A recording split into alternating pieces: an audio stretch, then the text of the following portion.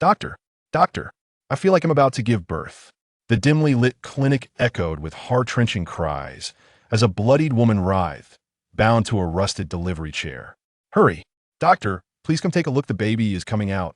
Her voice escalated into a piercing shriek, her frantic movements growing more desperate. Yet the doctor, standing nearby, remained indifferent, merely nodding as he slowly replied, all right, I'm coming, don't rush me. In preparing the delivery tools, you wouldn't want your child to fall to the ground as soon as they're born, would you? This statement seemed to have a paralyzing effect on the increasingly frantic woman. Her wild demeanor faltered, and her bloodshot eyes gradually regained clarity. Mechanically, she turned her gaze to her belly, muttering vacantly, the baby. Yes, the baby. The baby must not fall. I must give birth. The baby cannot fall. Repeating this mantra, her emotions began to stabilize, and soon the clinic fell silent again, save for the rhythmic clang of metal. The doctor was busy crafting the delivery instruments. Sparks flew from the doctor's work, momentarily illuminating the dim space. The pregnant woman's attention was drawn to the flickering light cradling her belly. She turned to gaze at the doctor's back, her eyes beginning to redden once more, her expression contorting into a grimace. Doctor, what are you doing? What are you doing? Me? Didn't I tell you? In preparing the delivery tools. The clinic has been overwhelmed with patients lately, and the nurses have gone to assist, so I must attend to these tasks myself. As he spoke, the doctor turned to reveal a crude steel saw he had just fashioned, a bright smile adorning his face as he proudly declared, "Look, it's ready." The moment the pregnant woman beheld the steel saw, she convulsed violently, the leather straps binding her pulling against the rusted chair with a grating sound. Her legs kicked wildly, splattering the surrounding area with her own blood. What are you doing? This isn't a delivery tool. What are you doing? Madam, please pay close attention. This is a uterine saw, the doctor said, bringing the saw closer to her, his gaze lingering on the jagged teeth as if admiring a piece of art, exclaiming, "This is the cutting-edge delivery technique published in Science.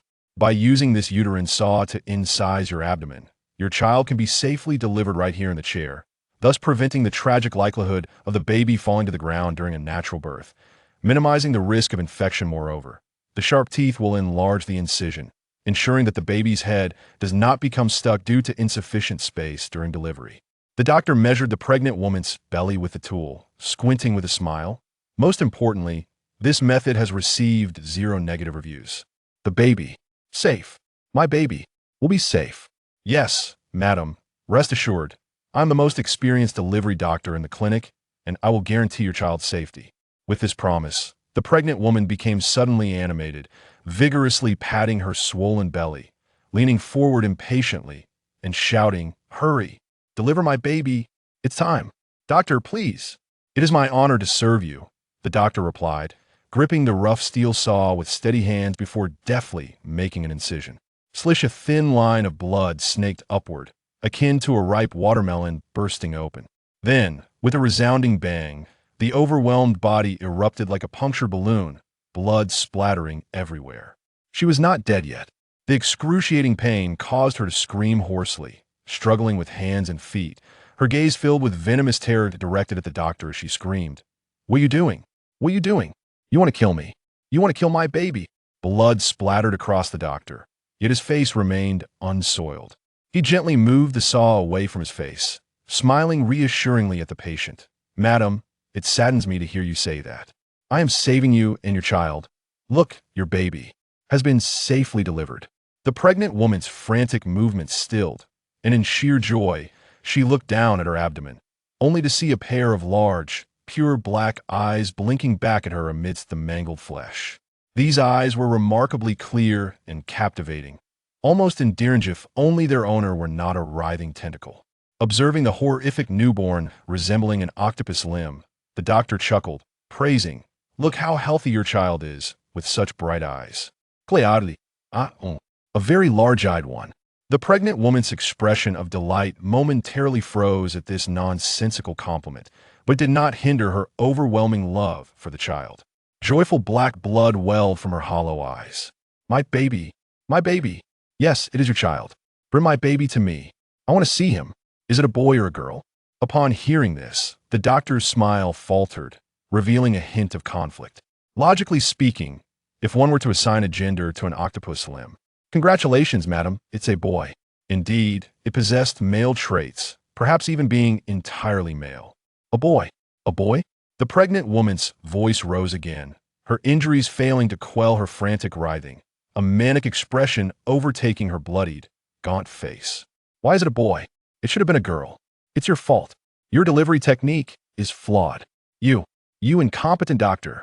Perhaps sensing his mother's fury, the newborn blinked innocently from its pool of blood. Strangely enough, if one focused solely on the eyes, it appeared rather adorable. The doctor, observing this absurd scene, shook his head with a sigh. Madam, you should understand that a child's gender is determined by the parents, not the doctor. Perhaps you should inquire with the child's father. The father of the child. The pregnant woman's eyes momentarily clouded. Then she suddenly burst into cruel laughter. He is gone. I consumed him. Ha ha ha, he is dead. That man thought he could be the mother. He doesn't deserve it, only I can be the mother. He is gone.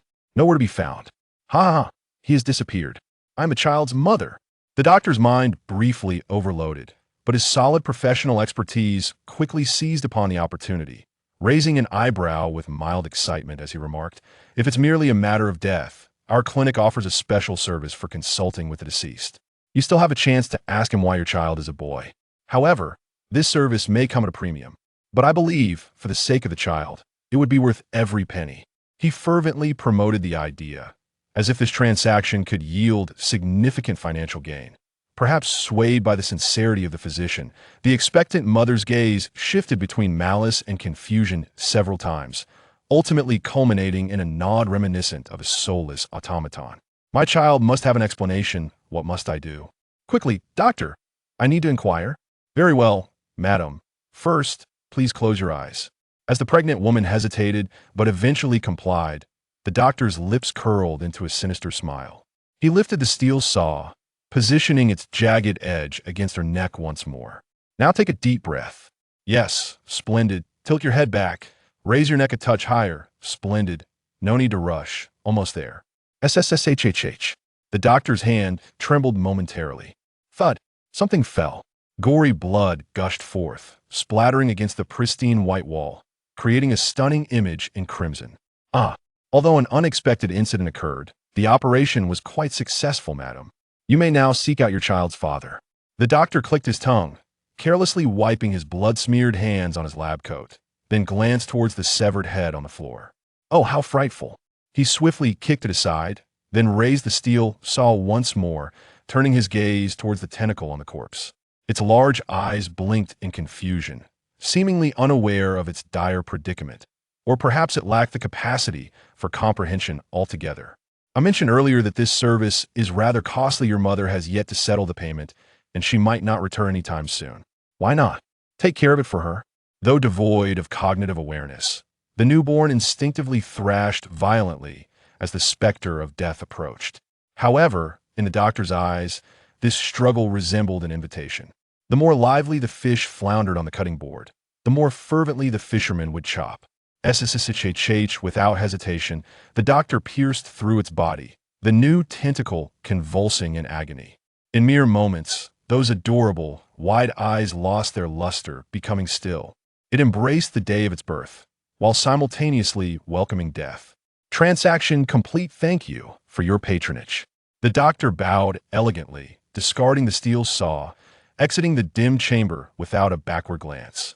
Solo trial, remaining fragments, birth challenge, successful, scoring in progress, calculating rewards.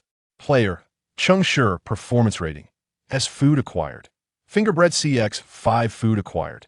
Canned slime beverage CX 5 food acquired. Imitation eyeball cake BX 1 path to ascendance 0. Ladder of visitation 0. Solo trials do not increase scores. Current path to ascendant score 2104. Global ranking 49971. 3. Current ladder of visitation score 156. Fate ranking 74. Trial cleared. Exiting soon. Chapter 2. I am a believer of order. A gentle breeze caressed the air under the silvery glow of the moon. Perched on the edge of a skyscraper, Cheng Shi dangled his legs over the void, relishing the spoils of his day. In his mouth, he chewed the most common reward from the food trial. The blood finger bread, shaped precisely like human fingers, indistinguishable even in texture. Only upon tasting the burst of cranberry jam within could one confirm that it was merely sustenance and not a severed digit. Regrettably, the bread resembled wax, and the jam was overly sour. Being classified as C-grade food, it was hardly palatable. Yet, none of this detracted from its ability to provide energy, which equated to sustenance in this dire time. Indeed, in this world, survival was of utmost importance. Since the arrival of the gods, 6 months prior, reality had morphed into an absurd faith game. Every individual was compelled to embark upon a particular fate and to revere a specific deity, surviving in this fractured and surreal reality under the blessings of their chosen divinity. The fragmentation of the world was evident, as it had been divided into countless shards by the gods. Everyone, now referred to as believers or players, was randomly allocated to survive within these fragments. Cheng Shi found himself atop an unknown building. The rooftop spanned approximately 200 square meters. Though spacious, it was completely exposed to the elements, devoid of even a scrap of cloth to shield himself. The most challenging aspect was the surrounding air walls, which prevented descent. Even with the staircase mere steps away, he could not breach the air barrier to descend. Only by undertaking a trial related to spatial extension and emerging victorious could he dismantle the surrounding air walls, thus expanding his living space. This, too, contributed to the aforementioned unreality. The world was physically partitioned, society had ground to a halt, and the players, stripped of all resources, miraculously persisted for half a year solely because the game could provide everything they desired. In this game, all resources were obtainable through participation in wishing trials. From basic necessities to divine powers, as long as one dared to wish, the gods would summon a divine trial ground and match the participant with suitable allies. By collaborating with these allies to conquer trials, everything one wished for would be granted by the deity, manifesting before their eyes. The more outrageous the wish, the greater the trial's difficulty. Moreover, each trial would accrue various scores, enabling players to advance further along the trial path.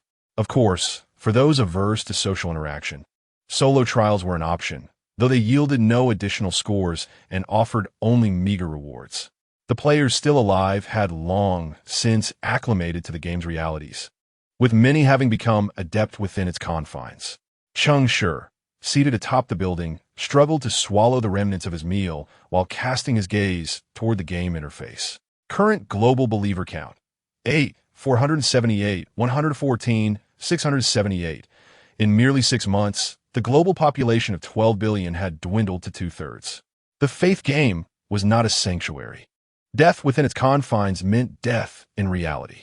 Yet, refusing to accept the trials of the gods meant one could not acquire the essential supplies for survival. Thus, the game's objective was clear. Only by growing stronger could one endure until the end. One day remained. Cheng Shi sighed at the prominent red text warning in his view. The faith game would not allow players to languish indefinitely every 7 days. It would automatically match players with a special divine trial. This trial posed a significant challenge, and should players fail to conquer it, even if they survived by chance, they would be stripped of their ability to participate in the following week's wishing trials. In essence, failure meant a week devoid of gains, merely consuming their stored supplies. Truth be told, Cheng Shi had a considerable stockpile on the rooftop. After 6 months of management, he had constructed 2 storage units. Although the quality of the supplies was subpar, they at least ensured his survival. He hoped for reliable teammates in the upcoming match. After being let down the previous week, his inventory had dwindled to a critical level. As he pondered how to face tomorrow's challenges, a voice called out from afar.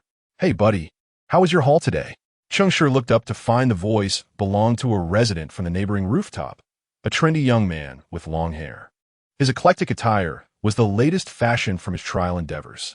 Though the reality was partitioned by air walls, these invisible barriers did not obstruct light or sound, nor did they prevent the exchange of items.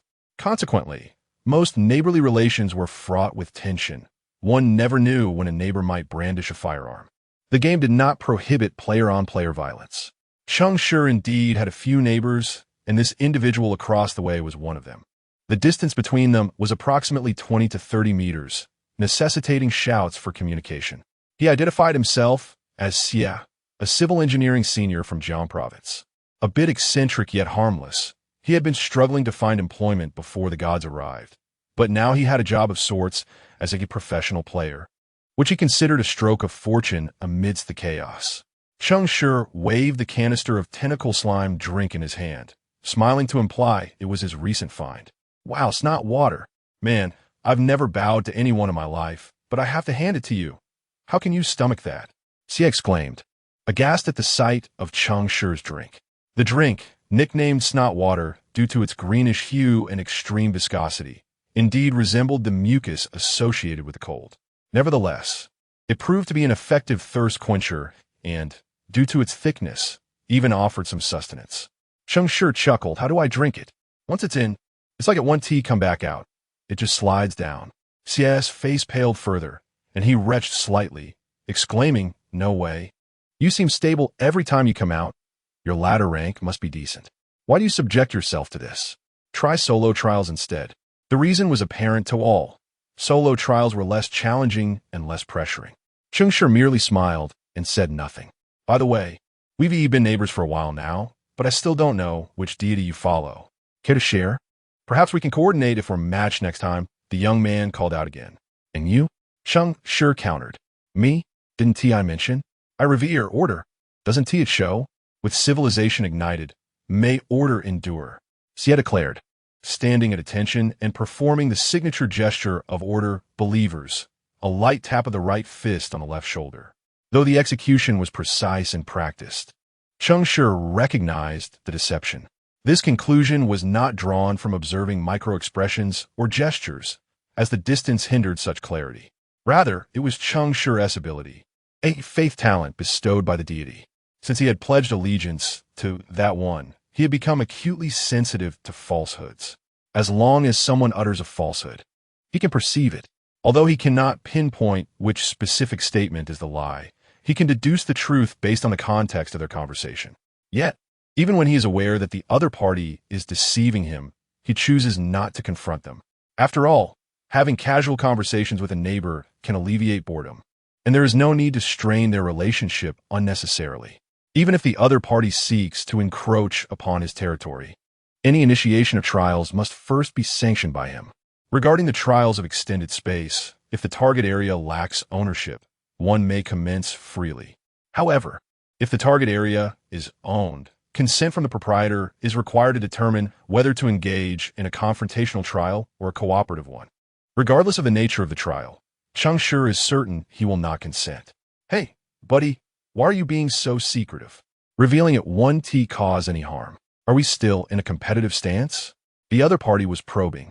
Cheng Shi smirked and began to counter. What is your score on the ladder of visitation? What is your ID?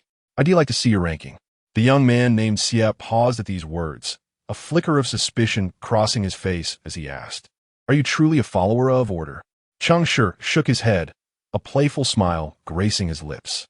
No, I am a devotee of chaos. The other party was evidently taken aback, his pupils dilating momentarily and his brow furrowing. Cheng Shi's tone was calm, as if he genuinely had access to the ladder of visitation, rankings of order. This caught the young man off guard. He had previously assumed that Cheng Shi, who frequently engaged in banter with him, was a player with an alignment towards order. He was astonished to discover that Cheng Shi was, in fact, a follower of chaos.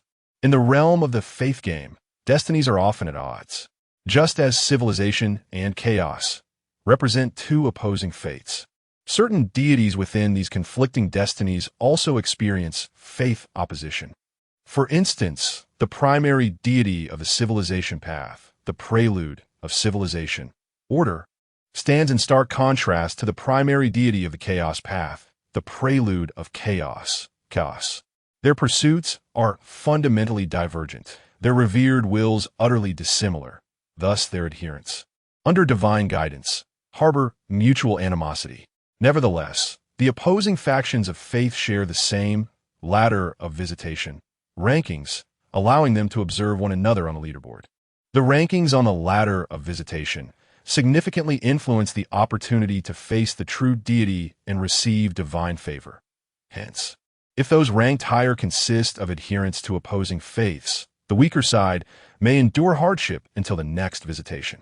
The expression on Xie's face shifted through various emotions. He refrained from disclosing his score or pursuing further inquiries, for he was indeed not a follower of order. At that moment, the moonlight bathed his face. It could not illuminate the shadows that lingered there.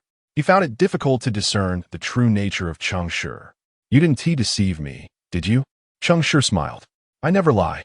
Chapter 3.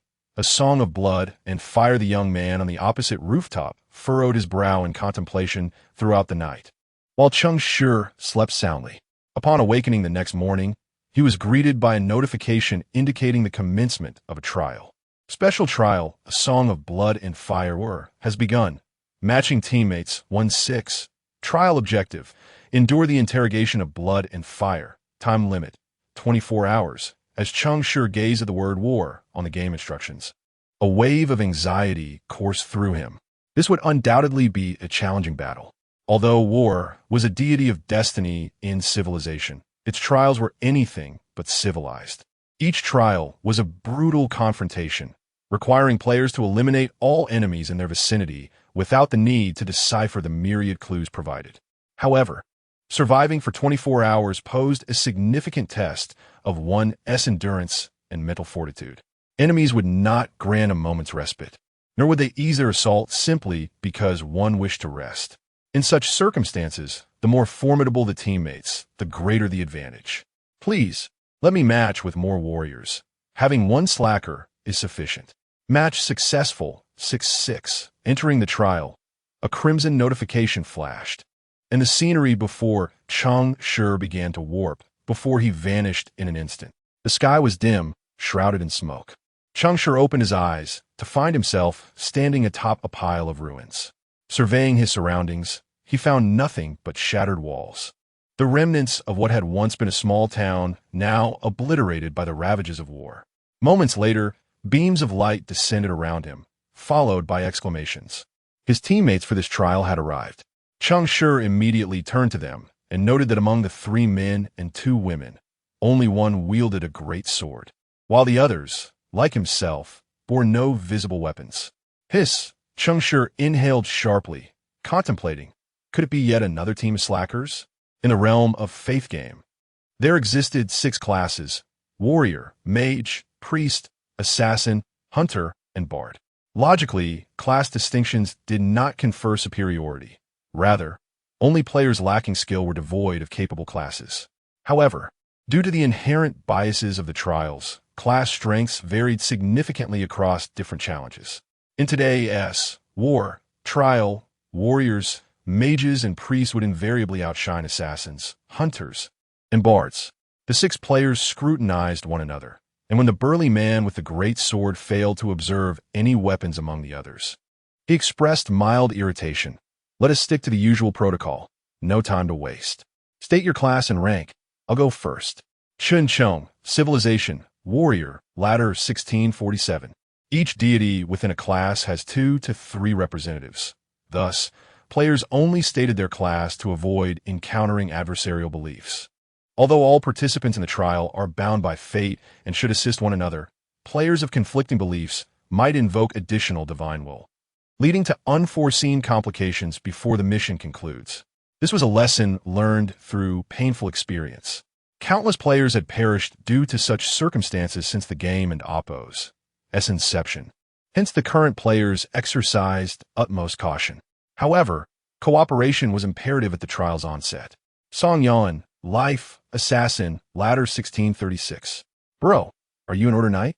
I believe I've seen that sword in the hands of another Order warrior. It must be a shield sword, right?" The slender, bespectacled youth clad in athletic attire spoke next, scrutinizing Chun Chong's great sword as if comparing it to his memories. Acknowledging his recognition, Chun Chong nodded. The atmosphere among the others visibly relaxed upon his affirmation. Followers of Order were among the few trustworthy strangers in this game. They adhered to the will of Order, respected rules, and restrained themselves, making them the most sought-after allies, without exception. A warrior of order could indeed become a top-tier asset in the war trial, reliable and effective. Xiao Wan, life, hunter, ladder 1519. The next to speak was a striking woman in military green, her tone notably cold as she introduced herself. Her tall, muscular frame exuded a palpable sense of strength. Upon learning that he had a fellow believer in life, Song Yan offered a smile and a nod. To Xiao Wan and Appo's left stood another woman, petite with cascading black hair, clad in a high-neck black shirt that concealed her figure, revealing only her face. Nangong, Fan, priest. Ladder 1396. As the words, fallen, were uttered, the expressions of the two life believers shifted to one of dismay. Life and fallen were opposing destinies. Song Yan cast a suspicious glance at Nangong, his expression unfriendly. Xiao Wan remained impassive, her gaze assessing. Nangong felt uneasy. Two players from opposing destinies stood before her, and with a full day of trial ahead, she could only pray that the deities they served were not truly adversarial. Divergence in destiny bred discomfort, and if faith were also opposed, it could lead to dire consequences. When it was Cheng Shi and Appo's turn, he looked at Nangong to his right, and a knowing smile crept across his face. Cheng Shi, life, priest, ladder 1501. At that moment, the expressions around him varied from joy to concern. The two life believers were pleased, while Nangong and Appo's demeanor darkened considerably. As a deity of righteousness, the followers of life were generally regarded as virtuous, despite their personal failings. Conversely, the deity of fallen possessed a notorious reputation. Noticing the atmosphere shift, Qin Chong furrowed his brow and cautioned, differences in destiny should be set aside for now. 24 hours is a long time. Let us focus on surviving first. Song Yan, pleased with the number of allies, merely smiled, while Xiao Wan maintained her usual cool demeanor. Cheng Shi seemed to relish the unfolding drama, while Nangong remained deep in thought. Only the player to Cheng Shi's left, dressed somewhat eccentrically, cast an enigmatic glance in Cheng Shi and Appo's direction, his expression difficult to decipher. Chao San Sui, existence, mage ladder 1906. The revelation of his rank elicited gasps from the others. While they felt fortunate to have such a powerful ally, Cheng Shi merely clicked his tongue, his expression one of discontent. Existence. Chen Chong and Appo's expression brightened considerably as he raised an eyebrow and asked, "Are you a remembrance traveler or a time walker?" The former adheres to the faith of memory, while the latter follows time. Chen Chong and Appo's inquiry sought to uncover the deity he served, as there was no opposing destiny among the 6 players, allowing him to openly share his identity for better collaboration. In this fateful journey, only 2 deities exist. Chao San Sui is clearly not his true name. However, a name is merely a moniker, and thus it garners little attention. He hesitated for a moment, surveying Cheng Shi with a scrutinizing gaze. After failing to discern anything noteworthy, he sighed and uttered, "Time slips away like sand, and I am akin to the wind." This is the prayer of the followers of time. Chao San Sui is a time traveler, a vocation that, when coupled with faith, stands unparalleled in the realm of the game. Truly a T0 existence. Note, T0 signifies the highest priority, commonly understood as the most formidable class. As his title suggests, time travelers possess the ability to manipulate time. Upon hearing of his identity, Chen Chong's smile widened, and Cheng Shi also broke into a genuine grin. Chao Gu is impressive. Song Yan's demeanor was far from that of a low-profile assassin. He incessantly gave thumbs up, and if they were not still unfamiliar with one another, he might have even approached Chao San Sui for an embrace. With Cheng Gu leading the way, and Chao Gu at the helm, we are assured, comrades. His gaze swept over everyone, deliberately bypassing Nangong. A hint of awkwardness crept in Nangong's smile, but there was little she could do. Her predicament was indeed dire. Cheng Shi, witnessing the potential ostracization of a team member at the outset, internally he shook his head. Losing a combatant due to divergent paths was the most irrational decision, especially at the beginning of the trial. To ease the tension among teammates, he pondered briefly before exclaiming, The dual priest system is exceptionally suited for the war trial. My intuition tells me that Nangong is not our enemy.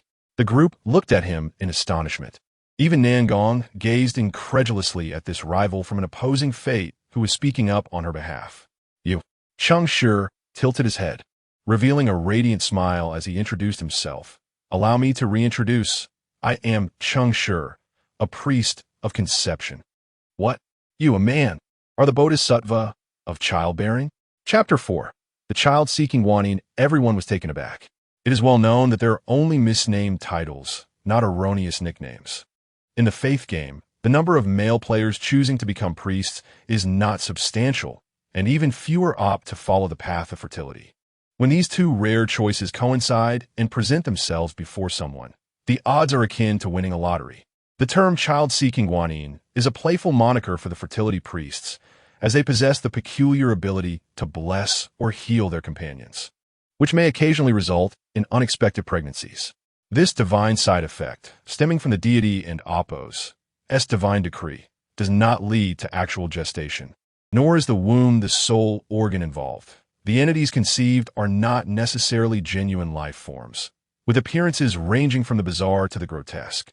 The essence of fertility venerates reproduction, hence the possibility of various comically awkward situations arising from divine intervention.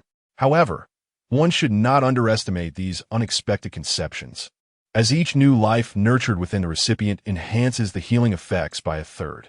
Thus, the child-seeking priests serve as exceptionally proficient healers.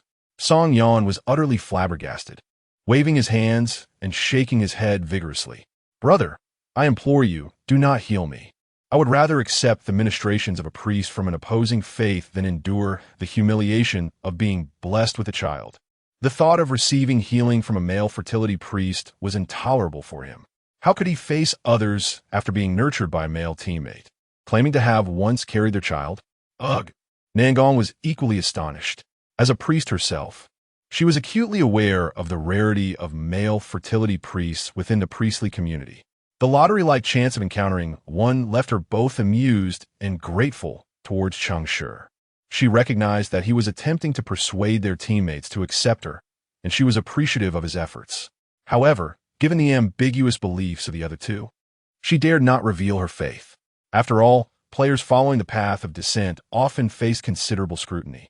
Even though her beliefs did not directly oppose Cheng Shi and Apos, she remained cautious.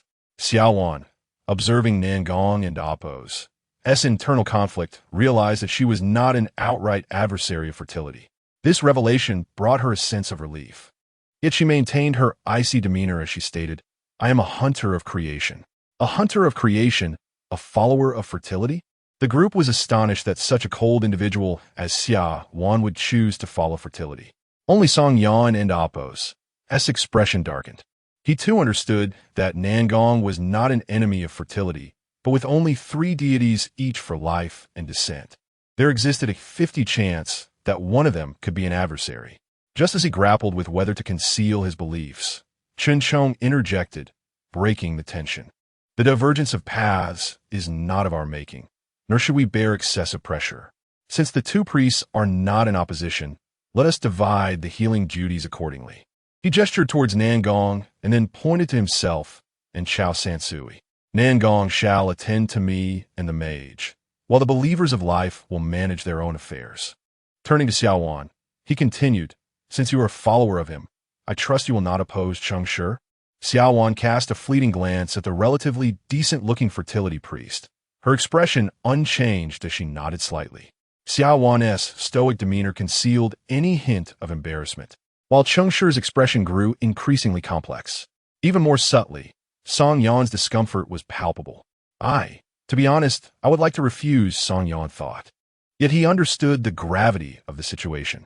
The time wasted at the onset had already been considerable, and to reject the arrangement now would seem rather ungracious. The team could not afford to begin with significant discord. If necessary, he would simply aim to sustain minimal injuries. Accepting the treatment of a male, child-seeking Guanyin was beyond his capacity. Chen Chong effortlessly seized the reins of leadership, noting the absence of dissent, and addressed the group. Let us dispense with trivialities. The trial will allow for a preparation period of half an hour to an hour. We are still unaware of the intricacies of this war and shall not recklessly depart from his place of arrival. During the preparation time, let us swiftly complete our divine decree and seek out a defensible location. The term divine decree refers to the ritual in which players beseech their respective deities for blessings. Upon choosing to follow a particular deity, players receive an initial faith talent, and upon completing the talent trial, they are granted various additional faith talents. Each player, depending on their score on the path to divinity, can carry a different number of talents. These talents significantly enhance the player's combat capabilities and serve as the foundation for their respective vocational specialties. Naturally, talents are categorized into active and passive types. To utilize an active talent during the trial, one must first enact the deity's divine decree. For instance, the divine decree of fertility is to embrace reproduction and create new life. In simpler terms, it involves mating. To grow stronger, one must first engage in such acts. As the foremost deity of the life path, fertility represents the prelude to life and the origin of all things, celebrating the act of procreation. Thus, to seek his blessings, one must lead by example. However, given that trials are randomly matched and participants are strangers, it is unlikely that anyone would willingly overcome the awkwardness and shame to assist a fertility believer in their need for mating. Hence, achieving this divine decree perfectly is quite challenging. Yet humanity is a creative species. When a matter cannot be resolved through conventional means, many ingenious alternatives often emerge. Regarding mating, various similar yet spiritually aligned practices have been developed, such as self-pleasure. This remarkable invention has rescued countless socially withdrawn believers of fertility, but has also sparked discontent among some players. There have been instances of players denouncing the creator of this solution within the fertility faith channel, angrily asserting it to be a sacrilege against the deity. However, this accusation was met with a rebuttal from a group of eloquent cultists, arguing from a unique perspective. They claimed that as long as their thoughts were centered on him during the act, it could not be deemed sacrilege, but rather an offering. As for what was being offered, well, those in the know understand. No one could definitively claim whether he would appreciate it, but the fact remains that no one dared to assert he would disapprove, given his reverence for procreation. However, today's circumstances were markedly different. In the vicinity stood two devotees of fertility, one male and one female. Everyone was aware that the period just before the trial typically poses little danger, allowing for an unspoken understanding among the group to disperse and perform their respective divine decrees. Only Cheng Shi and Xiaowan remained, standing still and silent, neither daring to speak. It was an awkward silence, the kind that could make one's toes cramp. Cheng Shi wore a smile, yet his face was nearly frozen in shock. He had never anticipated that this frosty hunter would be a follower of fertility. Had he known, he might have revealed his true beliefs instead. This was a dire predicament. Fortunately, Xiaowan seemed unfazed by the awkwardness. Her expression remained as cold as ever. Noticing Cheng Shi's inaction, she was the first to break the silence, albeit with her characteristic chill. Together, or separately, to be candid, Xiaowan was rather attractive. Her short hair was neat, her eyes sharp and alluring, and most notably her long legs. TSK. Since the young lady has no objections, let's part ways. I am fond of men. Cheng Shi awkwardly fidgeted with his hands as he uttered these words. For the first time, a change appeared on Xiaowan's indifferent face. Her gaze swept up and down Cheng Shi for a prolonged moment. Then, with an odd sound of acknowledgement, she turned to leave. Cheng Shi, seeing her depart, let out a quiet sigh of relief. Goodness, he nearly entangled himself. If he had truly acquiesced to her, yet failed to receive the blessing of fertility after the ordinance, would his earlier deception not have been in vain? The exposure of the lie was secondary. The act of masquerading as a believer of fertility to complete the ordinance would indeed amount to a deception of profound consequence. He wiped the sweat from his brow and sighed. Just as he intended to commence his own ordinance, he furrowed his brow and turned to a shadowy corner, murmuring, "Is it pleasing to the eye?" Concealed in the shadows, Song Yan was taken aback by Cheng Shi's ability to perceive him. Like encountering a ghost, he shook his head and retreated, exclaiming, Apologies, it's a professional habit. And I'm not appealing, no, I'm not appealing, you are appealing, my friend. I am fond of women, truly. We are not suited for one another. A forced fruit is not sweet. I shall take my leave. My ordinance remains unfinished. Farewell. Song Yan fled in a flurry, while Cheng Shi, frowning, gazed at the spot where he had been hiding, a triangular shadow formed by an uncollapsed wall foundation. He approached thoughtfully, kicking aside the rubble beneath the shadow, and uncovered a recently deceased white mouse. A believer of death, how intriguing. This minor incident did not overly perturb Cheng Shi. He surveyed his surroundings, confirming he was alone, before slowly extending his right hand. In the blink of an eye, a six-faced die materialized in the palm of his hand, its surface pale as bone, yet the numbers shimmered like gold. A playful smirk curled at the corners of Cheng Shi's mouth as he reverently prayed to the die. Lies of yesterday, derision of today. Yesterday, I deceived a believer of fertility. Therefore, today, I'm a believer of fertility. As soon as the words left his lips, an invisible wave of void rippled from the die, gradually enveloping Cheng Shi entirely. A gleam of brilliance sparked in his eyes as the radiance of fertility surged within him. The ordinance concluded, the blessing fulfilled. Today, Cheng Shi stands as a believer of fertility, a minister of progeny. Chapter 5. The trials begin. The onslaught of fear demons the other five did not venture far. Before long, everyone returned to the place of their initial arrival. Cheng Shi glanced at Chen Chong and noticed he had transformed his large sword into a shield. Warriors of the order are among the few professions renowned for their defensive capabilities, making them particularly well suited for survival trials. The shield sword is a weapon that can shift forms at will, a grade A item obtainable only at a rank of 1,600 or above on the ladder. Chen Chong had just surpassed 1,600 and managed to acquire the shield sword. It seemed fortune smiled upon him. I located today's order anchor point, a bar that lay buried beneath the rubble. Digging through the debris, I unearthed a rule from the bar. Today, only fruit wine is to be consumed. As he spoke, Chen Chong produced a bottle of fruit wine of an unfamiliar brand. Clearly, this was not something scavenged from the ruins, but rather retrieved from a storage space. Each player possesses a personal space the size of a safe, intended for keeping their most treasured belongings. Cheng Shi also had one, filled with a plethora of peculiar items. Yet he had not anticipated that someone else would also choose to store beverages within. The others appeared more puzzled than Cheng Shi.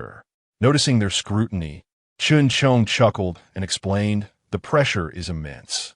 If I don't indulge in a couple of drinks, I find it hard to sleep at night. So I always keep a few bottles on hand. A sip from each of you will invite the blessings of the order. Rest assured, the alcohol content is low and will not impair our forthcoming battle. The Order's mandate is to seek harmony. Only those who adhere to certain rules may receive its grace. To accept the protection of the order, one must also abide by the established order." This simple rule anchor evidently heightened everyone's sense of security, and all were pleased as they sequentially accepted the bottles and took a sip. Cheng Shi, however, took a swig and downed nearly half the bottle. Chen Chong raised an eyebrow, suddenly finding this priest a tad unreliable. Meanwhile, Chao Sansui seemed to have successfully established his own mandate, pulling out several golden pocket watches to distribute among the group. "I have anchored the time," he stated, "and calibrated all the watches. These will chime 5, 3, and 1 minute before the hour. Please maintain your readiness. The time walker can only determine when the time battlefield begins and ends, but cannot dictate your state within it." Cheng Shi received a watch from Chao Sansui and examined it closely. Clearly, it was a solid gold timepiece, with the hands gleaming resplendently, exuding an air of opulence. Unfortunately, in the current world, gold holds little value. Trials demanding gold are even less challenging than those requiring sustenance. Nonetheless, some players still cherished gold to remedy past disappointments. Seeing everyone inspecting the watches, Chao Sansui continued, "In case there is any confusion regarding the time battlefield, let me reiterate. The essence of the time mandate is precision and punctuality. Once I establish the time battlefield, we must initiate it precisely at the hour and conclude the conflict by another hour. Failure to do so will trap us in an eternal time loop until we succeed. Each cycle will erode our perception of time.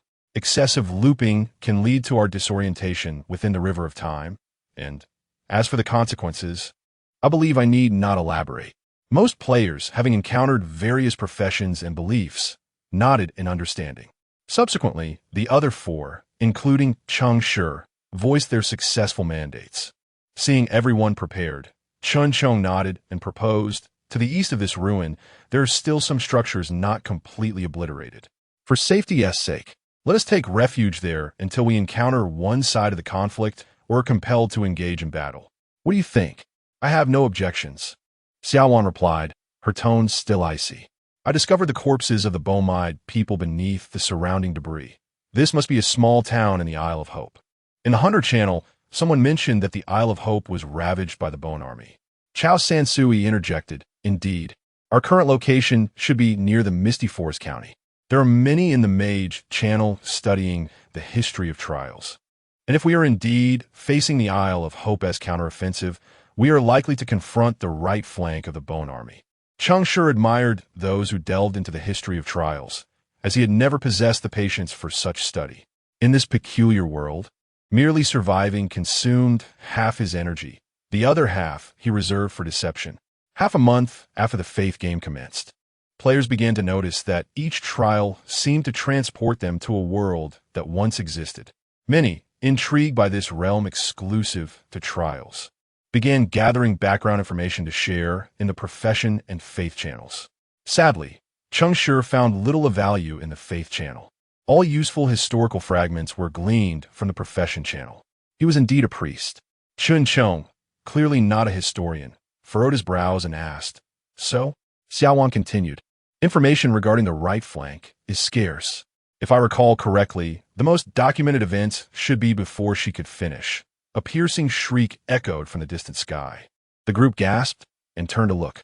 To their astonishment, the sky had transformed into an inky black, vast wings flapping ominously, approaching like a tempest.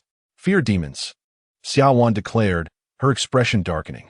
Fear demons are hellish creatures with flesh wings, feeding on terror and adept at sowing chaos. They're the acolytes of corruption and the sworn enemies of birth. Beholding the terrifying numbers, Cheng Shi frowned as he glanced at his watch. Realizing it had just ticked past the hour, now 9:01, indicating the time battlefield had yet to commence. Chao Sansui's expression shifted, clearly taken aback by the rapid unfolding of events, especially encountering a flying army right away. Brother Chao, is this the scale of your 1,900 matches? Song Yan exclaimed in shock. Chao Sansui grimaced inwardly. Nonsense. I've never encountered such a thing. Fall back quickly. While we remain unnoticed, retreat to cover. They are on the move. We must avoid direct confrontation. Chun Chong shouted, removing his massive shield to obscure its glow as he led the group, low towards the east. Song Yan surged ahead, and as he dashed into the shadows of the rubble, he transformed into a wisp of smoke, vanishing from sight. This was the assassin's skill, shadow traversal. Assassins navigate through darkness, shifting positions within short distances using shadows to conceal themselves. This concealment is not merely physical hiding, but rather slipping into the shadow realm, disappearing entirely. Xiaowan matched his speed, as agility was synonymous with hunters. However, instead of running headlong like Cheng Shi and Nangong, she scattered something onto the ground as she moved. Cheng Shi glanced back and realized she was tossing creation grass seeds. Such an object can hardly be genuine grass seeds. Rather, it embodies the blessing of gestation upon the hunter profession. This is a life trap, wherein any living entity that comes into contact with the grass seeds will be swayed by the will of gestation, leading them to develop an insatiable desire for reproduction and swiftly cultivate independent beings that diverge from their original consciousness. This mirrors the unfortunate fate of the pregnant woman, previously dealt with by Cheng Shi, who yearned to embrace motherhood. This method has become the primary offensive tactic of the followers of gestation. They do not aim for the direct annihilation of their foes. Instead, they twist their adversaries, guiding them towards self-destruction. Although the deity governing life leans towards order, the order of the will does not impede the distortion of matter. In certain manifestations, The orderly divine beings are scarcely superior to the chaotic malevolent entities, perhaps even exceeding them in some respects. I require at least 57 minutes and 42 seconds to reset the temporal battlefield. During this interval, I can only influence your temporal domains. Pray, dear companions, that they remain oblivious to our presence. Enough of idle chatter. Let us accelerate. Cheng Shi roared, propelling his speed forward once more. Time walkers wield the power to manipulate time, a remarkable advantage during this racing phase. Chao San Sui, while reluctant to expend excessive mental energy prematurely, found himself out of alternatives. Thus, he tightened his grip on the pocket watch and called out to his companions beside him. Area, accelerate. As soon as the words left his lips, the 5 figures surged forward as if a speed boost had been engaged, covering nearly 100 meters in the blink of an eye. In stark contrast, the air within an adjacent area, next to the acceleration zone, seemed to stagnate. It was as though that region had been pressed on pause, with even the swirling dust suspended mid-air. The potential energy of time remains balanced within a certain range. When one side accelerates, the other naturally decelerates. Cheng Shi felt a rush beneath his feet, exhilaratingly swift, arriving at a destination that would typically take minutes in mere seconds. Regrettably, such acceleration proves effective only within a confined area. Beyond its borders, their speed plummeted back to its original state. Gao San Sui, despite his high segmentation and noticeably better condition than the others, found himself fatigued from the extensive acceleration. Observing his weariness, Cheng Shi seized him, hoisting him onto his back to continue the pursuit. Assassins, lead the way, clear the ruins, and seek out strongholds. Nangong, restore the mage's mental energy. Offspring, refrain from acting out of turn. Your moment to exert strength has yet to arrive. Set more traps for the creation hunters. The scouts of the terror demons will not remain airborne indefinitely. Once they land, every moment we can delay counts. Cheng Shi displayed remarkable discernment and composure in his commands, evidently a warrior of substantial strength, having ascended to a rank of 1600. Yet, the dire circumstances left him with little choice. As he ran, he cautiously selected a crumbling edifice that could accommodate 6, hoping to evade disaster. However, the unfolding battle shifted far more swiftly than anticipated. Before they could reach the standing structure ahead, an overwhelming horde of terror demons descended upon the ruins. Their scouts had already detected the player's presence. A chilling howl resonated throughout the ruins, unmistakably conveying the excitement of the terror demons, who appeared to have stumbled upon an unexpected delight during their march. There was no time left. The grass seeds had been triggered. Engage the enemy. Chapter 6. Desperation.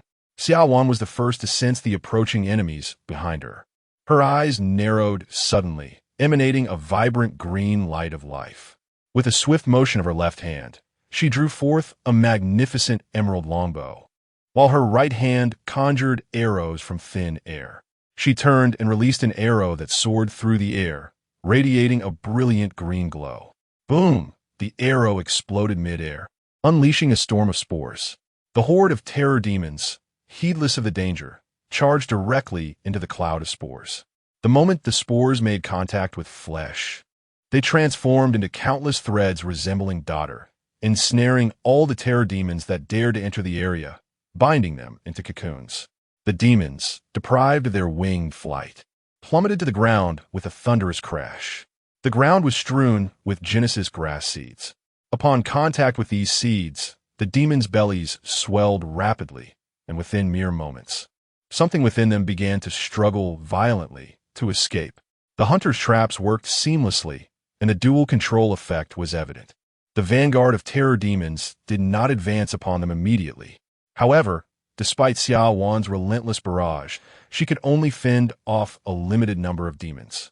The sheer volume of enemies was overwhelming, like a locust plague, soon exhausting the spores in the air and surging towards the group once more. There was no time to waste. Assassins, protect yourselves. Everyone else, fall behind me. Cheng Shi bellowed, tossing the incapacitated Chao San Sui to Nangong, then drawing his massive shield. He thrust it into the gravel before him, exclaiming, "Let order prevail."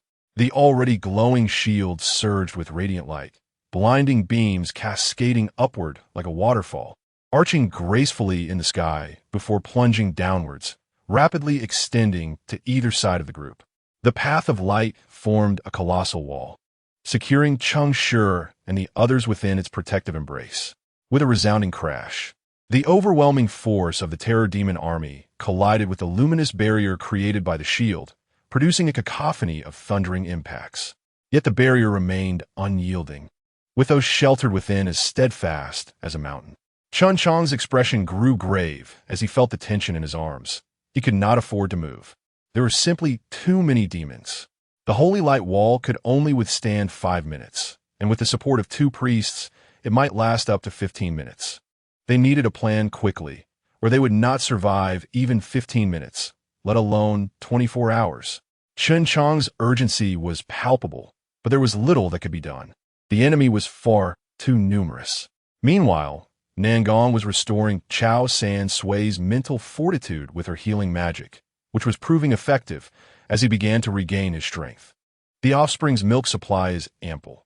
As long as you manage your newborn effectively, we should hold out a bit longer, she encouraged. Yet, despite his efforts to uplift his companions, Chao San Sui felt an icy dread. He had not anticipated such a rapid engagement in this trial, nor the ferocity of the enemy's onslaught.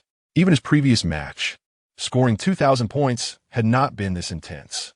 In this trial, he was the highest scorer at just 1,900, with some teammates even scoring below 1,400. What merit did he possess to attract such a formidable army of terror demons? One might think this was a match with a score of 2,100. The expressions of all were grave. With a holy light wall safeguarding them, Xiaowan ceased her firing and focused on gathering her strength. Nangong, pale-faced and with an unusual glint in her eyes, furrowed her brow and cast another healing spell upon Xiaowan. Surprised, Xiaowan acknowledged Nangong with a nod, feeling the potent restorative energy coursing through her. She conjured several spore arrows once more. In stark contrast, the other priest, Cheng Shi, sat dazed, glancing around aimlessly, resembling a lost soul. Truth be told, Cheng Shi felt a headache coming on. He had encountered such scenarios before, but had never faced them with teammates of such low scores. He pondered how to utilize their available resources to escape this dire situation. In higher-scoring matches, players possessed formidable combat capabilities, and when faced with danger, they often devised elaborate strategies to extricate themselves. Beyond their extensive combat experience, the most crucial factor was their confidence and ability. This underscored the significance of scores in the path to ascendancy ladder. At the end of each month, an additional tally of scores would occur, with players in different tiers receiving varying rewards. These rewards spanned a vast array, from resources to equipment, talents to skills, encompassing all. Moreover, the higher the rank, the greater the likelihood of receiving high-grade rewards, given that fundamental skills among similar professions hardly differed.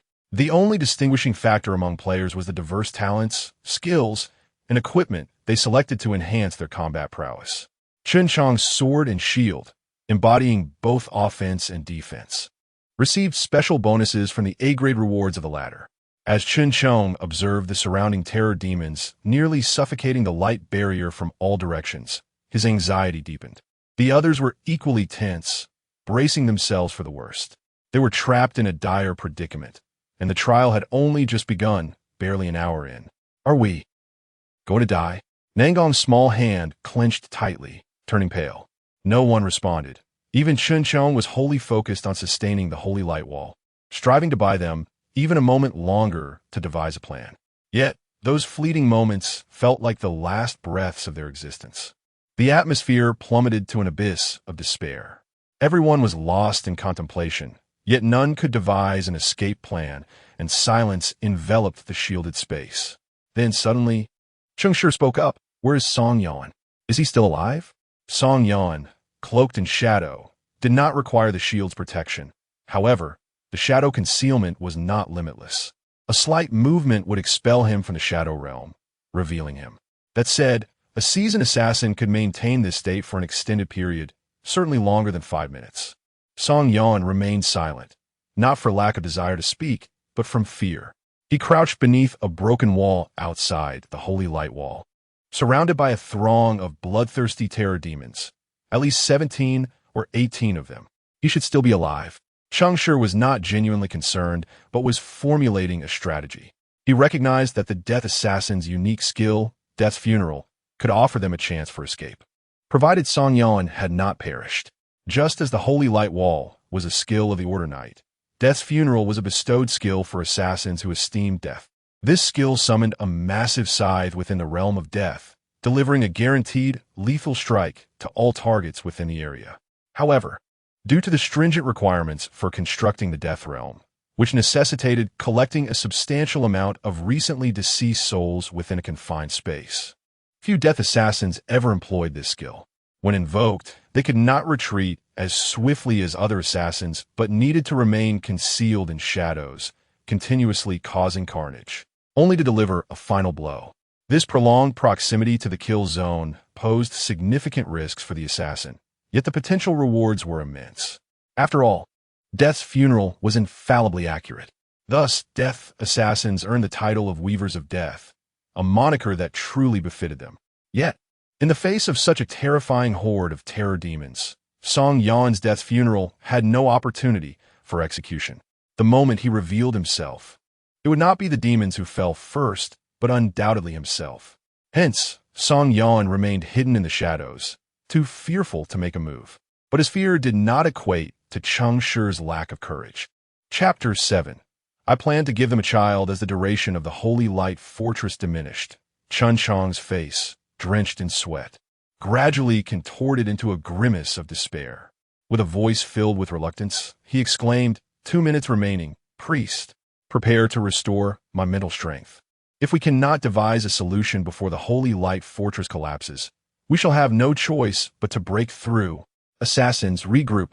I will carve a path ahead, leading the charge, while you clear the lesser foes behind me. Mages, prepare to accelerate. Chao Sansui clenched his fists, ready to speak, but Cheng Shi abruptly stood up, addressing Nangong with remarkable composure. Have you studied overload healing? I require the Time Walker to cast another area acceleration spell, the expansive type. Upon hearing this, everyone turned to Cheng Shi, intrigued by the prospect of a breakthrough. They collectively inquired, do you have a solution? Chao Sansui's spirit surged as he interjected, we don't need overload healing. Simply fill my mental capacity. I possess overload casting. Overloading, a method of exhausting future potential to enhance current spell effectiveness, was a risky but potent strategy. Cheng Shi regarded Chao Sansui with admiration, recognizing the synergy. However, he shook his head. It may not suffice. I require a broader range. Nangong, is it possible? With gritted teeth, Nangong cast a glance at the horde of terror demons outside the light barrier and nodded. There was no time to hold back. They would perish if they did not give their all. Now, Cheng Shi declared resolutely. Overload healing could preemptively exhaust healing power, effectively raising the target's mental strength limit, an invaluable asset in dire circumstances. Nangong nodded firmly, standing before the group. In a deliberate motion, she removed her tightly fitted black shirt, revealing the multitude of ghastly wounds that had been hidden beneath. As the shirt fell away, countless gruesome, centipede-like scars became visible to all, marring her otherwise fair skin from neck to chest to arms. Xiao Wan's brow furrowed, and Chao Sansui's pupils constricted. Cheng Shi, surprised, recognized her identity. She was a follower of Decay. The Blood Exchange Priest? Chen Cheng exclaimed, bewildered. Decay was the second deity of descent, embodying the climax of degradation, the ultimate grave of the universe. Its edict of decay accelerated decomposition, compelling its followers to self-mutilate to fulfill their divine mandate. The faster they decayed, the greater the divine power they received in return, hence the moniker Blood Exchange Priest, as they could sacrifice their life force to restore their allies. Without hesitation, Nangong furrowed her brow, drew a serrated dagger from her waist, and decisively slashed across her abdomen. Then, she cut between her ribs and finally along her collarbone, opening a grotesque line of blood. After completing her offering, she murmured a prayer. All beings shall decay, all things shall rot. A rich, Decaying luminescence surged forth from her wounds, coalescing into a stream that flowed into Chao Sansui's body. He felt an overwhelming surge of power, and his mental energy replenished, invigorating him to the point of wanting to roar in triumph. Reinvigorated, he solemnly addressed Cheng Shi. I can overload the acceleration nearby, but will likely leave me incapacitated for 12 hours. Cheng Shi, can we endure for that long? Cheng Shi smiled warmly. I have no intention of dying, nor shall I. Irritated by their banter, Chun Chong turned and barked. Enough of the theatrics. Let us focus on the task at hand. Priest, speak swiftly. Cheng Shi nodded, abandoning any pretense, and advised the group the timing is crucial. After the Holy Light Fortress falls, I will require 1 second to cast my spell. Xiaowan, can you secure that? Xiaowan tightened her grip on her arrows, glancing at the swarm of terror demons beyond the light barrier, and nodded gravely. I can consume the creation grass seed to gain its attention.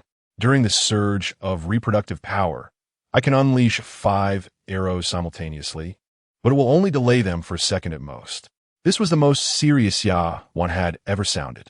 Cheng Shi had anticipated her limitations and nodded in approval. Chun Chong, anxious, interjected again. You're a priest. What spells can you cast? Be patient, Cheng Shi chuckled. Raising his voice, Song Yan, I know you can hear me. Listen closely. At the very moment the shield breaks, I need you back at my side.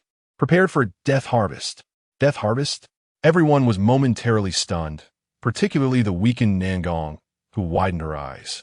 Not a confrontation. Thank goodness. He is the weaver of death? Are you aware he is a follower of death? Cheng Shi ignored their confusion and continued. I understand you have many questions, but do not concern yourself with the affairs of the realm of death. Focus solely on reaping when the opportunity arises.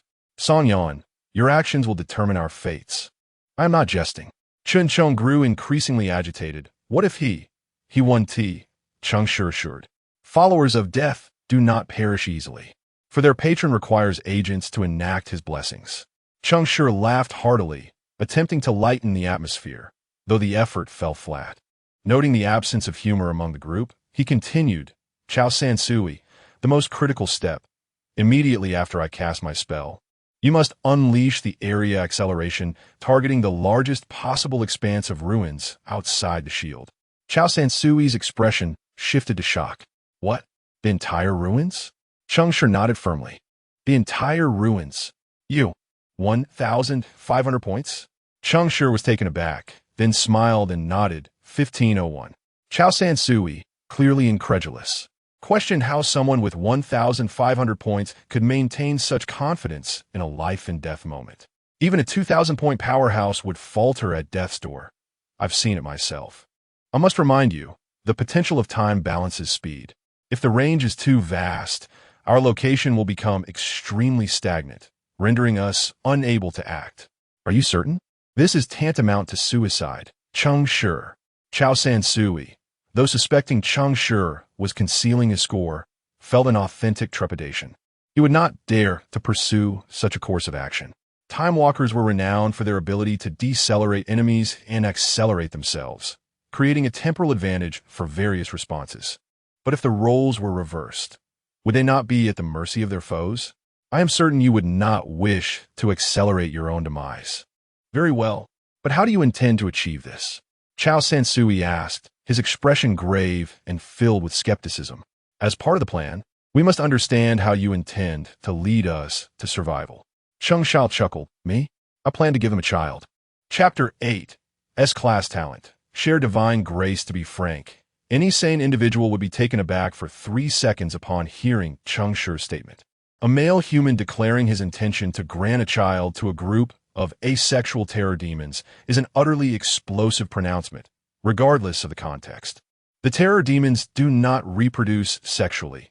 They emerge from the fear mother tree, which resides in the subterranean world.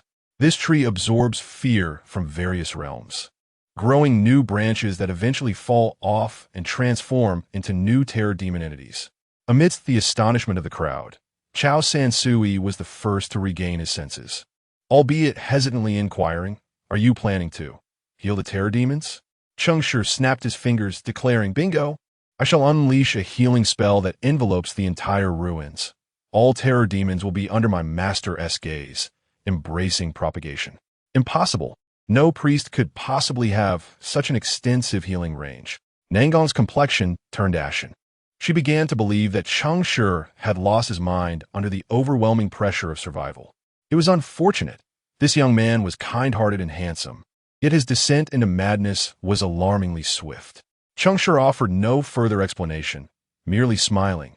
Nothing is impossible. When you feel that something is unattainable, it is simply because your capacity is insufficient. As Cheng Shi's meaningful gaze swept over her, Nangong was momentarily taken aback and instinctively lowered her eyes to her tightly bound bosom, her pale face flushing crimson. You! Cheng Shi ignored her, extending his right hand to perform a simple healing spell. How long until the holy light fortress collapses? Chen Chang's expression darkened. Finally, he remembered the dwindling duration of his shield.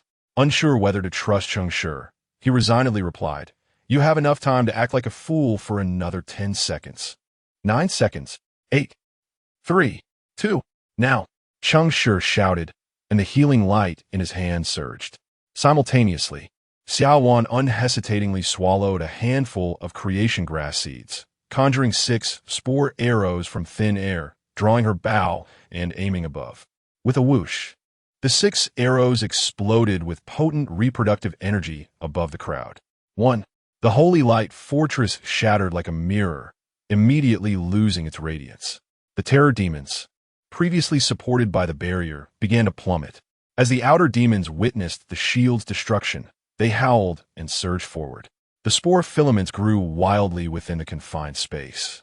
The terror demons pressing against one another, leaving virtually no gaps, enabling a single filament to connect countless flesh and blood of the demons. It was unclear whether the chaos ensued from the demons' frenzied attacks clashing or if an additional spore arrow had taken effect. But the time before the enemy reached them far exceeded 1 second.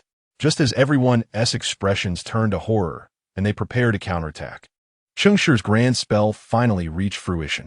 Allow me to demonstrate what true capacity looks like in the 4 corners of the universe. Share divine grace. With the utterance of the final word, a surge of radiant holy light struck the nearest terror demon in front of Cheng Shi, swiftly refracting outward to its kin in all directions. This was not merely a healing spell. It resembled a healing chain capable of mending multiple entities. However, the drawback of a healing chain is its diminishing returns. The greater the number of targets, the quicker the attenuation. Given the sheer number of foes before them, this healing was likely to yield only the slightest recovery. In previous trials, some had attempted to heal enemies.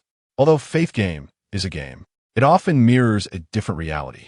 There are no mechanisms for friendly fire immunity or healing enemies being ineffective.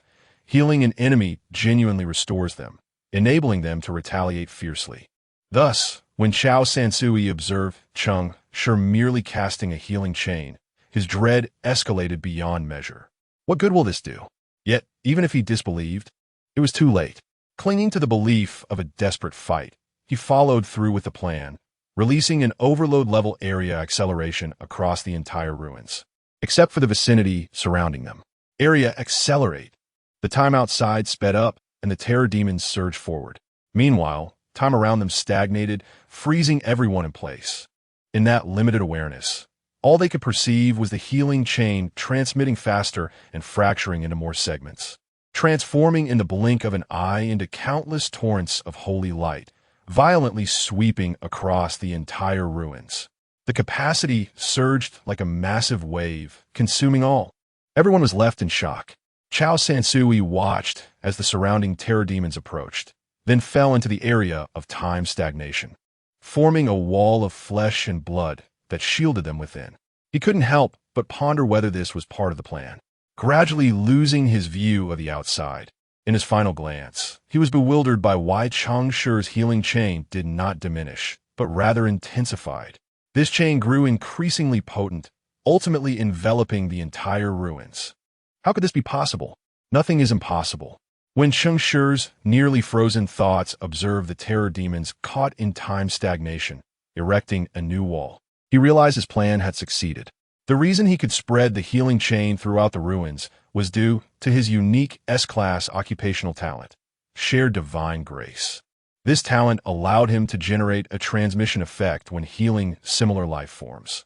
With each additional similar entity, both the healing effect and range would expand. Previously, with a maximum of 6 individuals in a team, this effect was merely a supplementary benefit. However, today, considering all the terror demons as targets, it was likely that even a deity could not quantify the sheer number present. Even a mere 1 increase for each individual, multiplied over 1,000 instances, would yield over 20,000 times the effect. Moreover, there were far more than 1,000 terror demons present.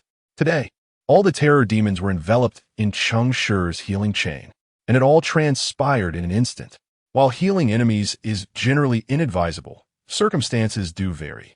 For instance, the healing infused with birthing divine power is not universally accessible. In the moment the terrifying healing light struck them, compounded by the area acceleration, countless terror demons found their bellies swelling exponentially before they could react. At that moment, birthing gazed upon them. Chaos ensued immediately. Though terror demons are asexual, their bodies began to gestate new life, and from their previously unperturbed state, they too became engulfed in fear. They extended their claws, attempting to sever their swollen abdomens, clawing and biting in a futile effort to destroy the nascent beings. Yet, the overwhelming healing light instantaneously mended their wounds, instilling a profound sense of helplessness. They glimpsed their futures. Each would become a mother, with some bearing more than 1 child. Moreover, the will of birthing began to spread uncontrollably, causing the already low rational thresholds of the terror demons to deteriorate, transforming them into grotesque creatures that revered propagation. Before long, the situation spiraled out of control. Under the influence of the area acceleration, in mere seconds, the scene became utterly chaotic. All the terror demons succumbed to the enslavement of reproduction, mimicking the primal actions of nature mechanically and unconsciously. Mating, propagation, the right flank of an entire skeletal army, amidst a desolate expanse devoid of human presence, completely unleashed itself. The tableau became uncontrollable. Words failed to encapsulate the scene. Time continued to accelerate, rendering description increasingly impossible. Countless terrors remain ensnared in the vicious cycle of procreation, their bellies swelling with impending life. As the healing chain ultimately reaches the last of these horrors, fulfilling its mission to cure the multitude, the scene has devolved into a veritable paradise of birth. The first among them, their abdomens bursting, give way to newborns eager to emerge into this realm of creation, only to ravenously consume their mother's flesh in a bid to grow into new progenitors. These infants share a singular visage, characterized by wide, innocent eyes and a singular tentacle for a body. Cheng Shi, though unwilling, finds himself bound to this fate. For his divine power of creation stems from a pregnant woman encountered in yesterday's food replication, a force beyond his control. This necessity compels him to prepare the assassin of death for the solemn task of sending them off to their demise. As the area hastens toward its conclusion, the tentacled newborns will devour every last terror, transforming into yet another army, perhaps even more formidable than the terrors themselves. However, amidst the ruins freshly stained by the demise of so many horrors, lies an optimal domain for death. Song Yan's final strike will extinguish these abominations completely, thereby saving the 6 of them. This encapsulates Cheng Shi's entire scheme. Regrettably, his companions, ensconced within the walls of the Terror City, may not be privy to witness such a frenzied spectacle. Chapter 9. The moment time stands still when time halts, what thoughts traverse your mind? If one could extract the musings of all readers, it could likely be woven into a tome. In fact, such a volume exists in the real world, titled Criminal Law. Yet, in truth, when time is suspended, one finds oneself devoid of thoughts. Consciousness is anchored in existence, and the essence of existence is time. When time solidifies, existence ceases. Consciousness fades, and the individual is rendered a mere flesh and blood statue, stripped of all cognition. This experience is profoundly terrifying, as one trapped in such temporal stasis might perceive themselves as already deceased. However, it may also be less dreadful, for the individual may remain oblivious to their plight. An eternity might pass in what feels like an instant to Cheng Shi and his companions, yet to the terror demons, it could stretch into a lifetime. As the effect of the region's fast-forwarding began to wane, Song Yan, who had been sheltered behind Cheng Shi, gradually regained clarity of mind. The moment his cognitive faculties returned, he was engulfed by the ultimate manifestation of death. The corpses of terror demons fell from above, their bloodless, decaying flesh mingling with countless writhing tentacles, flooding the still, pristine space. The overwhelming aura of the deceased enveloped him, thick as a colloid, sending tremors through the depths of his soul. What caliber of death domain is this? Does such a level of death even exist? If it escalates, will it summon the true god of death? After a triad of astonishment, Song Yan wasted no time. He vividly recalled Cheng Shi's assertion that his blow would be the key to their salvation. As he observed the frenzied approach of the tentacled monstrosities, which had nothing left to devour, he inhaled deeply, his eyes instantly transforming to a pitch-black hue. The harvesting state was initiated. He extended his hands and firmly grasped his own throat. With a sickening crack, he mercilessly twisted his neck. Subsequently, his standing form began to dissipate, the surrounding dense aura of death surging into a frenzy, chilling winds howling, and a green radiance soaring high. In the blink of an eye, a colossal black scythe, imbued with apocalyptic force, loomed above the group. Just as Cheng Shi and the others regained their senses, they beheld the death scythe suspended overhead, their breaths hitching. It was immense, far larger than any they had ever encountered. Even the small decorative skull at the end of the handle resembled a colossal statue carved from a mountain. The blade glimmered with an eerie green light, appearing capable of cleaving planets. Even within the year 2100, Cheng Shi had never witnessed such a gargantuan death scythe. At that moment, a singular thought consumed his mind. He prayed that Song Yan would not lose control and take them all with him. Souls in eternal slumber, life reaching its end. A funeral, a harvest. As the almost inaudible prayers resonated through the heavens, the immense scythe swept down, entwined with the whispers of the departed. Aside from the area where the group stood, the entire ruin visibly fractured in an instant. Like shattered glass, cracks spiderwebbed across the ground. Moments later, a chorus of lamentations embracing death echoed through the sky as the massive, flesh-consuming tentacled beasts closed their eyes in eternal rest. Death is never a cataclysmic event. In the instant the scythe fell, the flame of their lives quietly extinguished. A life is extinguished, and the scythe vanishes. Merely seconds passed. Yet, the rising aura of the deceased had yet to dissipate. These energies twisted and surged, coalescing once more to conjure what should have been a lifeless Song Yan. He plummeted from air, gasping for breath, drenched in sweat, collapsing into the blood-soaked ground, convulsing uncontrollably. Instinctively, Nangong reached out to assist him, but upon touching his wrist, she found his body remarkably healthy, even vibrant, as if at the peak of vitality. His convulsions were not the result of exhaustion from unleashing his power, but rather the ecstatic climax of exhilaration. Incredible, truly incredible. I can almost see the visage of my lord, seated upon a throne of bones, bestowing upon me a magnificent scythe. Cheng Shi, you are extraordinary. He gasped for air, struggling to rise, limbs flailing, exclaiming, with this single strike, my life is complete. Cheng Shi smiled at his exuberance, while Nangong disdainfully withdrew her hand from Song Yan. Chun Chong and Chao Sansui remained entranced by the cataclysmic scythe blow, unable to extricate themselves from the moment until the encroaching flesh and dead tentacles threatened to engulf them. Chun Chong hoisted the half-conscious Chao Sansui from the mire, standing amidst the blood-soaked debris. Is it over? He could scarcely believe that such a multitude of terror demons, such a vast army, had been vanquished so effortlessly. What had truly transpired? Observing Chan Chong's inquisitive gaze, Cheng Shi chuckled. Do not ponder. you would not wish to grasp what occurred. Moreover, the situation is not resolved. The skeletal army, having lost its right flank, will likely dispatch others to investigate. We must leave promptly. He likewise seized the struggling Xiao Wan, gesturing towards her swollen abdomen, calves, and back. Our combat strength is severely diminished. Chao Sansui, Nangong, and Xiao Wan have all lost their fighting capabilities. While the latter two are somewhat stable, Xiao Wan requires immediate medical attention. We must retreat and find a secure place to regroup. Still basking in the thrill of his world-ending strike, Song Yan, upon hearing Cheng Shi's urgency, blurted out, "But what about you?" Cheng Shi, carrying Xiao Wan, darkened his expression. "What can a mere 1,500-point healer achieve?" Song Yan gaped, pointing at the hellish scene outside, stammering, You, was this not all you're doing?"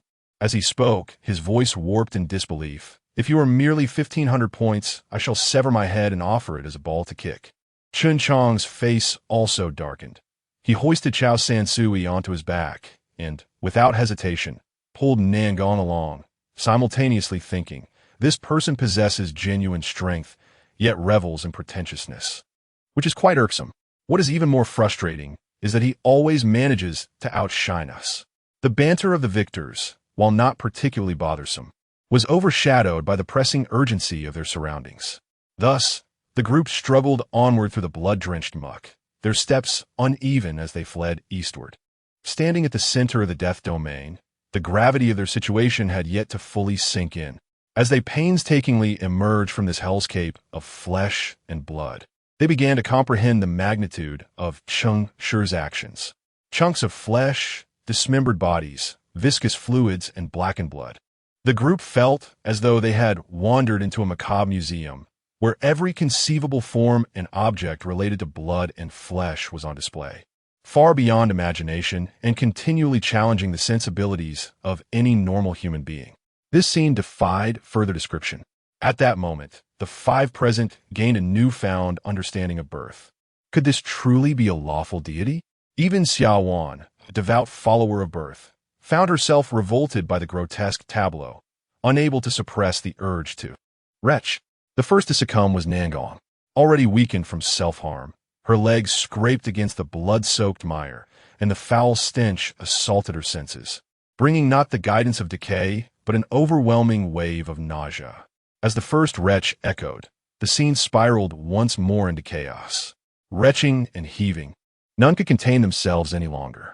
Especially Chun Chong, in his desperate bid to escape this hellish place, he vomited while rushing forward, carrying one child who was also retching on his back, and holding another who was likewise expelling their insides.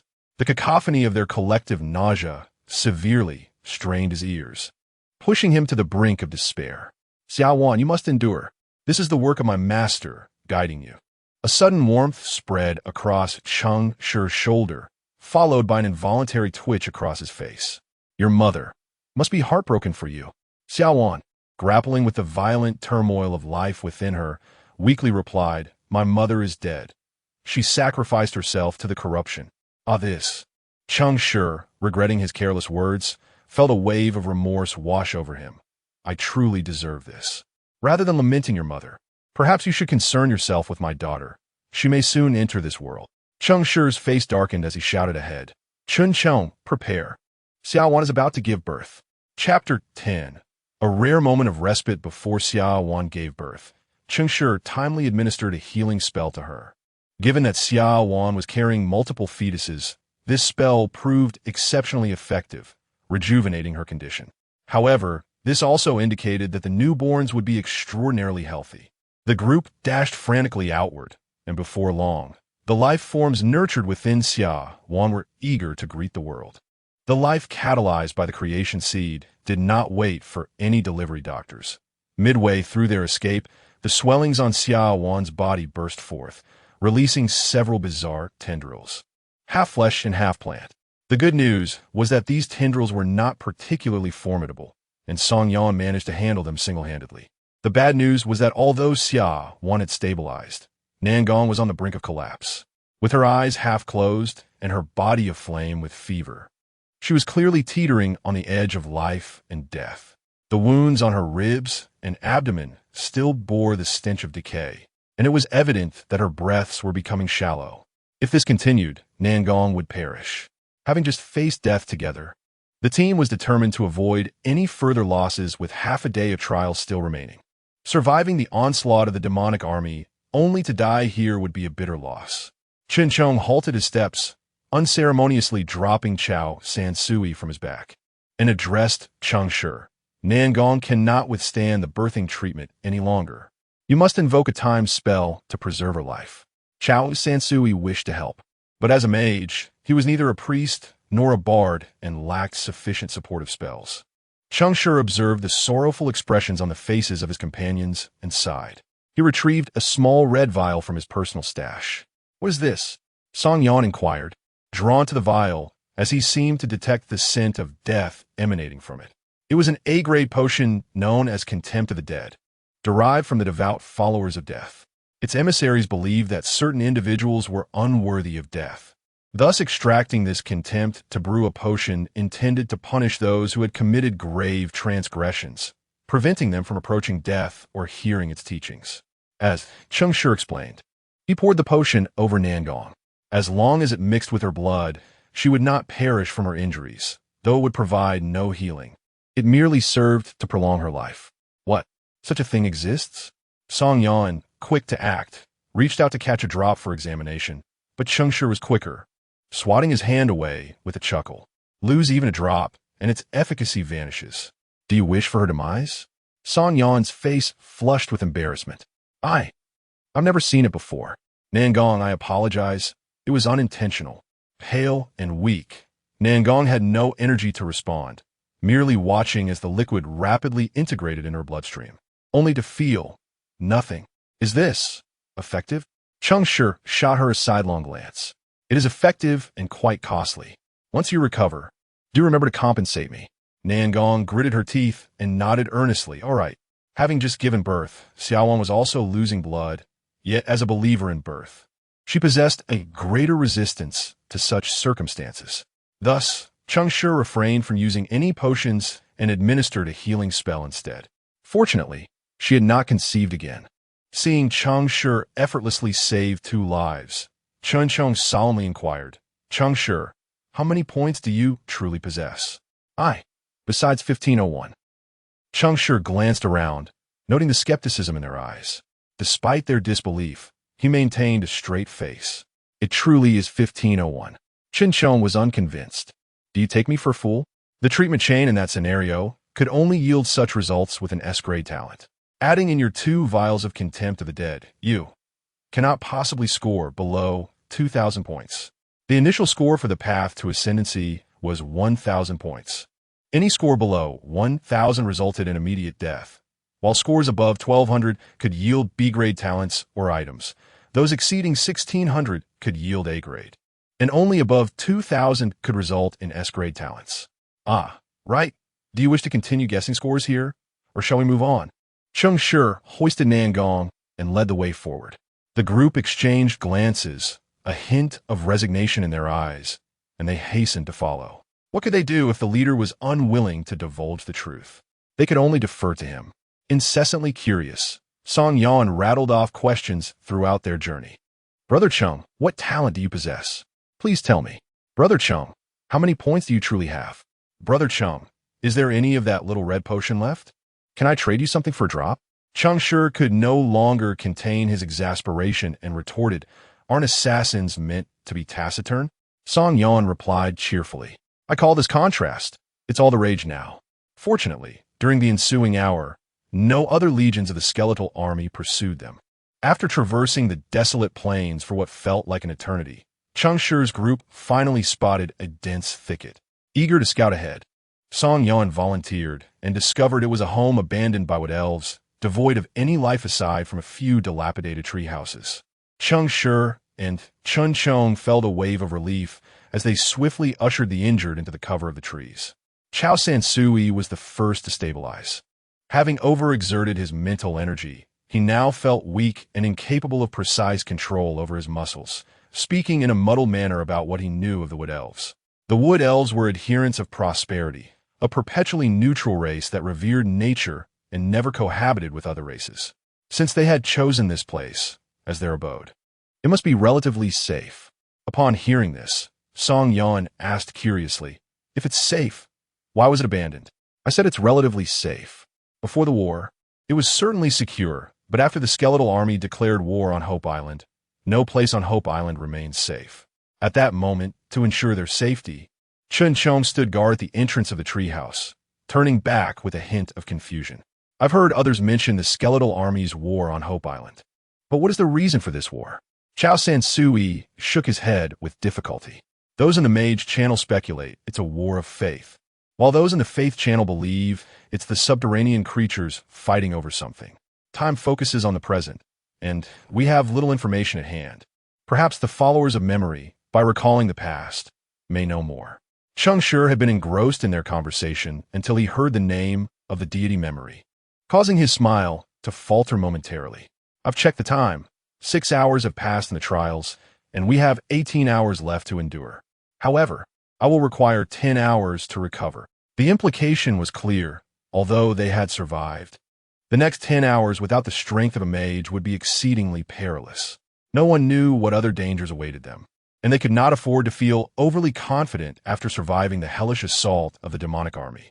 Ordinary trials might offer some hope. Special trials, however, were a different matter entirely.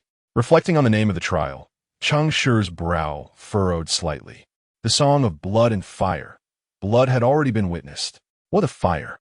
In the depths of the forest, the group found themselves in a precarious situation. The thought of a fire sweeping through their camp was unsettling. Yet they resolved to face whatever challenges lay ahead with determination. Cheng Shi scratched his head and retrieved a bottle of cola from the safe, drinking it greedily. Upon witnessing this scene, Song Yan was taken aback. "Brother Cheng, your personal space is a treasure trove, and you choose to store this?" Cheng Shi pointed at Chun Chong and retorted, "Chun Chong is alcohol, so what's wrong with a few bottles of cola? If one loses their cola, what joy remains?" Chun Chong did not turn around, yet his vigorous nodding indicated his strong agreement. Though Song Yan had drinking water in his safe, meant for dire situations and far from the delightful taste of cola, he found himself enviously swallowing as he observed Cheng Shi's enjoyment. "Brother Cheng, is there any cola left?" Cheng Shi, noticing his eagerness, without hesitation produced 5 more bottles. "Brother Cheng, your personal space isn't solely filled with cola, is it?" Cheng Shi merely raised an eyebrow, choosing not to respond. Elated, Song Yan quickly selected a bottle for himself and generously distributed the rest among the others. It soon became evident that savoring cola amidst the chaos of battle was indeed a refreshing experience. Everyone relished it. Even Nangong, who could barely move, managed to sip a few times with Cheng Shi's assistance. The forest poses a significant threat. We should rest for another 2 to 3 hours before relocating further, Chun Chong declared, finishing his drink and stepping outside with his sword in hand. Guarding was his solemn duty, as he was a devoted follower of the order. Xiao Wan and Song Yan remained inside, tending to the wounded while indulging in a moment of tranquility. However, the moment Song Yan closed his eyes, a wave of drowsiness enveloped him, so gentle and soothing that he felt no urge to resist. With a sudden thud, Song Yan, who had been seated on the ground, slumped over, and several injured individuals in the room likewise succumbed to sleep. Just as the group drifted into slumber, Cheng Shi abruptly opened his eyes, a glint of cunning flashing within. Ah, they dared to consume any beverage. Perhaps they have suffered little consequence.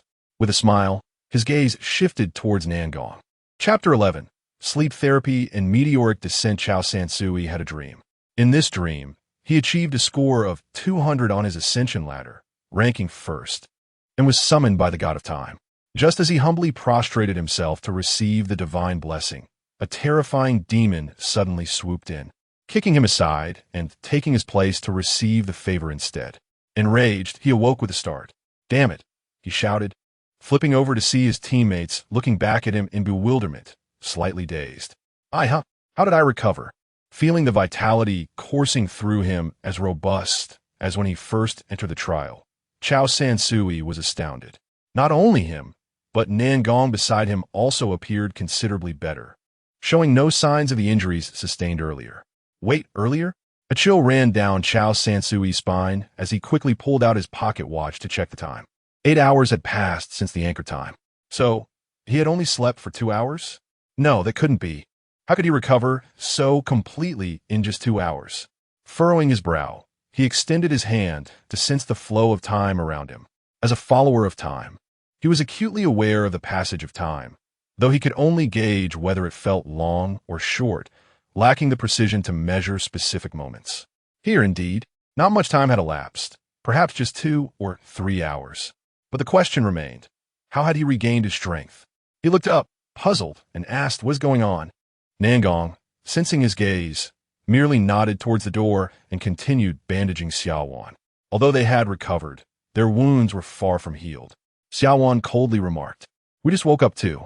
Chao Sansui, naturally astute with a score of 1900, blurted out, "Did the cola have a problem?" Xiaowan nodded. "And Cheng Shi? He's on guard outside." Upon hearing this, Chao Sansui's expression tightened. His ability to recover in 2 hours was undoubtedly linked to Cheng Shi.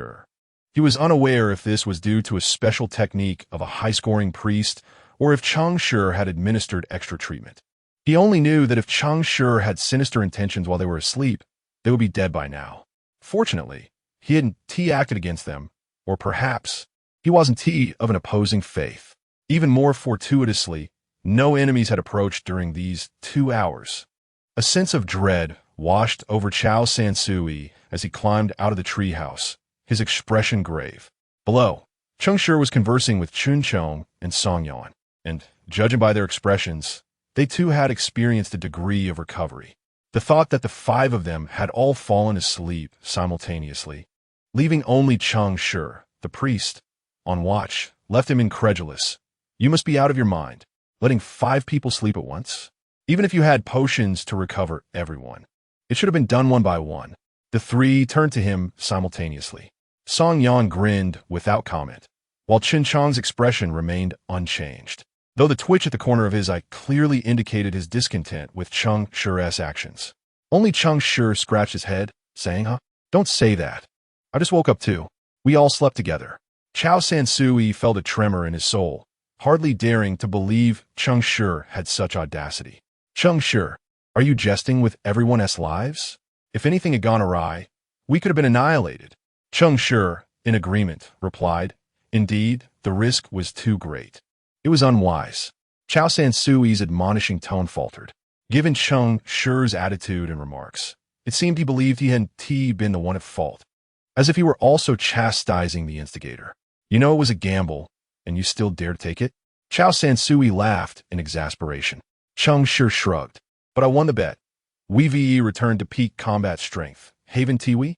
Since we all slept for 2 hours, you could have just said it was a gamble. The rewards better be worth it." Chao Sansui sat beside the 3 with a look of consternation, letting out a heavy sigh. "Next time you find yourself in this situation, please inform me beforehand. I'd prefer not to be scared to death before even meeting the god of time." Cheng Shi, this time serious, said apologetically, "You all might not have agreed, or perhaps no one would be willing to gamble. But the truth is, we may not have the luxury of time to let everyone recover one by one. Danger is approaching. Every second counts. But what if something happens in between? From the outcome, the what if you mentioned did not occur," Cheng Shi said with a grin. Chao Sansui fell silent, while Chun Chong cursed, "There won't be a next time." Cheng Shi, "I detest uncertainty. Damn it, you don't seem like a follower of birth. You resemble a follower of fate more." Cheng Shi chuckled, extending his hand to conjure a healing light, gesturing towards Chun Chong. "Don't believe me? I can let you experience what it feels like to be a mother right now." Before Chun Chong could respond, Song Yan leapt 10 meters away in fright. Chao Sansui, observing the green glow in Cheng Shi's hand, asked, "What is that?"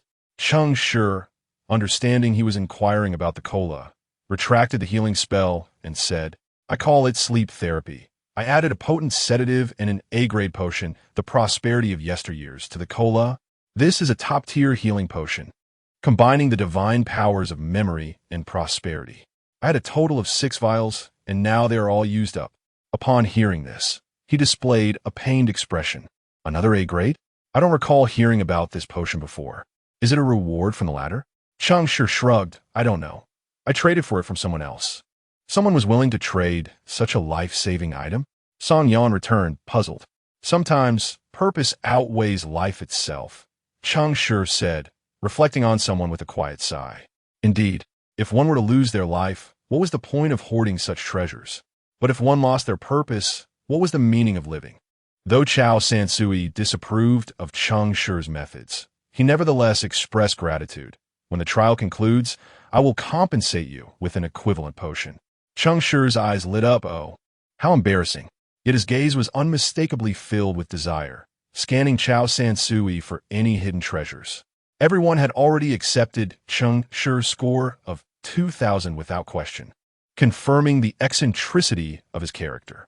Now that everyone is awake and in good condition, what is next?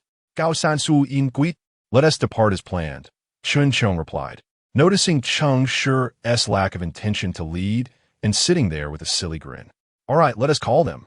Before Chao Sansui could rise, a wave of heat surged from the ground, fiercely rushing towards them, startling him. The others were equally taken aback, rising to look beneath them. Only Cheng Shi, with a grave expression, looked skyward, gritting his teeth as he uttered a few words.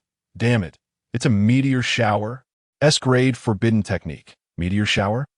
Song Yan's voice trembled in fear, and he too looked up, where indeed a terrifying, monstrous sun-like shadow slowly ascended into the sky. The edges of this solar orb erupted with blazing flames, and each spark that burst forth transformed into a massive meteor streaking across the sky, plummeting rapidly towards the plain where they stood. In the blink of an eye, they were falling like rain. Run! Cheng Shi, without a moment's hesitation, dashed outside with all his might. He had no need to concern himself with others. Every teammate present could outrun him. Chao Sansui's expression stiffened, and in the next instant, he unleashed a surge of energy before the group. Song Yan instantly vanished like a shadow, while Chun Chong activated his warrior-s charge, lifting both Cheng Shi and Chao Sansui with each arm and sprinting forth like a tempest. The two figures atop the treehouse moved even more swiftly. Xiao Wan effortlessly scooped up the petite Nangong and leaped from one treetop to another in a matter of moments. Chun Chong's speed was so formidable that the fierce wind left Cheng Shi's face stinging. Chao Sansui was equally affected, his incredulity spilling forth as he exclaimed, "This is not a spell that can be cultivated in the underworld. It is a forbidden technique wielded by the elemental judges of the Isle of Hope. What role are we playing to be enemies of both sides? Enemies? No, that cannot be. Even if these 6 individuals were truly adversaries of the Isle of Hope, the elemental judges would never employ such cataclysmic magic against them. What do 6 individuals amount to in the theater of war? They are nothing. What merit do they possess to warrant a meteor shower of fire?" Cheng Shi's countenance darkened as a possibility dawned upon him. This meteor shower is not intended to strike us. This is, in fact, meant to thwart the advancing forces of the right-wing terror. Chapter 12. The battlefield of time what? Chun Chong's movement halted in disbelief as he sensed the air in the entire area twisting and heating up. He quickly accelerated, incredulous as he exclaimed, "The demon army is dead. Were we even resisting?" Cheng Shi shouted in explanation. Perhaps Hope's continent is unaware that the demon army has perished. That's why the trial's encounters have been so rapid. This should truly be a song of blood and fire. We survived for 24 hours amidst the onslaught of the demon army and the meteor showers. We encountered the demons too early, leading us to misunderstand the trial. Chao Sansui looked stunned, unable to believe it. How is that possible? Suddenly, he seemed to realize something, his expression shifting to one of even greater shock. Are you saying the undead army learned of Hope's continent's resistance plan, and thus advanced preemptively to evade the attack? Exactly. Cheng Shi gritted his teeth in frustration, and coincidentally, we crossed paths with them. The downfall of Hope's continent may not merely be a defeat in war. There are internal issues at play. Enough chatter. Heal me. My mental energy is waning. Cheng Shi hastily stopped his discourse and unleashed a potent healing spell upon Chun Chong's abdomen. As for why it was the abdomen, don't question it. It was simply the most convenient spot, not some malicious whim. In life and death situations, All trivialities must be set aside. Unfortunately, the healing spell struck home, causing Chun Chong's belly to swell slightly. But fortunately, his speed increased by a fraction. Time was of the essence. The meteor strikes covered a vast area. Chun Chong, how many hits can the holy light wall withstand? He blurted out. 3. Chun Chong replied. I lack the A-grade defensive talent. The fourth strike will surely shatter us. Cheng Shi furrowed his brow, calculating, while Chao San Sui immediately interjected. That's enough. The initial meteor fall isn't too rapid. We can hold out long enough for me to activate Battlefield of Time. Battlefield of Time? Cheng Shi exclaimed, a look of realization spreading across his face. It seemed they would need to find a genuine escape route within the time loop ahead. Everyone, gather around me. Chun Chong bellowed, discarding the two he had been holding. Pulling out his great shield, with muscles straining, he plunged the shield's tip into the earth. Gazing upward at the meteors raining down like flames, he shouted, May order endure. The brilliance of order erupted once more, enveloping the 6 of them in a protective barrier. Outside the luminous yellow shield, the air temperature soared, warping the space due to the intense heat, while the ground cracked under the relentless scorching. As they looked up, they beheld the sun ablaze, meteors howling down, their charred tails slicing through the sky like knives, painting a scene reminiscent of the apocalypse, an awe-inspiring sight, albeit one they wished to avoid. Hold steady. 1 minute and 12 seconds remaining. Chun Chong gripped the shield tightly, gritting his teeth as he warned, Get ready, it's coming. No sooner had he spoken than, boom, everyone felt the world darken as a massive meteor fireball detonated against the barrier. Next, blinding light surged into their vision, the explosion engulfing them like a torrent of lava, swiftly enveloping the holy light wall. Even though the barrier had withstood numerous assaults from the demons, it now swayed violently under the force of this tremendous energy. Chun Chong shuddered, his skin turning red. It's too hot. Priest, heal me. Without hesitation, Nangong began casting small healing and cooling spells. Chao San Sui, clutching his pocket watch, wore an anxious expression. Steady. 48 seconds left. Here comes another 2. Prepare to dispel the heat. Boom. Boom. The next 2 meteors struck in quick succession. Thankfully, one landed beside the holy light wall, but the flames splashed over, threatening to destabilize their protective barrier. No, we can't hold on much longer. There's still one more. Cheng Shi urged. His expression darkened, just as he noticed Song Yan swiftly retrieving a piece of pure black cloth from his spatial pouch. What is this? Nangong questioned, puzzled. A pained expression crossed Song Yan's face, yet he resolutely declared, This time, I'll handle it. Cheng Shi raised an eyebrow, recognizing the item. It was the A-grade assassin's tool, the Gate of Shadows, a rare treasure obtainable only through high-tier rewards in the ladder system, with an exceedingly low drop rate. It allowed the user to send any item into the Shadow Realm, regardless of size, location, or time. It was a one-time use item of significant value. This was ideally suited for an assassin's shadow traversal, and Song Yan's willingness to use it indicated the urgency of their situation. Well done, Xiao Song. It's not easy to acquire something like this at 1,636 points. Song Yan smiled with pride, thinking he finally had a chance to shine. I stole it. With that, he leaped high, clinging to the inside of the barrier like a spider, silently counting the seconds. Before the 4th meteor fell, he skillfully tossed the Gate of Shadows into the air. This maneuver required precision. The holy light wall obstructed everything, and he had to risk his life to weave through the obscuring smoke, open the shadow gate, and then return instantly. Any delay, even by a millisecond, could lead to instant incineration. Fortunately, Song Yan was an adept assassin. In the blink of an eye, he completed the task, sending the meteor on a collision course with the Shadow Realm. The Gate of Shadows dissipated shortly after. However, being merely competent meant he was still far from perfect. Quick, healer, save me. My backside is on fire. Song Yan wailed as he collapsed to the ground, his entire back, including his rear and thighs, singed. He crawled toward the healer, yearning for relief despite his injuries. Yet even in his suffering, he faced Nangong rather than Cheng Shi. Nangong, wide-eyed, raised a hand and cast a healing spell upon him. Cheng Shi's smile faded. It was quite the embarrassment. What? Is my healing not good enough for you? Watch out. More are coming. Mage, how much longer?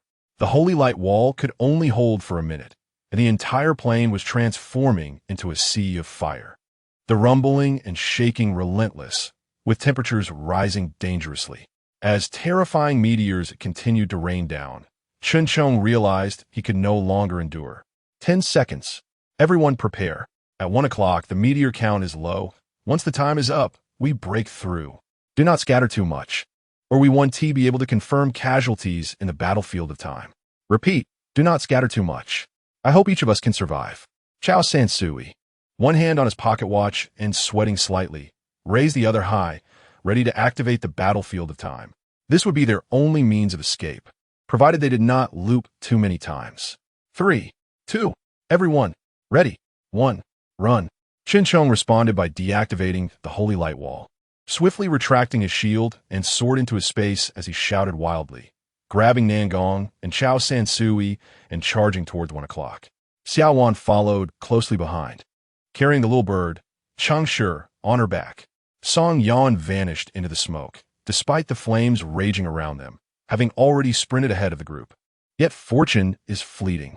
Although they had observed fewer meteors in the 1 o'clock direction from within the barrier, once they had covered some distance, they quickly realized that the sky above was thick with meteors, leaving them with no means to evade. A colossal fireball descended before Cheng Shi, prompting him to break abruptly. He drew forth his shield sword, transforming it into a great sword, and invoked his divine power to deliver a mighty slash. The meteorite exploded in response. Yet before he could advance once more, another one struck directly above them. Damn it! Gao Sansu et Galim! His face a mask of astonishment as he accurately gauged the timing and shouted, "Time, rewind."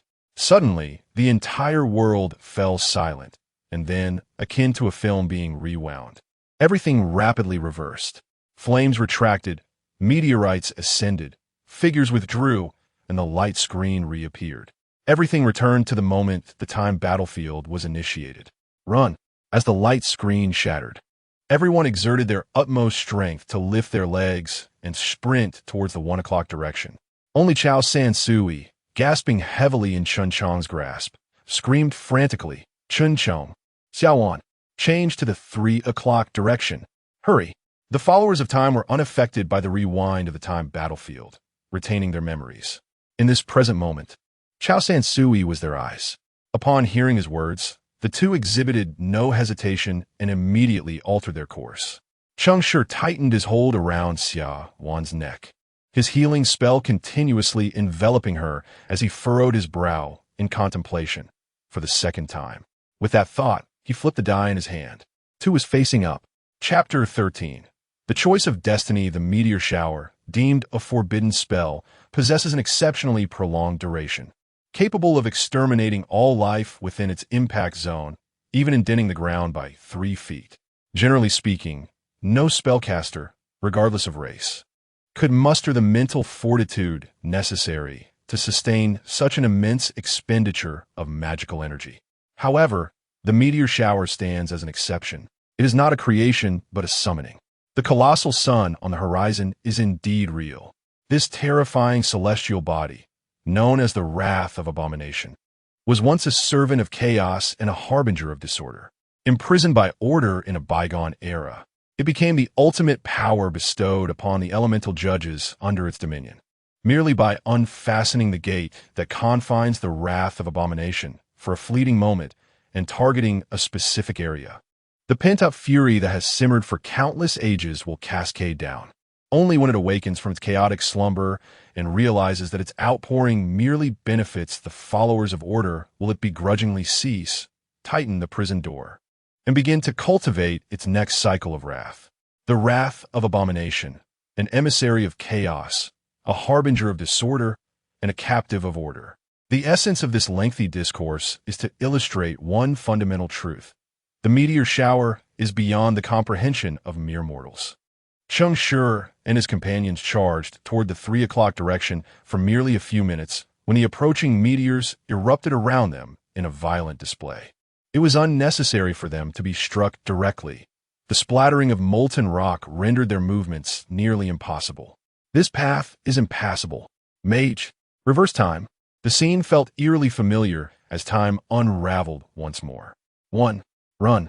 Chao San Sui, abruptly cast ashore from the river of time, felt himself being dragged frantically by Chun Chong toward the 1 o'clock direction. No, Chun Chong, it's the 5 o'clock direction. Chun Chong halted momentarily, then, without hesitation, swung his arms, flinging both individuals like windmills, swiftly using their inertia to pivot and dash back diagonally. What is happening? Chao San Sui's expression turned grave. We have failed twice. Xiao Wan followed closely, while Cheng Shi furrowed his brow in contemplation. He extended his hand and turned the dice in his grasp once more. 3 o'clock. This route is unfeasible. The smoke is too dense. I cannot see the path. The assassin should speak and guide us. Assassin? Sonyon? Damn dead. Mage reverse. Time. Reverse. 7-0 and amp. Oppos. Clock direction. Chun Chong reverse. The dice rolled, revealing a 4. Xiao Wan, be cautious. Time. Reverse. 9 o'clock direction, quickly. The dice rolled again, landing on 5. The ability of a time traveler to attain T0 status lies in the infinite opportunities for trial and error within the time battlefield. Yet, the divine power of time cannot be utilized without consequence. When time stagnates on the battlefield, the sovereign of time, too, can exhibit wrath. The sneeze of a deity manifests as a storm for mortals. By the 6th reversal of time, even Chao San Sui, a devotee of time, found his memories beginning to blur. Time reverse. 1. Run. Chao San Sui jolted awake amidst Chun Chong's sprint, his mind momentarily chaotic before he murmured, "We have begun anew." Chun Chong halted, anxious to inquire, "What shall we do now? Which direction shall we take?" Chao San Sui's face reflected despair. I recall many fragments, the moments of each person's demise. Yet I have forgotten the count. Forgotten where we ought to go. Chun Chong felt a chill. This could only signify one thing. They had failed numerous times. The time traveler lost within the corridors of time was tantamount to declaring their defeat and demise. Yet Chun Chong was not one to concede easily. With a mighty shout, he urged everyone to turn toward the 3 o'clock direction. We must rally, discern our path, and corroborate it with the memories in our minds. Perhaps we can uncover an escape. Nangong was equally anxious. Observing Chao San Sui's dazed expression, she gritted her teeth and drew a jagged spike, plunging it into her abdomen with force. Immediately, a surge of healing light cascaded over Chao San Sui, jolting his muddled mind into clarity. He met Nangong's hopeful gaze and firmly nodded. "All right, I shall recall." However, at that moment, Cheng Shi abruptly called out, "Wrong. This is the 6th time, 11 o'clock direction." Quickly, Chun Chong turned. Chun Chong reacted swiftly, his form far ahead of Xiao Wan. He turned, astonished, and before he could utter a word, he saw Xiao Wan obediently shift direction and dash toward 11 o'clock. Chao San Sui was likewise stunned. He could not fathom how Cheng Shi discerned that this was their 6th attempt.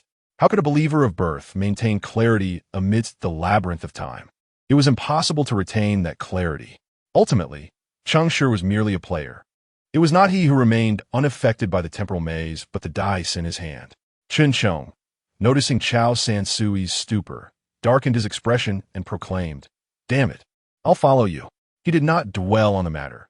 In his mind, the moment Cheng Shi took command, he must have conceived a breakthrough strategy.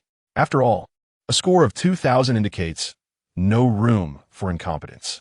Cheng Shi was uncertain if the 11-0 and amp, oppos, clock direction would lead to safety. Yet he knew all other paths had been exhausted without success. He caressed the surfaces of the dice in his pocket, silently flipping it to 6. 6 attempts. This is the 6th time. From here on, counting would no longer suffice. Xiao Wan, carrying Cheng Shi, moved with incredible speed, her long legs effortlessly traversing the fiery expanse, aided by continuous healing and her hunter's instincts. However, her solemn expression revealed to Cheng Shi that she harbored doubts about this path. "Cheng Shi, are you certain this is the right direction?" Cheng Shi shook his head earnestly, uncertain. "Then you." Cheng Shi smiled brightly. "This is the choice of destiny." Xiao Wan's eyes widened, her pupils constricting. Just as she was about to inquire further, a meteor, ablaze with flames, plummeted directly toward them. Boom! Before Cheng Shi closed his eyes. He clutched the dice tightly and cursed vehemently. Damn it! Time! Reverse! Once again, they returned to the starting point, to that familiar scene.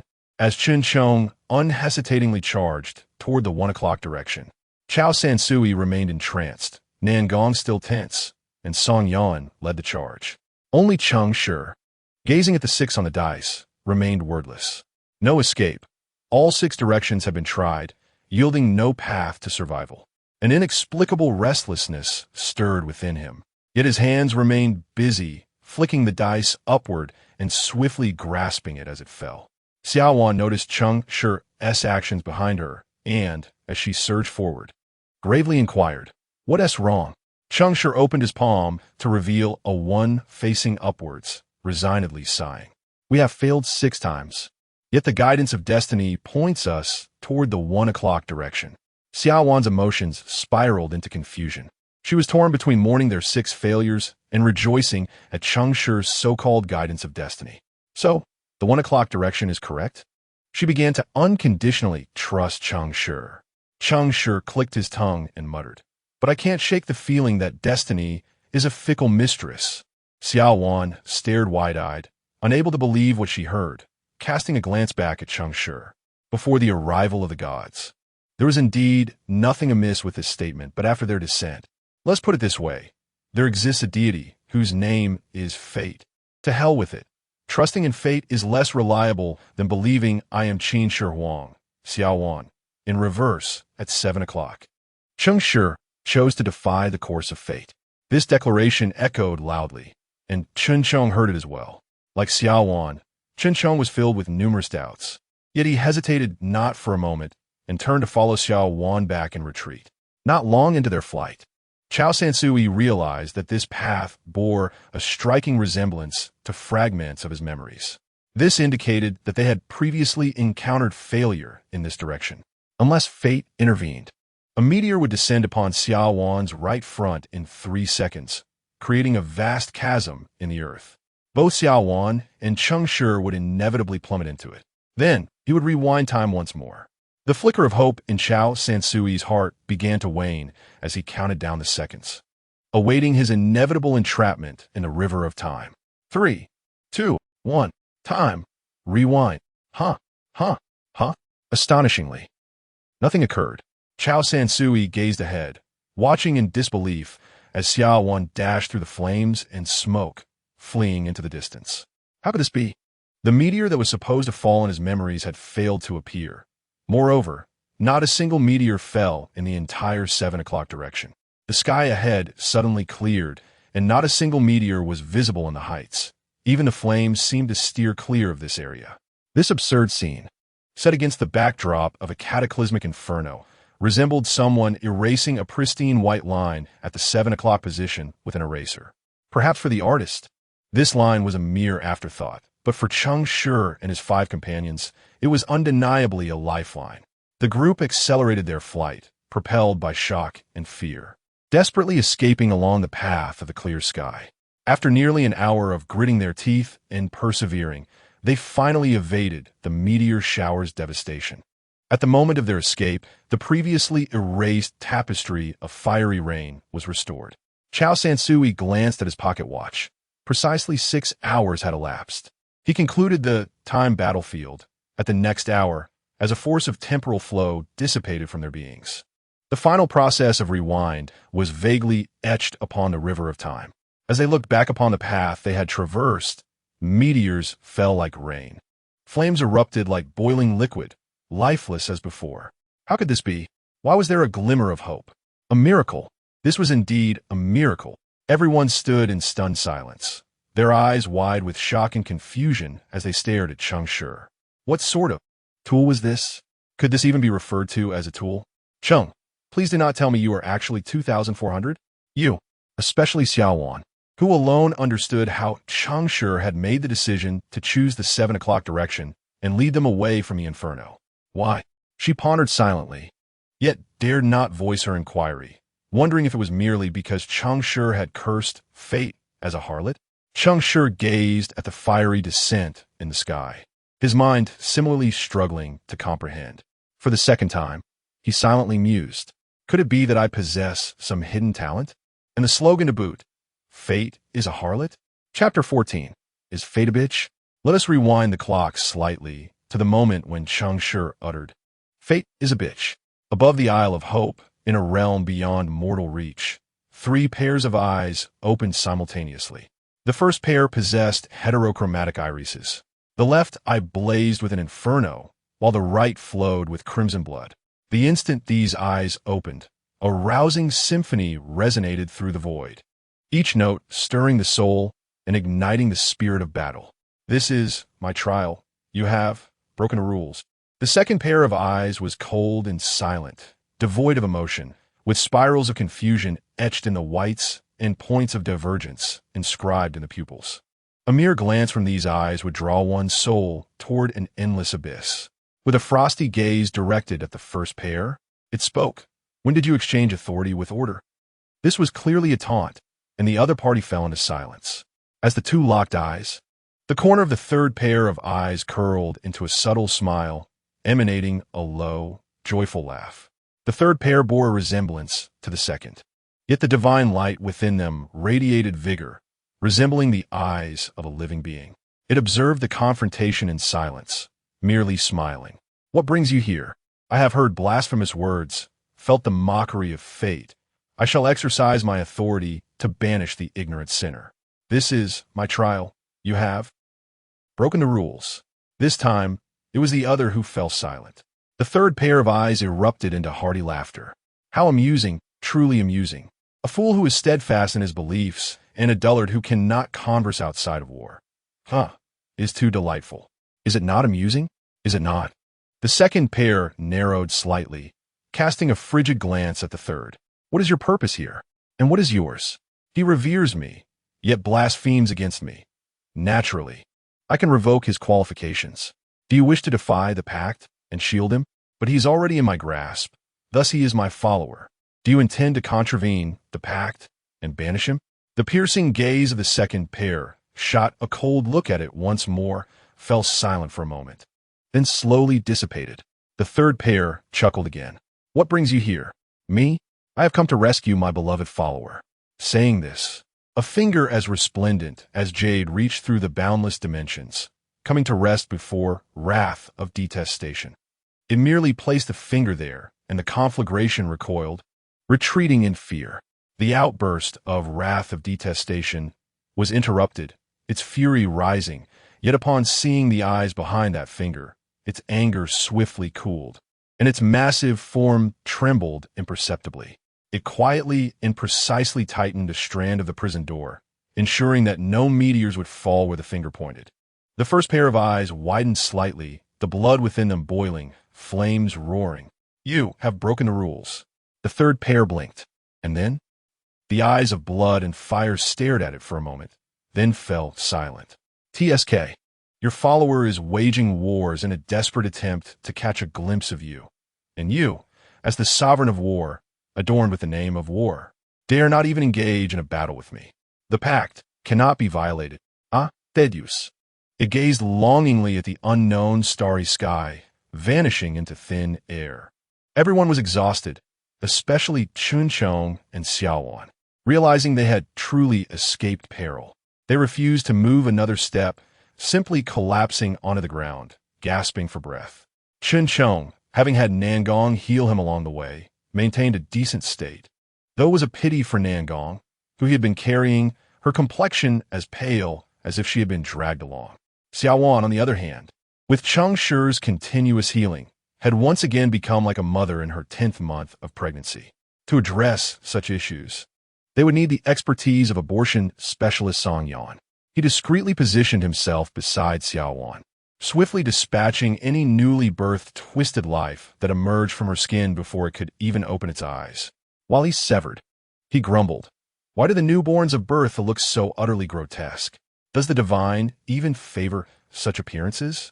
Xiaowan pursed her lips, remaining silent, and turned to Cheng Shi. The meaning in her eyes was clear. Cheng Shi had a higher score and understood far more than she did. Within Cheng Shi's faith channel, no one discussed matters related to birth and he had no knowledge of the reasons behind it, yet he confidently provided an explanation, though his expression was somewhat grim. When you have yet to be born, if you could alter your appearance, what would you wish to become? These newborns, who worship my Lord, merely wish to take on the form that my Lord favors. However, they are unaware of what birth desires, leading them to unleash their imaginations. The outcome, well, you have all witnessed it. It was the first time everyone had heard such an explanation. Yet Cheng Shi spoke with a conviction that resembled knowledge of the consequences rather than mere speculation. Coupled with his repeated rescues from dire situations, all present instinctively wished to believe him. Only Chao San Sui widened his eyes in disbelief, reconfirming, my understanding of birth players is that the newborns are already aware of birth's appearance, yet due to their capabilities, can only replicate a portion of it. This is entirely different from what you are suggesting. Are you implying that even the newborns born under birth's influence do not know its form? Is this true? Everyone turned to Cheng Shi, awaiting his response. The reason for their keen interest was that this answer pertained to the relationship between deity and follower. If the newborns were aware of birth's visage and attempted to replicate it as closely as possible, it would imply that the deity could accept the admiration of the followers, making the rumored closeness to the divine and self-redemption a possibility. However, if the newborns were ignorant of birth's appearance and merely sought to please it, the relationship between deity and follower might be far colder, and coldness would signify a separation between man and God. Those who beseech the divine may forever remain trapped in the games of the deities, merely surviving as players. Cheng Shi was uncertain of the truth of his words, but deceit had become his habit and constraint. Even when he did not wish to lie, his mouth would have it say. His smile was somewhat forced, yet his tone brooked no argument, absolutely authentic. Xiaowan was taken aback, gazing at the ever-multiplying tentacled newborns within her body. Her eyes wide with shock as she asked, "You, how did you come by this knowledge?" Cheng Shi smiled mysteriously. A secret. Xiaowan nodded thoughtfully, refraining from further inquiries. Yet, Song Yan suddenly chimed in. "Chengge, you aren't birth? It's chosen. Are you?" Chosen, the top-ranking player in the ladder of divine audience. Cheng Shi was momentarily stunned, hastily shaking his head in denial. "I am far from the first place in the divine audience ladder, even standing on tiptoes. I cannot catch a glimpse of their feet." Upon finishing her words, Xiaowan and Nangong simultaneously directed their gaze towards Cheng Shi's feet, a singular conjecture blossoming in their minds. Could it be that Cheng Shi is indeed the chosen one of the ascension ladder? Only a chosen one would possess such an unfathomable means of escape. Cheng Shi sensed their thoughts and instinctively shrank back, continuing to deny it. Yet, Xiaowan remained unconvinced. She furtively glanced at the ascension ladder of and-Oppos, conception and Oppos, and Oppos, corruption and Oppos, noticing that the ID of the top-ranked conception believer was called special treatment for infertility. The tone, it was eerily similar. Observing that the conversation consistently circled back to Cheng Shi, Chen Chong, having regained his composure after a brief respite, responsibly interrupted their discourse. Should we perhaps find a safe place first before discussing the chosen one matter? Yes, indeed, our lives are paramount. The group exchanged glances before erupting in a hearty laughter. The joy of having survived the ordeal finally burst forth. Generally speaking, once the trial's riddle is solved, the danger level significantly diminishes. However, it is prudent to remain cautious. Let's head southeast. Whether by the orientation of the Hope Continent battlefield or the direction of the Terror Creatures March, southeast should lead us away from the heart of the war's vortex. If we walk a bit longer, we might catch sight of the Blizzard Mountains, where we may evade all conflicts and endure until the trial concludes. Chao Sansui regained his composure and vast knowledge, leading Qin Chong and the others towards the southeast. After narrowly escaping the meteor shower, the group's spirits evidently lifted, yet their vigilance persisted. Throughout the journey, Chun Chong took the lead, Song Yan kept watch around them.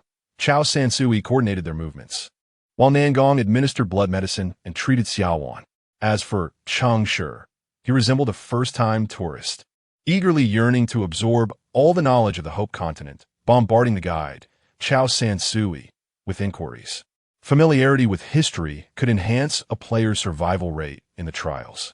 His previous ignorance stemmed from the lack of effective information in the faith channel, while the news in the profession channel was often difficult to discern as true or false, leading him to merely skim through it without much attention. Now, with a living history textbook before him, he found it an opportune moment to inquire. Chapter 15. The trial concluded early based on the information meticulously compiled by the prominent figures of the Mage channel and my own observations during the trial. Certain truths can be established. Hope Island is the largest continent within the trial land. This land has witnessed the rise and fall of numerous nations and factions, among which the most renowned, and those that dominated during the backdrop of the trial, are the several large theocratic powers that span thousands of years. These include the Nature Alliance, which venerates life, the Grand Tribunal that upholds order, the Tower of Verity that seeks truth, and the Kingdom of War, birthed from the chaos of the late civilization era. The assault of the undead army upon Hope Island occurred during the continental warfare of the late civilization era. Pressured by the encroaching forces from below, the three warring factions united once more to confront a common enemy. Our location, the Forest County, lies within the domain of the Grand Tribunal, closest to the entrance of the underworld known as the Abyssal Volcano. Throughout our journey, Chao Sansui methodically narrated the history of Hope Island to Cheng Shi, and by the end, Cheng Shi had gained a comprehensive understanding of the continent. The distribution of forces from the underworld is rather complex, as I am not a follower of the fates of descent and chaos. My knowledge of this segment is quite limited. Moreover, Chao Sansui cast a meaningful glance at Nangong, remarking that these players of fate typically do not favor sharing pertinent information. Nangong, taken aback, lowered his head and replied, "I apologize.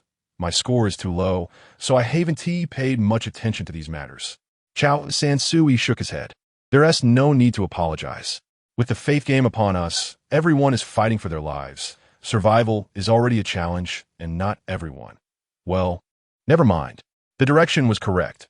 Ahead loomed the Blizzard Mountains, where the settled tribes were sparse, mostly consisting of non-threatening nomads. We could find a secluded spot to wait for the trial and oppose. As conclusion, Cheng Shi was right. After the baptism of blood and fire, the trial posed no further danger, aligning with the typical conduct of war. Chun Chong led the way at the front, remaining vigilant despite the fact that they had left the Fire Rain territory over 7 hours ago, with 3 hours left until the trial concluded. Better safe than sorry. Who knows if the Song of Blood and Fire still holds a surprise in its final act. The group momentarily paused, laughter gradually erupting afterward. Song Yan joyfully remarked, "This isn't a trial of deception. That is unlikely, but..." He turned seriously to Cheng Shi. "I truly appreciate your help, Cheng. Without you, we might not have made it."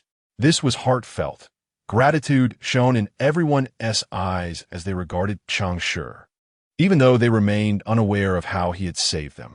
Yet in this world, every elite player harbors secrets, and none are inclined to pry too deeply into the hidden methods of their companions.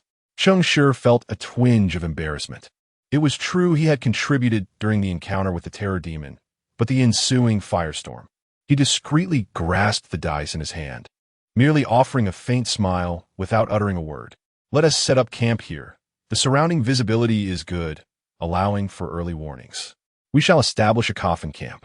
As the group walked intermittently, they came to a small mound where Chun Chong halted, retrieving his shield and sword to begin digging. The others, not idling, took out their tools from their spatial compartments to assist. Typically, when faced with survival trials, players would dig a deep hole on the surface, akin to ants creating a nest, hollowing out a substantial space beneath for camping. Dubbed the coffin camp due to its resemblance to a burial site, this method primarily serves to evade surface dangers. As for threats from below, they need not be concerned, for the actual underworld is not simply reached by digging. Rather, it resembles an entirely separate realm. Instead of pondering how to evade threats from below, it is far more prudent to consider how to prevent the coffin camp from collapsing. They dug rapidly. As the sun's twilight faded, the group had already transitioned into the underground space, pulling out various provisions to replenish their energy. Each item retrieved was light yet filling. Song Yan and Chao Sansui even produced steaming bowls of noodles, a delightful feast for the senses. Only Cheng Shi, before the group, quietly produced a finger-sized piece of bread along with a bottle of tentacle slime drink. At the moment the slime gurgled down their throats, silence enveloped the group. Song Yan gagged a few times, covering his mouth. I now believe that Cheng might not be the chosen one after all. Nangong furrowed his brow, breaking off half of his beefcake and offering it to Cheng Shi. Without hesitation, Cheng Shi accepted it gratefully, saying, I feel quite embarrassed. Have you not had any food rations lately? Why not drink? Cola. What? Cheng Shi stammered as he munched. I did. This finger bread is fresh, just produced yesterday. Chao Sansui looked incredulous. You have 2,000 points and enjoy this? Who told you I have 2,000 points? I have 1,501. Chun Chong chuckled helplessly. It's all a matter of ladder scores, back and forth. Cheng Shi, you can't possibly be. Before he could finish, a violent spatial fluctuation erupted around them. Everyone's bodies trembled, exchanging incredulous glances, their eyes wide open. This sensation was all too familiar. It signaled the trial and Oppo's as conclusion. How could this be? It had only been 23 hours. Chao Sansui checked his pocket watch, confirming that the time he had anchored was indeed correct. Only 23 hours had elapsed, with a full hour remaining. The group appeared bewildered, for such an early conclusion had never occurred in previous trials. Yet instead of excitement over the trial ending prematurely, their brows furrowed in concern. Change implies risk. No one could ascertain whether this early conclusion was a boon or a bane. However, such matters were beyond the players' control. Just as they were about to exchange a few more words, 6 figures gradually dissipated, leaving only the food in their hands, which fell to the ground with a thud. Gazing at the fallen provisions, Cheng Shi felt a pang in his heart, inexplicably pained. Damn it, my contempt of the dead and former prosperity. They haven't been compensated yet.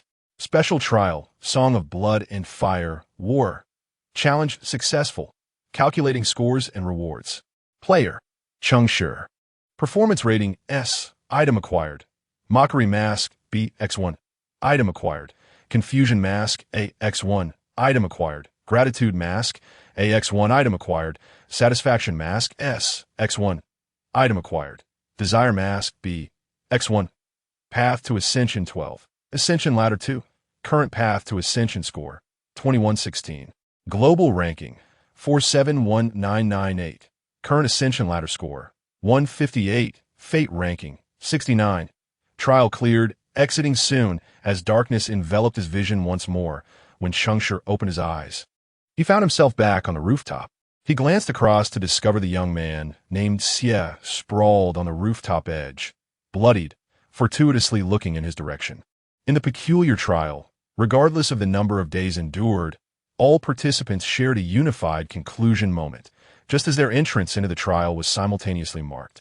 Cheng Shi gazed at the wretched figure before him, expressing a modicum of sympathy. My dear fellow possesses considerable strength, having survived for 7 days. The young man, named Xie, nodded silently, a lingering fear etched upon his countenance. It appeared that his trial was far from simple. Speaking of which, Cheng Shi realized that his own trial was also proving to be quite arduous. Suddenly, a thought struck him, prompting him to glance at the global survival statistics. Current global number of believers, 7, 211, 293, 956, a staggering loss of 1 billion lives.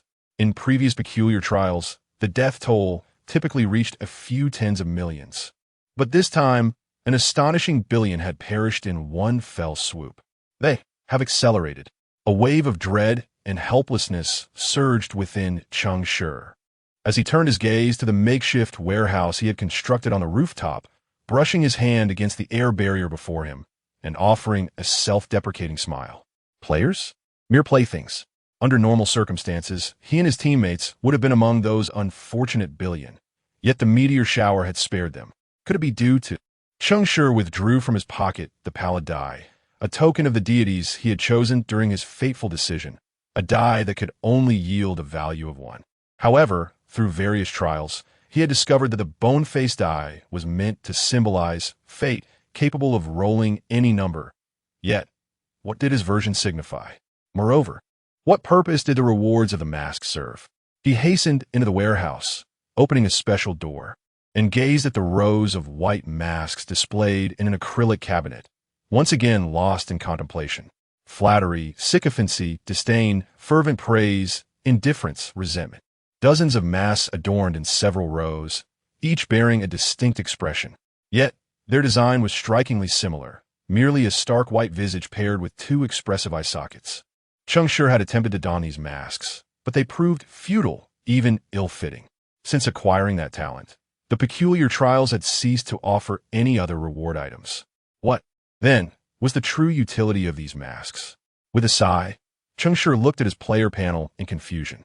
Cheng Shi, male, 22 years old, destiny, void, faith, deception, profession, priest, path to ascension, 2116, global ranking, for 71998, ladder of audience, 158, destiny ranking, 69, talent, lies of yesterday, SS, a deception-based faith talent, active. Your faith will temporarily be replaced by that of the most recently deceived believer.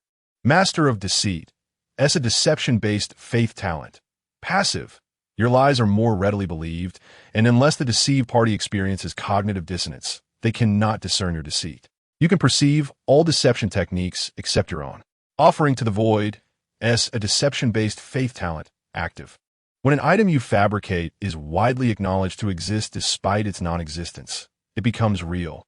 The countenance of existence, S, a deception-based faith talent, passive. Rewards from peculiar trials will be replaced with a special item, countenance mask, and this talent cannot be supplanted by others. Divine grace, S, a priestly talent, active. Healing within the same species will create a healing transfer effect, with each additional target expanding the healing efficacy and range. Items, fate's die, predestined. S, the fate of this die is unchangeable.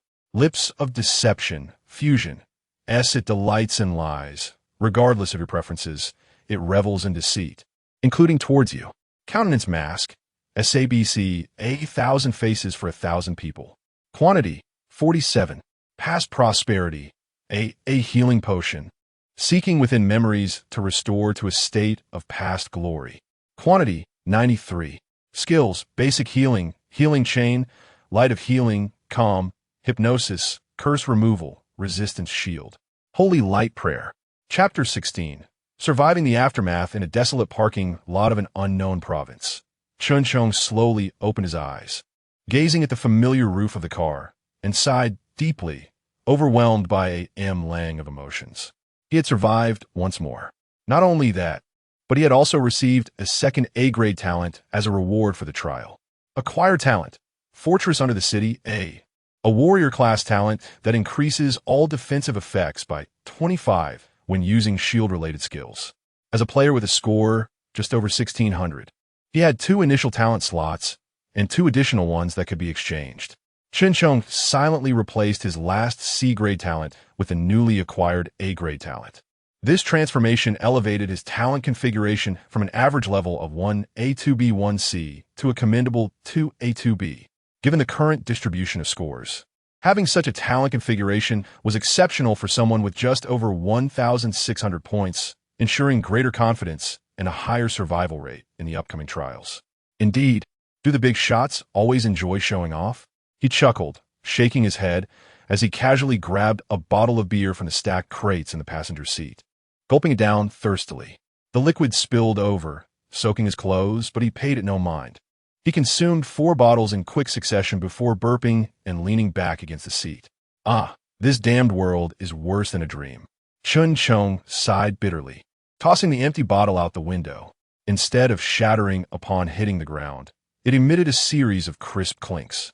He turned his gaze towards the source of the sound and was taken aback to find a vast parking lot already piled high with mountains of bottles. Rather than a parking lot, it resembled a garbage dump, a recycling ground for empty bottles. Cheng Shi had never been someone who needed to drink 2 bottles of alcohol to sleep. He consumed 2 crates instead. What he sought was not merely sleep, but rather a numbing escape. Let it all end, this wretched world, in the reality of an unknown province, within an apartment. Chao Sanzue stared blankly at the pocket watch in his hand, still in shock. An hour-long premature conclusion to the trial was unprecedented, and he could not fathom what this change signified. Yet, one thing was clear. At the moment he left the trial, he had glimpsed Cheng Shi's smile.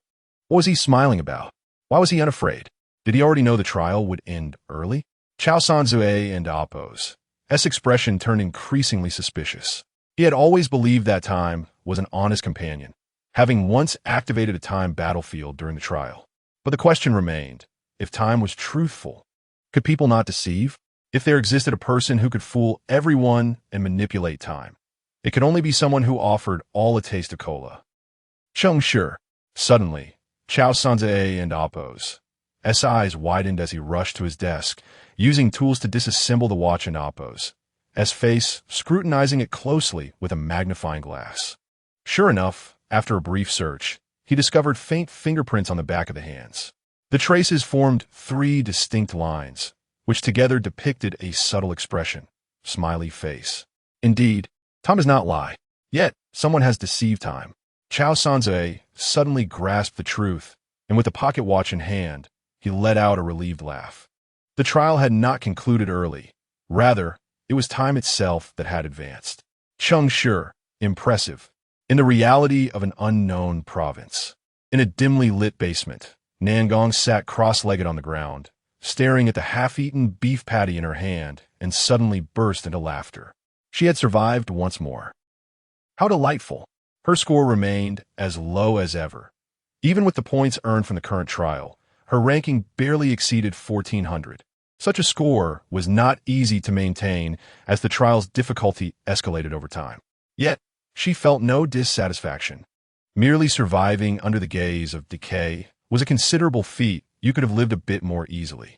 Accelerating others and Appo's decay is also a form of devotion to him. A hoarse voice echoed in the damp darkness of the basement. Looking around, she saw no one else besides herself. The voice seemed to originate from the void. However, Nangong appeared accustomed to its presence as she drew a dagger and resolutely shook her head. I cannot harm others. Foolishness, embracing decay, is the natural order of existence. I cannot harm others. Foolish, but enough. Let us begin today's sacrifice. Nangong paused, slightly bewildered. Wasn't there a sacrifice just now? The sacrifices during the trial are offerings to him. Now, it is my turn. Her expression changed subtly as she gritted her teeth, removed her pants, and deeply sliced her thigh with the dagger. The cut formed one of the strokes of the character Fortune, a character that almost covered her legs. Blood surged from the deep crimson wound, quickly pooling around the dagger as her complexion grew paler. Only when her body temperature began to drop did the dagger cease its absorption, letting out a satisfied hum. Is it done? You may now heal yourself.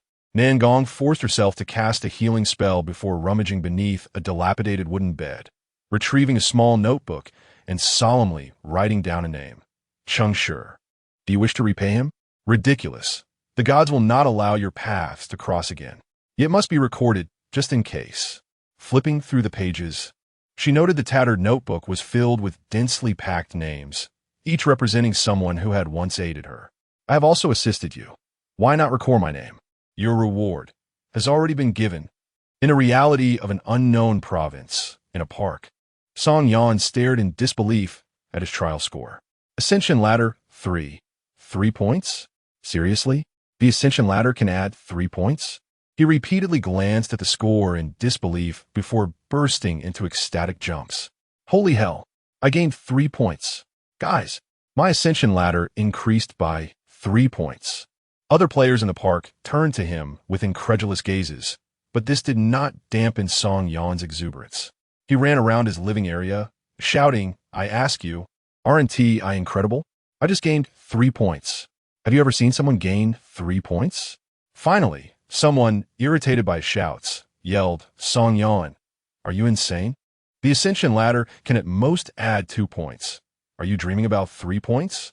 Song Yan, undeterred, continued to shout, what do you know? Am I supposed to misread the rewards panel? With a big shot leading me, I directly ascended to meet the true deity. I'm on a different level than you now, got it? Really? Who has the big shot?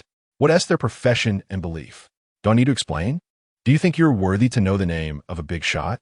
With that, he paid no heed to the surrounding stares, continuing to revel in his excitement until he had thoroughly vented his exhilaration and joy of survival, finally settling back into his tent. Then, he resumed typing in various channels. I gained 3 points on the ascension ladder, brothers. Check me out. No one is looking. In the reality of an unknown province, in a standalone villa, a fragmented dressing mirror faintly outlined a figure clad in white. If one concentrates their gaze, they may faintly perceive a hand, adorned with silken cocoons, hesitantly reaching towards the elongated, exquisite legs. Cheng Shi murmurs a melodic chant, heralding the bloom of creation. He once more gazes upon this place, dispelling the frost upon the faces of the faithful, bestowing upon her a renewed blessing. Chapter 17. Chat Channel, Region, Faith. In profession, at the conclusion of each unique trial, Cheng Shi would linger in the chat channel for a spell to gather information. Amidst the chaotic and fragmented messages, most were mere expressions of frustration and complaint, with only a scant few pieces of valuable information worth a glance. Retaining what he read depended entirely on his mood. He first opened the regional chat, which encompassed players from the nearby neighborhood. Just yesterday, there had been over 600 online, but that number had dwindled to 600. The chat displayed only the content of the messages, concealing the identities of the speakers, leaving no one aware of who was expressing their thoughts. The deities have once more chastised the atheists. A new divine kingdom is slowly taking form. Brothers and sisters, join the divine realm and share in the grace. Feel the benevolence. Embrace the greatness. Everything is a gift from the Lord. We, the survivors, must be grateful. Thank you, my Lord. Thank you, gods. Such frenzied rhetoric was a common mode of expression among the zealous followers. Cheng Shi typically bypassed it without a second thought. However, judging by the tone and manner of the speaker, they did not seem to be a neighbor from across the way. Damn it, 1 billion have died, and the world is supposedly doomed. If the gods truly wish to save the world, why would they slay so many? Gratitude? Spare me the nonsense. An advertisement for Joyful Night appeared. Location: 142, Nanjing Road, Lemon Apartment, 2nd floor, entire unit. 7 areas have been connected, and the space is vast. Participation has reached 14 individuals. Friends seeking the thrill of survival after calamity, hurry and join us. P.S. Those with conflicting beliefs need not apply. Followers of birth are not welcome. Does birth feast upon your ice? Upstairs, you could just give birth yourself. No need to crowd the place. 1301, Nanjing Road. My sister is all alone. It's frightening. Don't believe them. 1301 is my upstairs neighbor, always banging on the walls, a lunatic, seeking medicine, A grade or above healing potions. Will exchange for lower tier weapons trial. Urgent. Thank you. Despite the immense loss of life, the chat channel remained as chaotic as ever. Cheng Shi noted the message seeking medicine, but since private messaging was non-existent in this faith-based game, he could only type on the public screen. Is the medicine seeker on Nanjing Road or Mulberry Road? The flood of chat messages quickly obscured Cheng Shi's inquiry, yet he keenly caught sight of the reply. Mulberry Road, high floor. Cheng Shi raised an eyebrow. He was on Mulberry Road as well, in fact, on the highest floor. Could be a neighbor from across? Reflecting on the bloodied figure he had seen earlier, Cheng Shi approached the edge of the rooftop and called out, "Hey, is it you who needs medicine?" A dirty head poked out from a large tent across the way, surprise evident in his expression as he hesitantly replied, "Dude, how did you know it was me?" "Indeed." Cheng Shi smiled slightly, "Just a guess. I happen to hold an A-grade past prosperity. What do you think?" The lad named Xie appeared to understand the significance, staring at Cheng Shi in astonishment before solemnly stating, "You have 2,000 points?" In his perception, players with fewer than 2,000 points would not readily trade such a potion. Cheng Shi, while indeed reluctant to part with it, was intrigued by the lad's mention of a lower-tier dungeon. He currently lacked a suitable item, which was crucial for his next trial. Most importantly, he still had enough stock of the past prosperity. "No, I found it during a trial." As he glanced at the 93 vials of potions in his inventory, Cheng Shi reminisced about a past joyful encounter with a companion during a trial where they had collaborated to preemptively eliminate the apothecary and loot the store, thus averting a dire situation. The trial concluded in an unorthodox and illegal manner, resulting in each teammate losing 20 points in the rankings. Yet they had each received 120 vials of past prosperity. A small loss, indeed. What do you want? Are you in need of a weapon? Xie inquired, a hint of embarrassment in his voice. I'm not yet at 2000 points, so I probably can't obtain the weapon you desire. At most an A grade. Cheng Shi found this puzzling. Pursuing a weapon trial, especially for an A-grade weapon, seemed an exceedingly perilous endeavor. Even if one healed from their injuries, wouldn't they just sustain more wounds during the trial? Did he possess a means to avoid injury in the trials? I see you're not gravely injured. Is the urgency truly necessary? Xie pressed his lips together, a tinge of sorrow in his demeanor. It's Su Lu. She is in critical condition. Who? Cheng Shi pondered for a moment before recalling a girl named Su Lu who lived in an apartment far removed from his own. He had never seen her, only heard others mention her in passing conversation. It was said she was a singer with a delicate disposition. You see, she just agreed to be with me. I cannot abandon her. Goodness, love truly blinds one, my friend. Cheng Shi discerned that the lad was sincere. Yet the circumstances across the way were undoubtedly less than genuine. If the injuries were severe enough to necessitate an A-grade potion, the time spent seeking help would have already cost her life. There was no way she would still be calling out for medicine in the channel. After a moment's hesitation, Cheng Shi resolved to offer a word of caution. The gratitude in Xie's eyes was palpable, but he remained steadfast in his demand for the potion. Thank you. I know how to judge a person's character. Just as I can see you are not a follower of the dark gods. Well, I want to conceal it from you. She is a prophet. She foresaw the dangers of her next trial and wishes to prepare in advance. Cheng Shi stood momentarily stunned, blinking in disbelief. A prophet, the singer of fate. No wonder she seemed so peculiar. Seeing that he could not dissuade Xie, Cheng Shi ultimately tossed the potion over. Xie caught it with astonishment. You're not afraid? I'll keep your potion? Cheng Shi chuckled lightly. I would actually prefer if you did. Xie trembled, tightly grasping the vial and earnestly pledging. Thank you. I'll first deliver the medicine, then return to hear about the weapon you need. I will certainly bring it back for you. My name is Xie Yang. He bowed deeply. How dramatic, Cheng Shi mused. Just as he contemplated how to respond, Xie's next action left him utterly bewildered. He hurried to the opposite side of the rooftop, grasped a fishing rod, and began lowering the potion down. Wait a moment. She agreed to be with you, but hasn't T initiated a joint space trial? Xie turned back, earnestly explaining, Lu is a sensitive soul. She isn't yet ready to fully open up to me. But it's all right, I can wait. Good heavens, I thought you were merely a spirited fellow, but it appears you are quite delusional. How can you believe this? Cheng Shi thought, shaking his head. Ah, fate truly is a capricious mistress. As Cheng Shi observed Xie, affectionately lowering the potion from the rooftop to the ground below, he smacked his lips in disbelief and turned to explore other channels in search of useful information. Faith Channel. I've concocted a new potion, Dragon Whip Powder, which can enhance a warrior's attributes, making them formidable in battle. Unfortunately, I cannot sell it to you. Such a pity. I've set my sights on a girl during the trial. She is truly stunning. But when I inquired about her faith, it turned out she is a memory and could recount her ex-boyfriend's stories in precise detail. What a letdown. By the way, the regional chat is filled with lamentations. Was this trial truly that difficult? I tricked the NPC so thoroughly they wouldn't recognize their own mother. Breezed through it. Laughable. Brothers, don't just deceive us. Don't deceive yourselves as well. Have you not noticed that the corners of the false mask in your hand are stretching wider? Is it possible that the more people perish, the broader the smile of the mask becomes? I am uncertain of that. All I know is that the dice of fate seem to be multiplying in faces. Today, I encountered a 20-sided die. Goodness. Could it be the selection of the deity of fate? Cheng Shi furrowed his brow as he gazed at the die in his hand. The bone-white die remained a mere 6-sided one, unchanged in the slightest. Yet, the most perplexing aspect was that the token of deception was clearly a false smiling mask, while the die in his grasp was quite another matter altogether. He yearned to inquire whether anyone else's mask had transformed into a die, but he refrained.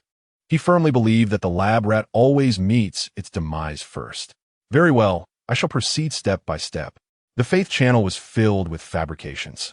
Only the profession channel offered some merit. Upon switching over, he immediately encountered a query, a request for guidance from esteemed experts. Has anyone ever seen the A-grade potion, Contempt of the Dead? Cheng Shi was momentarily taken aback before bursting into laughter. It appeared that this was the flat-chested Miss Nangong. What is that? What effect does it have? It sounds like a potion of death. What is its purpose? Is it a lifeline? Currently, there are 843 types of documented A-grade potions, and he had never encountered this one. What tier did it emerge from? Goodness, you recall that so clearly. Are you perhaps a master of memory? No. I matched 2 trials involving generators and computers, which made recording items much easier. I could even connect to the chat room via computer, though the interface is rather antiquated and requires some acclimatization. Is that even possible? It appears to be a lifeline indeed. I wonder if our esteemed leader is present, having been saved by them. I owe a debt of gratitude and wish to inquire about the equivalent value of potions at various levels.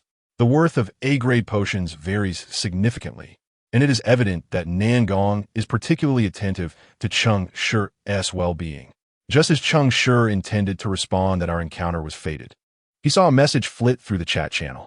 I once encountered Contempt of the Dead, but searched for a month without success. Where did you see it? Above? In the hands of someone surnamed Cheng? Cold sweat suddenly beaded on Cheng Shi's forehead, and he quietly muttered to himself to retreat. Fortunately, the flood of messages in the chat channel caused this particular remark to vanish like sand in the sea. After glancing for a while without further developments, Cheng Shi let out a slight sigh of relief. One who frequently treads by the riverbank cannot avoid getting their shoes wet. Henceforth, this potion shall require a new name. While he diligently continued to observe the conversations, in a spacious flat in another city, a woman reclining in a bathtub discreetly tightened her grip on the wine glass in her hand. Contempt of the dead? Disdain of the dead? Cheng, how much more do you possess that I remain unaware of? Could it be that you are one of his devotees? I shall remember you. Chapter 18.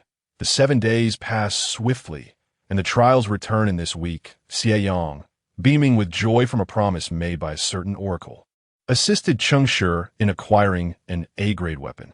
However, Cheng Shi had no intention of seeking a weapon. Rather, he desired a few golden pocket watches. Xie Yang, believing that the value of the golden watches paled in comparison to the once prosperous potion bottles, insisted on procuring a weapon instead. Faced with Xie Yang's obstinacy, Cheng Shi relented and casually mentioned a mage's weapon for him to acquire.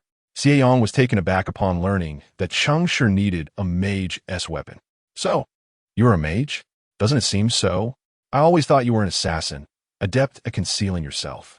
Fortunately, Xie Yang survived the dungeon run, albeit with severe injuries. Cheng Shi earnestly urged him to reclaim the potion that once flourished, but to his surprise, Xie Yang resolutely declined and even borrowed another bottle. In the end, while the weapon was obtained, a potion was sacrificed in the process.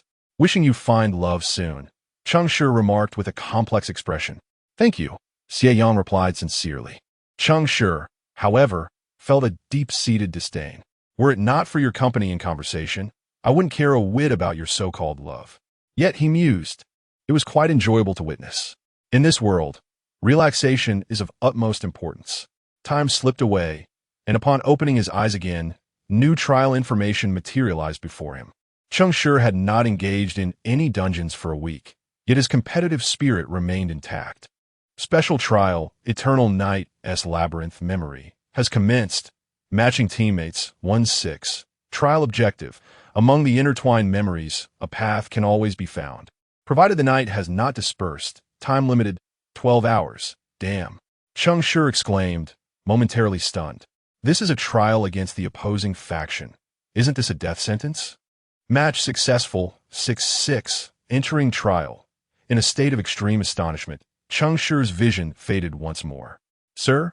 Sir? The bustling sound of conversation surrounded him, interspersed with the clinking of glasses and cheers. Where is this? A tavern? Cheng Shi opened his eyes to find himself seated at a round table, surrounded by 5 others, all slumped over in slumber. He was the first to awaken. Glancing down at his attire, he noticed his collar and lapel were damp. Fortunately, it wasn't vomit, likely just a spill from the drinks during his sleep, leaving him reeking of alcohol. "Sir, shall I bring more drinks?" A waiter in black stood nearby, holding a serving tray, awaiting Cheng Shi's command. "More drinks? After everyone is in this state? For a bath, perhaps?" "No, thank you," Cheng Shi replied, shaking his head as he watched the waiter bow and retreat. One by one, his teammates began to stir. "Where are we? A tavern? Ugh, my head hurts. Oh no, my clothes are stained." The blood wine of Shanila, a favorite among the nomads of the blizzards, is popular in a small nation named Bilius, located south of the Blizzard Mountains during the mid-civilization era. Gulp, gulp, gulp, ah, exquisite wine. Observing the varied reactions of his teammates, Cheng Shi's expression darkened. 3 men and 3 women. Clearly, there were slackers among them. "Boss." The bespectacled youth, who spoke first, began to scan the surroundings, his gaze resting briefly on Cheng Shi and the woman who mentioned the tavern's origin before addressing her. "Fong Shiqing, Civilization, Bard, Ladder 2047. Good morning to you all." This bard, seemingly from Civilization, produced a white handkerchief from nowhere and elegantly wiped the wine stains from her white shirt and black scarf, then adjusted her glasses. Nodding to each person present, Cheng Shi quickly assessed her features: long curly hair, black round-frame glasses, a refined appearance, and she resembled a teacher. An English teacher, perhaps. Fong Shiqing, Civilization, Bard, Ladder 2047. The bespectacled youth beside her gaped in shock. A 2000-rated match? Realizing everyone was looking at him, he hurriedly introduced himself. "A Ming, Ming as in to remember, Civilization, Assassin, Ladder 1717. As soon as he finished speaking, Cheng Shi frowned. This individual was lying. Whether he concealed his true path or fabricated his score, it was evident that his profession was difficult to disguise, and there was no need for pretense. Yet, his flustered demeanor hardly resembled that of an assassin. Assassins were typically more composed. Cheng Shi suddenly thought of Song Yan. Perhaps the assassin community had grown fond of contrasts. "A Ming, Civilization, Assassin, Ladder 1717. Hey, big guy." Just then, the youth called out to Cheng Shi. Cheng Shi was momentarily taken aback, realizing the speaking order had reversed, and the youth happened to sit to his left. "My turn already?" Cheng Shi adjusted his expression slightly and introduced himself cheerfully. "Cheng Shi, Existence, Priest, Ladder 1501. At that moment, he noticed a woman across the table furrowing her brow. "Oh, this is getting interesting. 1,500? A Ming and Appo's. S eyes widened further, glancing between Fong Shiqing and Cheng Shi in disbelief. "Only 500 points away?" Again, Cheng Shi smiled. The previous week's trial had also been 500 points short. Quite a predicament. "But you survived, didn't it, Amp?" Appo's you? A Ming forced a smile, his optimism waning. "Just luck." The introductions continued, and it was now the turn of the older man, to Cheng Shi's right, who had been rubbing his head. This man sported disheveled long hair and wore a fur-collared jacket in the sweltering heat, his eyes appearing rather listless. Hwangbo, Chaos, Bard. 1998. Chaos versus Civilization, a clash of fates. This should be entertaining, Cheng Shi thought, observing Fong Shiqing and a Ming and Amp, Appo's, as expressions. But they merely glanced at the older man without any particular reaction. In contrast, Huang Bo continued to rub his scalp, seemingly indifferent to the presence of an adversary among them. Huang Bo, Chaos, Bard, 1998. Another 2,000-rated player? Another bard? The female player opposite Cheng Shi exclaimed, quickly covering her mouth. This was the same girl who had frowned at Cheng Shi and Appo's, as fate earlier. Is today a singing competition? Another female player, still drinking, tilted her head, her elbow resting on the table as she swayed the bottle, her tongue flicking across her lips in a playful manner. Bailing. But you can call me Niao Niao, sinking, hunter. My score is too low to mention, so I'll listen to whatever you good brothers and sisters say. As she spoke, she took another swig, unconcerned about the alcohol spilling onto her garments, soaking her low-cut black satin dress and clinging to her form, accentuating her alluring curves. My specialty is obedience. Cheng Shi didn't need to look closely. The scent alone revealed that this collar-wearing lady was a sinking hunter, a sensory pursuer. They excelled at indulging their desires and guiding their prey to follow suit, tugging at their nerves and tormenting their psyche until the prey lost themselves in indulgence and succumbed to despair. It appeared that this lady was indeed a connoisseur of corporeal decadence, yet Cheng Shi noted that she had not lied, indicating her score on the path to divinity was indeed quite low. Low scores still found their way into his match. There was some skill involved. In the midst of the gathering, the hunter known as X, alongside the assassin Ming, observed the demeanor of Bai Ling, who appeared somewhat constrained. Uncle Huang Bo scratched his head in confusion, while Feng Shiqing gazed at the scene with considerable interest. Yet, the last female player beside her revealed a fleeting look of disdain. Cheng Shi, deep in thought, turned his gaze toward the final female player. The young girl, possessing delicate features and donning a pair of glasses, exuded an air of grace, yet she seemed to shy away from the glances directed at her by Cheng Shi. Su Lu, a singer ranked 1643 in the ladder, let out a sound that sent a shiver down Cheng Shi's spine. He quickly glanced at Bai Ling, attempting to conceal the involuntary twitch of his lips. What a serendipitous encounter this was. The only seer present, and one he recognized, most likely the very girl Su Lian coveted but could not attain. Ah, a disciple of fate, my apologies, but in this instance, I identify as a disciple of time. In other words, I am indeed a wolf. Cheng Shi felt an urge to laugh, yet he restrained himself, aware that Su Lu was undoubtedly evaluating him as well. She must still be pondering whether this Cheng Shi was indeed the neighbor she had heard about. Su Lu was indeed scrutinizing Cheng Shi. Pretending to be nonchalant, she cast a sideways glance at him while mentally recalling the words of Xie Yang regarding Cheng Shi. There's a mage named Cheng Shi on the rooftop of the adjacent building. He has an ordinary appearance, a bit overweight, clearly a typical recluse. He pleaded with me for quite some time to assist him. Out of pity, I casually provided him with an A-level weapon blueprint, enabling him to forge a weapon. Despite his average looks, he possesses a commendable sense of loyalty and gratitude, gifting me an A-level healing potion in return. This potion, while not obtained through dungeon raids, was certainly scavenged from trials. Regardless, it must hold less value than the weapon I bestowed upon him. With my high score and diverse means, it was of no use to me, so I thought to offer it to you as a means of protection. The potion is rather mediocre, but still adequate. No need to thank me. Evidently, the Cheng Shi before her diverged significantly from the one described by Xie Yang. At the very least, this Cheng Shi was not unattractive. Quite the contrary, he was rather charming. Furthermore, he was a priest, which contradicted the mage designation. It is widely acknowledged that professions are the most challenging aspects to deceive. Thus, perhaps they merely shared a name. It remained unclear whether he worshipped memory or its antithesis. Time. Chapter 19. The prophecy of the girl with the clamped Cheng Shi turned to look at Bai Ling for an extended moment, and coupled with the peculiar smile curling at the corners of his mouth, it led Bai Ling to a misunderstanding. She responded with a meaningful smile and a flirtatious glance, believing she had encountered a kindred spirit. However, the instant the sensory pursuit was activated, she discovered that the emotions emanating from her counterpart lacked any trace of desire. As pristine as a blank sheet of paper, devoid of any marks. While her smile remained intact, she internally labeled Cheng Shi, eunuch or gay. Unbeknownst to Cheng Shi, he realized his rudeness and withdrew his gaze. This situation was intriguing. 3 men, 3 women, 3 singers, 3 non-singers, 3 wearers of glasses, 3 without. The symmetry was striking. Yet, to be candid, the vocation of a singer often leans toward support, with a substantial number of slackers among them.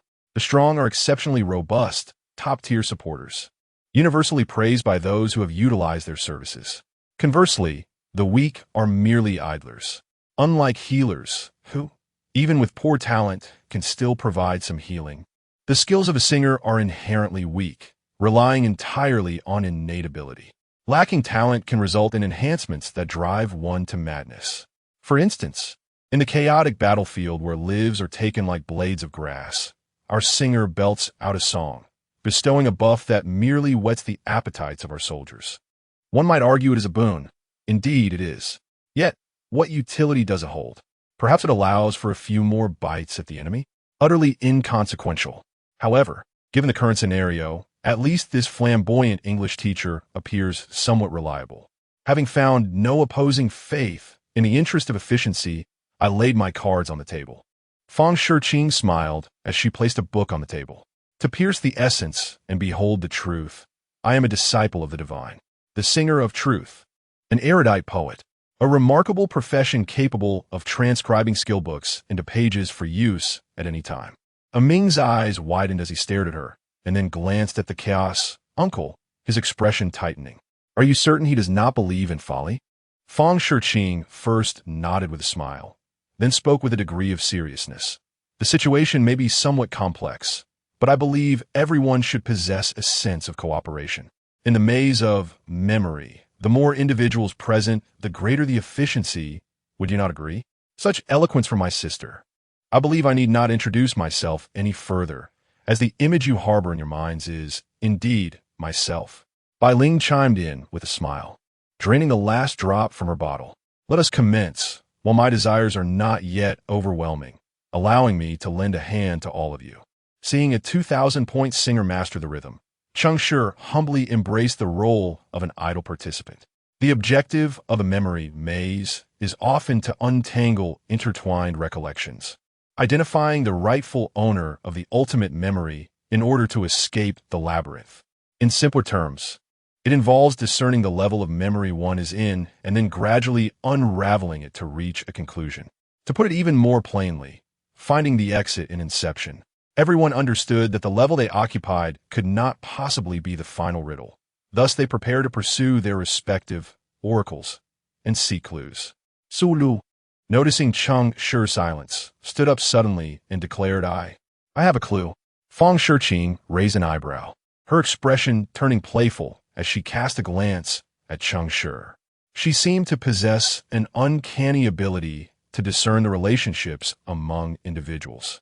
Perceiving the subtle connection between the two. What clue? The followers of existence have yet to mention any clues, yet the followers of void have one already. Are you a prophet? Su Lu pursed her lips, nodding with reluctance. Yes, I am a prophet. I witnessed a specific scene we are to experience today, which may aid us in uncovering clues, considering we have only 12 hours. A prophet can foresee the near future by casting dice, but can only glimpse one of countless threads of destiny, with the possibility of failure looming.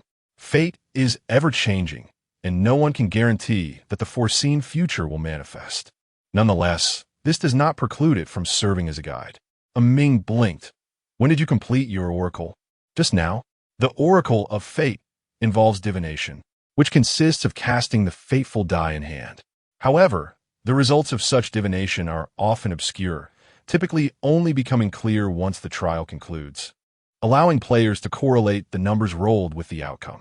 Su Lu had quietly cast the fateful die on her thigh upon awakening, resulting in a score of 5. She feared that this number might indicate the final count of survivors, leading her to seek ways to ensure her safety. Despite the existence player opposite her not necessarily being of opposing faith, and although the priest's offensive capabilities were limited and his score lower than her own, she was unwilling to take any chances. Yes, my score is not high, nor am I particularly clever. I require a team to explore without hindering progress.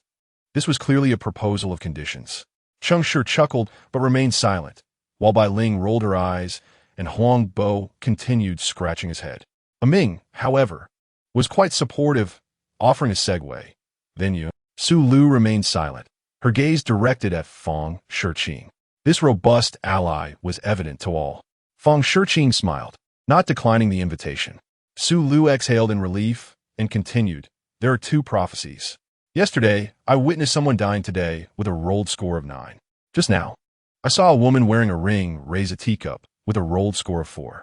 Your latter score is 1,600. Does the fateful die have only 10 sides? Su Lu nodded. Was the deceased male or female? Su Lu shook her head, her expression grim. The signs of fate are not clear. I only saw someone collapsed in a pool of blood. The higher the score, the greater the likelihood of occurrence, indicating that someone is likely to perish today. The expressions of the group darkened significantly at this prophecy, particularly a Ming, who cast a panicked glance at Huangbo. As for the woman, Cheng Shi scanned the surroundings, noting that aside from their table, there appeared to be very few women in the bar. Even if there were, it seemed there were no teacups on the tables. Perhaps this scene corresponds to a subsequent memory. Time was of the essence. Speculation would be futile. Investigation should take precedence. Everyone should proceed with their own oracles, regardless of whether they had clues. They would reconvene in 1 hour. Now let us calibrate the time. I trust everyone has a watch. Fang Shiqing rolled up her sleeves, revealing an exquisite lady's watch on her wrist. Continuing, I observed the sunset just dipping below the horizon. According to the previous memory, maze, there should be 10 to 15 minutes of preparation time. We will deduct this time and anchor this moment as 12 o'clock. Let the countdown begin. Is that acceptable? As others began to calibrate their timepieces, Fang Shiqing deftly stowed her watch and prepared for her oracle of truth.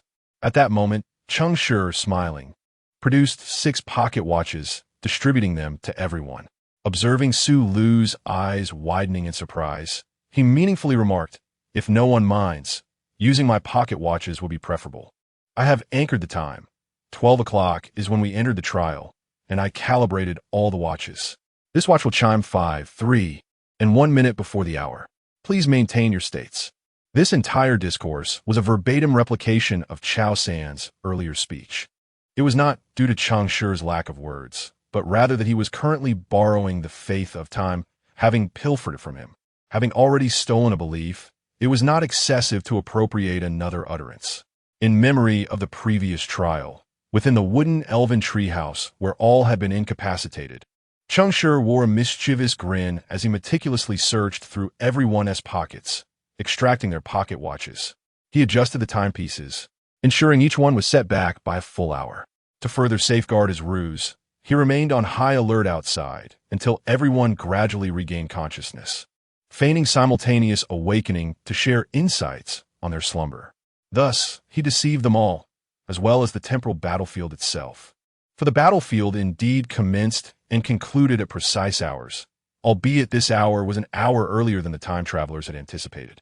Consequently, today, Cheng Shi stands as a devotee of time, a doctor of oblivion. Chapter 20. Followers of Chaos Forgotten Doctor? Fang Shiqing playfully glanced at Cheng Shi, a smile gracing her lips as she picked up the pocket watch on the table.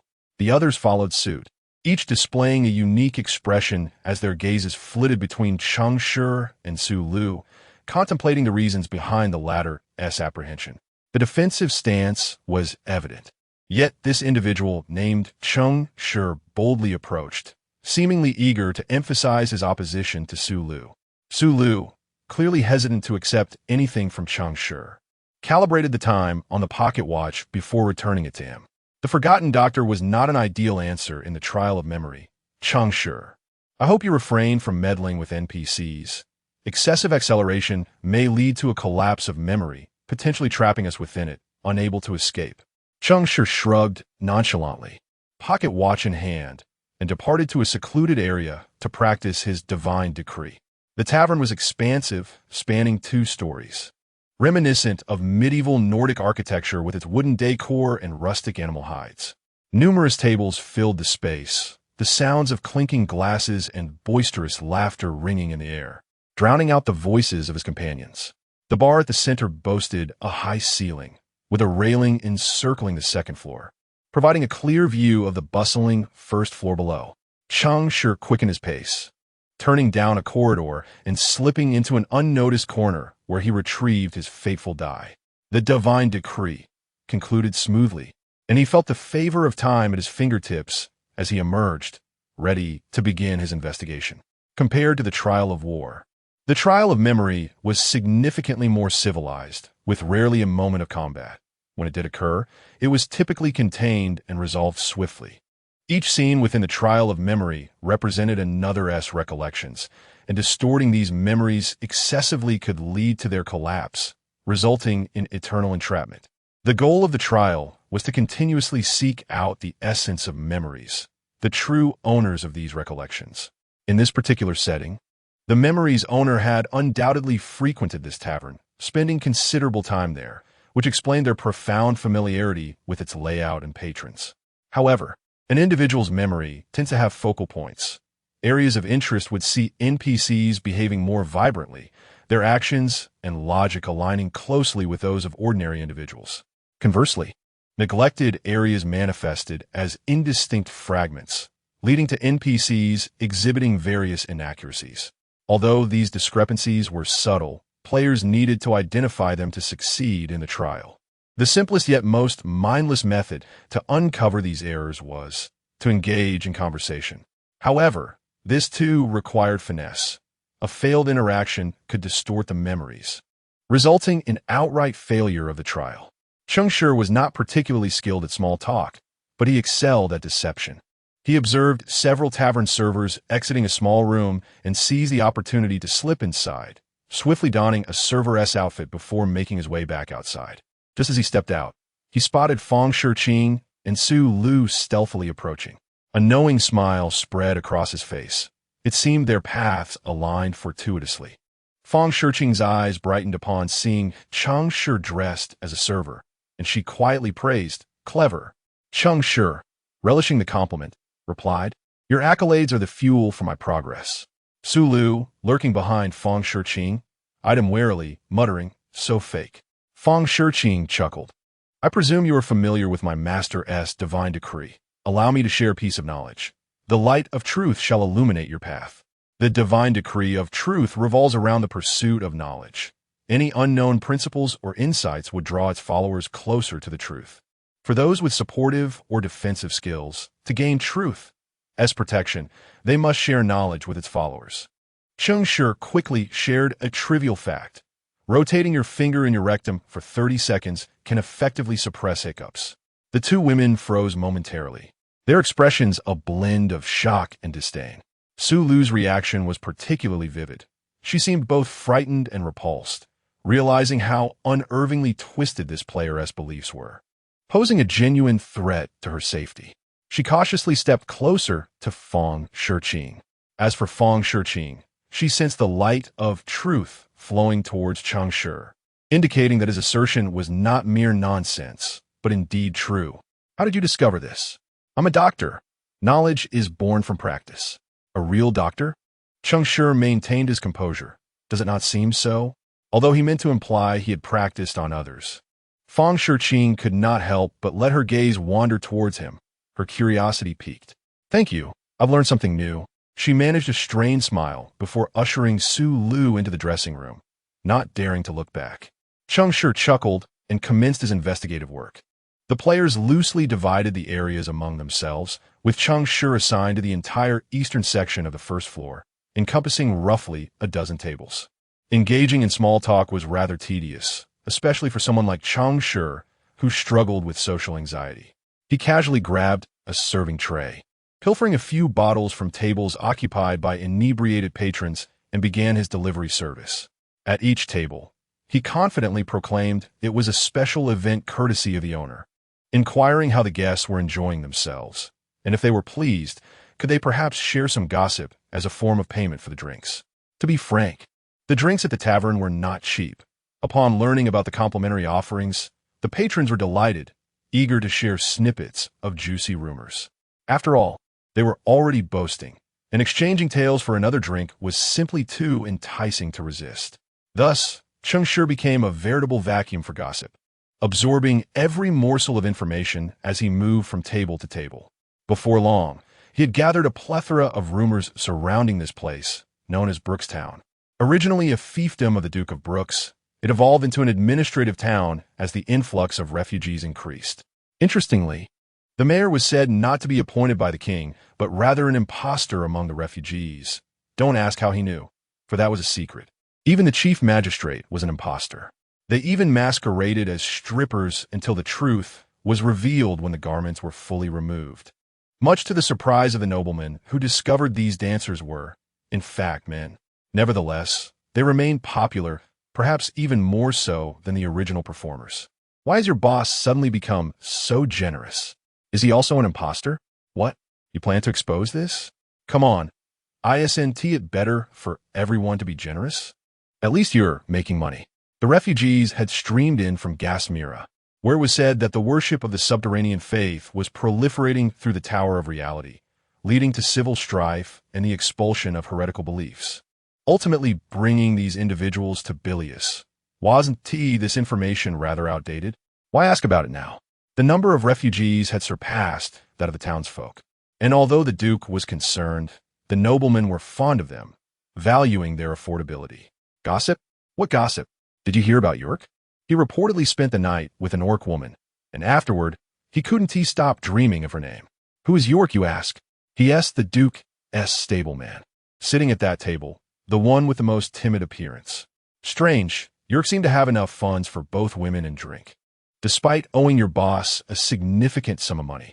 An hour passed, and Cheng Shi was so engrossed in the tales that, had it not been for the pocket watch reminding him of the time, he would have continued listening indefinitely.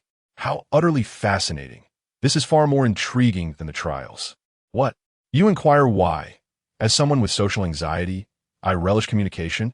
I ponder that even social phobics might be considered social beings.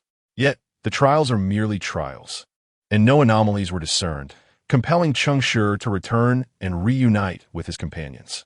When the 6 players reconvened around the table, the gravity etched on each face was palpable, save for Cheng Shi, who was brimming with delight.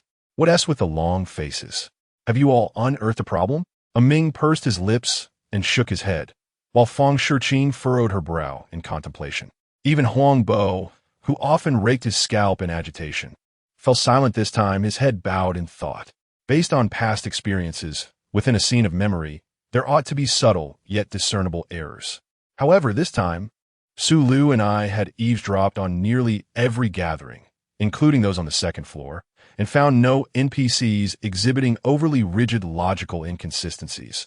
They appeared remarkably normal, so much so that they hardly resembled the figures from our memories. I too sensed their inner states with my innate abilities, tranquil and orderly, unlike those from recollection. You can read minds? Cheng Shi paused, his curiosity piqued. Ming quickly interjected, No, it's merely a vague sensation. Specifics are rather inconvenient to articulate. Cheng Shi nodded, then cast his gaze back to Fang Shiqing, suspecting that this charismatic teacher possessed similar, perhaps even more potent, abilities. Noticing Cheng Shi's attention, Fang Shiqing countered with a question, What about you? Me? I haven't discerned anything significant, though I have heard a plethora of gossip. Would you care to listen? Recalling a trivial piece of knowledge Cheng Shi had shared, she twitched her lips and turned her attention to others. Brother Huang? I'm a headache. Nothing. There shouldn't be. Upon hearing this, both Fang Shiqing and Cheng Shi furrowed their brows slightly, a shared thought rising in their minds. Oh no. This uncle is a follower of chaos. Chapter 21. I know you're pretending to be foolish. Chaos is the supreme deity of disorder, the prologue to anarchy, a manifestation of unbridled madness, and the sworn enemy of order. It extols the notion that the world is devoid of any inherent laws, and the ultimate nature of the universe ought to be chaotic and disordered. Consequently, players who revere this deity often find their minds influenced by its will, leading to a certain level of abnormality in their psyche. If one were to select the most favored players, the devotees of order would undoubtedly take the lead. However, when it comes to the least favored, the followers of the malevolent deities of corruption, annihilation, and folly would rank lower, while the adherents of chaos would dominate the tally by a significant margin. This is because not only do they offer little assistance during trials, but they frequently create obstacles instead. Of course, this disruption is merely a euphemism, driven by disdain for rules and a philosophy that tramples upon order. They often indulge in malicious mischief. Yet, this malice is perceived as benevolence by them, as they believe they are guiding the trials toward disorder. And disorder, they contend, is the ultimate truth of the cosmos. For the followers of chaos, one must not provoke them excessively. Let them be. Fang Shiqing swiftly bypassed Huang Bo and turned her gaze toward Bai Ling. Bai Ling also waved her hand, exhaling weakly. I didn't notice any issues. If I must say, perhaps the men here are just a tad too robust. As she spoke, she could not help but lick her lips, finding their strength rather excessive. This is unsettling. Fang Shiqing instinctively disregarded the feverish banter of the bird-like creature and began to ponder deeply. If every corner of the memory scene is exceptionally vivid, then there exists but one possibility. The owner of the memory must be acquainted with everyone, thus enabling him to provide a complete account of each individual within the memory. However, based on the previously assessed conditions, it seemed that the patrons were strangers to one another. But how could strangers possess such clarity of memory? Is someone conspiring within the tavern? As everyone immersed themselves in contemplation, Cheng Shi, in a fit of boredom, raised his glass and complained, "Where are the bar attendants? How can the drinks run out without them coming to refill? Aren't they supposed to be attentive to every table and serve the customers promptly?" No sooner had he spoken than Su Lu cast him a disdainful glance, as if he were a mere wastrel. Conversely, Bai Ling wholeheartedly agreed, throwing him a flirtatious glance and mentally tagging Cheng Shi as a jovial slacker. Fang Shiqing heard this and initially felt a sense of powerlessness, believing that apart from the secretive assassin, Ming, everyone else was merely idling. Yet, inexplicably, as she observed Cheng Shi peering around for the attendant, a spark ignited in her mind, prompting her to slam the book onto the table. The loud thud startled everyone. "Attendant? Huh?" Fang Shiqing exclaimed excitedly. "It's the attendant. Cheng Shi is right. Only the attendants would consistently monitor the movements of all the patrons, and only they would be familiar with these customers. Thus, the memories in every corner are crystal clear because they inherently know everything here." Su Lu widened her eyes and looked at Cheng Shi, only to find him equally bewildered, which slightly alleviated her shock. It seemed he had not anticipated this, perhaps a case of serendipity. Cheng Shi indeed played the part of someone confused, tried to widen his eyes and blinking rapidly, bewildered. "Did I say that?" Fang Shiqing cast him a meaningful glance before rising quickly to engage with the attendants. During the previous investigations, she had overheard the attendants speaking, but as their conversations were too sparse and lacked useful information for the patrons, she had swiftly dismissed them. Cheng Shi, noticing her rapid actions, kindly cautioned, "Take it slow, Your Grace. The patrons here are quite strong and have consumed a great deal of alcohol. Their tempers may not be pleasant. You want to provoke them in your haste. It could spell danger for us." Such words sounded like sabotage, and Su Lu, following behind Fang Shiqing, felt a flicker of annoyance and glanced back at Cheng Shi, while even Ming, who had just stood up, awkwardly shot him a look. Cheng Shi, but Fang Shiqing, upon hearing this, froze momentarily as another flash of insight illuminated her thoughts. Human memory is not a wholly objective reproduction. It often carries subjective biases. As the saying goes, what I perceive colors the object, which encapsulates the essence of memory. If the patrons in this memory scene are predominantly robust, it indicates that the memory's owner likely perceived them as such during their interactions. Inferring from this, it is highly probable that the individual in question is quite frail, even more so than the average person. A slender attendant may indeed hold the key to this layer of memory. Fang Shiqing's eyes sparkled with realization as she glanced once more at Cheng Shi, who continued to feign ignorance and chose not to expose him. Instead, she hastened alongside Ming upstairs. "I remember you mentioned there was an attendant sleeping in the lounge upstairs?" Ming immediately recalled. "Yes, he is quite tall and slender, with a slight disability in one leg." "That's him," Fang Shiqing replied without looking back, leading the other two as Bai Ling, sensing she had stumbled upon the answer, promptly followed suit. As they passed Cheng Shi, she playfully slid her fingernail along his hand, giggling, "I underestimated you, big shot." Simultaneously, she assigned him a new label in her mind, Master of Deception. Cheng Shi smiled, but chose not to engage with her. Fang Shiqing guided everyone to the tightly locked lounge, and Ming merely pointed to the lock on the door. It opened with a click. "What is this?" Su Lu asked in astonishment. "Professional talent. Finger key," Ming replied shyly. Cheng Shi silently elevated Ming's rating in his mind, recognizing this talent as a level, which is not easily acquired, and certainly aligned with the assassin profession, implying that he had not lied about his vocation, but had concealed his score.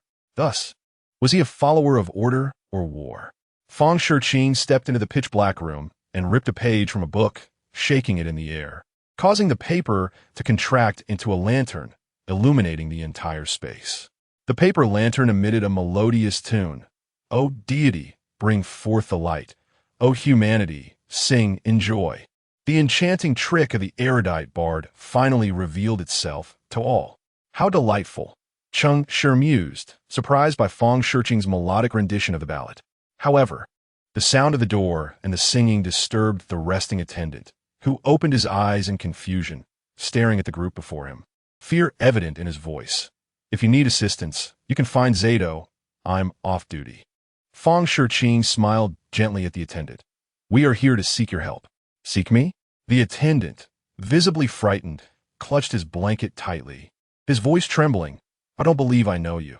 Do not be afraid. We are not here to cause you trouble. She turned to Cheng Shi, casting him a glance. Understanding her intent, Cheng Shi casually cast a calming spell on the attendant, along with a touch of hypnosis. After all, he was a priest, lacking no fundamental skills. Fang Shiqing smiled in approval and then turned back to the attendant. Calm yourself and reflect carefully. Everything you perceive is merely your memory. This is now a thing of the past.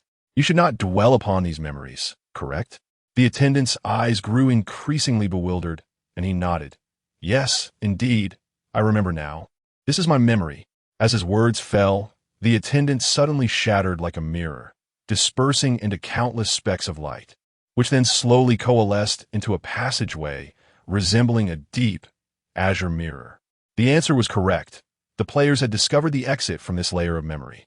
A collective sigh of relief escaped everyone, and Fang Shiqing raised an eyebrow, signaling that they could depart in an orderly fashion. Huangbo hasn't come up yet, Ming cautiously reminded. Forget him. Let us go first, Cheng Shi retorted, the first to step forward. Before leaving, he turned his face to meet Fang Shiqing's gaze, understanding each other without words. Fang Shiqing's expression conveyed, I know you are pretending to be foolish. Cheng Shi's response was a playful, Abba, Abba, Abba. Observing Cheng Shi and Appo's lack of effort yet taking the lead, Su Lu, standing behind Fang Shiqing, quietly interjected, What kind of person is he, so eager at this moment? Upon hearing this, Fang Shiqing smiled, yet inwardly mused. What sort of man finds such eagerness attractive? It's rather silly, almost pitiable. One by one, they followed suit, with Ming lingering at the back, hesitating as he glanced downstairs before finally turning and stepping through. Chapter 22. The Circus? Indeed, the circus.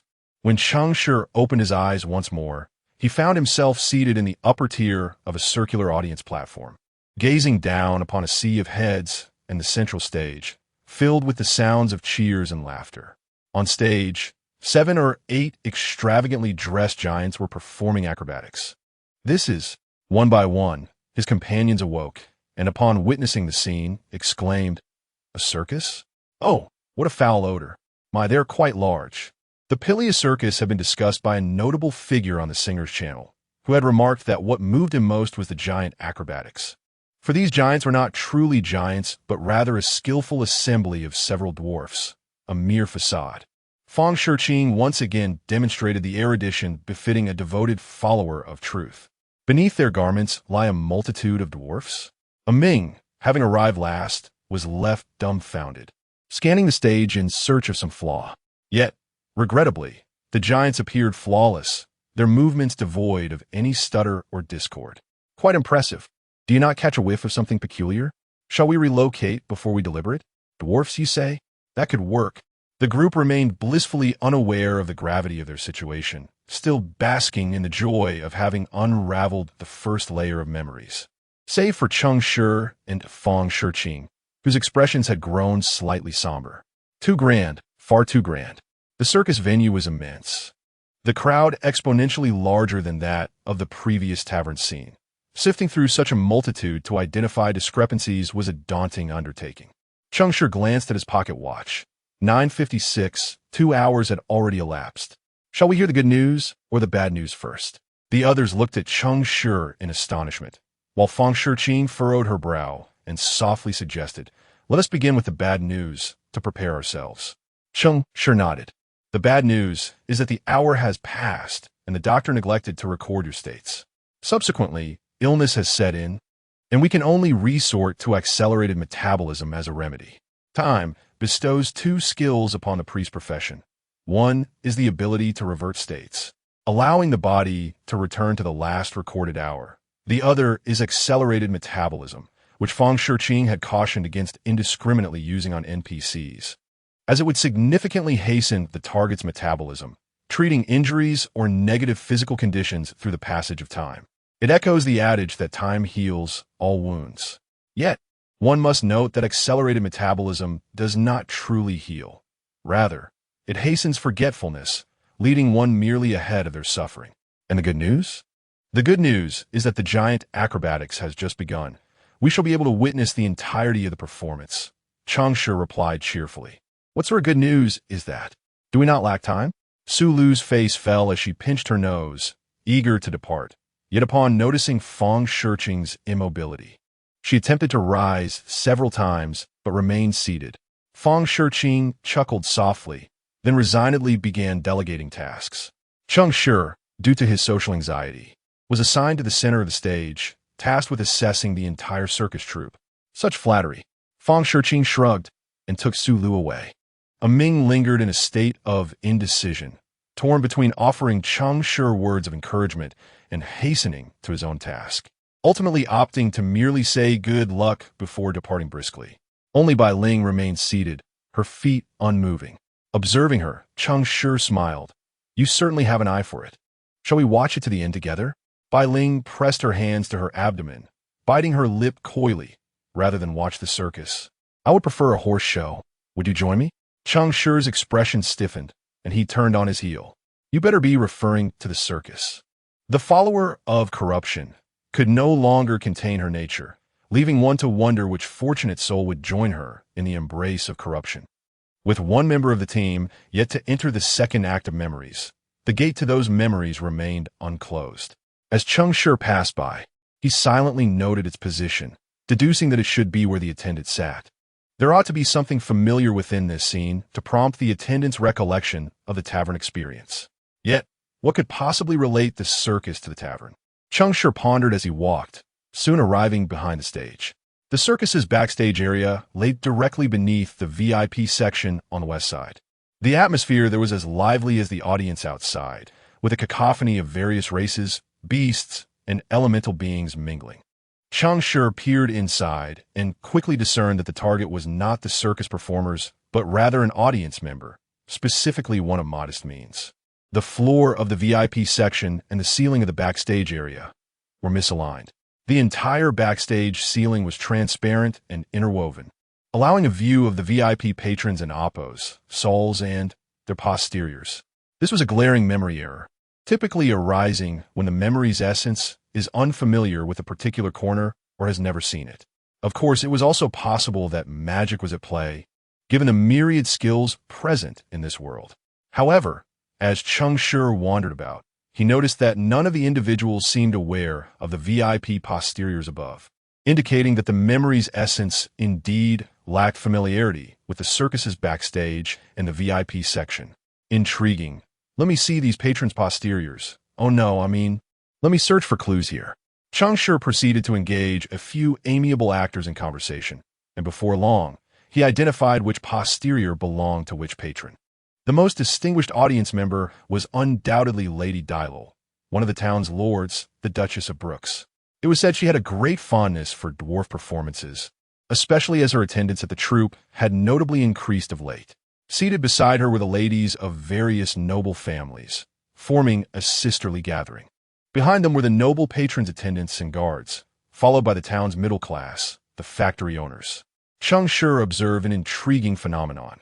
The guards disdainfully regarded the owners seated behind them, while the owners contemptuously eyed the sycophants before them. Each side harbored disdain for the other, yet envied their respective statuses. Even in the land of hope, human relationships remain as complex as in reality. However, upon witnessing the next scene, Cheng Shi was astounded to exclaim, "No, it is even more complicated than reality." For he beheld a guard behind the Duchess, stealthily reaching towards her posterior. Time being of the essence, Cheng Shi lingered only 3 minutes before departing, leaving him yearning for more. Having pinpointed the range of the memory's essence, he naturally sought to communicate with his companions to adjust their investigative direction. Glancing at the time, he noted another half-hour had passed. Turning his gaze towards the audience, he found the memory gate still standing, unvanished. Curious, what was Uncle Huang still doing in the first act? The thought process of the follower of chaos cannot be gauged by common sense. Cheng Shi did not dwell on it, instead proceeding as he surmised towards the audience, steering clear of the VIP section. As he passed the side of the stage, he witnessed several dwarfs behind a massive curtain changing attire. To say they were changing attire might be a misnomer. They were, in fact, shedding their skins. 5 individuals were entwined together, the one at the apex bearing an enormous skull. 2 of them formed the arms and chest, while the remaining 2 constituted the abdomen and legs, all draped in the hide of an orc. Cheng Shi paused to observe for a moment, only to discover that the orc's skin was, in fact, that of a female orc. The skin was remarkably intact, with a texture that was strikingly clear, evidently flayed from the body by a skilled executioner. A few dwarves, having donned the skin and a somewhat modest fur skirt, emerged from behind the scenes. Upon encountering Cheng Shi, the demeanor of the female orc suddenly turned bashful. The fur enveloping the skull bore no signs of artifice. Instead, it portrayed a variety of expressions with exquisite realism, making it nearly impossible to discern that it was a mere puppet. Were it not for Cheng Shi witnessing their costume change, he would likely have believed he was in the presence of a genuine orc maiden. Even the voice transformed to suit the act. "Ah, new guest. Why the haste? This is not your place. Return to your seat, and I assure you, I shall come to you before the performance concludes," she purred, casting a flirtatious glance in his direction.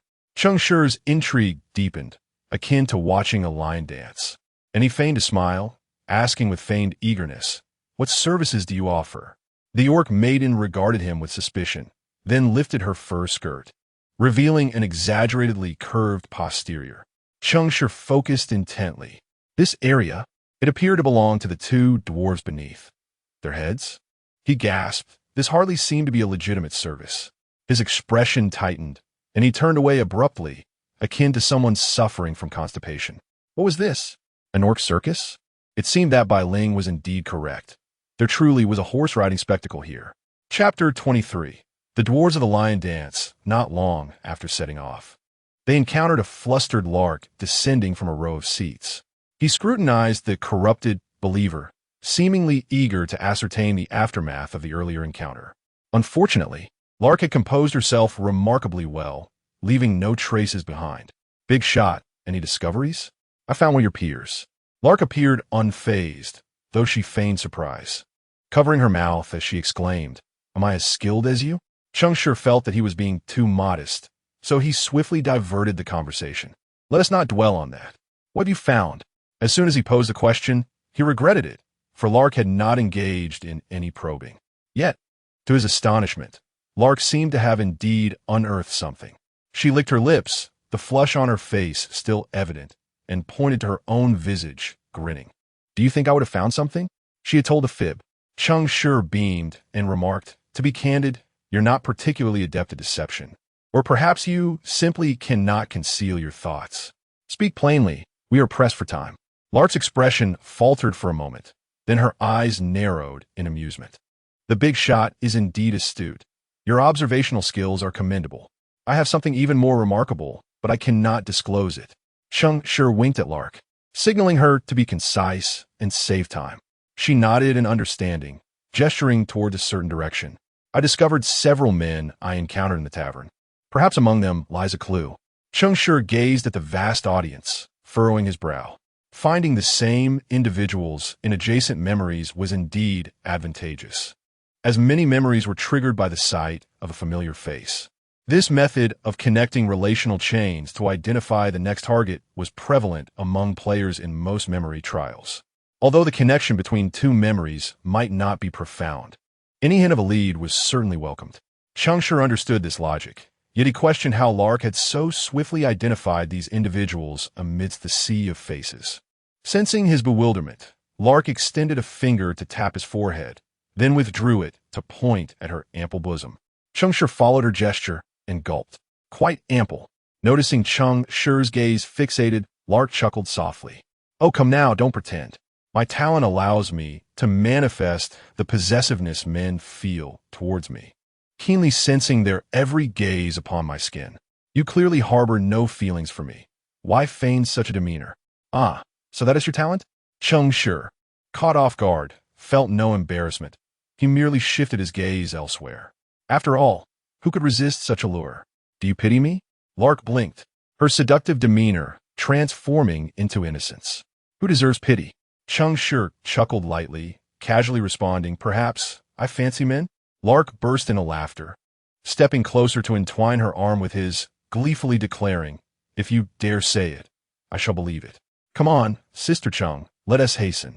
Cheng Shi, feeling somewhat overwhelmed by the softness against him, finally withdrew his arm, struggling with a wry smile. I was jesting. Lark, undeterred, held on tighter, her joy unabated. Fear not. I am quite discreet. Reluctantly, Cheng Shi shifted the topic. Why don't you guide them to break free of their memories? Sister, I lack that ability. I can only lead them to fantasies. If I do otherwise, what you witness will not merely be my personal performance. The entire circus would have to participate.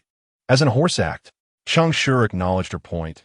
Should she find the core of the memory and entice it, confusion would undoubtedly ensue. Once memories began to unravel, the entire recollection would rapidly disintegrate. It seems you value your lives quite dearly.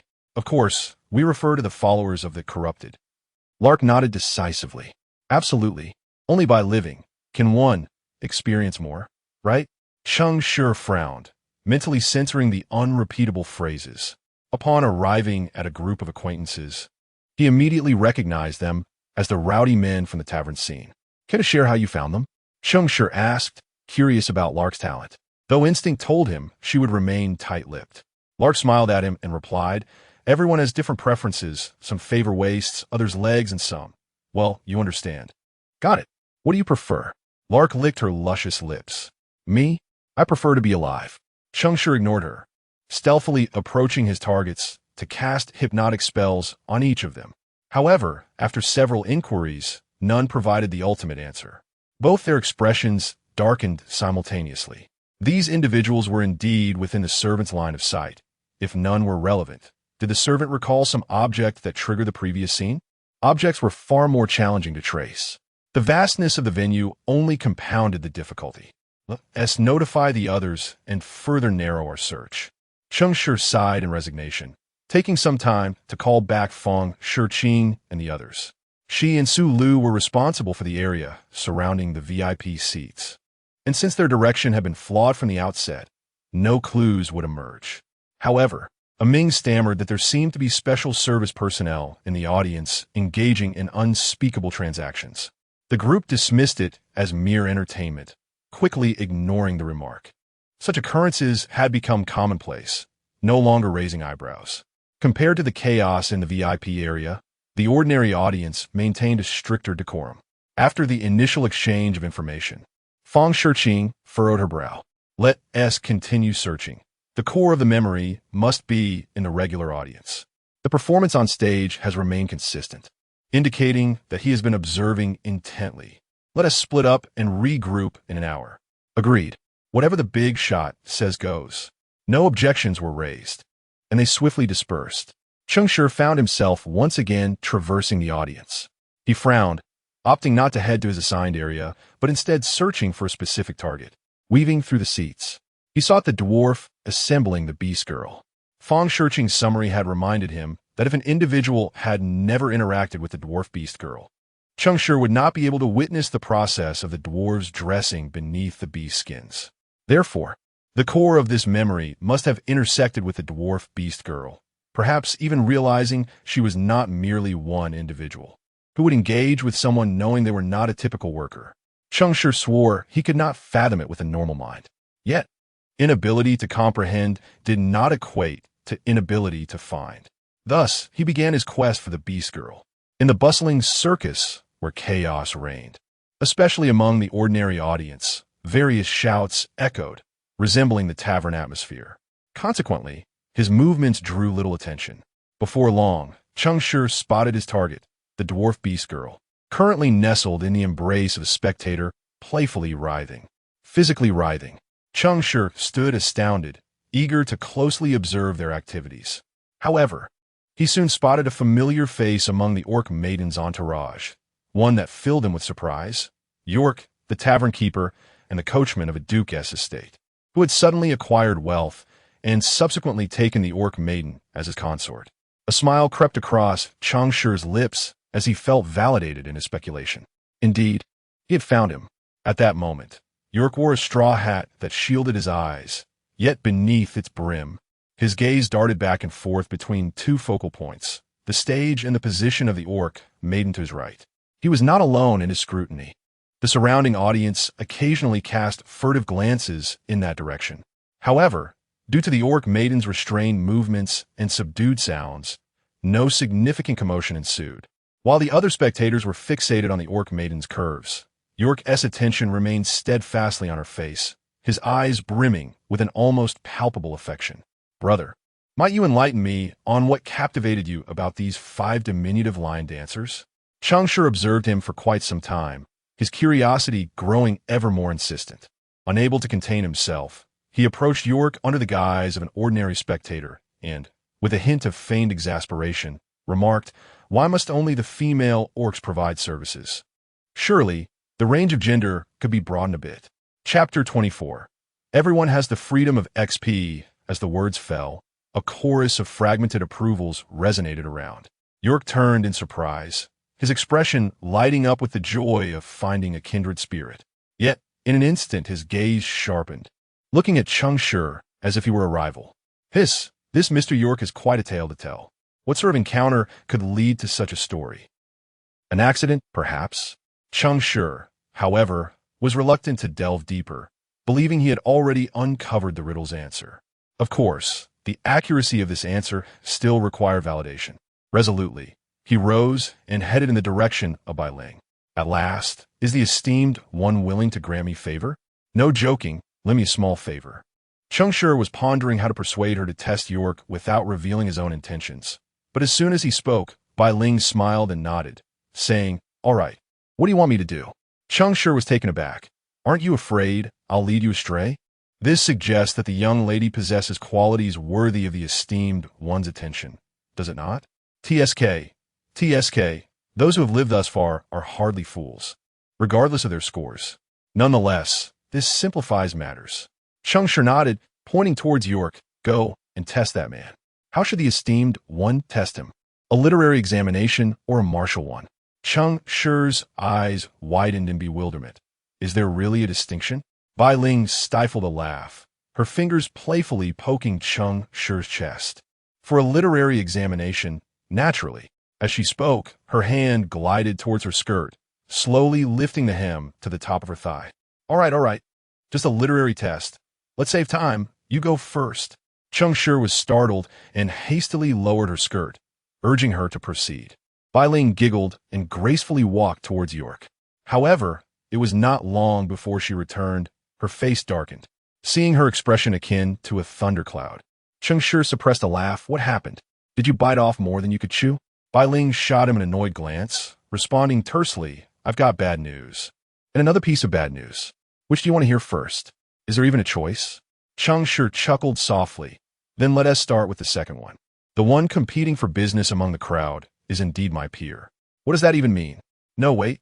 Noticing Bai Ling's grave expression, Cheng Shi's heart sank.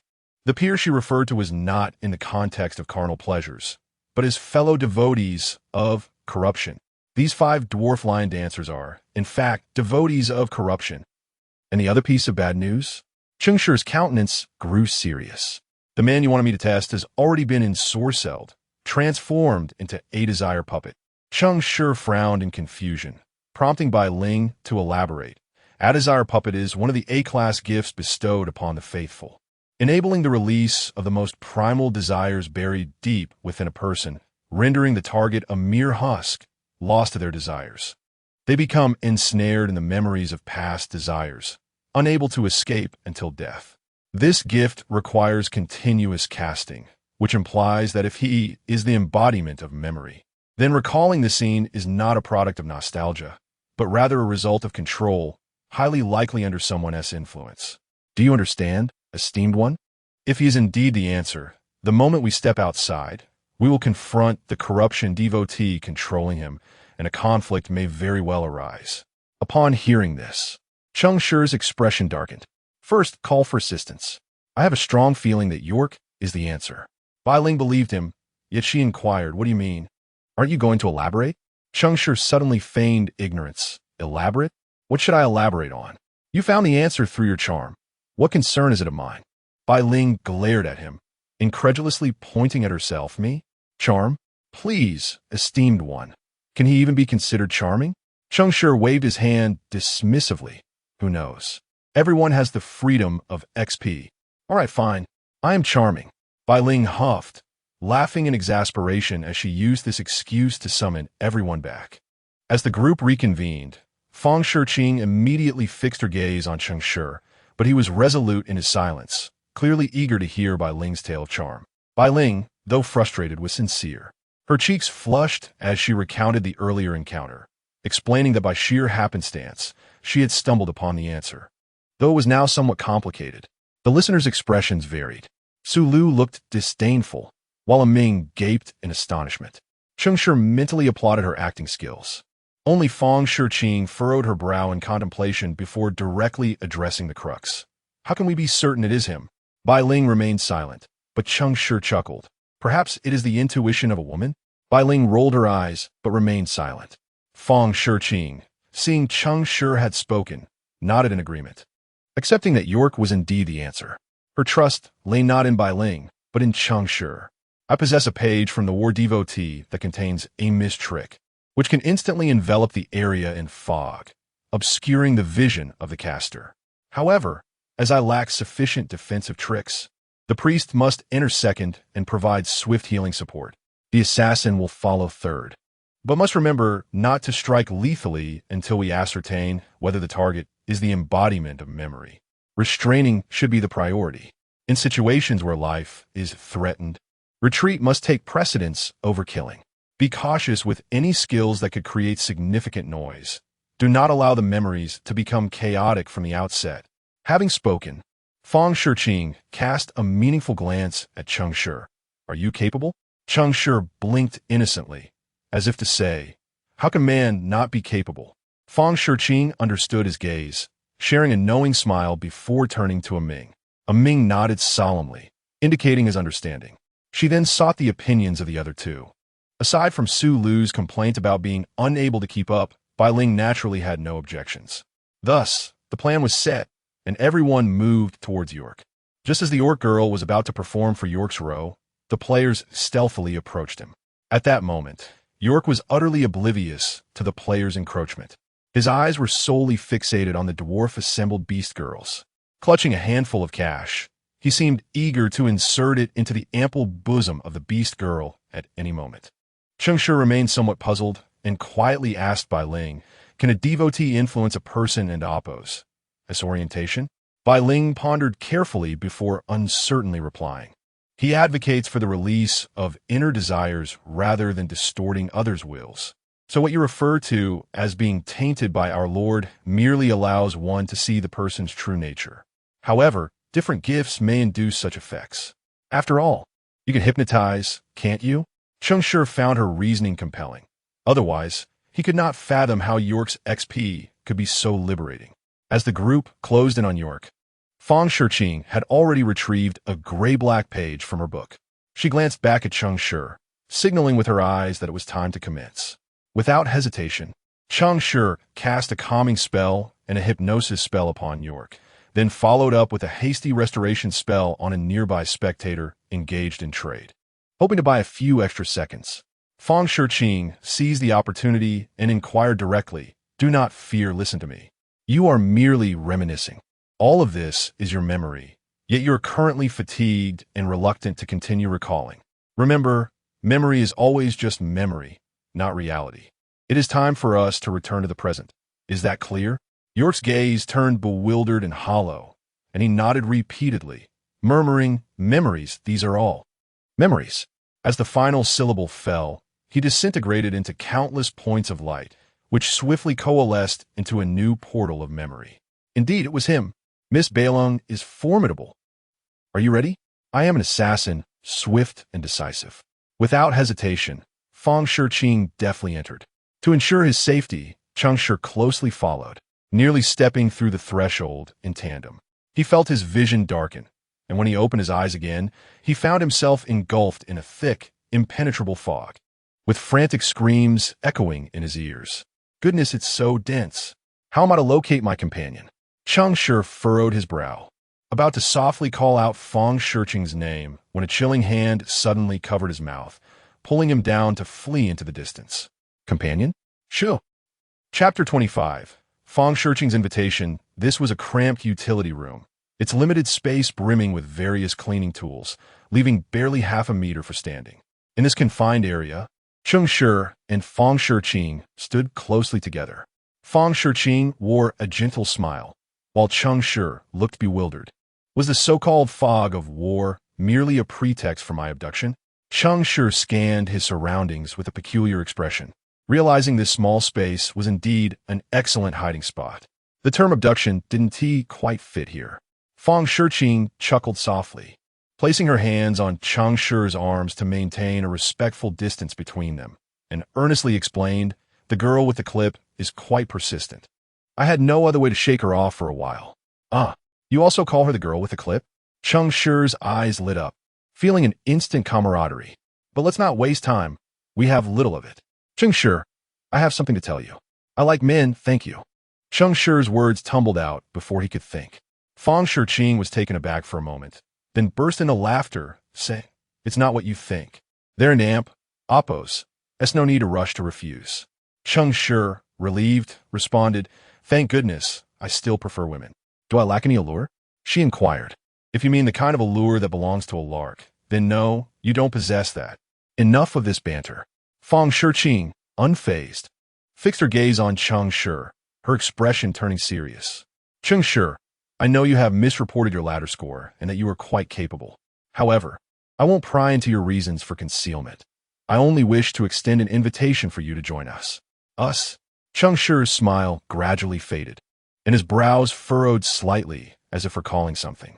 "You are from the Rationality Association?"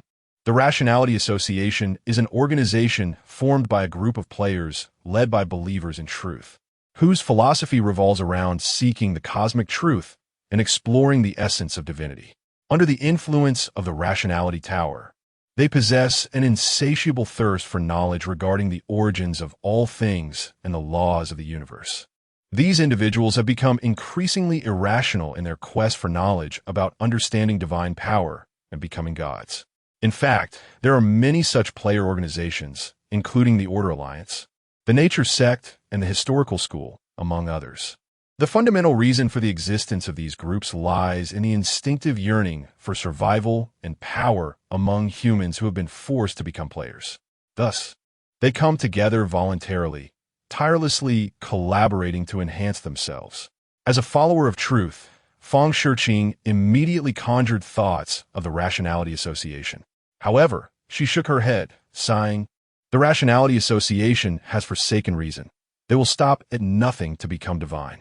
Compared to the belief in truth, they resemble devotees of corruption and folly, unleashing their ambitions and expanding their desires, having long since transcended the realm of normalcy, becoming utterly incomprehensible madmen. Yet we are not such individuals. Cheng Shi, do you still remember your home?" Feng Shiqing's sudden depth of emotion left Cheng Shi somewhat bewildered. How could he articulate it?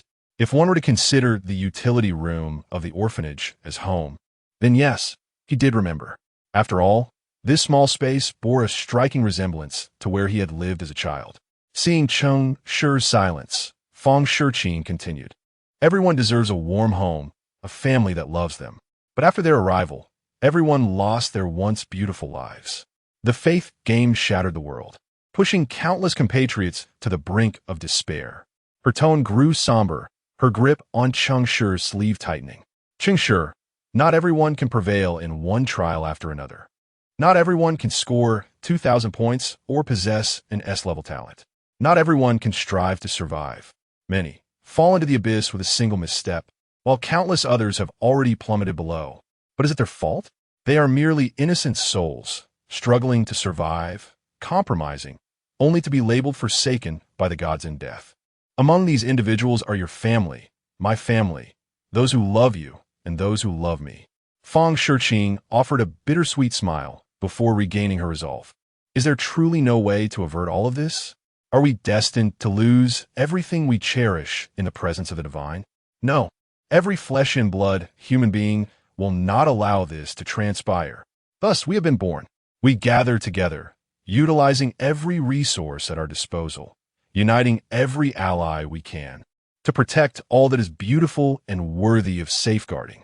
We bow our heads to accept their blessings while raising our heads to challenge their authority.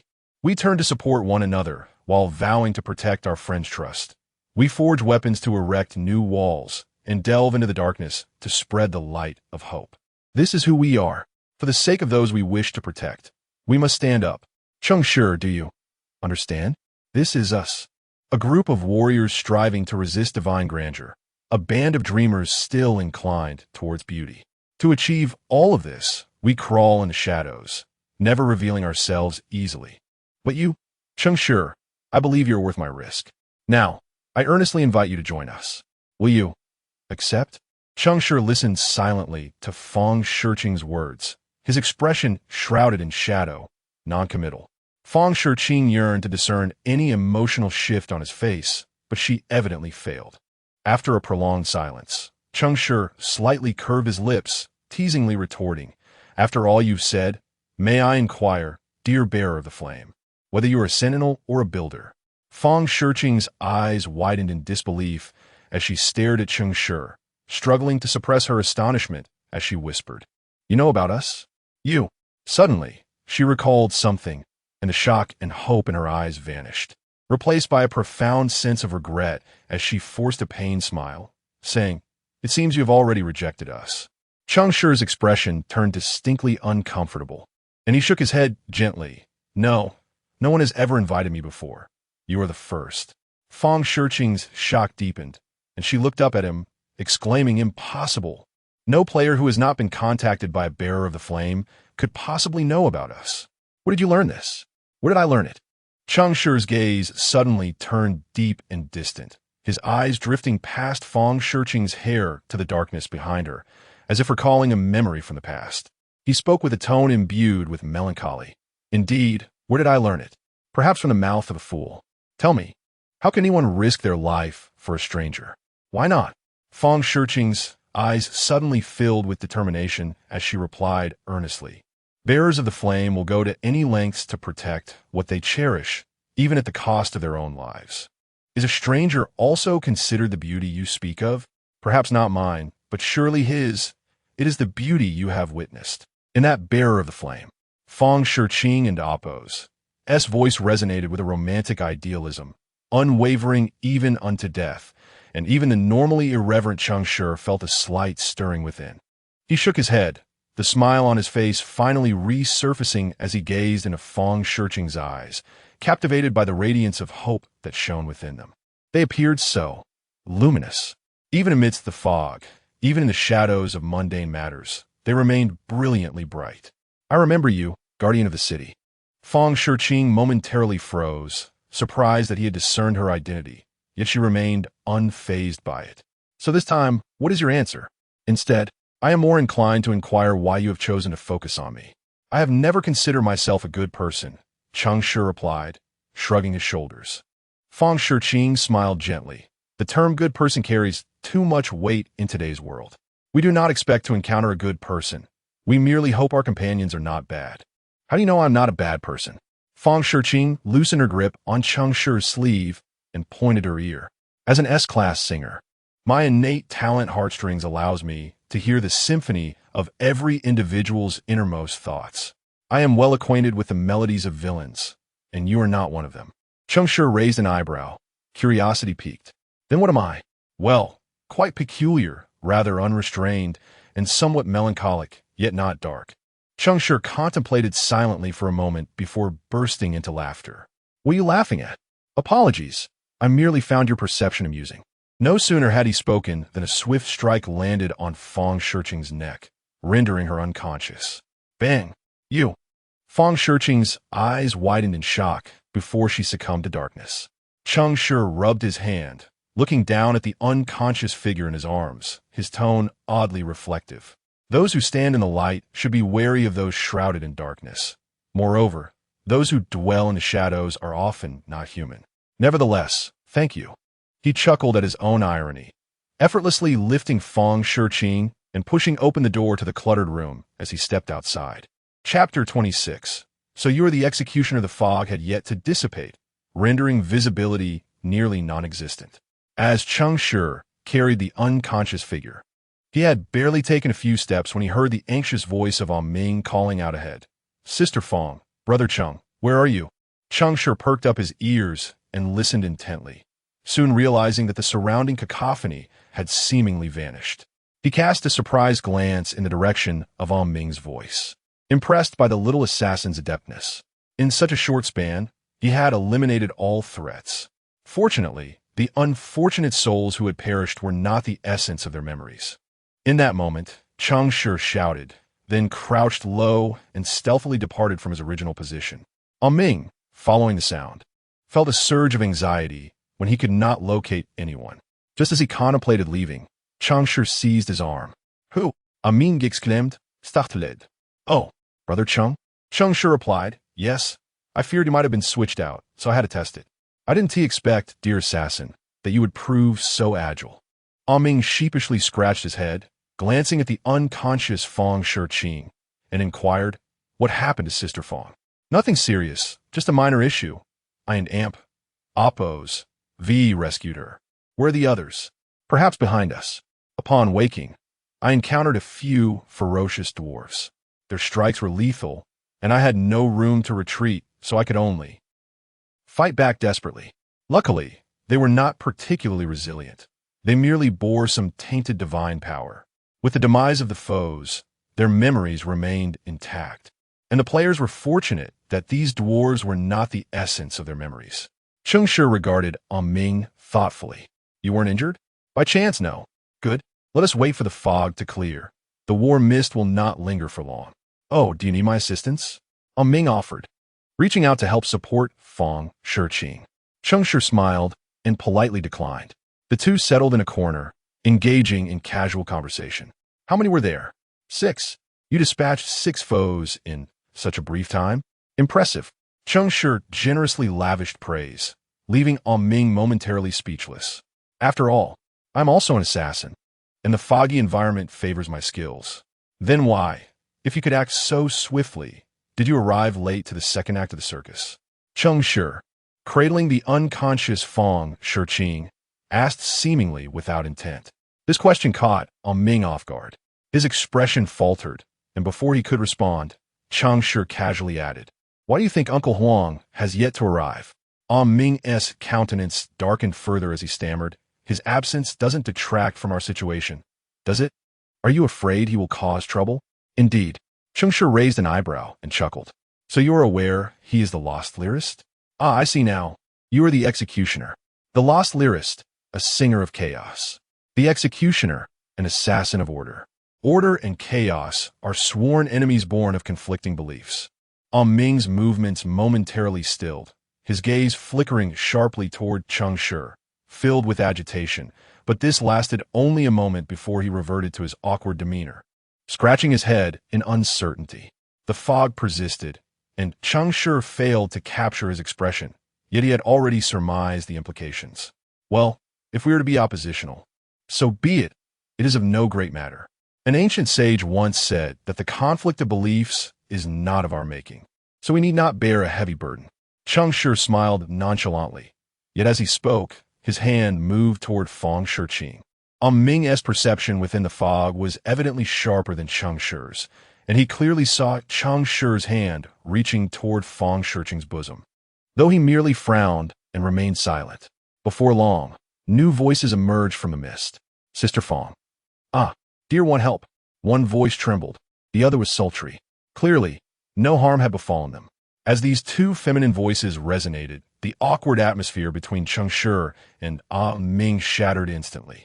He stood up, brushed off his garments, and declared, "Everyone is accounted for. Let us regroup." Just then, the fog began to lift. Ming also stood, turning to look, only to find that Fong Shi had, unbeknownst to him, already opened her eyes. "Sister Fong, are you all right?" A flash of anger crossed Fong Shi's eyes, but she quickly smiled and nodded, saying, "I am fine, thanks to Cheng Shi who rescued me in time." Though her words were grateful, there was a hint of gritted teeth behind them. Matters concerning the flame bearers could not be discussed in the presence of others. So despite Fong Shi and Appo's discontent with Cheng Shi and Appo's methods, she refrained from expressing her ire at that moment. The warriors, crawling in the dark, were cautious, knowing that even the smallest flicker of light could betray their movements and render their efforts futile. Cheng Shi was clearly aware of this, as he immediately turned and grinned. "You owe me a word of thanks, don't you?" "You." Fong Shi nearly lost her composure, biting down hard on her teeth before swiftly composing her expression and forcing out an extremely reluctant smile. "Thank you. I will remember your aid. It was nothing, merely a trifling matter." Indeed, it was a mere trifling matter. A simple gesture sufficed. As the fog gradually dissipated, the two groups soon spotted each other. As they reconvened, halfway through their reunion, they beheld the gruesome scene of slaughter surrounding them. 6 dwarves lay slain, each head severed cleanly, blood pooling around them to form a blurred image reminiscent of a guillotine. Had Cheng Shi not known that Ming was the executioner, he might not have discerned the significance of this image. It was a grim jest commonly employed by the executioners of the Grand Tribunal, using the blood of the condemned to depict the very instruments of their demise. However, the depiction of the guillotine on the ground was skewed and clumsy, clearly the work of an unpracticed hand. Such ruthless methods, Su Lu and Bai Ling shuddered upon witnessing the scene, while Fong Shi regarded Ming thoughtfully, choosing to remain silent. Were we? The group found themselves in a spacious chamber, with a row of beds on the left and various workstations on the right. In front lay a long rack adorned with garments of various sizes, and behind them were several small, independent rooms. The location where Cheng Shi and Fong Shi had met was evidently within one of these rooms. Fong Shi cast a few glances at Cheng Shi, noticing he was feigning ignorance, and decided to move on, frowning thoughtfully. "This appears to be a servant's quarters, albeit rather large. It could accommodate a dozen servants, and I have never encountered such an expansive servant's room before. To ensure our safety, we should change in a suitable attire before venturing out to avoid any potential conflict with those outside." Everyone concurred, selecting garments to change into before following suit and exiting the room. Upon confirming their surroundings were secure and encountering a few genuine servants, they soon learned that they were indeed in a servant's quarter. Moreover, there were multiple such spacious quarters. They had arrived at the estate of Duke Brooks, who was currently hosting a grand banquet. A banquet? The enchanted servants eagerly responded, "Yes. The Duke has invited all the nobles from the town and intends to announce a new refugee law at the feast. All refugees from Gasmira will be expelled, ensuring our food supply remains stable and our work is not diminished." So, the essence of the previous act was that of a servant in the Duke's estate? Cheng Shi interjected enthusiastically. "Oh, you were unaware? York is the Duke's groom," Su Lu remarked, furrowing her brow in irritation. "Why only now do you share such useful information?" Cheng Shi paused, retorting, "Did you ask?" Su Lu, filled with frustration yet silent, took a few steps closer to Fong Shi. Why had the diminutive refugee appeared at the Duke's estate? Aiming timely interrupted the escalating tension between the two, inquiring, "The Duke wishes to expel the refugees, and naturally, the refugees do not desire to be driven away. Therefore, their purpose for coming here is rather evident. Is it not, my dear?" Cheng Shi said, glancing at Fong Shi, who, however, was entirely disinclined to engage with Cheng Shi at that moment. A certain conviction resided within her, assuring her that Cheng Shi would never disclose the matter of the flame bearer, yet she remained perplexed as to why he could so resolutely refuse. It must be noted that the gift of heartstring, far from being a mere ability to perceive melodies of the heart, could even vaguely sense the inclinations and desires of others. Cheng Shi's inner voice evidently leaned towards acceptance, yet he still chose to decline.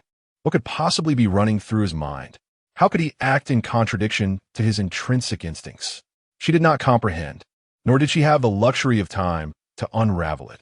Thus far, nearly 5 hours had elapsed, with only 7 minutes and 14 seconds remaining on the countdown. Urgency was of the essence, as several subsequent scenes of memory awaited them, the nature of which remained unclear. Personal domains differ significantly from public spaces. Indiscretion could swiftly incite chaos, especially within the estate of a duke. We must adopt an appropriate identity. While the guise of a servant may offer convenience, it still leaves many areas inaccessible. Henceforth, we shall disperse, each concealing ourselves in the hope of acquiring a new identity. Within the hour we shall reconvene. With that, Feng Shiqing gestured toward a small corridor. Remember, keep your distance from the servants' quarters. We have yet to deal with the bodies inside, which could potentially trigger a chain reaction. The closer we are, the easier it is to be detected. Now, let's commence our actions. Good luck to us all. The group scattered, and, as a parting glance, Feng Shiqing cast her eyes upon Cheng Shi. Unfortunately, he did not return her gaze. Instead, he was fixated on aiming, watching him as he moved away from the servants' quarters. After a considerable time had passed, and his comrades were no longer in sight, a playful smile crept upon Cheng Shi's face, and he leisurely made his way back to the very place they had just departed, the servants' quarters. Chapter 27. The reputation of Duke Brooks during the earlier conversation in the room. Cheng Shi had noticed something peculiar about the wounds on the slain dwarf. They did not resemble injuries inflicted by the sharp weapons typically wielded by assassins, but rather appear to be made by a blunted blade. For instance, as Cheng Shi glanced around, he kicked a bloody knife out from beneath a bed. Judging by its length and size, it seemed akin to a weapon of the dwarves, a dwarven battle knife. However, it seemed that someone had presumed that they would not linger in this place, leading to a rather careless handling of the scene, which could hardly be called handling at all. He had evidently paid little attention to such details. How intriguing. Cheng Shi mused over his dialogue with a Ming, continuously scrutinizing the corpse of the deceased dwarf. Before long, he discerned a few clues. The positions of the 6 dwarves and the traces of the struggle indeed suggested that they had attacked a common target. Perhaps it was due to Feng Shiqing's timely intervention that she had pulled Cheng Shi away, leaving a Ming to bear the brunt of the attack. Yet what puzzled Cheng Shi even more was that the wounds on the 6 individuals varied in force. This did not suggest a single assailant had dispatched them. Rather, it appeared as though 6 different individuals had slain the dwarves. How coincidental. Both the killers and the victims numbered 6. Was it self-inflicted chaos? Furrowing his brow, Cheng Shi began to contemplate whether assassins possessed the ability to control others. At least in terms of order, such a talent was rare. The scene was indeed chaotic, yet it was not without its rewards. Cheng Shi picked up a ring from one of the dwarf corpses, squinting at it in the sunlight streaming through the window. As he inspected it, he remarked with a soft click of his tongue, "The craftsmanship is exquisite.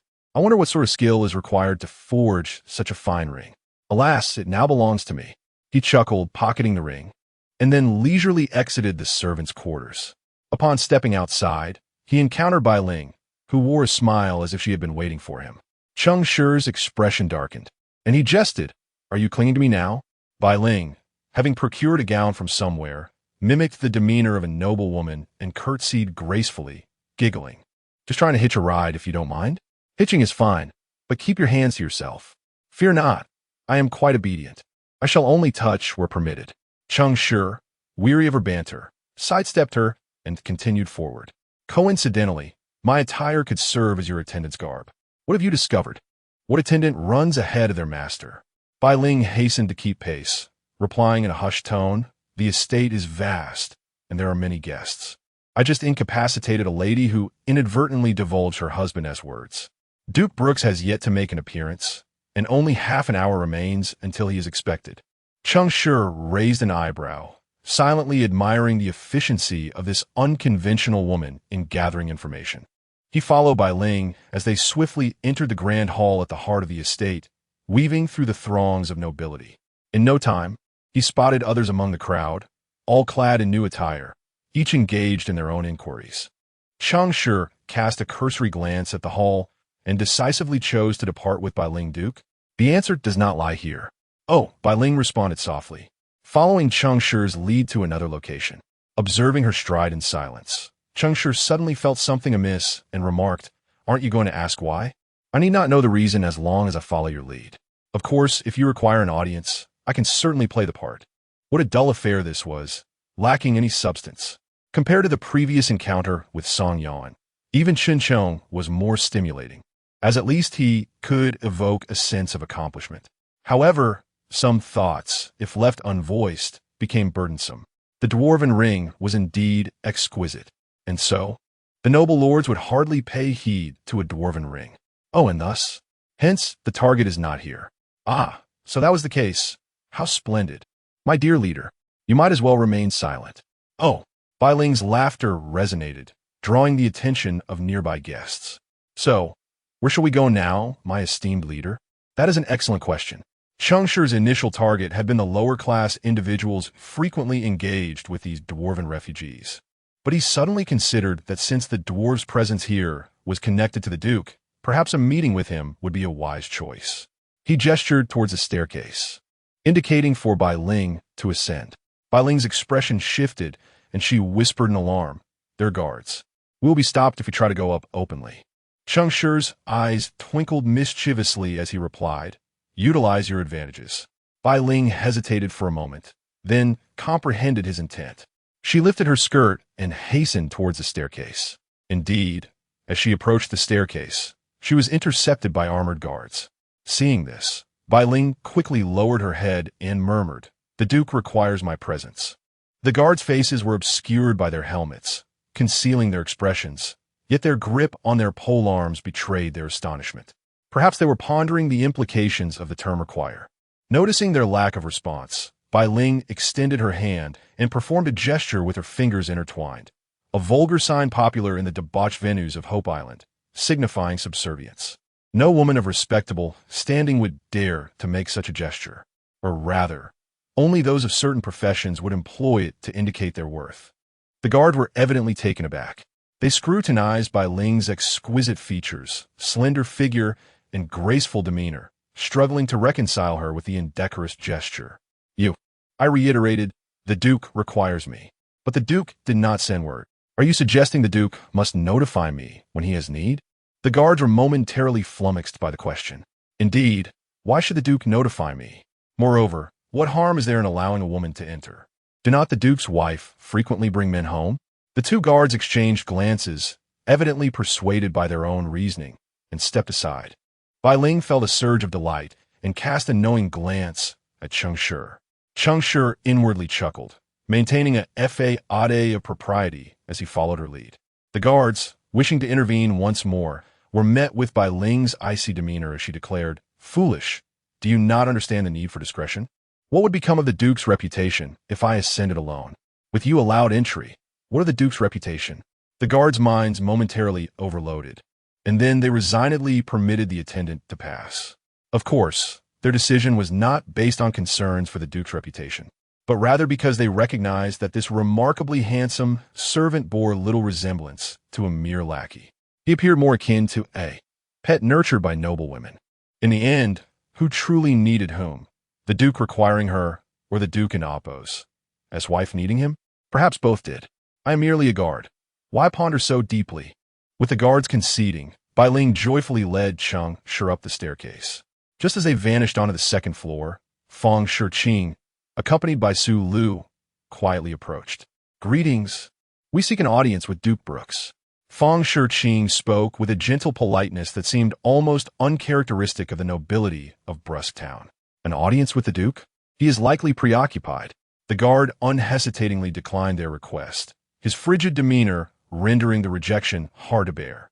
Feng Shiqing's expression faltered, and a frown creased her brow as she pondered how Cheng Shi and the others had managed to ascend. Su Lu, in a fit of indignation, exclaimed, "Why are we not allowed to go up? Those two just did."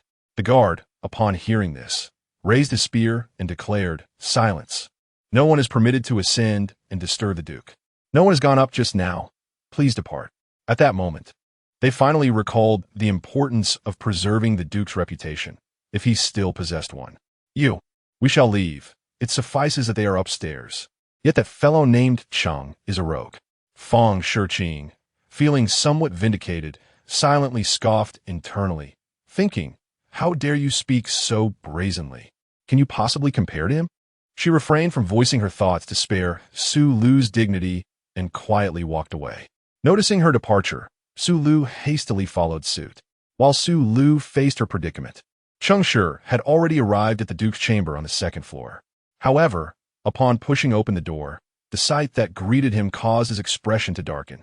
In the spacious room lay a middle-aged gentleman, adorned in opulent attire, sprawled on the bed, his chest stained with blood, lifeless. Bai Ling's eyes widened in shock as she gasped, "He is Shu. Someone is coming." Cheng Shi swiftly pulled Bai Ling into the room, gently closing the door behind them, and concealed her in the wardrobe opposite the bed. The wardrobe, cramped and filled with various garments, offered little choice for refuge. Cheng Shi squeezed inside, leaving scant space for standing. Bai Ling, forced to crouch at his feet, awkwardly draped a hem of fabric over herself. To secure the wardrobe door, she had to clutch tightly to some supports. "Sister, be gentle. Fear not. I shall not misbehave." Thus, she truly found herself clinging to him. A click echoed as the door lock turned, followed by the sound of approaching footsteps. Before Cheng Shi could discern the identities of those entering, an irate female voice rang out. "I merely instructed you to incapacitate him, not to kill him. Do you comprehend the consequences of your actions?" In response, a deep male voice replied, "Dalil, you must trust me. I did not murder him." Cheng Shi raised an eyebrow, recalling the name's significance. Dalil, the Duchess of Brooks, the town's foremost lady who had been inappropriately touched by a guard. But who then was this man? Chapter 28. The murder at the banquet field. His blood is still warm. He has only just died. I have been with you all this time. How could I have had the opportunity to kill him? But he was slain in the room you arranged. You are the architect of this calamity. With a heavy sigh, the man continued, "All right, even if I were the one to have killed him, ISN and oppose. That advantageous? With his death, nothing stands between us any longer. He may die, but not at this moment. You have ruined everything." "What do you mean by everything?" "Dalil, are you concealing something from me? You've changed recently, become distant. Is there someone else you have set your sights upon?" "No." The woman's voice was laced with frustration, yet she refrained from further explanation, anxiously insisting. "The banquet is about to commence. Once everyone learns of his demise, we will be finished." "Finished? You are the Duchess, the victim. I am merely the Duke's nephew with no claim to the title, just an ordinary guard. The worst that could happen to me is to be accused of negligence. How can we be finished? I'm too anxious. He cannot die like this. The matter of the bill is not resolved, and the citizens of the territory will protest. Dalil, these are the concerns of a duke. You are merely the Duchess. But he is dead. Dead." The Duchess struggled to suppress her shouts, her voice tinged with hysteria, indicating that the Duke's death was a profound blow to her. "And so what? You inherit all his assets. Is that not enough? Brooks' wealth is more than sufficient for us to squander for several lifetimes." "No, you do not understand. I can inherit the wealth, but I cannot inherit his title. In that case, Brooks' administrative powers will revert to the crown." "What? Do you still aspire to be a duchess?" "Not that. I'm only concerned for the citizens of the town." "Dalil, you have truly changed. Why concern yourself with those commoners? You do not understand. Listen, you stay here and do not let anyone in. I will find a way. We must ensure that news of his death does not leak out." With that, the Duchess hurriedly exited, the sound of her footsteps echoing through the room. Upon hearing this, Cheng Shi and Bai Ling exchanged glances in the confined space, both exhaling in relief.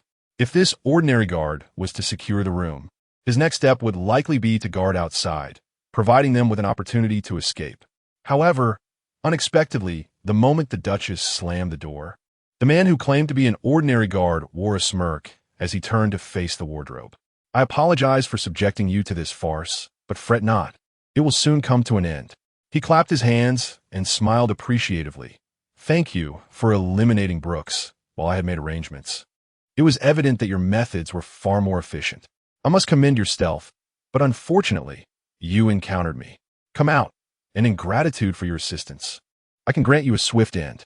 Cheng Shi and Bai Ling exchanged another glance, their hearts sinking. They had been discovered. What to do? Bai Ling silently inquired. Cheng Shi pondered briefly, then silently mouthed, "Can you fight?" Bai Ling shook her head, but upon recalling that Cheng Shi was merely a priest, she nodded and inscribed a number on Cheng Shi's leg with her finger. 1321. Cheng Shi immediately understood. This was her ladder score. Indeed, it was alarmingly low. Those who remained at this level 6 months after the onset of the faith game could only have survived through solo instances or by muddling through.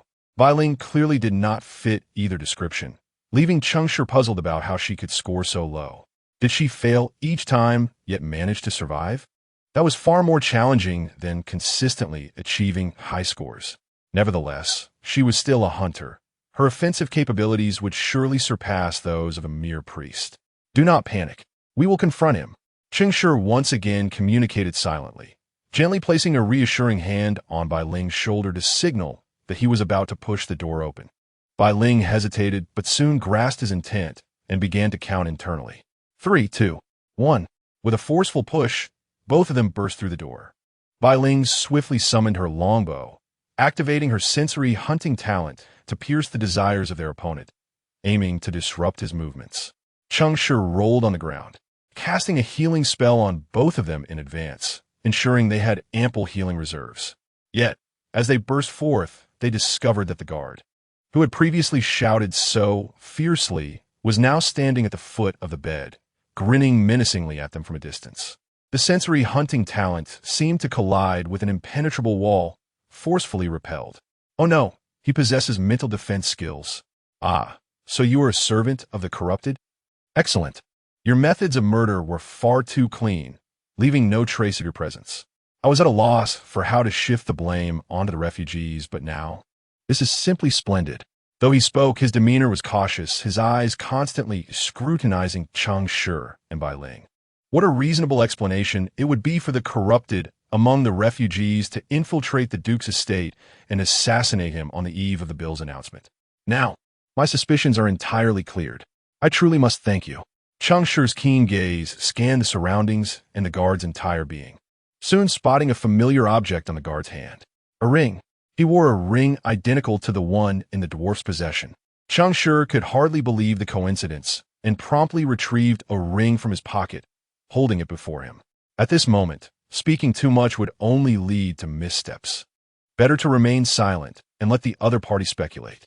The guard froze upon seeing the ring in Cheng Shi's hand, then erupted into incredulous laughter. "What? I merely paid the broker 300 gold coins. Did he not say he had summoned a group of dwarves for this task? How could it be that the dwarves outsourced this job? Ha ha, you are all too adorable. Who are you? How much did those little ones pay you?" In an instant, Cheng Shi understood the crucial detail. The dwarves were indeed responsible for the assassination of the Duke. However, they had killed the dwarves and stumbled upon the Duke's death. This was truly a situation that defied explanation. The guard, clearly unfazed by their revelation as hired assassins, continued to laugh heartily. Cheng Shi, maintaining his composure, replied, 30 gold coins. What? Ha ha, how much did you say? The guard's laughter grew more raucous. 20 would suffice. His laughter faltered, and he frowned, seemingly perplexed. Let's part ways. The moment the words left Cheng Shi's lips, he unleashed an accelerated metabolism directly upon the guard, targeting the guard's leg's deficiencies. Thus, during the rapid metabolism, the guard's leg vitality surged, but he would experience a disorienting sensation from the unfamiliarity of his altered state. Seizing this fleeting moment of disorientation might present an opportunity. Bai Ling clearly understood Cheng Shi's countdown. The instant his words fell, she loosed an arrow imbued with corrupted power toward the guard. Their coordination was remarkably seamless. Just as the guard's leg softened, the arrow struck his arm. The force of indulgence began to ensnare his reason, tearing at his emotions. Yet, the guard remained unperturbed, a cold smirk curling at his lips as he declared, "In this place, resistance is forbidden." A luminous radiance swiftly emanated from the guardian, enveloping the entire room in a golden hue. The longbow in Bai Ling's grasp slipped from her fingers, falling to the ground as the arrows that adorned the guardian also clattered to the floor, silent and forsaken. Upon witnessing this, Cheng Shi's pupils constricted in alarm. He realized the gravity of the situation. This was the power of order. Before him stood a lawbringer, a songster of order. How is it that in these times, a songster could serve as a guardian? Before Cheng Shi could fully comprehend this turn of events, the elevated lawbringer had already unleashed their voice, beginning to chant. The judge reigns above. The time for execution has arrived. The shackles stifle the cries of the condemned, while the chains shatter the pride of the sinner. Here, they shall face judgment, embrace the sanctifying flames, and bask in the glory of the Lord. And then, under the watchful gaze of order, they shall turn to ash. With each line sung, Cheng Shi felt his physical state deteriorating rapidly. Silence, confinement, searing heat, and remorse for negative states relentlessly compounded upon him, the weight of oppression palpable as if it were a tangible force. In mere moments, both individuals found themselves pressed to the floor, breathless. Bai Ling's condition was evidently more dire. It was as if an invisible giant foot bore down upon her, pinning her to the ground, her body and visage distorted under the strain. Vivid crimson flowed from her orifices, and soon her vision began to blur. She gazed at Cheng Shi, who was equally wretched, devoid of the fear that precedes death. Instead, she managed a grim smile and uttered an apology. "I'm sorry. Esteemed one, I am too weak." Yet, silence enveloped all, and her voice failed to escape her throat. Cheng Shi merely witnessed Bai Ling part her lips before she smiled and close her eyes. Weakness, it seems, is the original sin, is it not? The guardian chuckled derisively, unsheathing a long sword, and began to approach Cheng Shi with deliberate steps. Chapter 29. The death of Cheng Shi. Strangely, there was no sorrow in Cheng Shi's eyes. Perhaps he simply did not care about the death of Bai Ling. He continuously accelerated his metabolism, attempting to use the magic of time to erase the effects of the negative state that had taken hold of him. Unfortunately, the real world is not a turn-based game. While Cheng Shi struggled, the guard did not remain idle. As a singer, inflicting negative states upon enemies was his forte, and he relentlessly unleashed his spells, constricting Cheng Shi's already limited space for survival. Before long, Cheng Shi felt a sense of helplessness, succumbing to the relentless pull towards death, utterly defeated. Left to await his fate, the guard approached him, noticing his stillness and vacant gaze, shook his head and sighed. Burrowing creatures belong underground, yet sometimes they have their uses. I both like and loathe you. Such a contradiction indeed. However, before he could finish his thought, the guard suddenly thrust his sword downward with the swiftness of lightning, piercing Cheng Shi's chest without granting him a chance to turn the tide. With a sickening sound, the blade pierced his heart. Cheng Shi's eyes widened, his pupils constricting, and within moments, the spark of life in his gaze dissipated completely. Just before his vision plunged into darkness, he saw the door directly across from him burst open with a resounding bang, revealing a familiar face. Sheng Yi. It was a Ming, but he was too late. Cheng Shi offered a reluctant smile, his eyes finally closing. As a Ming entered, he was immediately struck by the overwhelming presence of order. He beheld the lifeless forms of his two comrades and, in a fit of madness, charged at the astonished guard. "I will kill you. I will kill you. How is this possible? This is the domain of order. How can you remain unbound? Order. I am order." His words were undeniably blasphemous. Yet a Ming did not face divine retribution. He muttered frantically, his expression twisted with rage, and in a flash he was behind the guard. The guard, caught off guard, wore an expression of terror that only intensified. He seemed to want to shout something, but before he could utter a sound, a bloody dagger plunged through his back, emerging straight through his chest. The murky yellow light flickered on the blade as the guard gazed at the tip protruding from his chest, spewing forth a mouthful of foul blood, dying with his eyes wide open. "Sheng Yi, I've avenged you." A Ming's voice was distorted and choked. He kicked the corpse in front of him aside and collapsed to the ground, his eyes vacant. At that moment, Feng Shiqing burst in with Su Lu. A Ming looked up at them, his eyes glistening with unshed tears. Su Lu paled at the horrific scene, gripping Fang Shiqing's sleeve tightly. Despite her lack of fondness for Cheng Shi, their shared identity as players made her feel a pang of grief. Fang Shiqing surveyed the scene, her gaze falling on the deceased by Ling and Cheng Shi, her lips pressed tightly together, drained of color. How could this happen? Yet she quickly regained her composure, turning to shut the door with a serious expression. What transpired? I don't know. I arrived late. I was exploring the second floor when I heard commotion from this room and rushed over. By the time I entered, Cheng Gu and Bai Ling. Ming seemed overwhelmed with guilt, raking his fingers through his hair and bowing his head in despair. Who was on the bed? As soon as she asked, Su Lu's face changed, pointing at the figure on the bed in shock. It's him, the one who was prophesied to die. Fang Shiqing trembled, unable to believe it, and turned to Su Lu in disbelief. She suddenly realized that the deceased on the bed could very well be the missing Duke. Su Lu, seeing the scene match the vague images from the prophecy, murmured in despair. So it wasn't us who were meant to die, but the Duke is dead, and that Cheng. Though the prophecy did not foretell any player's death, 2 players had indeed perished. In this scenario, there were only 2 possibilities. Either Cheng Shi had been caught killing by the guard, who then silenced him, or the guard had discovered Cheng Shi in the act, and Cheng Shi was unable to retaliate. Just as Fang Shiqing finished her speculation, Su Lu muttered, I believe. It must be that the guard saw Cheng Shi commit murder. Fang Shiqing and Appo's expression hardened, a flicker of disdain crossing her eyes as she coldly inquired. Why? He might have wanted to usurp the Duke's identity. He seems like that kind of person. Despite knowing it was unwise to voice such thoughts, Su Lu found herself emboldened enough to share her suspicions. Fang Shiqing's brows knitted tightly, but she refrained from lashing out. Sister Fang, what shall we do now? Fang Shiqing glanced at the time.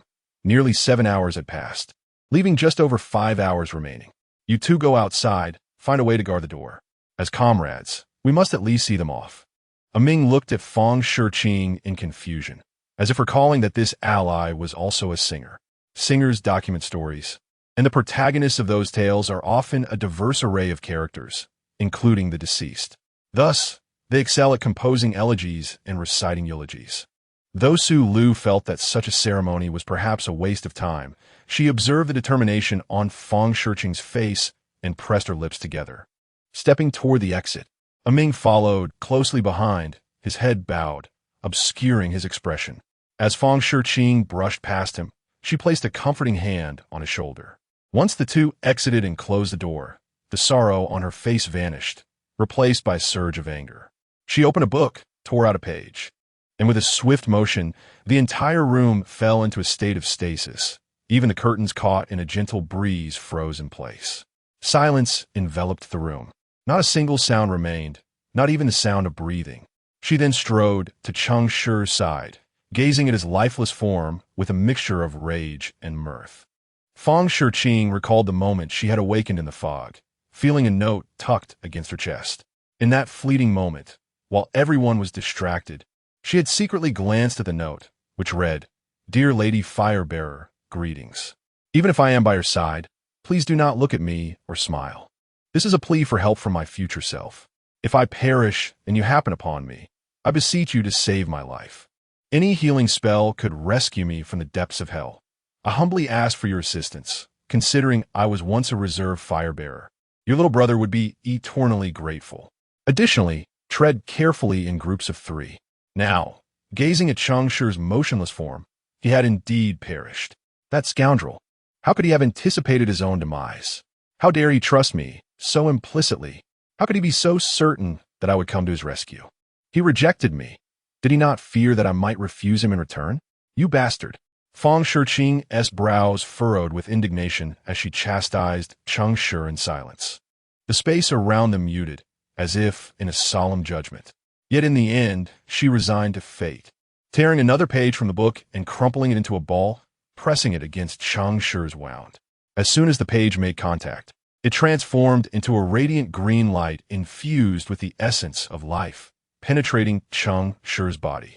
The once lifeless Cheng Shi, nourished by the light of life, suddenly opened his eyes. Huh. The sound of his labored breathing filled the air, though no one could hear it. Observing Cheng Shi's comical appearance, Fang Shiqing could not help but chuckle. A refreshing breeze filled his lungs, and the long-lost sensation of the living world surged through his limbs, prompting Cheng Shi to greedily inhale a few more breaths. He was alive. He had returned to life. Instinctively, he raised his gaze, not towards Fang Shiqing, but rather to check the watch nestled in his pocket, curious how much time had elapsed. Upon realizing that merely 20 minutes had passed since his demise, he exhaled a sigh of relief, releasing the burdens that had weighed heavily upon his heart. Turning his attention to the lifeless Bai Ling and the guard whose eyes were wide open in defiance of death, he suddenly erupted into silent laughter, reminiscent of a mute jester from a theatrical performance. Indeed, one could always rely on the strength of the legions, the guardians of the city. Fang Shiqing, witnessing Cheng Shi's solitary mirth while disregarding her as the savior, kicked him in frustration. Hastily, Cheng Shi rose to his feet, clasped his hands in gratitude, and pointed towards Bai Ling. Fang Shiqing's expression darkened as she gestured to the book in her hand, mouthing the words, "Wasting pages. You are a priest. Save yourself." With a sense of helplessness, Cheng Shi snapped his fingers. As the soundless crack echoed, Bai Ling and Amp, oppose, as crumpled form began to regain its vitality. In just a few breaths, her eyes fluttered open once more.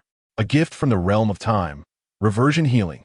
As her clear eyes met Cheng Shi's, they brimmed with astonishment, and she murmured, "It truly is real." Fang Shiqing deciphered her lips and turned to Cheng Shi, her expression a mix of confusion and inquiry, as if asking what was indeed real. Cheng Shi shrugged, indicating his own uncertainty. Bai Ling, noticing the prominent figure feigning ignorance, couldn't help but break into a silly grin. The bloodstains on her garments remained, yet the crimson hues only enhanced her allure. Having been reborn, she seemed to radiate an even more captivating essence. Fang Shiqing furrowed her brow, sensing that the situation was far from straightforward. The scent of corruption thickened in the air.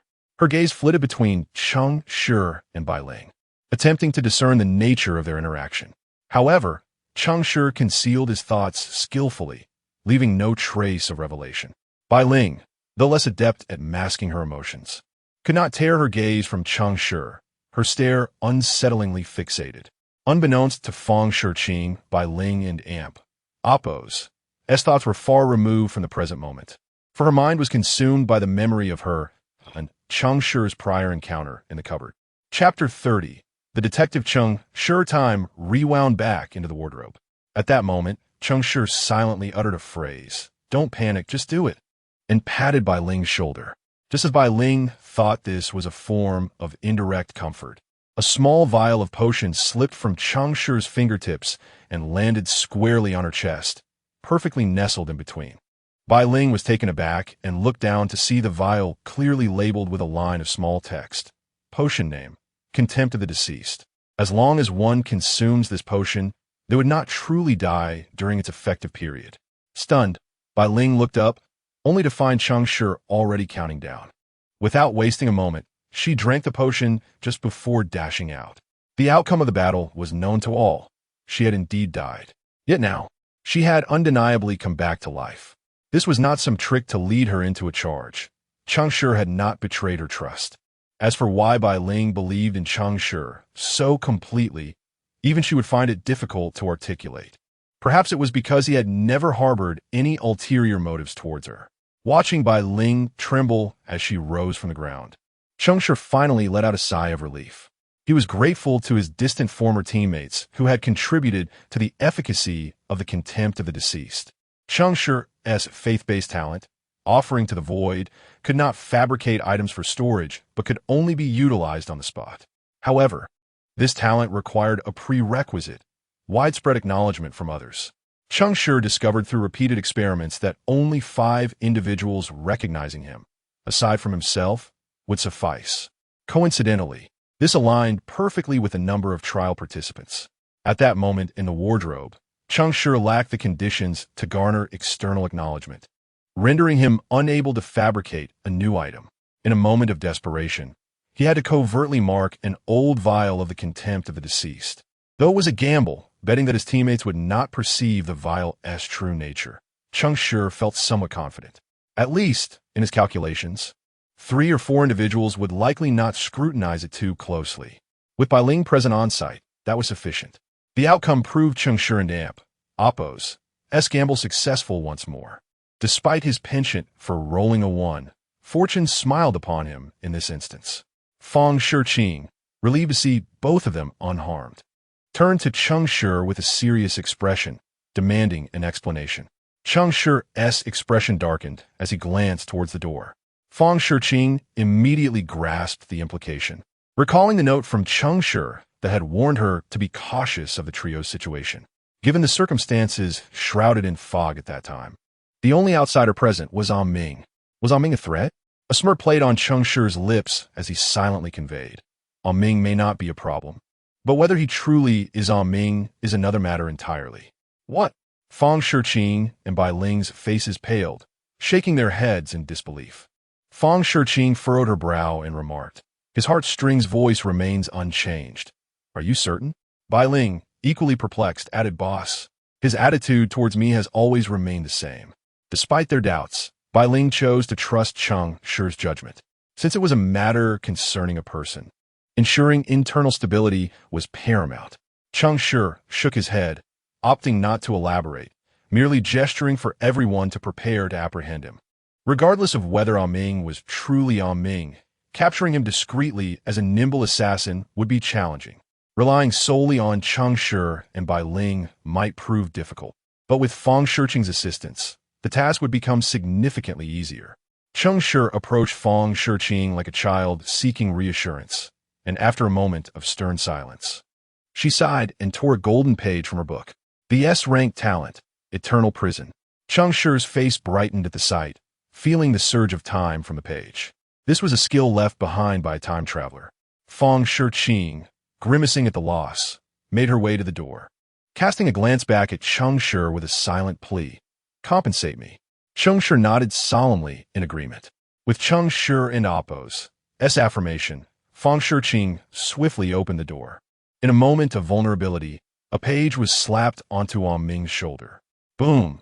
An explosion of temporal energy erupted, and before Ming could react, he was bound in place by the shackles of time. His eyes widened in shock as he exclaimed, Sister Fang. Yusu Lu, startled, took a couple of steps back, unknowingly brandishing a small dagger, her expression filled with trepidation as she glanced at her thigh. Sister Fang, what is happening? Before she could receive an answer, an even more bewildering spectacle unfolded. Cheng Shi and Bai Ling, who had just perished in the room, emerged unscathed, albeit with slightly wrinkled clothing. Su Lu was utterly stunned, her mind racing with various conspiracy theories. Most absurdly, she began to suspect that Fang Shiqing might have conspired with this detestable time adherent to eliminate her. Observing Su Lu's fright, Fang Shiqing shook her head apologetically and gestured for her to listen to Cheng Shi's explanation of the situation. As soon as Cheng Shi stepped out of the room, he thrust an arrow of desire, which he had obtained from Bai Ling, into Ming's shoulder. Hiss! Cheng Yi, you're not dead? What is this? Birdie, you're alive too? What on earth happened? Ming gazed at everyone with extreme astonishment, his eyes darting back and forth. Cheng Shi, seeing his demeanor, offered a knowing smile. Apologies, I'm not dead. I suppose that might disappoint you. Ming froze momentarily, then darkened his expression and replied, Cheng Ge, what do you mean? I certainly don't wish for my teammates to be harmed, but your implication seems to suggest that I killed you. I avenged you by eliminating that guard. Oh, you avenged me?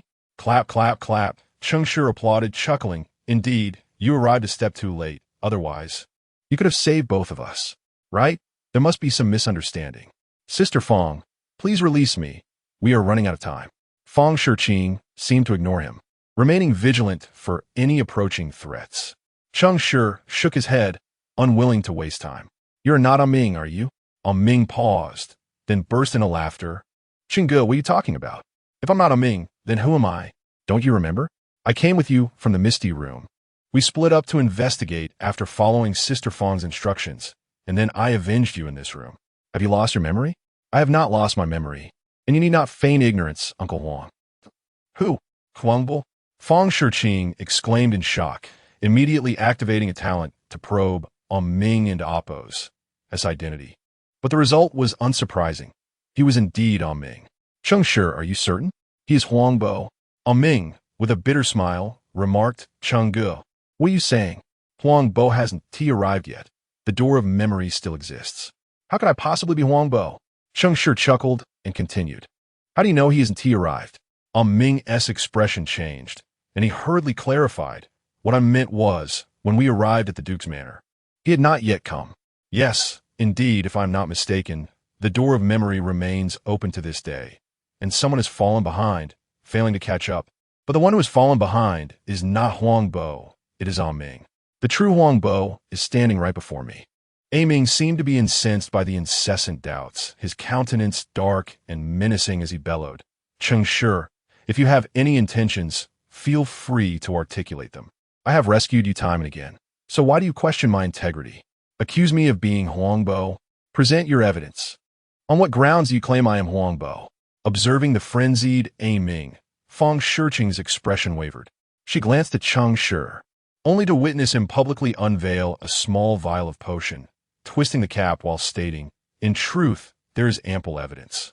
For instance, an assassin who claims to be ensnared in the fog, unable to retreat, or the deceased goblin in the servants' quarters, who was not killed by a single hand, but rather succumbed to infighting. This bears not the hallmark of Order's judgment, but rather that of chaos. And while someone has indeed slain the Duke, that individual is neither the unfaithful guard nor I and Bai Ling, yet the murderer remains elusive. Furthermore, there exists someone who possesses the innate talent to swiftly unlock doors, yet chooses to waste precious moments by kicking them down in a moment of dire need. With each word Cheng Shi uttered, Ming's expression darkened further, and the mouths of the surrounding teammates gaped wider in astonishment. By the time Cheng Shi unscrewed the vial, a smile had spread across his cheeks. Nevertheless, it matters not. For this vial in my possession is known as own.Appo's, the truth of confession, and Appo's, a potent elixir wielded by the executioners of the own.Appo's, Grand Tribunal own.Appo's, to interrogate offenders. Regardless of who it is, a single drop will compel them to divulge all. As an assassin of order, I trust you are familiar with this substance. With that, Cheng Shi raised the vial to pour it over Ming's head. Yet before the potion could escape the bottle, Ming erupted into a maniacal laughter. Ha, ha, ha, ha, ha, ha. Cheng Shi, excellent. You are truly remarkable. That smile was eerily reminiscent of Huangbo's upon their first meeting, identical in every way. Chapter 31. The death of Huangbo and the final gate. Is that really you, Huangbo? But what about the real Ming? How is this possible? The smile on Cheng Shi and Appo's face as he sealed the potion revealed his relief. The confession of guilt was undoubtedly a fabrication. Apart from Cheng Shi, only 4 others were present. The sacrifice to the void could not be activated. However, that did not prevent it from extracting the truth. The principle of victory lay within the interplay of the real and the illusory. Cheng Shi mused gleefully. I suspect you employed some means of delayed death or a tool to prolong life, keeping Ming confined in the tavern. Correct? Huangbo, no longer concealing himself, bore Ming's visage and laughed maniacally. Indeed, my master has bestowed upon me S-rank talent, unity in appearance and intent. Cheng Shi, you're clever, but you cannot outwit me. His tone was deranged and brimming with self-assurance. If I live, that little assassin survives as well. But if I perish, he will die too. So what does it matter if you find me? It must be quite disheartening to be toyed with. Ha ha. Isn't it frustrating? The only thing I underestimated was that this poet could resurrect you. But so what? I have schemed against you, and you remain powerless. Before Huangbo could finish, Cheng Shi unexpectedly produced a knife and plunged it into his chest. As Huangbo felt the blade pierce his heart, disbelief washed over him, and he gasped, "You have gone mad. He will die." Cheng Shi scoffed. "Whether he lives or dies is of no concern to me. You inflicted a wound upon me, so I'll make you taste the bitterness of a heart pierced." With that, he swiftly withdrew the knife and drove it into Huangbo's throat. Only when he witnessed Huang Bo's final breath did he deftly sever the head from the corpse, ignite a fire, and, with a sigh of relief, snap his fingers. Dust to dust, ashes to ashes. Should he be revived, consider it impressive. The three women stared in shock, their minds a whirlwind. Fang Shiqing was the first to regain her composure, her gaze complex as she looked at Cheng Shi. "You, what can I say?" Cheng Shi remarked, examining the blood on his hands with a smile. "I have long since warned you. I'm not a good person." Fang Shiqing remained silent, taking a few deep breaths, glancing at the time on her watch, and reverting to a more composed demeanor. With two individuals lost, their subsequent search would undoubtedly become exceedingly challenging. "Wait, Sister Fang." Su Lu suddenly tugged at Fang Shiqing's sleeve. Fang Shiqing turned, her icy demeanor startling Su Lu, yet she summoned the courage to speak. "There is something amiss. Cheng Shi is a priest, Bai Ling a less formidable hunter. Given Huang Bo's capabilities, he could have easily killed them without such complexity. Why resort to the hands of an NPC?" Indeed, Su Lu's observation was astute. Cheng Shi paused, surprised that Su Lu was the first to react. Perhaps it was due to Fang Shiqing and Bai Ling viewing him through rose-tinted glasses, making the impact of his decisive actions all the more profound. Meanwhile, Su Lu, an observer, became the problem solver. Fang Shiqing pondered for a moment, seemingly struck by a thought. She suddenly turned her gaze toward the room. The chaos might have allowed Huang Bo to receive instructions to eliminate us, but Wu Ti have provided him with the answer to the trial. Therefore, he is not unwilling to take action. Rather, he needs others to uncover the truth. And that truth is that guard? She looked to Cheng Shi, seeking clarification. Cheng Shi applauded her insight and laid out the causality and his deductions. Clever. Perhaps he overheard the guard's conversation with me. Or he saw the ring and was merely waiting for me to solve the puzzle. I indeed discovered an answer. If I am not mistaken, that guard is still alive. Huang Bo's next move is to take him to a place where you cannot find him, leaving here himself.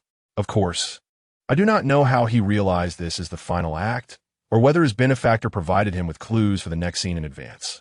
Fang Shiqing's expression was complex. "Did you suspect Ming from the very beginning? Even before the fog?" Cheng Shi chuckled. It was merely a conjecture. He cast a glance toward the room. Bai Ling understood immediately and rushed inside to check the guard's vital signs. Indeed, a murky glow protected the guard's heart, preventing him from dying immediately. "There is still hope," Fang Shiqing exclaimed, following closely behind as she observed the guard, barely clinging to life. She turned to Cheng Shi. "It's your turn." Cheng Shi did not refuse, casting a healing spell upon the foe who had once sought his life. Just as the guard began to awaken, Cheng Shi cast a spell of hypnosis upon him. This time, it was not Fang Shiqing who spoke. Su Lu, in a fit of urgency, shouted, "Hey you, remember, speak quickly." Such a crude prompt darkened the expressions of all present, but fortunately, the weakened guard had long lost any coherent thought. After a prolonged moment of confusion, he nodded. Then, the guard, just revived, suddenly exploded into a myriad of stars. The stardust coalesced into a memory portal, now adorned with a golden frame. The final gate. Its emergence signaled the imminent conclusion of the trial. Stepping through this threshold, everyone would survive and be rewarded. Is it over? Su Lu could hardly believe how straightforward this had turned out to be. With ample time remaining, they had found the final exit. At that moment, only 8 hours had elapsed since the trial commenced, leaving nearly a third of the time still available. "Sister Fang?" Su Lu turned back, brimming with joy, only to find Cheng Shi's furrowed brow awaiting her. She recoiled in fear. Could a man who casually kills others, a person opposed to her beliefs, turn on her at the threshold? The thought terrified her, prompting an urge to flee. Su Lu scanned the positions of everyone present, then, with determination, dashed toward the final gate. Yet just as she was about to leap through, a powerful hand seized her arm, yanking her back from the door. "Ah!" Su Lu screamed in fright, instinctively unleashing her bardic skills in a desperate strike against Cheng Shi. Cheng Shi did not evade. His face darkened as he endured the negative effects, then tossed her aside onto the ground. Seeing this, Fang Shiqing stepped protectively in front of Su Lu, anger flashing in her eyes. "Cheng Shi, enough." Bai Ling, bewildered, had no understanding of Cheng Shi and Appo's reluctance to let Su Lu go, but still moved to draw her bow. Positioning herself behind Cheng Shi, Fang Shiqing observed the unfolding chaos, her brow knitted. "Sister Fang, help me." "Cheng Shi, wait." Cheng Shi disregarded the turmoil surrounding him, his furrowed brow deepening in thought. Something is amiss. If this leads to the next act, perhaps there is no issue. But if this is the final gate, the answer is far too simplistic. The prophecy of the clasp has yet to be fulfilled. Where is the hand raising the teacup? Fang Shiqing was taken aback, relieved to hear him speak of this. It seemed Cheng Shi did not intend to kill. Rather, he was questioning the validity of the answer. The labyrinth of memory has but a singular final door. How could this be incorrect? Su Lu collapsed to the ground, trembling with fear and resentment. Her gaze fixed intently on Cheng Shi. Fang Shiqing glanced back at her, sighed softly, and silently explained to Cheng Shi, "We scaled the outer wall to the second floor and discovered the Duchess's chamber, where we indeed beheld that cup." Cheng Shi, what the seer envisioned may not necessarily represent the current timeline. The Duchess may have indeed used that cup. However, I believe it is less about the prophetic imagery and more about directing us here, the scene of the Duke's demise, or perhaps to uncover the Duchess as paramour. Cheng Shi furrowed his brow, shaking his head. Something feels amiss. Where's the Duchess? We have squandered nearly an hour here. Is the banquet not to commence? Or does everyone still patiently await the Duke's arrival? The guests appear to have not departed. Why is that? What scheme does the Duchess concoct to obscure the news of the Duke's death? Cheng Shi's confusion deepened. Everything before him seemed like an invisible hand presenting the answers to their lips, urging them to swallow them whole.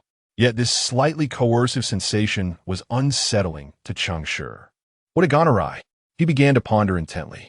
The entire Eternal Night labyrinth was not overly complex. In the first act, they encountered the tavern server, who likely remembered the many patrons he had seen previously, thus recalling that evening at the tavern. In the second act, they found the Duke's stableman, York. They sought him out after witnessing the true form of the servant orc and glimpsing the dwarves beneath the beastly hide. York had been ensnared by the dwarves, drawn into recollection, and indeed, they encountered the corpses of those dwarves in the third act. Then, he discovered the guard's token, that ring, and confronted the guard.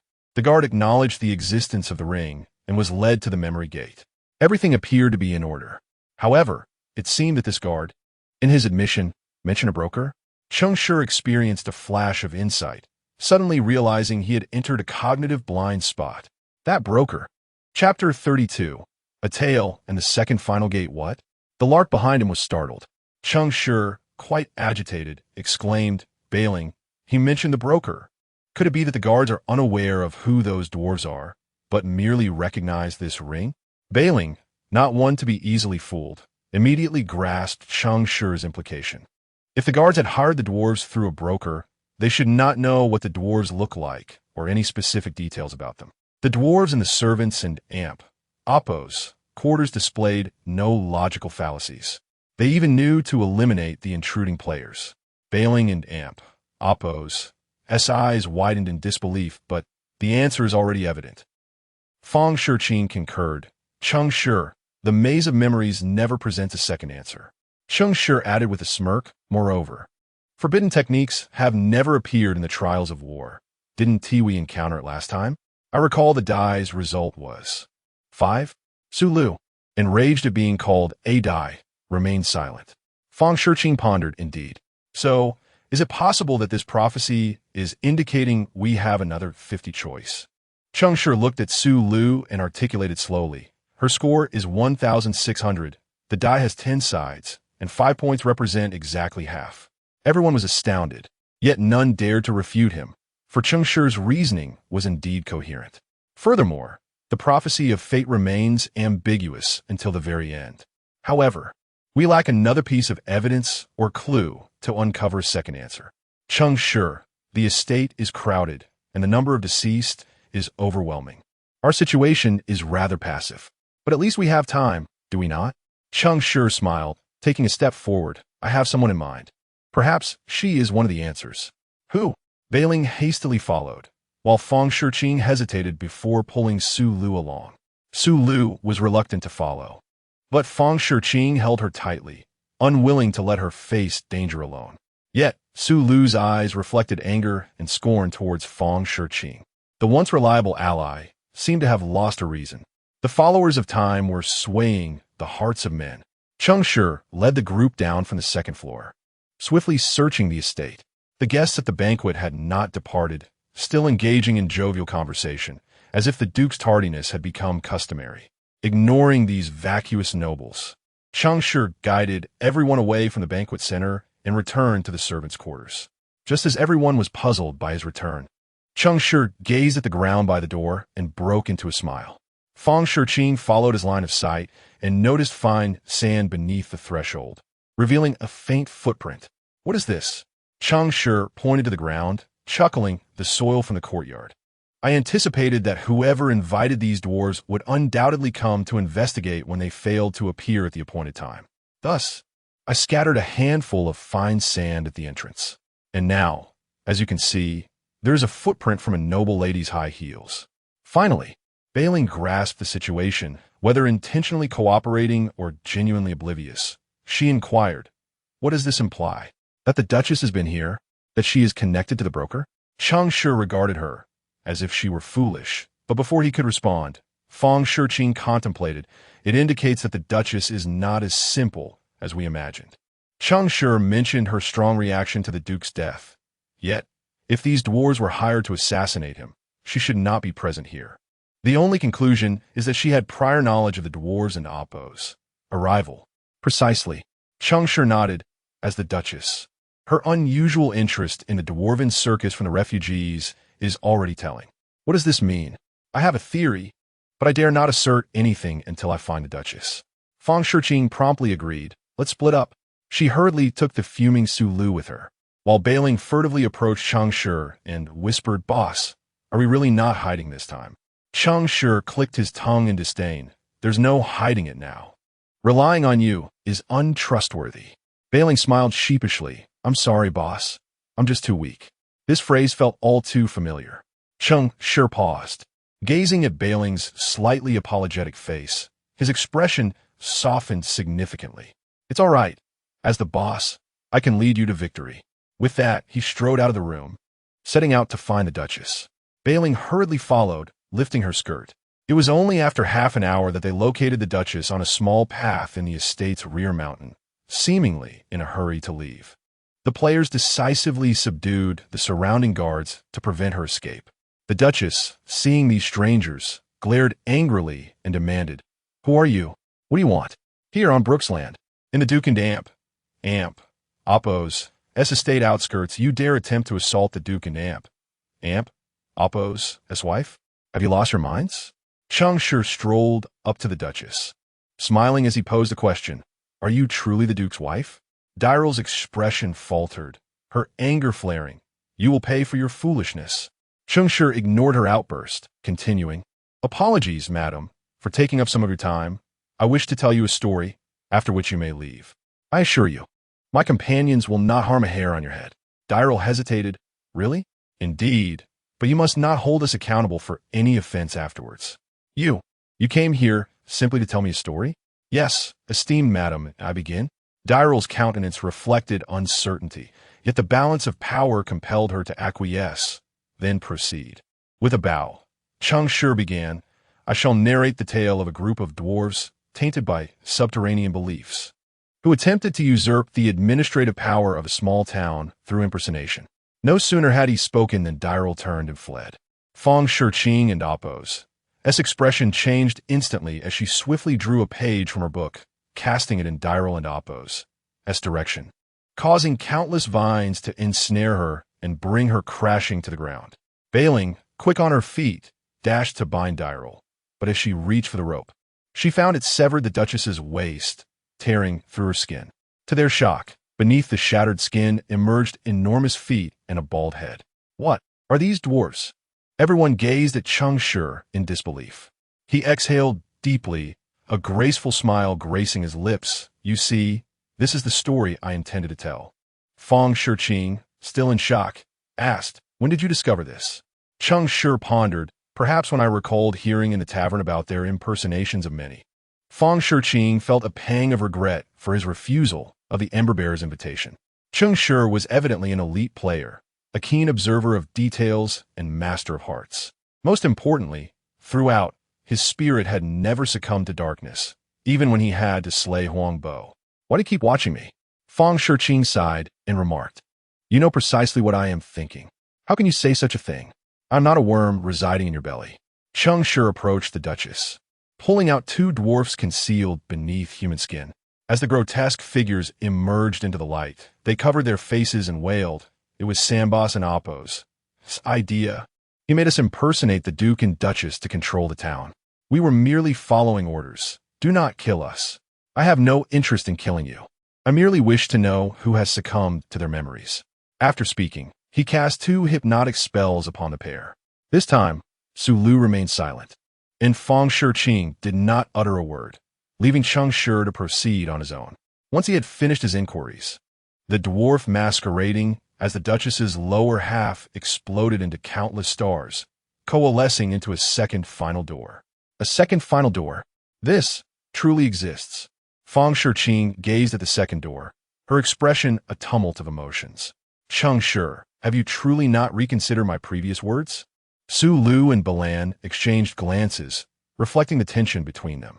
Cheng Shi merely chuckled nonchalantly, No, thank you. He then bowed to the audience, cheerfully announcing, The performance has concluded.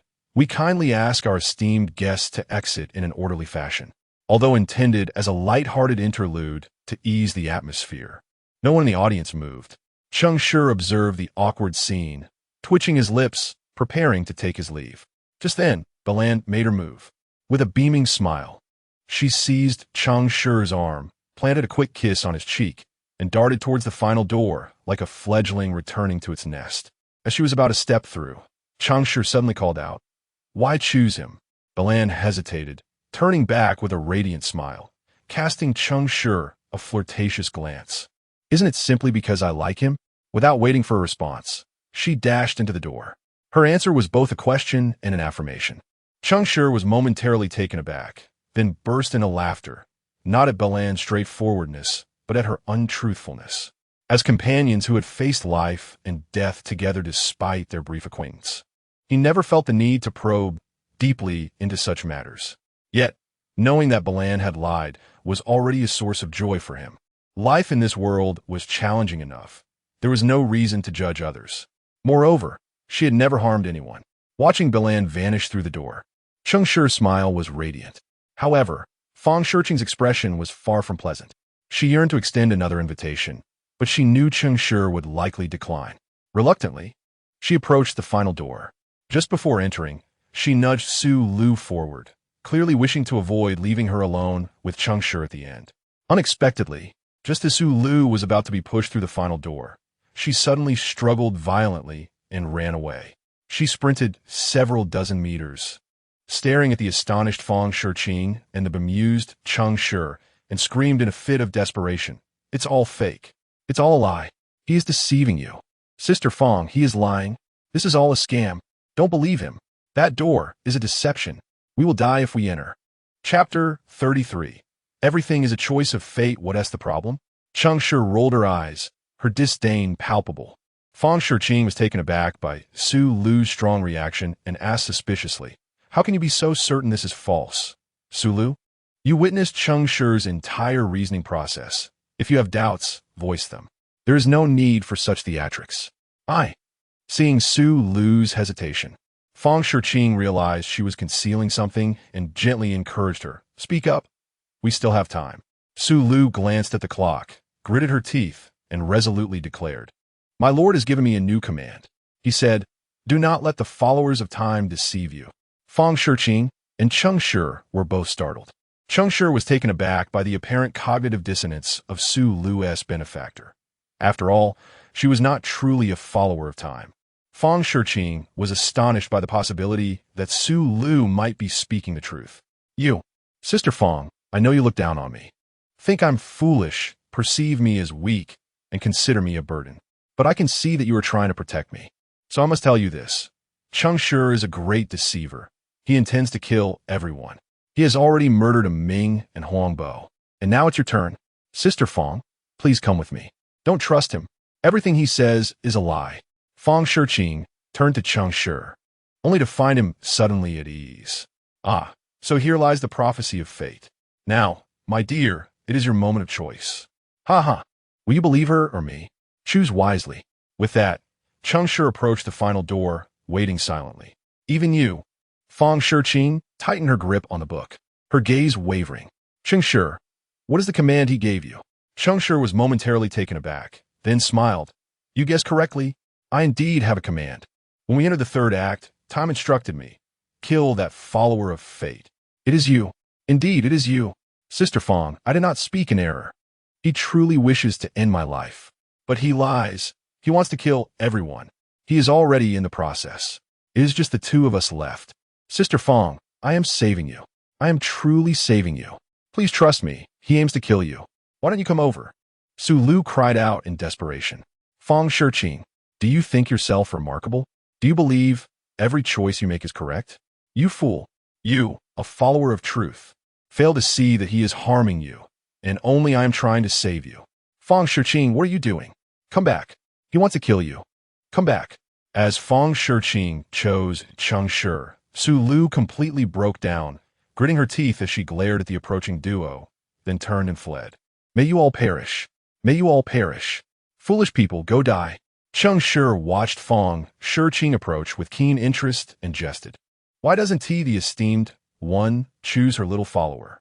With a sigh of resignation, Fong Shiqing remarked, to borrow Su Lu's words, if you wish to kill her, you need not go through such trouble. Cheng Shi laughed heartily. Not going to save her? Fong Shiqing glanced back and shook her head. The torchbearer carries the flame of continuity. Individuals like her. Well, let it be. I shall respect the fate of others. Cheng Shi scoffed, indeed. Respect the fate of others. Fong Shiqing understood his implication and ceased to mention any invitation, instead extending her hand toward Cheng Shi.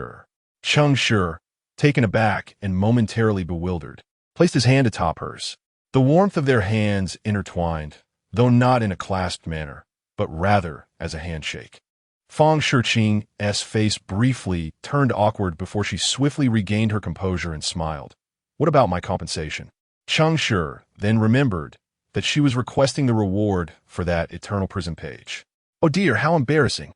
My toes are cramping. Ah, yes, I remember. Cheng Shi quickly withdrew his hand and retrieved a mask from his spatial bag. This was a radiant golden mask, heavy with significance. Upon receiving it, Fong Shiqing's mind was flooded with its description. Joyous mask. When you don this mask, your mood will forcibly shift to joy. When you expend this mask for a summoning spell, your summoned entity will be replaced by the individual who provided you this mask. Fong Shiqing blinked, taking a while to comprehend the notion of being replaced by the one who bestowed the mask. Was that not Cheng Shi?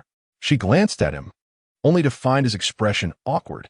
Indeed, bestowing such an item upon a lady was not a particularly commendable act. Yet it was undeniably useful. This equated to Fong Shiqing having a single opportunity to summon a forgotten healer, though she questioned whether the summoned Cheng Shi possessed the extraordinary ability to break through challenges. Gently caressing the mask, she smiled joyfully. Thank you, I accept this. Cheng Shi, feeling awkward, retracted his hand, uncertain of what to say. I just wanted you to help me see what this thing could do. I actually wanted to give you a healing spell with a shared divine grace effect. But you just kept holding onto it tightly, and in the end you even drew it back to touch it. Esteemed one, can I reclaim it? Ah, forget it. After all, she is also a lifesaver. This mask, lacking introduction and practical use, shall be considered a parting gift. This shall be an extra gift. I will imprint a healing spell for you. Please take note. Is there more? Oh, very well. Fong Shiqing smiled as she took out her book and began to imprint Cheng Shi's skill. Once everything was concluded, she closed the book and stepped decisively into the final door. Cheng Shi, farewell. Cheng Shi watched as Fong Shiqing vanished, shaking his head in amusement. Will there ever be a proper farewell? Once Fong Shiqing had completely disappeared through the door, Cheng Shi's gaze sharpened again as he looked toward the direction Su Lu had fled, striding after her with purpose. You think you can escape after falling for my drug? What are you thinking, you little monster? Indeed, Su Lu had not run far. She collapsed in a nearby garden outside the banquet center. The drug had been administered by Cheng Shi when he had pulled her away from the first final door. Even in that urgent moment of saving her, he had not forgotten to apply the potion to his hands first. Of course, this action was not a premeditated scheme against Su Lu, merely a precaution taken in advance. He had not anticipated the need for it so soon. Initially, Cheng Shi had claimed to Feng Shiqing that time had given him a command, but that was merely fabrication, as he was not a true follower of time. Unexpectedly, after Feng Shiqing exited the trial, Cheng Shi indeed received a command from a deity. However, this deity was not time, but rather the entity he revered, deception. Kill that follower of fate. An identical command. It was as if deception had witnessed his earlier performance and was merely echoing his words. Yet, are you not the same deity of destiny as fate? What does this mean? Cheng Shi found himself at a loss for words. When he arrived at the designated location, Su Lu lay unconscious on the ground. He forcefully grasped her collar, dragging her towards the final gate. Along the way, numerous servants glanced curiously, yet under the piercing gaze of Cheng Shi, none dared to intervene. As Cheng Shi proceeded, Su Lu suffered jolts with each step. Upon reaching the final gate, the excruciating pain in her back stirred her from her stupor. Upon seeing Cheng Shi's face, she recoiled in terror, crying out, "Don't come near me.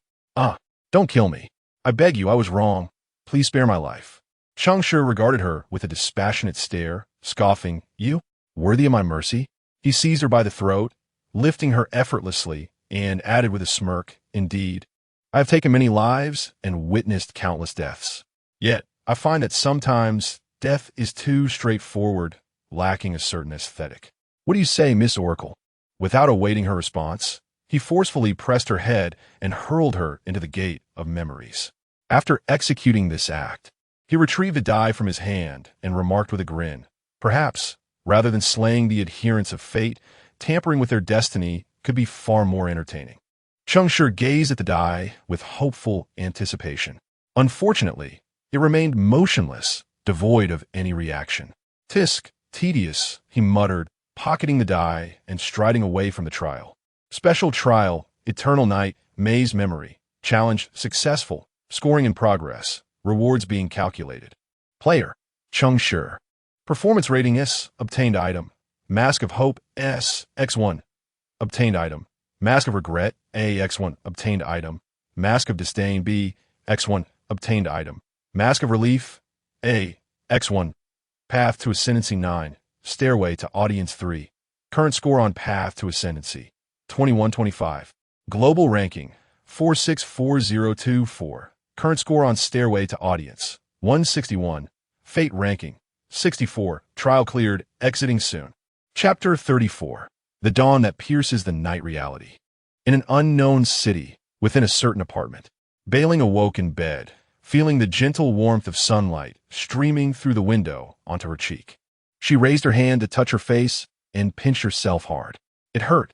She was alive. The door of destiny was indeed real. She had returned to life.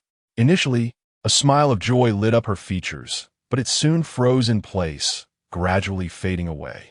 Her gaze became vacant, staring at the pristine white ceiling. Why choose him?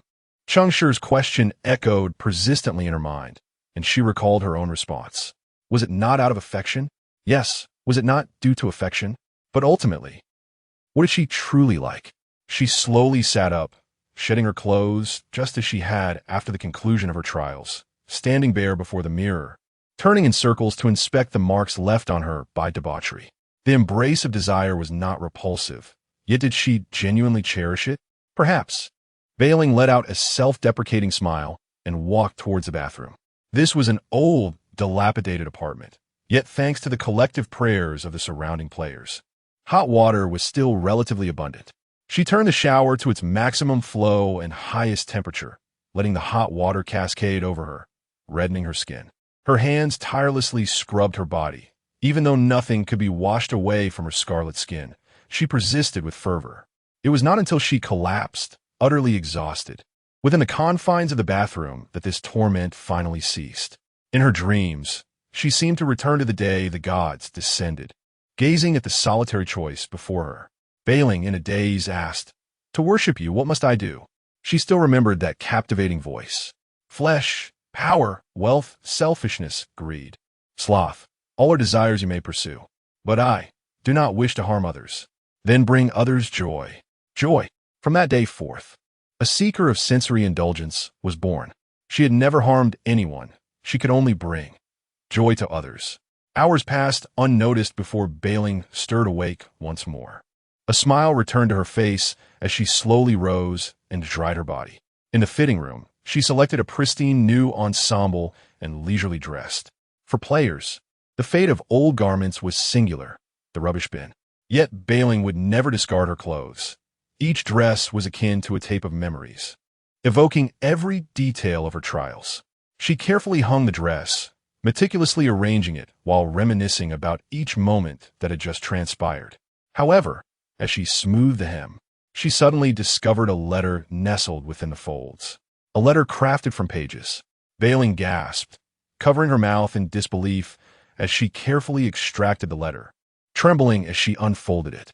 The elegant handwriting danced before her eyes. An invitation from the bearer of fire? Reality in an unknown city within a certain classroom. Fang Shiqing picked up chalk and skillfully drew a symbol on the blackboard. In an instant, the board twisted into a pitch-black door, and without hesitation, she stepped through with unwavering determination. On the other side lay an endless void. The moment she stepped in, invisible steps rose beneath her feet, guiding her to a designated place. After just a few dozen steps, Fang Shiqing spotted a figure seated opposite her, a person suspended high above, outlined by flickering candlelight. Gazing down at her, feeling his gaze, Fang Shiqing shook her head with a wry smile. "Must you be so ostentatious?" "Ching, this is the treatment I deserve. I have forged this path that even the gods cannot perceive to facilitate our communication. Shouldn't you praise me each time we meet?" Stop. I can praise you. Exalted flame of hope, but please do not call me Ching again. It's rather grating." "All right, Ching." Fang Shiqing helplessly rubbed her forehead. "Has he arrived?" "Yes, right ahead." Fang Shiqing nodded and took a step forward, but halted after a couple of strides, turning back with a puzzled expression to inquire, "By the way, why don't you call him an Oppos? Xin and Oppos?" The candlelit figure faltered momentarily, responding awkwardly, "I fear he might hit me." Fang Shiqing Kuden and Oppos. T contained her laughter, her steps becoming noticeably lighter. Soon after, she entered a bright hall where she encountered the towering man. "You seem joyful. What's the occasion? Are you injured?" Fang Shiqing's brow furrowed slightly. "A minor injury, nothing serious. I crossed paths with a debauchery, chosen and exchanged blows twice." The man spoke lightly, yet the inherent danger was palpable. The segmented trial's difficulty was almost unimaginable to ordinary players. Fang Shiqing didn't press further, merely nodding.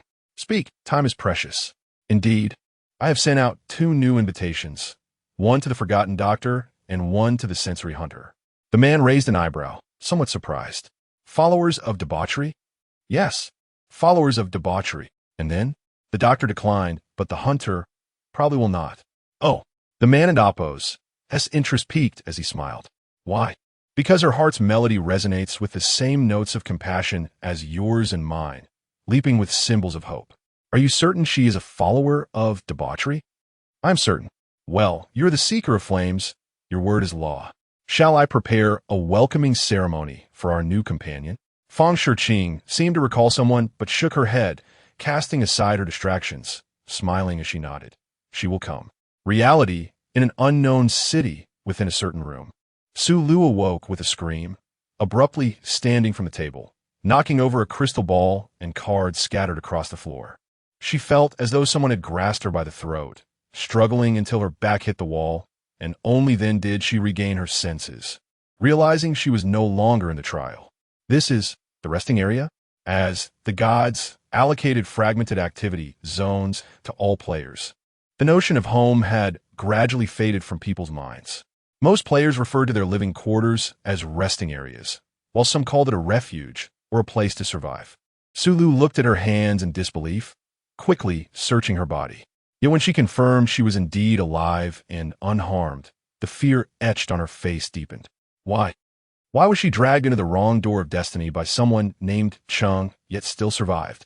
Why did he, despite having the chance, choose not to kill her? Why did fate advise her not to trust the time believers? Yet, based on the outcome, it seemed the time believers were indeed correct. Why? Was it fate's will for her to die? How could this be? Ever since she embraced fate, not a single day passed without reverence, without praise, without defiance. Yet in the end, you led her to death? Why? Is this my destiny? I refuse to accept it. In Su Lu and Amp, Oppos, SIs, fear and anger intertwined, while resentment and hatred burgeoned. She clutched the fateful die tightly, her face shrouded in uncertainty, her expression shifting several times. On the rooftop, Xieyong seemed to have heard the commotion below. He leaned over the edge, anxiously inquiring, Lulu, are you all right? What has happened? His calls helped Su Lu regain some semblance of rationality.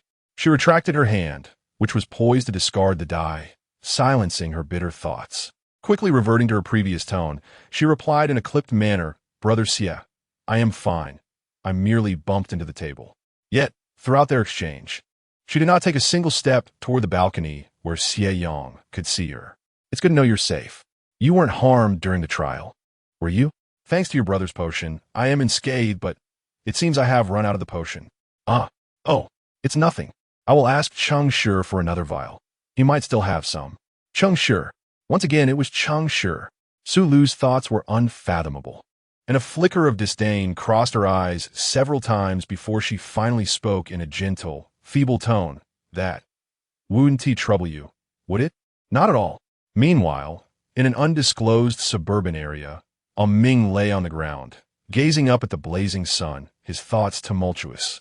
After receiving the decree from the order to eliminate the followers of chaos, only to be countered by Huang Bo, he realized his impending doom. Confined against the wall and subjected to inhumane torture, he felt life ebbing away, to the point of despairing to the extent of surrendering. Yet, just when he believed his life was about to dissipate, a sharp snap from the depths of the void jolted his consciousness back to reality. He awoke unscathed, detached from the wall, just as he had been when he first entered the trial. Ming stared in shock at his fully restored state. He tore away the blood spikes and struggled down from the wall, glancing at the time. 2 hours remained. Time? A revelation dawned upon him. It was the method of the forgetting doctor, a trick of time, a restoration of his state. The doctor named Cheng Shi had saved him. He praised time, granting him another chance at life.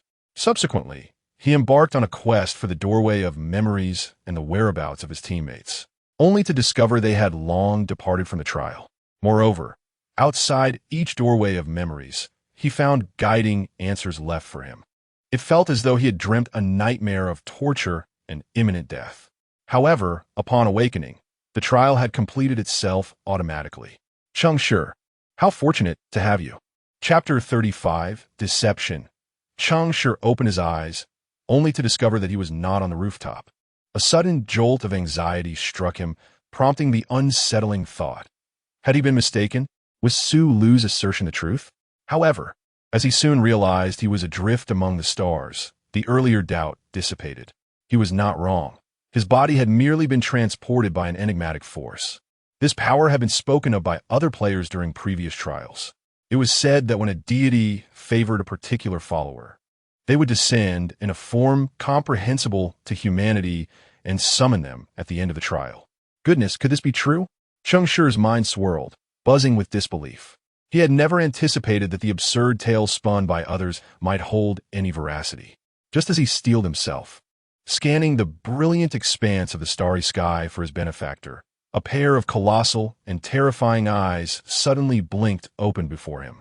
An indescribable pressure bore down upon him, striking at his very soul and rendering him momentarily paralyzed. In contrast to these black, hole-like pupils, Cheng Shi felt as insignificant as a speck of dust lost in the infinite cosmos. Thump, thump, thump. Cheng Shi stared in awe, his heart racing. He sensed his heartbeat quickening, synchronizing with the ethereal fluctuations of the void beneath the starlit sky, until he gradually lost all semblance of human sensation. If one were to describe this sensation, it would be akin to the feeling of one's soul departing the body. In astonishment, Cheng Shi glanced downward and saw that his physical form remained behind, expressionless and vacant. Meanwhile, his current self appeared transparent and ethereal, akin to a spirit. It was only then that the overwhelming dread began to wane, and Cheng Shi gradually regained control of his consciousness. At that moment, the eye before him, adorned with spirals and speckled with stars, emitted a voice of ancient indifference. Cheng Shi. This voice was unlike any sound he had ever encountered. It felt as though it could dissolve him into nothingness with a single utterance. He realized he ought to tremble, and indeed, when he glanced at his feet, he found his body quaking. Yet, in the spectral state, he felt no fear. Thus, he responded softly yes. However, he soon felt that this was insufficient. No mortal could maintain composure in the presence of the divine. Even if one could, it was far beyond Cheng Shi's current capabilities. Thus, he submissively added, "All hail the void, all hail the benefactor. It is a great honor to be summoned by you." After all, survival was not to be scoffed at. To his surprise, the all-seeing eye shifted slightly, emitting a sound of derision. "Weak little human, unable to recognize your benefactor, yet you dare to utter praises?" It was not deception. Cheng Shi's eyes widened in terror, but they soon narrowed as he desperately inquired, "Time?" Upon hearing this name, the eye rotated like a clock, and its voice grew even colder. To utter the name of a deity in vain is to condemn yourself. No sooner had the words left its mouth than Cheng Shi's ethereal form was instantaneously obliterated into the void, as if he had never existed. His physical body shattered into dust, swept away by the cosmic winds into the boundless abyss. The immense eye spun around and around, and only when it sensed someone's fate shifting within its grasp did it close with apparent satisfaction, as though nothing had ever transpired. Time began to flow once more. It felt as if a century had passed, yet might have only been a second. Amidst the chaos of time, the eye reopened in the same position once again, but this time, the corners of its eyes lifted slightly, clearly amused. "Ah, it seems I have not arrived too late." With each blink of the spiral and star-specked eye, bright stardust emerged from the spot where Cheng Shi's body had been moments before. These motes of light were drawn together, merging and coalescing. When they were reshaped by an unseen force into the form of a human once more, the figure created beneath the starry sky opened its eyes. A huff. Cheng Shi gasped for air, sweat beading on his forehead. He looked toward the eye before him, clenched his teeth, and managed to utter a single word, "Damn." The eye blinked in surprise, but then it laughed heartily. "According to my understanding of your human language, it seems you wish to share the authority of creation with me?" The eye twirled twice and chuckled. "Or perhaps you wish to drag me into the corrupt sea of desires and engage in some unspeakable, unholy activities?" Cheng Shi, bewildered by these words, struggled to swallow the highly inappropriate exclamation that was on the tip of his tongue. Both in form and tone, this being was clearly not the same as the one before. His thoughts churned as he began to grasp something, his expression darkening as he solemnly stated, "As I watch my fellow believers slaughtered by another deity, I wish to inquire, where is the protection you speak of?" The eye in the starry sky rotated again, responding with a smile. "It seems you have deduced my identity, but you have made one error. I did not witness their death. I arrived here with my eyes closed." Cheng Shi was taken aback. So, there was a rationale behind his shamelessness. The saying, "an improper beam leads to a crooked roof," truly encapsulated this situation. However, was this truly what he was addressing? Cheng Shi felt exasperated, but also realized a crucial fact. At least the deity had responded to him and acknowledged their status as his benefactor. Deception, moreover, the atmosphere surrounding this divine meeting was far less solemn and grave than he had imagined. The earlier encounter did not count. Thus, he inquired of his bewildered benefactor, "Could you enlighten me regarding the circumstances of that encounter? Who was the perpetrator? Are you so familiar with everyone so quickly?" Cheng Shi quickly regained some semblance of his former self and retorted, "I am socially anxious and not adept at interacting with others. I can somewhat grasp your emotions. So what? Is it merely because I saved you, and I am your benefactor, that you regard me with such? I believe the term is recklessness?" Cheng Shi shook his head. rejecting the notion of deception. It had nothing to do with that. Because you're not human. Ha ha. A wave of joyful laughter echoed through the cosmos, the eye adorned with spirals and stars chuckling uncontrollably, its frequency of blinking distorting and warping. It regarded Cheng Shi with delight and abandon, as if he were a treasured work of art. You are the second creation that has pleased me. Cheng Shi raised an eyebrow, maintaining a calm expression, though the term creation stirred unease within him. Who was the first fortunate soul? A delightful young girl named Jin Exine. As immortals would call her, she is my chosen. Cheng Shi's pupils constricted. The deities were aware of the chosen. Naturally, the gods should know everything. Yet, to hear a deity discuss players as if they were mere commodities, right before his eyes, left Cheng Shi feeling rather unsettled. Oh, it seems you are experiencing anger regarding your identity as a player? Cheng Shi ceased his playful demeanor, shrugging in a manner that suggested defiance. Is that not permitted? Apologies. I cannot help it. All anger is merely self-deception. The more fragile life attempts to conceal its own incompetence, the more furious it becomes. The eyes scrutinized Cheng Shi's thoughts and jested. Do you wish to seek vengeance upon him? Chapter 36. The Genesis of Destiny and the Game of Memory. Who was that just now? Did you not discern who they are? Cheng Shi furrowed his brow. Deep in thought, he had indeed deduced the identity of the figure before him. Upon recognizing this being as his benefactor, he surmised that the earlier entity was likely another deity of the void destiny, fate. They shared identical external manifestations, similar forms, and indistinguishable void fluctuations. The sole distinction lay in their personalities, one aloof, the other exuberant. It seems you have guessed correctly. But what of it? As a mere mortal, could I truly exact vengeance upon a deity? There is no need for you to probe further. I shall disclose the answer. Any sentient being may retaliate against a deity, though such retribution may not conform to the forms you envision. For instance, you have been rebelling against them from the very beginning. What? Brother, do not speak nonsense.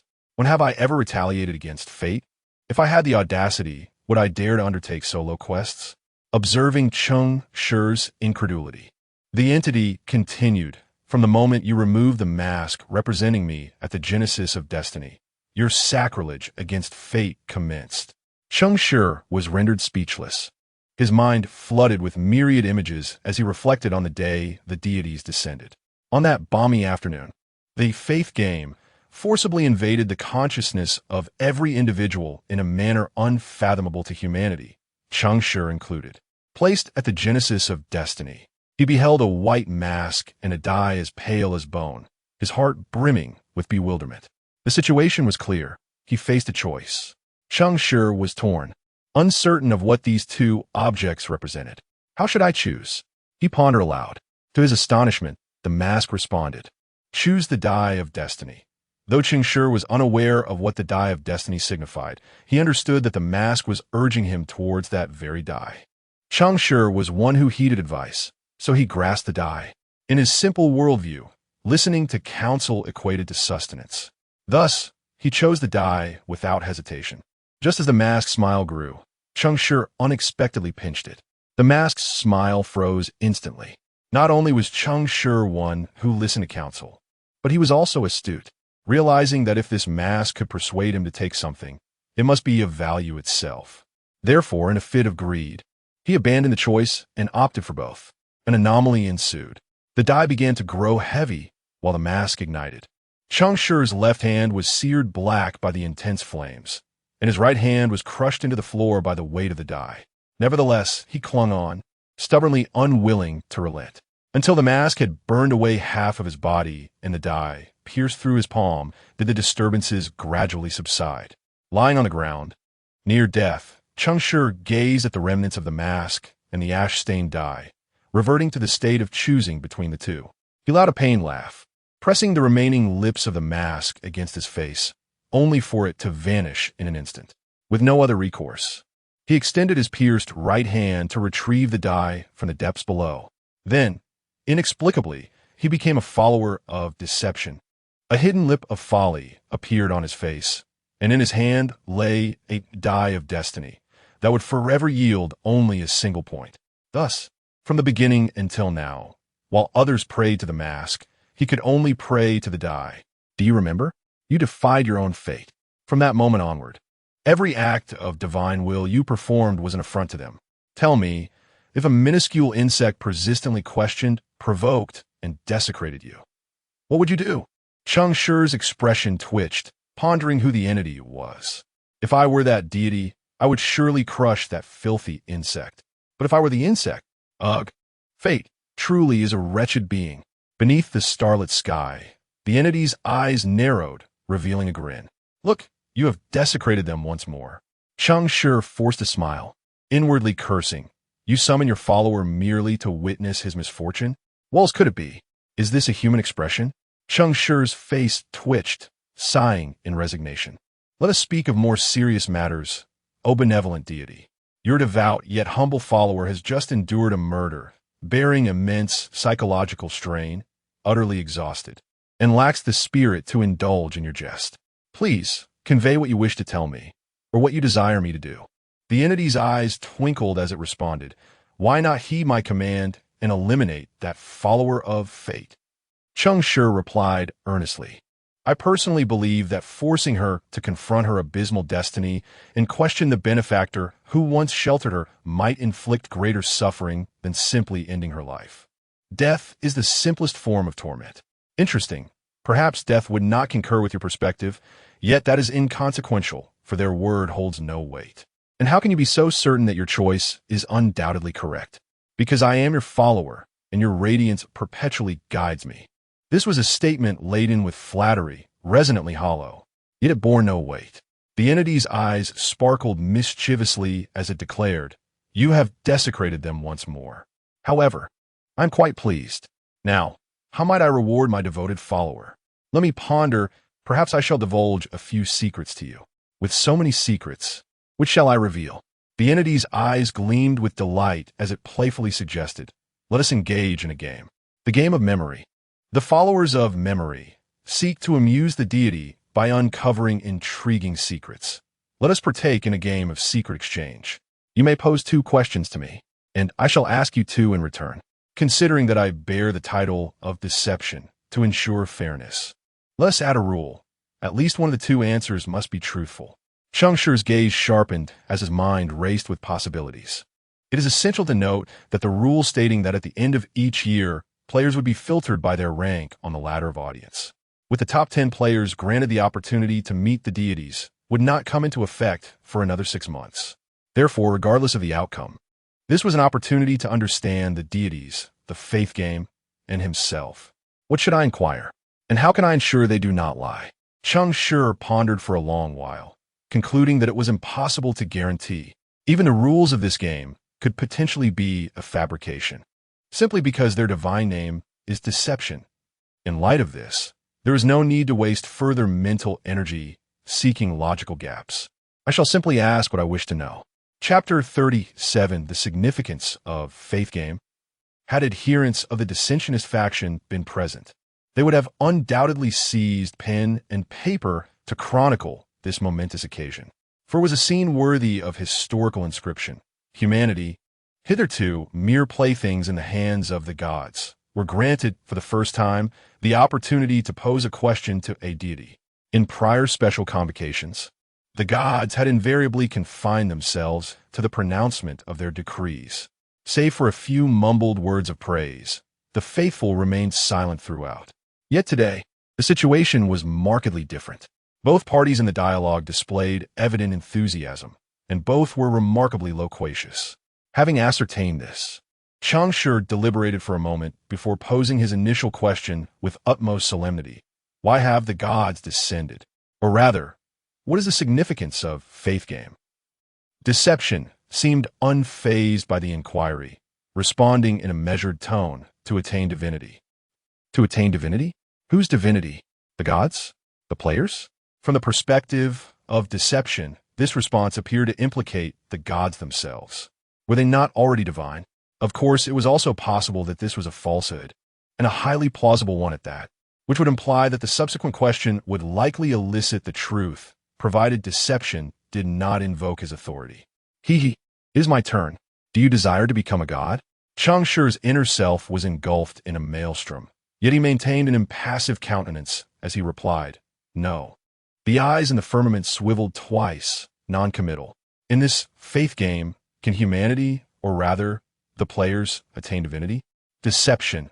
S response remained devoid of emotional inflection, yet this time, it was delivered with alacrity. Yes. My turn again. Why do you not wish to become a god? Thunder resounded in Cheng Shi's mind as he meticulously savored the word can. Players could also attain divinity? It seemed even more mendacious than the previous statement. However, if deception had not misrepresented the rules of the game, then at least one of these two preposterous responses must be true. Gods were not gods, or humans could become gods. Regardless of which held veracity, the answer was sufficiently earth-shattering that Cheng Shi nearly lost control of his composure. After a protracted pause, he replied with an air of guileless sincerity, because it is devoid of meaning.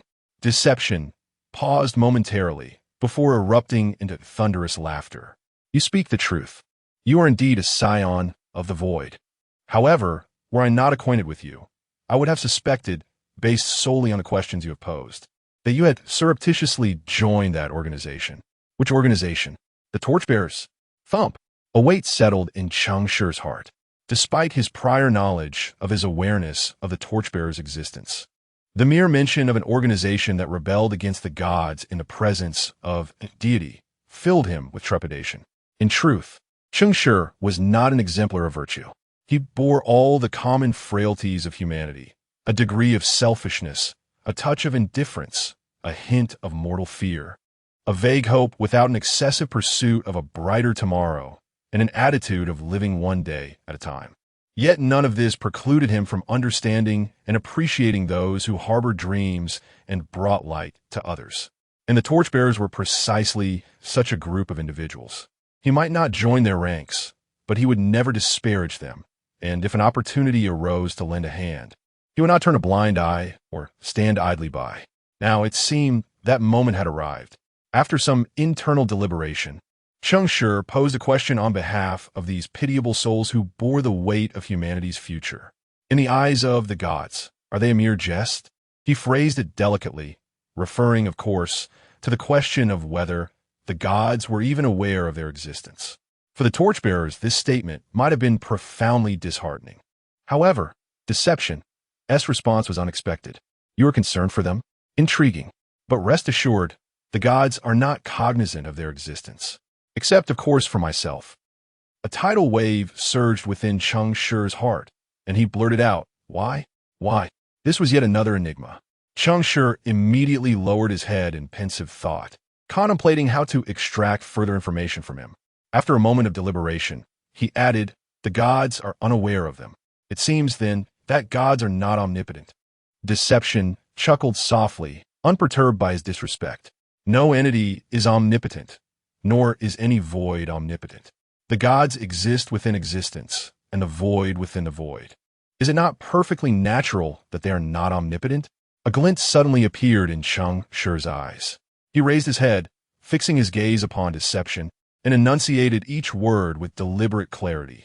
Therefore, the gods initiated faith game in order to become omnipotent gods. Is that correct? Deception's eyes remained impassive, perpetually adorned with a smile, the wrinkles at the corners of his eyes as immutable as folded space. His tone was, as always, imbued with deception. You surmise. No need to surmise. You have not uttered a falsehood. Oh. The eyes turned towards Cheng Shi with curiosity, asking with great interest, How do you know that I have not lied? Cheng Shi pointed to his own heart, stating, S-class talent, master of deception. This is the ability you bestowed upon me. It can penetrate all falsehoods. Deception seemed astounded by Cheng Shi's audacity, and once again he could not suppress his laughter, exclaiming with mirth, You employ the power I granted you to discern the innermost thoughts of a deity? Do you believe you will succeed? Cheng Shi replied with unwavering confidence. Since gods are not omnipotent, they are susceptible to deception and their thoughts can be penetrated. Therefore, why should I, who possess divine favor, not succeed? The eyes blinked. as if comprehending Cheng Shi's intent. Ah, so that is what you desire. You are indeed a cunning one. I can indeed bestow upon you a power capable of deceiving them. But the question remains, why would you, who do not wish to become a god, require a power that only a deity can possess? Cheng Shi responded with utmost candor, I merely do not wish to become a god. Not that I do not wish to deceive one. Ha, I see. I find myself increasingly fond of you. The frenzied mirth in his eyes gradually subsided, and his entire form slowly merged into the void. Today's meeting has been most enjoyable. Go now, and when you become my chosen, I shall bestow this power upon you. Is that all? What about destiny? If he were to return, endure until you are capable of deceiving him. I'll endure your mother. Cheng Shi was about to unleash a torrent of invective when his vision suddenly became distorted. When his consciousness returned to his body, he found himself on the rooftop of the rest area. The first sight that greeted his eyes was the sun hanging high in the sky. The first words he heard were, Hey, buddy, do you still have any of that prosperity of yours? I want to get a couple more bottles for Lulu. Cheng Shi's face instantly darkened. Damn it, whores are ubiquitous. Chapter 38. Observations from the chat channel and a new trial. Cheng Shi received no bottles this time. Due to this incident, he faintly heard noises from the neighboring building at night, as if a quarrel had erupted. Naturally, it was the fanatic of fate making a one-sided outburst, while Xie Yang was persistently smiling apologetically. Amidst the nauseating laughter of the sycophant, Cheng Shi fell into a deep slumber. It was not until noon the following day that he leisurely awoke and began to browse through the chat records across various channels. The Faith channel was, as ever, a tapestry of fabrications, and any further scrutiny was a waste of time. The regional channel was filled with casual meetups or score comparisons, reminiscent of an old folks matchmaking group prior to the arrival of the gods, inundated with messages that made one's head spin. Only the professional channel consistently featured some fresh occurrences worth a second glance. Professional channel, brothers, breaking news. The prosperity chosen has changed again after 2 months. Baldy using conditioner has been ousted. What? Brother, elaborate. Your prosperity ascension ladder seems to change too frequently. It has only been a few months, and yet another switch? What happened? Choked by his own luscious hair?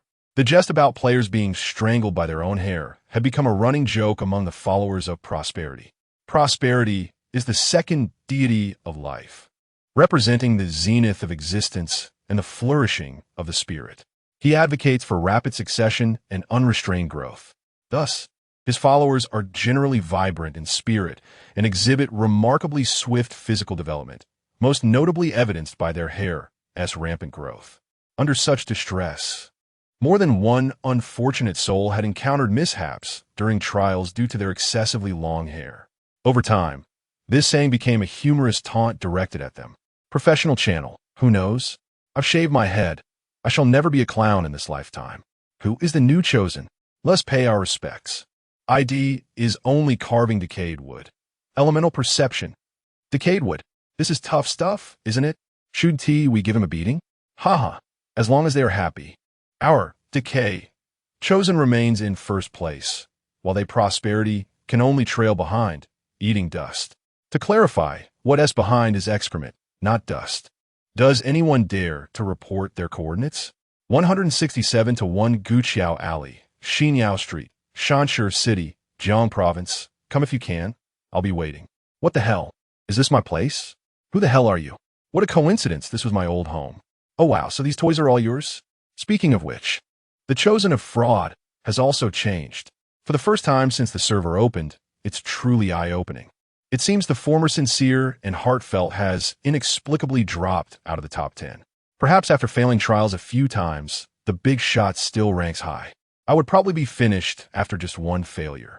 Don't be afraid, brother. I'll support you. Fool, can I support myself? My own support is not as good as a brother's. Cheng Shi was initially amused, but when he saw the change in the fraud chosen, he curiously opened the rankings of the ascension ladder. Ascension ladder, existence memory, void fraud, 1. Li Jingming, memory, 204.2.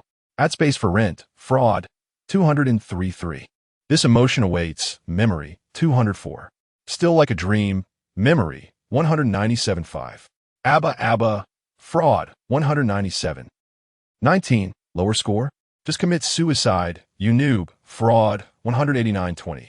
Last year today, memory, 189.21.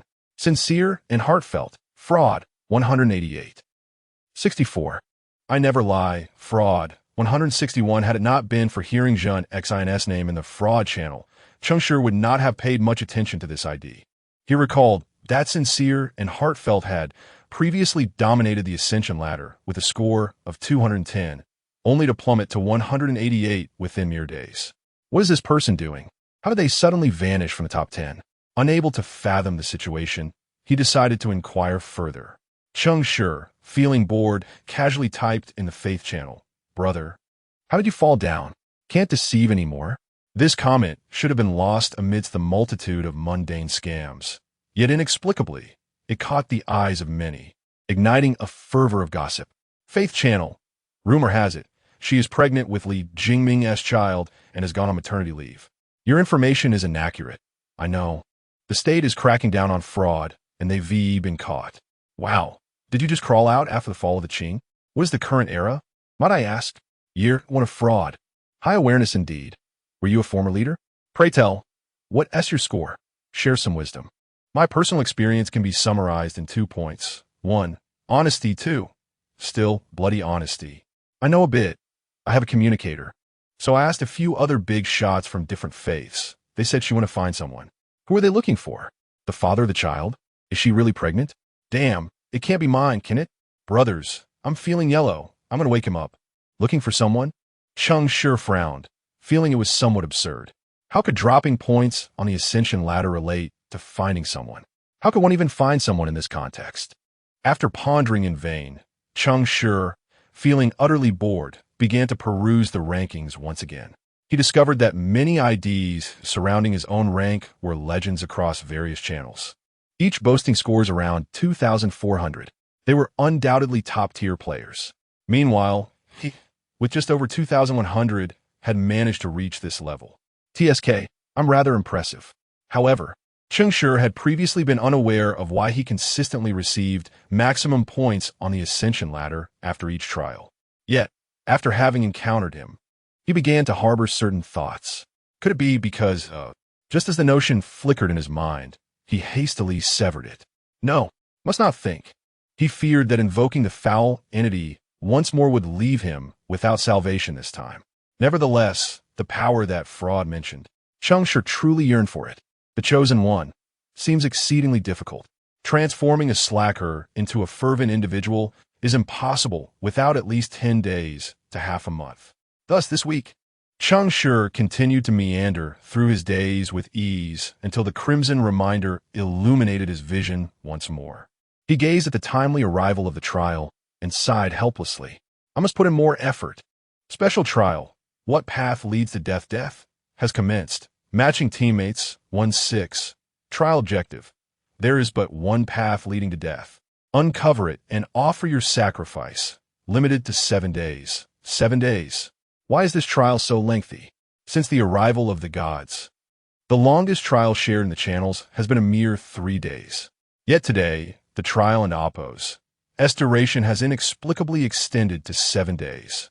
Without a moment and Oppo's hesitation, he recognized the risks involved, exponentially increasing with time. Matching successful, 6-6, entering trial. Cheng Shi was taken aback, still reeling from shock when his vision was engulfed by endless darkness. Chapter 39. The high-end matched the bed, the furniture, the floor-to-ceiling windows, the balcony, all exuded an air of sophistication. A warm breeze danced through the window frame, inquisitively exploring every corner of the room, gently caressing the curtains and playfully tousling hair, enveloping one in a delightful warmth. Cheng Shi, feeling a tickle from his strands, abruptly opened his eyes to find himself resting on a plush bed. Was this a hotel room? Astonished, he rose and scanned the surroundings. The room was spacious yet devoid of any presence. He was alone. A pang of unease stirred within him, and he furrowed his brow. This marked the first time in his trials that he had awakened to an empty room. As the adage goes, any change heralds new risks. Cheng Shi dared not be complacent. He swiftly descended from the bed, meticulously inspecting every inch of the room. Only when he confirmed the absence of formations or traps did he breathe a sigh of relief. During his examination, he seemed to hear a faint rustling from the adjacent room. Could it be that everyone had their own quarters this time? With this thought, Cheng Shi cautiously returned to his bed and leaned against the wall. However, just as he pressed his ear to it, he discerned the sound of a weak, almost imperceptible breath. At that moment, just a wall away, another person was eavesdropping on his room. Cheng Shi and damp, Oppos, as pupils dilated in shock. Yet, despite his surprise, he felt no fear. He understood that had he been the one listening, he would have held his breath, making not a sound. The presence of even the slightest noise from the other side suggested that this was not mere eavesdropping, but a test of sorts. The neighbor was likely another player. Moreover, someone with a mind full of schemes. To deal with such an individual, directness was the best approach. Cheng Shi mentally rehearsed an encounter with the unseen presence and then whispered softly against the wall, "Imperial jade liquor?" Indeed, the breathing from next door faltered momentarily. However, contrary to Cheng Shi's expectations, the response that followed was not verbal. Instead, with a sudden thrust, a sharp dagger pierced through the wooden wall, coming perilously close to Cheng Shi's throat, merely 0.1 centimeter away. The precision of the force, the perfect distance, and the explosive power were astonishing.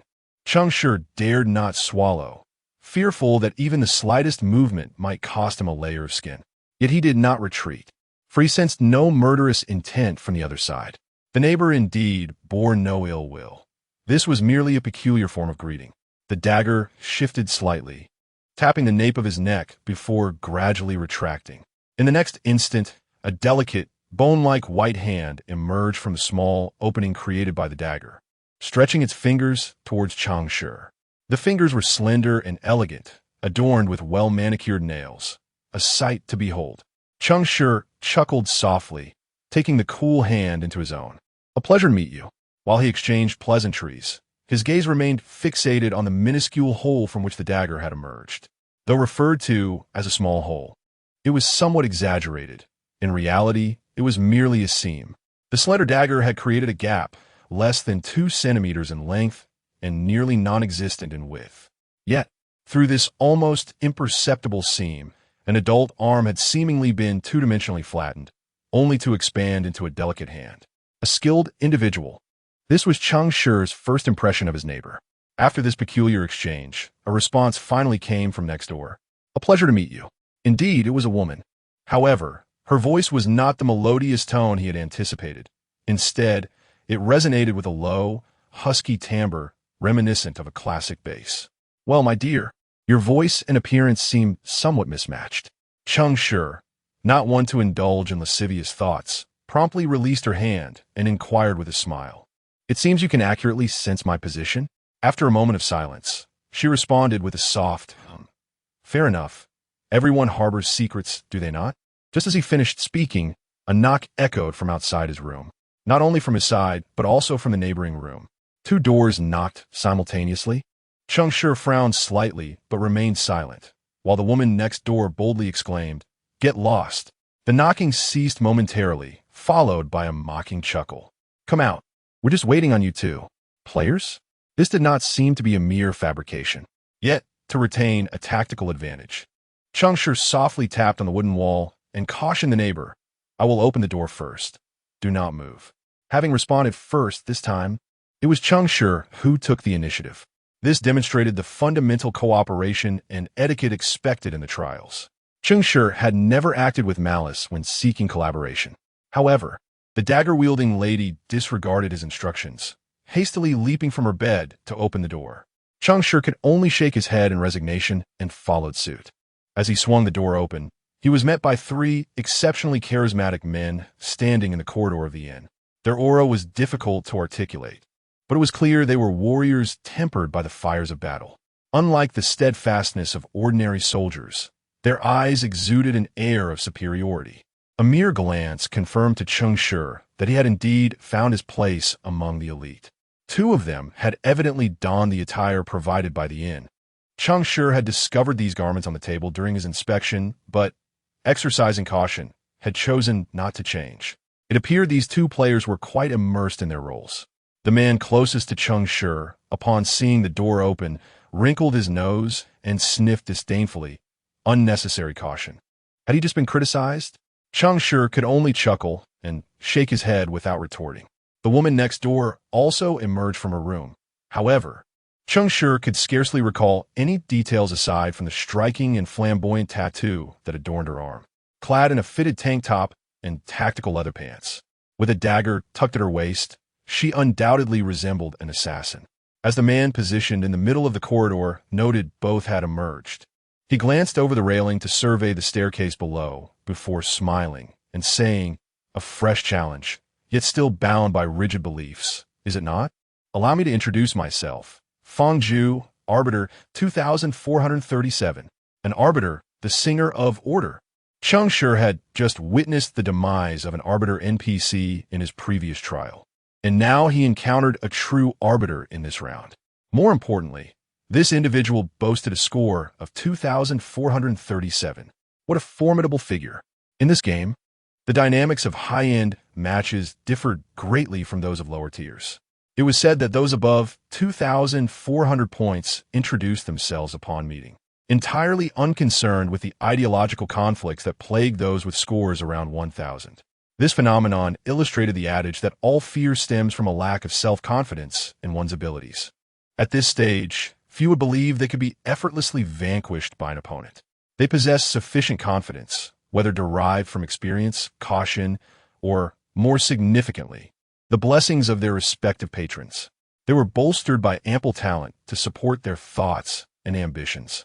Most crucially, players with a score of 2,400 possessed an additional blank talent slot compared to those at 2,000. At the onset of the faith game, every individual received an initial faith talent and a professional talent. As one progressed along the path to divinity, they would acquire an extra blank talent slot upon reaching scores of 1,200, 1,600, 2,000, and 2,400.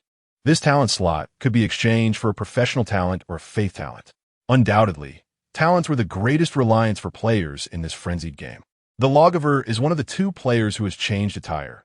He dons a humble outfit reminiscent of the style from the Land of Hope. Yet, the noble air about him cannot be concealed. In this moment, he resembles more a wandering minstrel than a lawgiver. Fangju, Order, the Bard, 2437. Apart from Cheng Shi, others seem unperturbed by the lawgiver's score. The gentleman beside him, who is tapping on the adjacent door, adjusts his glasses and remarks with a smile. "I appreciate all forms of assistance, particularly that of a lawgiver." Du Shiguang, the Traveler of Memories, 2502. Wait, did someone say take less? Chapter 40. Do you fancy my Adam's apple?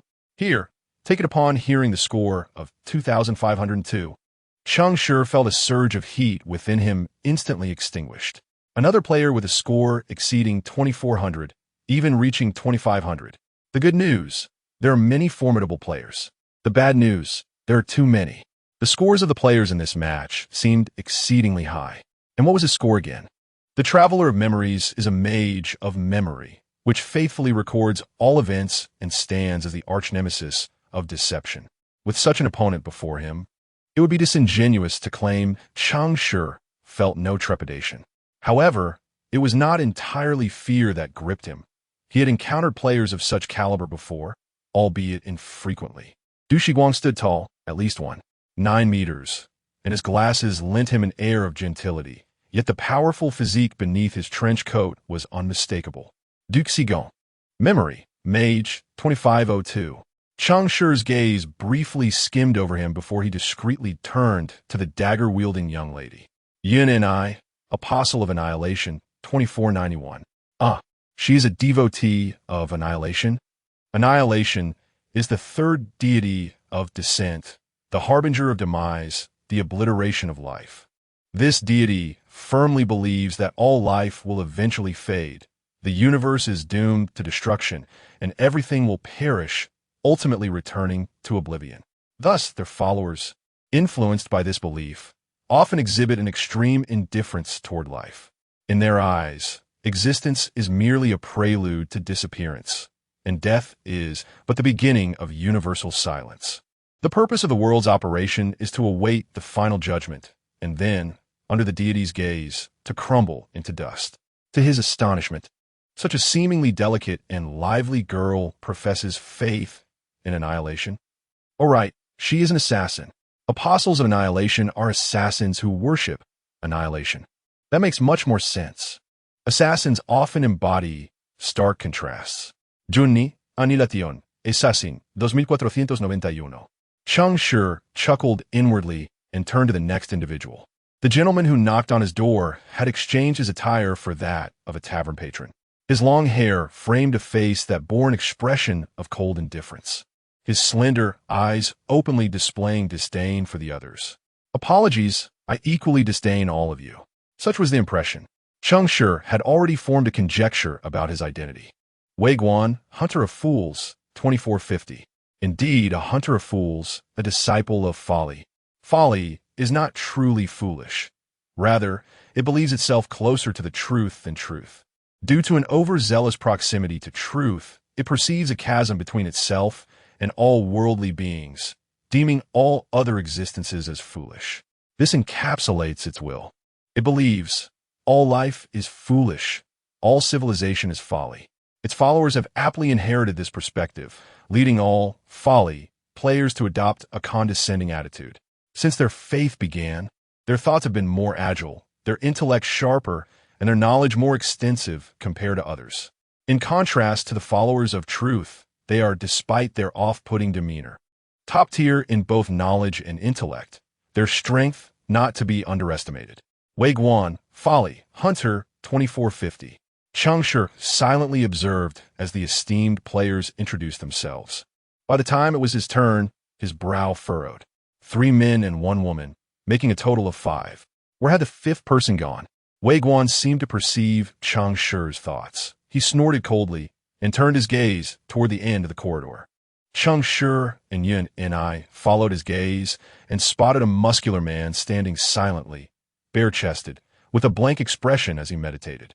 Cheng Shi's heart skipped a beat as he immediately grasped the situation. Silence. He is a devotee of silence. The deity's title alone suggests its nature. Players who have pledged themselves to this deity have likely forsaken speech from the moment the faith game commenced. They follow, observe, listen, and contemplate, but do not engage in conversation, living like solitary monks. This towering figure at the corridor's end resembled a hermit, the ascetic, a warrior of silence. Silence. Warrior, Wei Guan spoke again, validating Cheng Shi's speculation. An ascetic is hardly worth the time wasted. Even for Cheng Shi, accustomed to the presence of folly followers, this disdain was somewhat disconcerting. Few would appreciate the constant contempt from an unfamiliar individual, especially with this trial lasting a full 7 days, offering ample time for interaction. Cheng Shi shrugged, smiling casually, and remarked, Cheng Shi, the rational eroder, 2401. As soon as he spoke, Feng Zhu raised an eyebrow in surprise, while the others frowned. The rational eroder, a priest devoted to chaos. Time rewinds to the previous trial. At the moment Cheng Shi killed Huang Bo and severed his head. Far away in the first act, a Ming immediately perished as well. The tale of the executioner and the lawless lutenist should have concluded there. Yet, in the final second of a Ming's soul's disappearance, Cheng Shi snapped his fingers. That snap represented a forgotten doctor's true contempt for death. He allowed death to forget a Ming. Status reversal. Cheng Shi had secretly recorded everyone's status at the very first hour of the first act. In that moment before death, he deceived the overconfident Huang Bo into believing he and a Ming had perished simultaneously. But following Huang Bo's demise, he resurrected a Ming through reversal. Death claimed the follower of chaos, taking with it his doubts and grievances, vanishing from a world. The followers of order managed to survive. Thus, the Cheng Shi of today is a follower of chaos, the rational eroder. In truth, the talent, lies like yesterday, does not have a limitation against a recently deceived follower. This means as long as Cheng Shi desires, he can choose any faith of the teammate he deceived in the last trial. Yet, he steadfastly chose chaos. One must understand, chaos is the sworn enemy of order. Moreover, the reputation of chaos followers is rather poor. Few would be inclined to like them. However, it is precisely this reason that compelled Cheng Shi to choose him. More controversial topics would divert people's attention. Thus, all attention would be drawn to his faith, while the fabricated score would naturally be subconsciously overlooked. In a match filled with players scoring 2,400, 2,500, Cheng Shi could not truthfully disclose his score of 2,100. The outcome of such honesty would be one. The instant he revealed his score, he would be unhesitatingly hunted down by the hunter of fools before him. After all, a low score is viewed as a kind of folly in the eyes of the followers of folly, and the hunter of fools specifically preys on ignorance. Misreporting a lower score can conceal true strength, while inflating a score can safeguard one's life. This is the allure of deception. Cheng Shi has understood this since childhood. Yet, even with all this considered, an unexpected turn of events transpired. The lawgiver Fang Zhu had yet to comment on Cheng Shi's identity when the assassin young lady, who had interacted with him earlier, swiftly appeared before him, her gleaming dagger once again poised near his Adam's apple. Cheng Shi blinked in surprise and casually smiled. "Do you fancy my Adam's apple so much? Here, take it." Chapter 41. You do not resemble a follower of chaos. Yun and I cast a sly glance at Cheng Shi. Her voice raspy as she remarked, "You exhibit remarkable composure and restraint, unlike a follower of chaos. You show mercy and do not inflict harm. Even less so, a follower of annihilation." Cheng Shi continued to tease her, which caused Yun and I to momentarily falter. Furrowing her brow, she swiftly shifted her stance and drove a dagger into Cheng Shi's shoulder. Unfazed, Cheng Shi maintained his calm. He understood this to be Yun Ni's test. This astute assassin surely did not suspect him merely for his orderly demeanor. She must have sensed something amiss about his identity. He sighed, grasped her icy hand, withdrew the dagger, and then, before the eyes of all present, performed a healing spell imbued with divine grace. The onlookers visibly displayed their intrigue at this display of magic. Among them was a rather cheerful healer, yet regrettably, she was a rationality eroder. True to her name, the influence of chaos upon her would gradually erode the sanity of the wounded until they succumbed to madness. However, this particular effect seemed ineffectual on Yun and I, who once more pressed the dagger against Cheng Shi's chest, exclaiming in irritation, "In this rank, I am familiar with nearly all of his followers. Yet I have never heard of you. Who are you? A deceiver like yesterday's lies?" They even knew of yesterday's lies? It made sense, for a score of 2,400 could indeed yield an SS-level talent.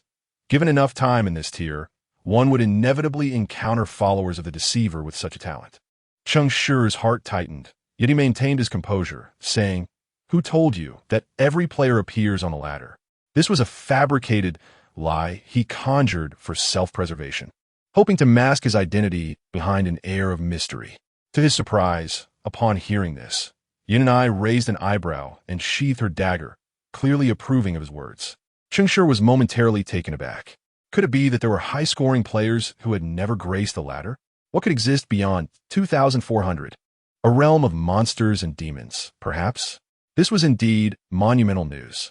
Yet, he was relieved to have navigated through the situation. Although Fang Zhu, a follower of order, held beliefs opposing Cheng Shi's, he exhibited no overt hostility. He surveyed the environment and assumed the role of leader. The trial is quite simple. We merely need to find the right sacrifice. However, as this trial may take considerable time, it is likely our target has not made an appearance just yet. I suggest we each gather information. Let us reconvene at the inn's first floor after sunset to share our findings. A word of caution to all. Until we receive news of the sacrifice, especially on the first day, refrain from unnecessary violence. We are all intelligent individuals, and I trust multiple reminders are unnecessary. With that, he cast a glance at Cheng Shi, evidently directing his warning towards the followers of chaos. Proceed with your inquiries. If assistance is required, I am more than willing to help. The hunter of fools, Wei Guan, glanced at everyone before choosing to depart alone. Du Shiguang waved his hand in farewell. Yun and I vaulted over the railing and jumped to the first floor, leaving two ideologically opposed men staring at each other in bewilderment. When Cheng Shi turned his attention back, he found the man at the end of the corridor had vanished without a trace, as silent as a ghost. You are the sole priest, and I am the only bard. I hope for a pleasant collaboration. Fool, Cheng Shi scoffed, turning to leave. Feng Ju, unfazed by any perceived slight, thought it peculiar if a follower of chaos regarded him differently. Well, I hope I have brought enough healing potions. As the group dispersed, Cheng Shi returned to his room and swiftly completed his inquiries. Given the extended duration of the trial, the investigative work would likely endure for a considerable time. To avoid attracting undue attention from surrounding NPCs, he, like others, donned the garments provided by the inn. The attire fit well, but was rather unsightly, making him resemble a stable hand. Wait, why was he reminded of a stable hand? Cheng Shi chuckled and shook his head before leaving his room to wander the inn.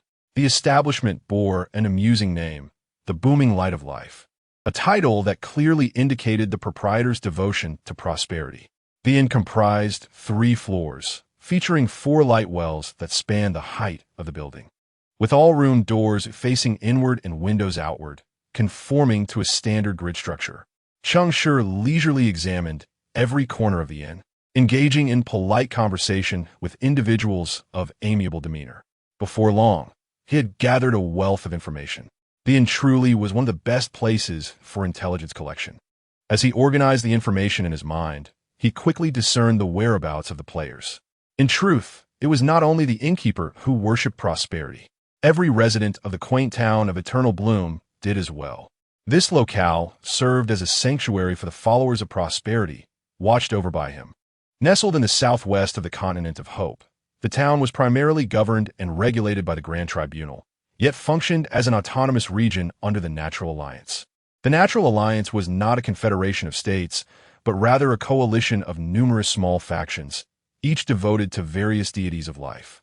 Within the alliance, factions enjoyed autonomy. However, due to their dispersed strength and independent governance, their civilized scale and societal development lagged far behind the well-organized Grandeur Tribunal and the Tower of Rationality. Moreover, as the alliance was not geographically delineated, its factions were sparsely scattered across the continent of Hope, leading many of them to enter into cooperative agreements with the 2 larger entities. In simpler terms, when alliance members encountered difficulties, they would hire these larger powers for assistance in various matters, including but not limited to technological advancement, urban development, and the judgment of crimes. At this moment, Eternal Bloom Town was facing some issues that necessitated the aid of the Grand Tribunal. What is there to enjoy at night? Are you out of your mind? You dare venture out after dark? You are not afraid of... Never mind, I shan't speak his name. Are you new here? You're not aware? There are cultists provoking the will of prosperity, and the town's governing officials are quite troubled by this. The Enforcement Bureau has been extraordinarily busy lately, and they will not concern themselves with such trifles. You ask why they are so occupied? It is due to the deceased. Best not to dwell on it.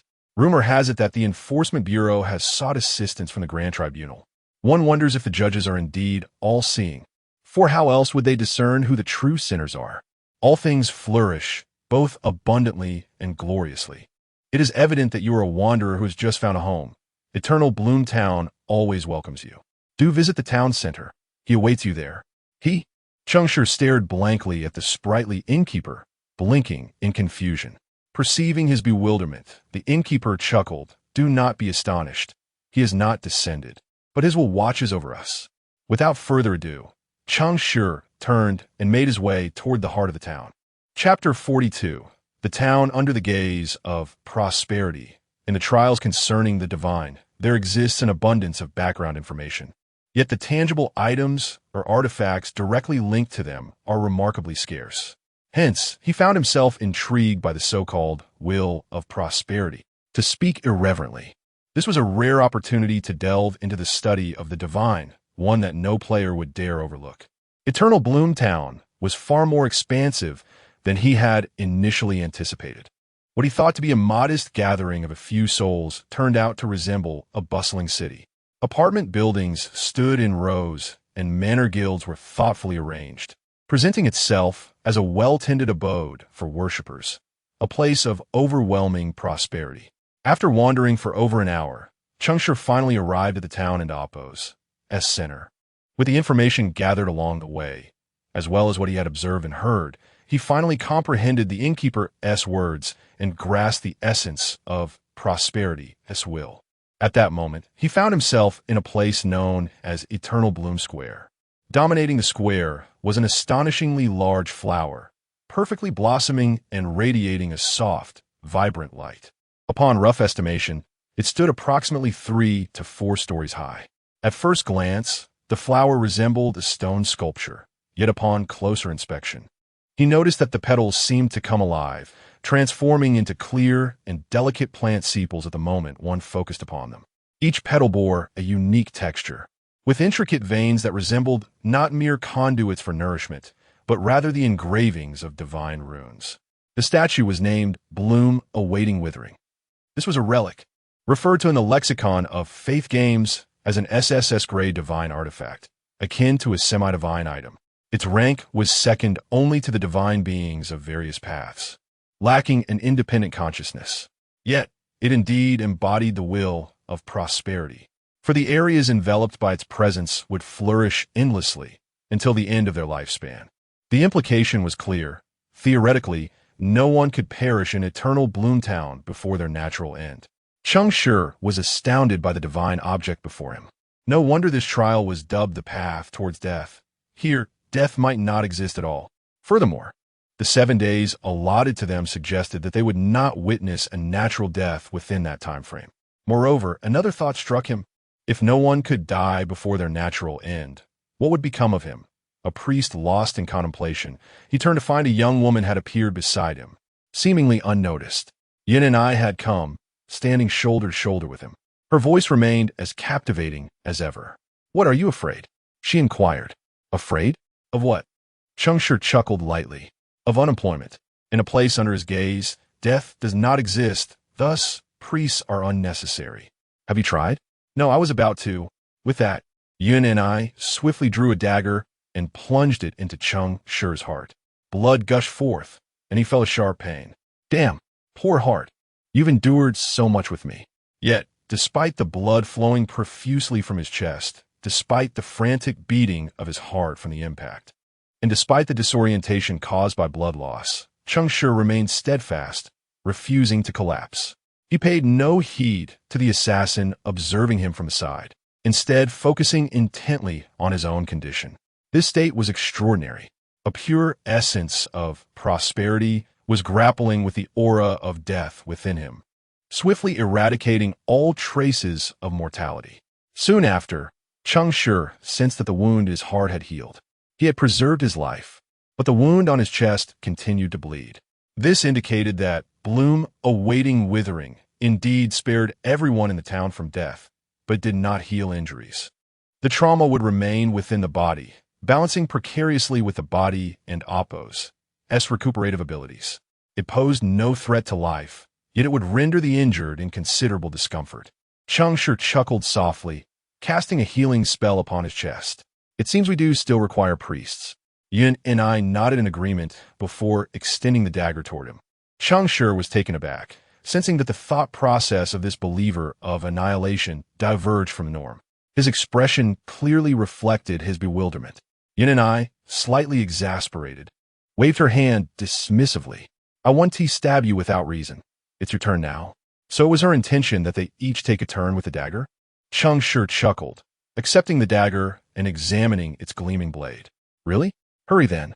Nodding, he plunged the dagger into Yin Ni's chest. However, the angle was rather peculiar, failing to pierce her heart even as the blade entered flesh. Cheng Shi raised an eyebrow in surprise. It seemed the cushioning was thicker than it appeared. Yin and I and Appo's eyes widened in shock before darkening with rage as she coldly remarked, "Do you enjoy this?" Cheng Shi smirked, releasing the dagger and turning to leave. As he walked away, he remarked, "You see, I don't necessarily like what you like, so what you enjoy isn't guaranteed to be to my taste. No one appreciates being stabbed at random. We merely share a handshake of camaraderie. Do not treat me as your experimental subject, and do not presume your deal is fair. Fairness cannot exist without the consent of others. Put away your dagger, Miss Assassin, or there will be more disfavor awaiting you. Yin and I, sensing the changes within her body, silently withdrew the dagger. Blood sprayed onto the ground, vanishing in the blink of an eye. She gazed at the blood flowing from her chest, her expression inscrutable. Meanwhile, amidst the crowd, a bare-chested man peered over countless heads, frowning in contemplation. Cheng Shi departed from Eternal Bloom Square, his next destination being the Law Enforcement Bureau. He was particularly concerned about the murder incident that the inn's guests hesitated to discuss.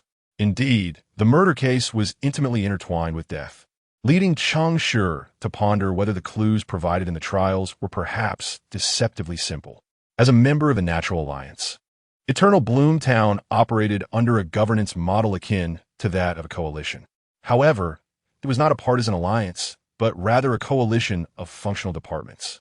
Several departments, each responsible for different areas, collaborated voluntarily to deliberate on the town's development matters, gradually forming a rudimentary parliamentary system where the heads of various departments convened for discussions. The Law Enforcement Bureau was the most powerful department in town, akin to a combined court, prison, and police department. Located in the southeast of the square and occupying a substantial area, the closer one approached the bureau, the more one could observe the uniformed law enforcement officers entering and exiting. Faced with this unfamiliar law enforcement body, Cheng Shi refrained from intruding hastily. Instead, he feigned being a passerby, straining to eavesdrop on the conversations among the officers. Before long, from the snippets of chatter, he pieced together the details of the murder case. Just 7 days prior, a jeweler had suddenly died in the town. Had this incident occurred elsewhere, it might not have attracted public attention, merely another case of murder and robbery. Yet it unfolded in Eternal Bloom Town, a place where no one could die before their natural end. The town's residents promptly grew anxious, and the Law Enforcement Bureau swiftly intervened to investigate. Strangely, the merchant, apart from displaying a terrified expression, bore no injuries whatsoever, as if he had died from fright. This was absurd. No one could perish under the protection of bloom awaiting withering unless his death bore the influence of other divinities. The town's self-governing coalition recognized that this matter could involve much more, potentially linked to faith itself. Thus, they promptly reported to the Grand Tribunal, seeking the assistance of the believers of order. However, during the waiting period for a response from the Grand Tribunal, 2 more individuals succumbed under the same circumstances. Remarkably, all 3 perished on the streets during the night.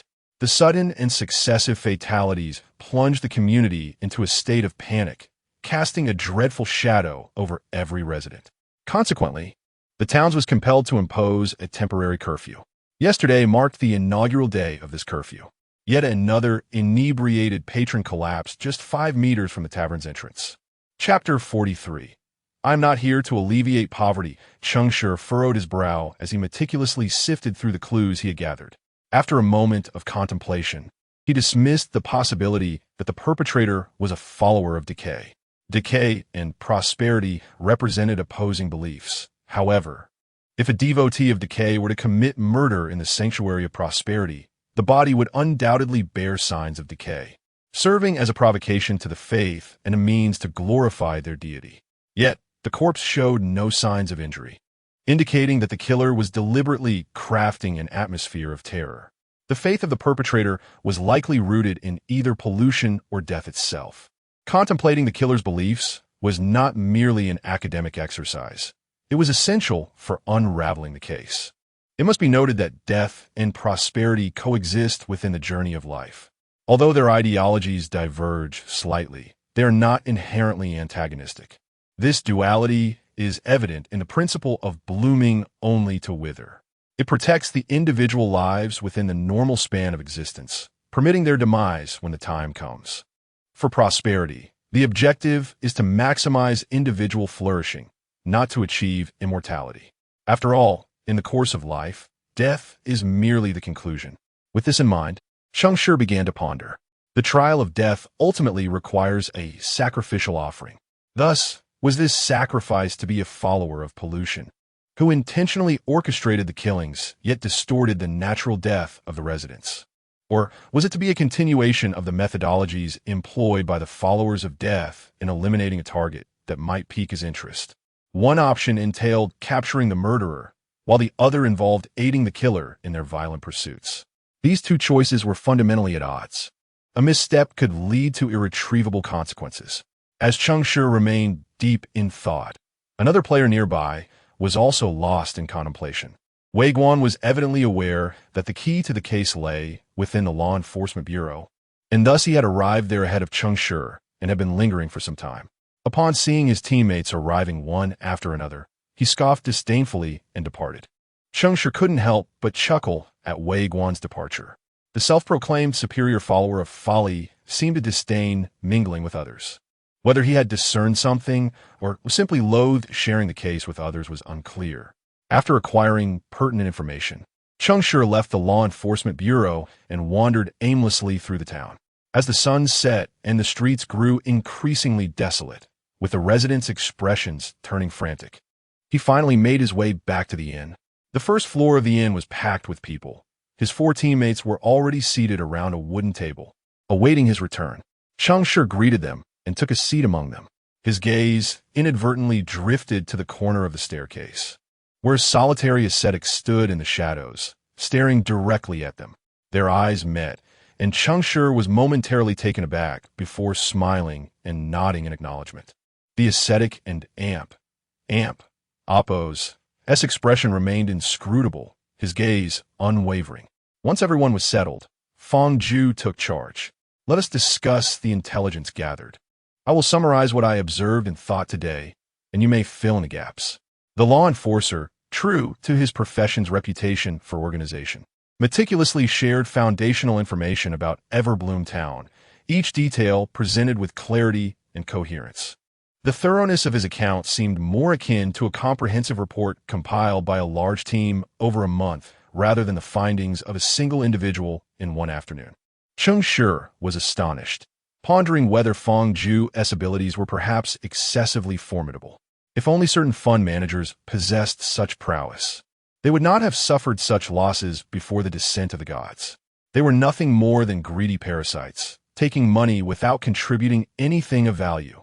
After Fang Ju concluded his discourse, the others nodded in agreement, while only Wei Guan scoffed, deriding the excessiveness of the information. Fang Ju remained unfazed, gesturing for others to share their insights. Du Shiguang defended him, remarking, "Why don't you share your esteemed opinions instead?" Wei Guan shot a sideways glance at Du Shiguang, sneering, "Are you so eager to reap the rewards without effort? A mind that never contemplates will only grow more foolish. If you wish to glean answers from me, first demonstrate your worth." Cheng Shi could not contain his laughter at this exchange, drawing the attention of all present. Noticing the collective gaze upon him, particularly Wei Guan's disdainful stare, he quickly waved his hand, saying, "My apologies, I could not help myself. It is my first time hearing someone so boldly advocate for unearned gains. It has certainly broadened my horizons." His comment was clearly a jab at Wei Guan, yet the latter remained unperturbed, while the others regarded Cheng Shi with newfound warmth. Indeed, camaraderie flourished among those who distanced themselves from foolishness. Deceive, uncertain whether he genuinely sought to prove himself or simply wished to bypass Wei Guan and Appo's retort, and he candidly shared his thoughts. Aligning with Cheng Shi and Appo's perspective, he proposed a simple binary choice between two paths. It was an ordinary yet reliable method of unraveling the case. Cheng Shi nodded in agreement, and their eyes met, each feeling a sense of kinship. Yin and I offered no additional details, but recounted her observations from the autopsy. The Law Enforcement Bureau lacked a morgue, so the bodies of the 4 deceased were stored in the archives. I examined them thoroughly and found no signs of injury. This resembles a curse more than murder. A curse from the depths? Cheng Shi inquired, astonished. Yin and I glanced at him with mild irritation, affirming, "Yes, this method of killing typically originates from below. It appears that pollution is spreading fear, creating terror, and feeding off the resulting dread, which is a form of indulgence in desire." Yin and I and Appo's conjecture was decisive yet held some validity. However, Each player harbored their own judgments, making it challenging to achieve a consensus on such a subjectively colored hypothesis. Next, it was Cheng Shi's turn. He did not withhold any information, briefly outlining the aspects others had overlooked and then pondered over the various leads, contemplating the key to resolving the case. Fang Zhu regarded Cheng Shi thoughtfully and jested. Indeed, you do not resemble his follower. Cheng Shi understood the implication that his demeanor was excessively orderly. Yet he suddenly laughed, responding to Fang Zhu with a hint of playfulness. Do you not perceive that for me? Approaching order is also a form of chaos? Fang Zhu chuckled softly at this remark, though the mirth in his eyes was overshadowed by growing seriousness. Indeed, transforming a follower of chaos into one who is no longer chaotic is, in itself, a profound form of chaos. Initially, Fang Zhu had considered Cheng Shi somewhat unremarkable. However, he now felt a flicker of animosity rising within him. Discovering a divinely insightful adversary among the opposing faiths was far from auspicious. Unaware of Fang Zhu and Oppos as contemplations, Cheng Shi shared his insights and then turned to Wei Guan, who had remained silent throughout the evening, exuding an air of disdain towards the gathering. This lack of contribution was quite vexing. Well, the foolish players have shared their ideas. Now it is time for the astute players to offer their critiques. Wei Guan sneered, turning away as he walked, taunting loudly. Your musings are worthless. You do not deserve to know the answers. This remark provoked even the typically calm Fang Zhu, who slammed his hand on the table and stood, declaring sternly, to leave here means you abandon any hope of collaboration with us. Fang Zhu's voice inadvertently incorporated certain vocal techniques of his singers, exuding a profoundly captivating aura. Many patrons within the inn turned their attention towards him, intrigued. However, Wei Guan showed no signs of slowing his pace. He was not headed toward a room on the second floor, but rather towards the inn and Oppos, his entrance. You cannot yet speak of cooperation with me. My time is limited, and I'm not here for charity. With that, he pushed open the inn's door. Just then, the doorman seized the corner of his garment, anxiously warning, esteemed guest, even if you have quarreled with your companions, I must advise you, the night is perilous.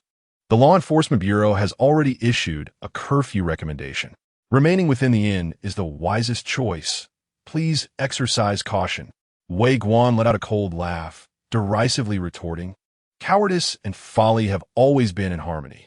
I'm already aware of the answer and shall not be daunted by any so-called murderer. Moreover, his methods appear equally foolish in my eyes. With that, he brushed aside the doorman's grip and strode out confidently.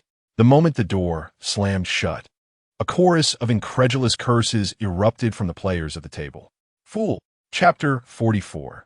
Death will ultimately descend, though they exchanged harsh words. Those present were no fools.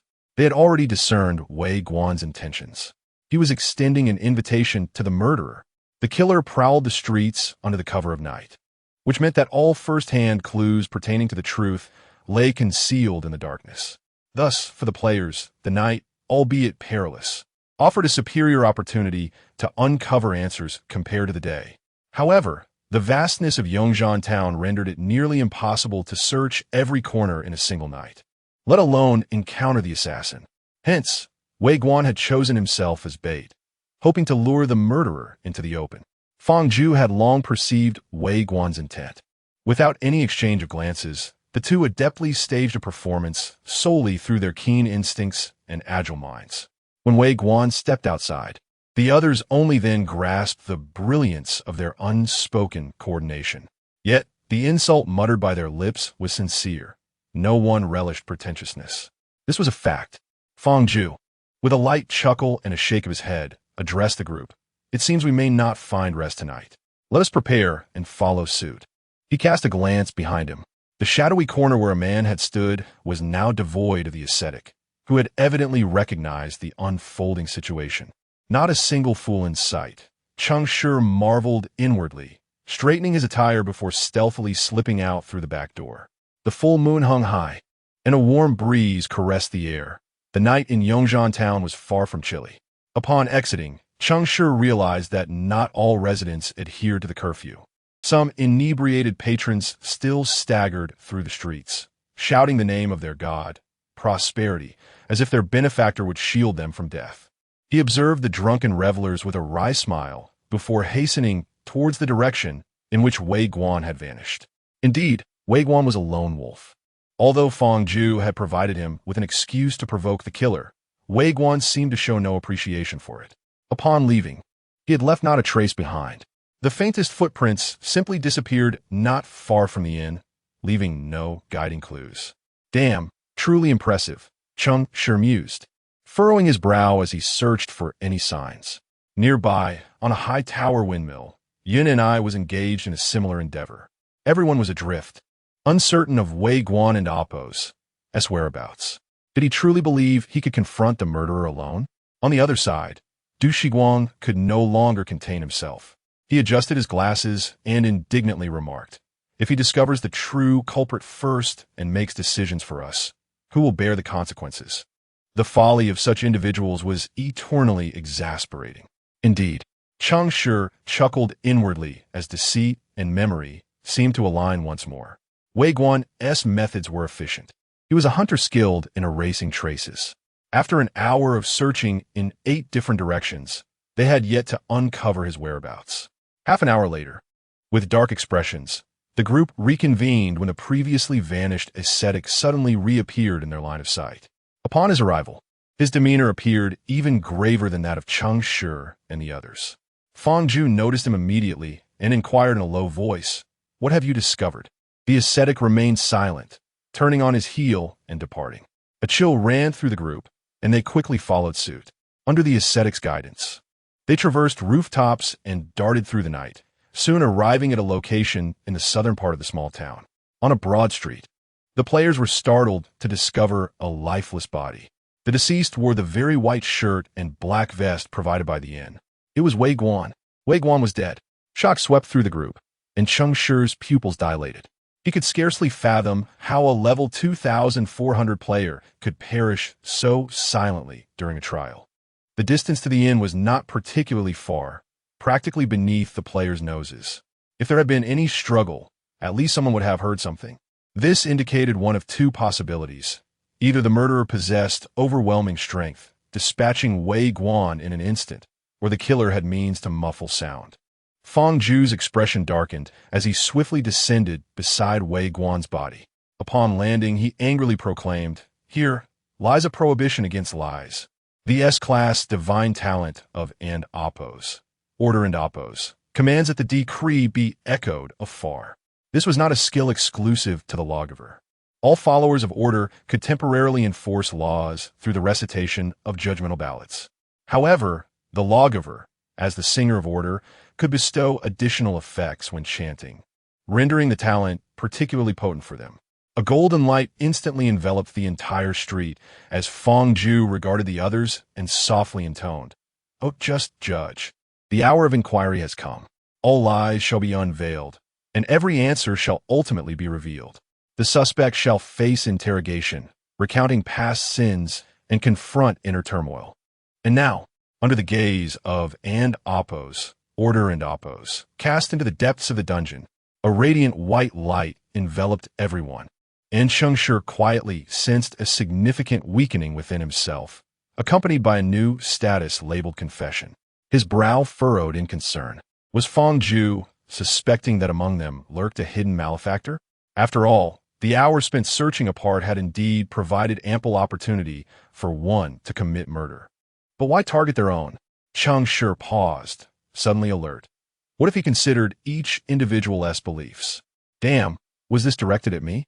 Yet before Fang Zhu could pose his question, Yin and I, who was nearest, leaned in and asked, "You are a follower of deceit, aren't you?" She was still doubting me? Cheng Shi tensed, an overwhelming pressure surging through his consciousness, compelling him to speak the truth. How can this be? Is this how it's done? Riding on the coattails, are we? Cheng Shi glared at Yin and I, clenching his jaw, his facial muscles taut as he attempted to resist the oppressive force. But after only a second, his resolve crumbled. His face twitched, and he generously provided the answer. No. Yin and I seemed taken aback by this response, raising an eyebrow, before turning to flee. However, Cheng Shi was not one to be easily intimidated. He immediately called out, "Why do you wish to kill Wei Guan?" Yin and I hesitated before blurting out, "I dislike him, so I wanted to kill him." Upon uttering those words, her expression shifted, while Cheng Shi grinned like a cunning fox. He had cleverly maneuvered the question, blatantly shifting the concept. The desire to kill and the act of killing were, in certain contexts, entirely different notions. Yet in other contexts, they could easily be misconstrued.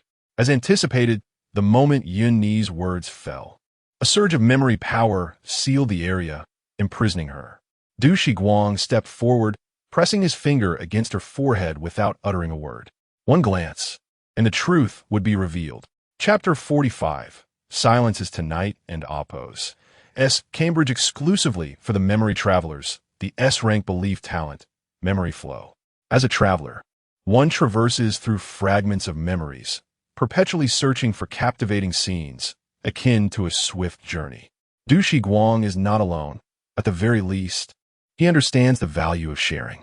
When the recent memory of Yun and I was accessed, he insidiously imprinted the images onto the cobbled street beneath them. Consequently, all present players witnessed a rather unexpected scene. A stunning female assassin lifted her vest, the gathered fabric obscuring the peak of her form. Yet the breathtaking curvature of the southern hemisphere left onlookers utterly spellbound. Ahem. Clearly, this was a recollection of Yun and I changing her attire. The reason for this change, naturally, stemmed from a certain individual delivering a knife thrust her chest, piercing through the vest. And thus, the ambience shifted abruptly into a silent congregation of sorts. An overwhelming silence enveloped the gathering. Cheng Shi's lips twitched as he glanced at the rigid-faced Du Shiguang, finding himself at a loss for words. After managing to concoct an excuse to seek out interesting memories of assassins, this was the spectacle he presented. It was as if he had completely disregarded the presence of his companions. Yin and I, despite being under control, was not blind. She too beheld the portrayal on the ground. Yet she remained unperturbed, merely coldly plunging a dagger into Du Shiguang's heart, slicing open his chest and severing his throat, ultimately blinding him. When he finally opened his eyes again under the protection of bloom, only to wither, he inquired, "Is it beautiful?" The feeble Du Shiguang, unable to resist the effects of confession, immediately replied, "Beautiful." Yet his eyes were met with another harsh blow. Had it not been for Cheng Shi intervening, Du Shiguang might not have returned tonight, enduring the torment of annihilation. After venting her frustrations, Yin and I cast a blank stare at Cheng Shi. Did you not find it appealing? Is it not beautiful? The girl certainly harbors a grudge. However, Cheng Shi was undeterred. After all he had witnessed, he had become immune to such displays. Yet unexpectedly, he blurted out, "Beautiful." Realizing his verbal misstep, his face contorted as if he were constipated, retreating hastily 2 steps back. To his astonishment, Yin and I did not react as she had with Du Shiguang, instead cryptically stating, "Come to my room tonight. There is even more exquisite beauty to behold." A trap. Undoubtedly a trap. For the first time, Cheng Shi considered that embracing the belief of silence was not entirely unfeasible, as it spared him the burden of cognitive response. He praised silence. The playful interlude came to a close. Feng Zhu was a man of resolve. He vowed that his eyes had merely flicked to the enchanting scene below and immediately recalled that he was there to investigate, not to jest.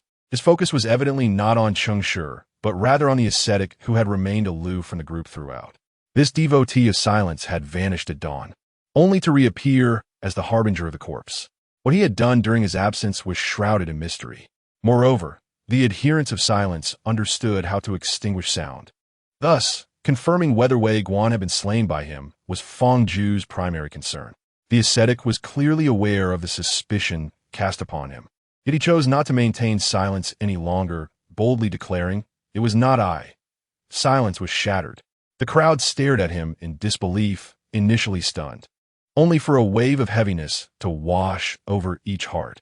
The dire nature of the situation had compelled a devotee of silence to break the quiet and seek collaboration, signifying that all players were confronted by a particularly formidable murderer. Most critically, The self-preserving strategies the players had relied upon seemed utterly insignificant in the eyes of this killer. The arrogant Wei Guan served as the prime illustration of this truth. The atmosphere sank into silence once more. Fang Zhu ceased his melodic recitation, meticulously examining every trace at the scene. Once Du Shiguang regained his composure, he and Cheng Shi began to scrutinize every building surrounding them. Their investigation was so thorough that they nearly extracted and X-rayed the insects nestled in the crevices of the doors before returning them to their places. Yet they uncovered not a single clue. Yin and I conducted another examination of the body, but the findings aligned perfectly with the results from the afternoon at the Justice Bureau. No wounds. An eerie tension permeated the air, and each face reflected a peculiar pallor. Cheng Shi furrowed his brow and approached Wei Guan's lifeless form. He noted the terror etched upon Wei Guan's expression. Amusingly, this individual, who had always squinted derisively at others, had widened his eyes for the very first time just before death. Do you not possess the ability to read memories? I do, but not from the deceased. Du Shiguang replied expressionlessly, I am a mage, not a hunter. Cheng Shi nodded, beginning to carefully inspect the pupils of the corpse. Yin and I approached him coldly, stating, do not expect to find anything in the pupils. That killer skillfully erased all traces, a perfect assassin. Cheng Shi indeed found no leads, sighing as he commenced examining the limbs. The corpse retained a hint of warmth, evidently having passed only recently. Cheng Shi struggled to comprehend how a life could be extinguished so silently. Was it possible that the level 2400 Wei Guan had not even struggled against the killer, even for a moment? Or was it the manner of death truly a curse? Had the murderer never even set foot at the scene, merely orchestrating the demise of Wei Guan from a distance? Such a method of killing, did it obliterate the victim's consciousness or halt their heartbeat? As these thoughts surfaced, Cheng Shi's hand grazed the corpse's chest. It felt somewhat cold. It had been dead for a while. Wait, something was amiss. Why were Wei Guan and Appo's limbs still warm while his chest cavity had already chilled? Cheng Shi raised an eyebrow, gingerly probing Wei Guan and Appo's chest with his fingertips. Fang Zhu, witnessing this, inquired curiously, are you a doctor? It seems your memory fails you. I mentioned I'm a rational eroder. Doctors and priests are not one and the same. Fang Zhu explicitly referred to Cheng Shi's former profession, to which Cheng Shi did not conceal the truth, but nodded in acknowledgement. Yin and I, intrigued, asked, did you choose to become a priest because of that? Cheng Shi shook his head. Then why? The confession is over. Do you believe you can still extract answers from me? Yin and I chuckled lightly, choosing not to respond further. Before the arrival of the faith game, Cheng Shi had not been a doctor. However, he possessed some rudimentary medical knowledge. This knowledge was not acquired through formal education, but imparted by his foster father, a jovial old man. As for why a scrap collector possessed medical skills, Cheng Shi was unable to articulate. He had never inquired. He meticulously examined the texture of the muscle and the pressure of the fascia beneath the corpse's skin. After a considerable duration, he raised his head and requested, I need a needle. The onlookers furrowed their brows, shaking their heads in unison. Only Yun and I cast him a sidelong glance and asked, where will you poke? Cheng Shi regarded her with mild surprise, pointing to the exact center of Wei Guan's chest. He stated, here, directly into the heart. Chapter 46. Another semi-divine artifact. The moment of terror approaches. Yin and I nodded gently, extending her finger to touch the spot indicated by Cheng Shi. Then, in an instant, before anyone could react, she had straightened up. Yet, nothing had happened to Wei Guan. Is that it? Did it work? Was that too swift? Several players were astonished by Yun Ni's speed, still attempting to ascertain whether she had truly penetrated Wei Guan. For his lifeless body showed no signs of response. Only Cheng Shi smiled knowingly, having guessed Yun Ni's action. In a fleeting moment, she had transformed her finger into a slender line, piercing into Wei Guan's heart. The ability of the assassin girl to render her body two-dimensional was more formidable than anticipated. It appeared that the dagger might merely be a fade. When it came to actual killing, nothing was more convenient than being a weapon unto oneself. However, the utter lack of reaction from the corpse was decidedly abnormal. A deceased person's heart may cease to beat, thus preventing an eruption of blood. But the absence of blood does not imply there is none. When external force breaches the organ, dark crimson fluid must inevitably seep forth. Fang Zhu seemed to have discerned this anomaly, uncertainly questioning, is there an issue with the heart? Astute observation. Cheng Shi nodded, retrieving a scalpel from her spatial pouch and deftly commencing the dissection. In mere seconds, Wei Guan's thoracic cavity was meticulously dismantled by her agile hands. As onlookers gathered, they discovered the interior was fleshy and robust, yet conspicuously devoid of one vital component. The heart has vanished? Du Shiguang gazed in disbelief at the spot where the heart should have been, his brow furrowed, as if pondering a revelation. Cheng Shi elucidated through tactile sensation. One can perceive the orientation and pressure gradient of internal muscles and fascia. While exploring his chest, I noted that the pressure at Wei Guan's heart was markedly lower than that of an ordinary corpse. As you can now see, his heart has been stolen. Stolen? That hardly seems like theft. The ability to make a person's body part simply disappear. Doesn't that resemble the method of annihilation? As Fang Zhu's words fell, all eyes turned towards Yin and I. Yin and I paused momentarily, then shrugged nonchalantly, her demeanor clearly indicating her disinterest. It was evident to the group that she was not the perpetrator. They merely sought to inquire if annihilation bore any similar techniques. Even Cheng Shi silently speculated whether she had overlooked a possible annihilation assailant.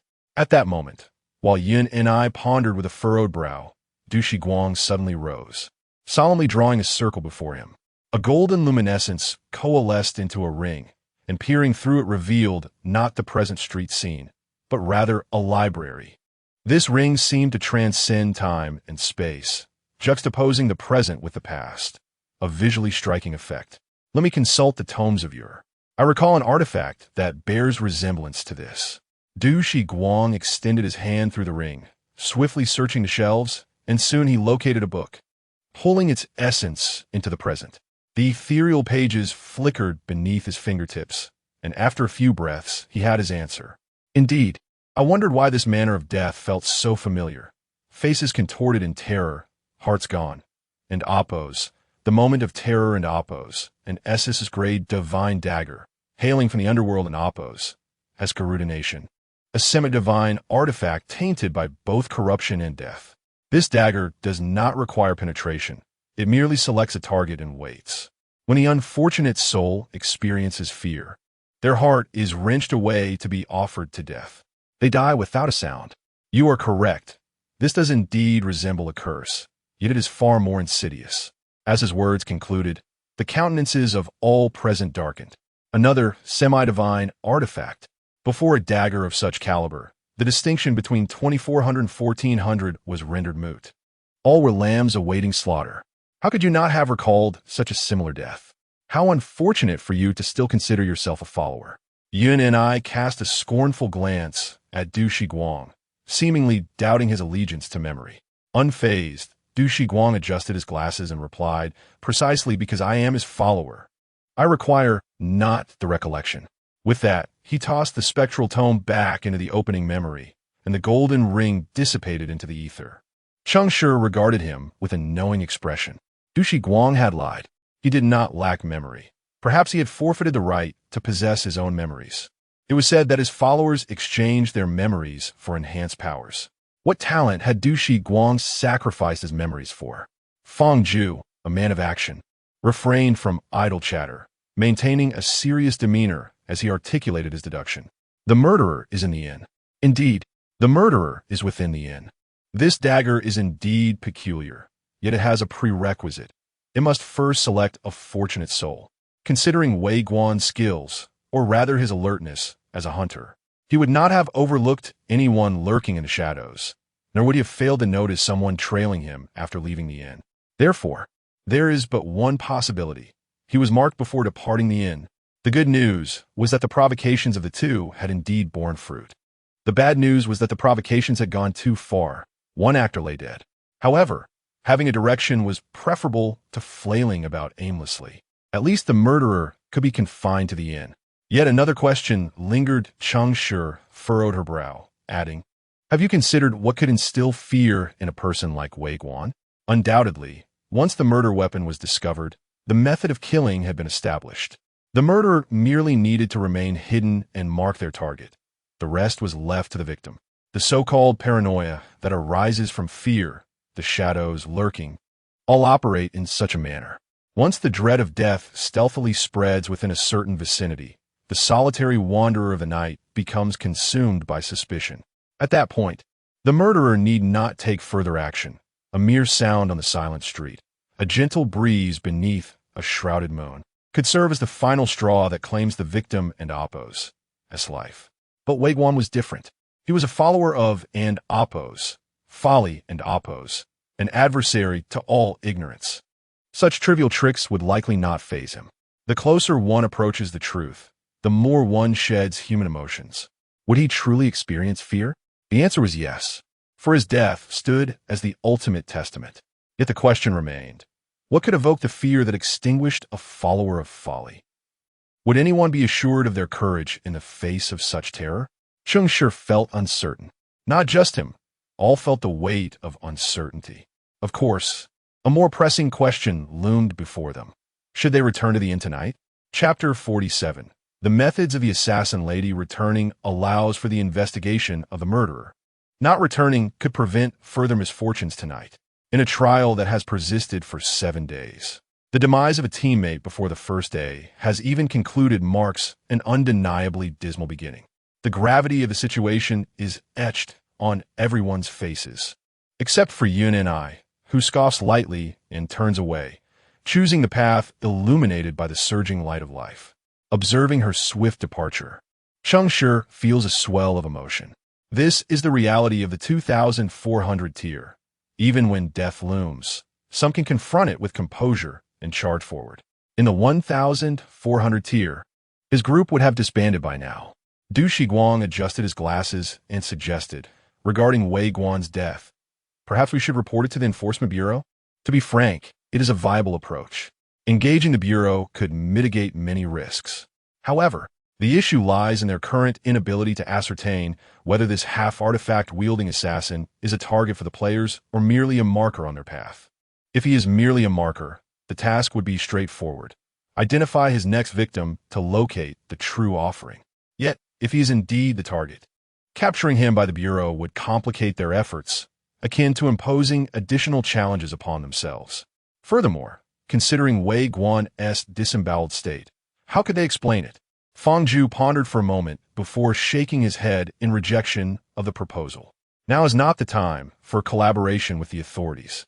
Cheng Shi had anticipated this outcome, glancing at Wei Guan's unblinking eyes before also turning to leave. Yin and I was right.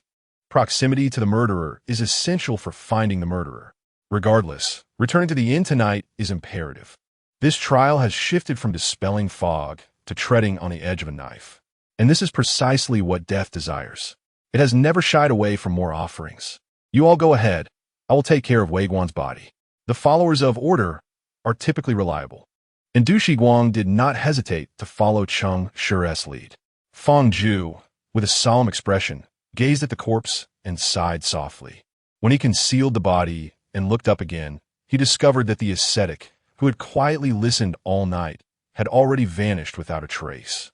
Upon returning to the inn, Cheng Shi found Yun and I at the front desk purchasing liquor.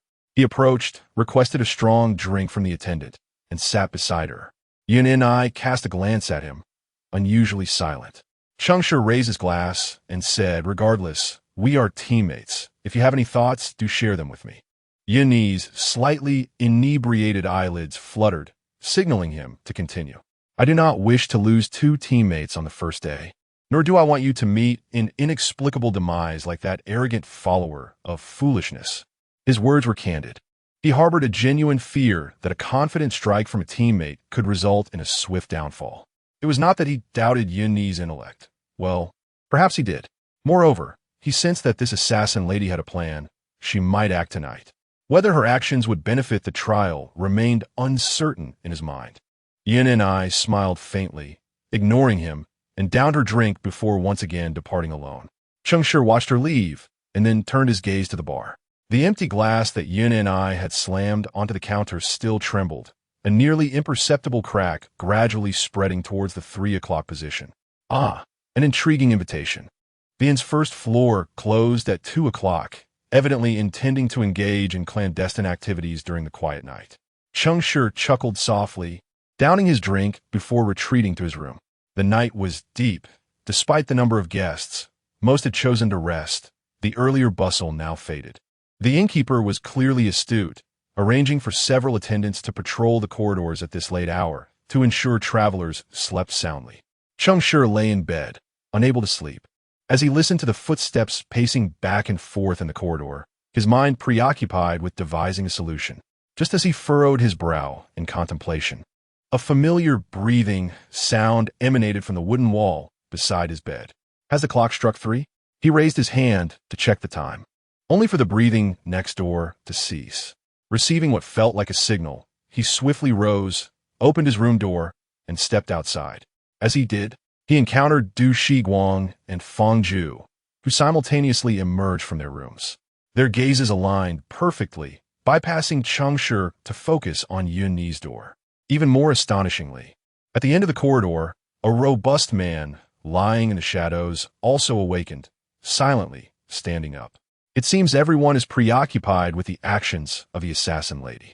Yet, I remained awake because Yun and I extended an invitation.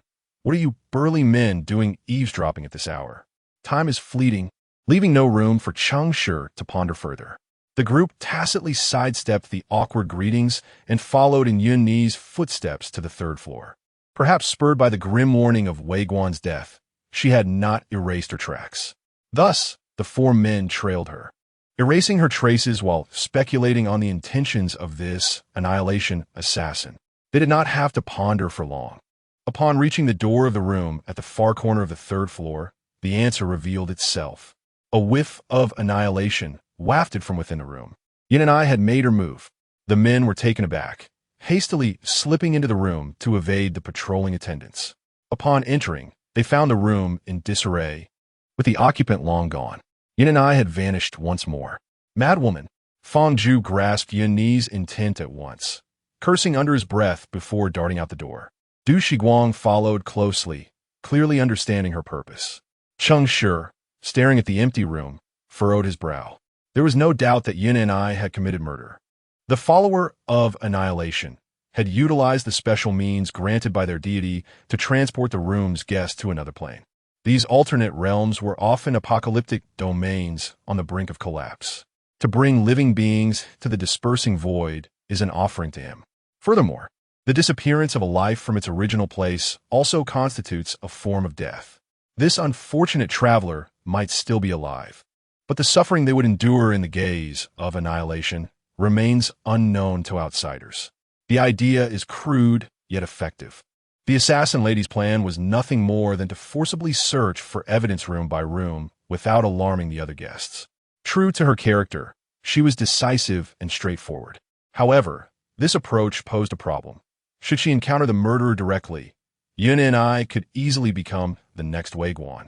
Such a succinct and effective method had crossed many minds, yet no one wished to be the second Wei Guan.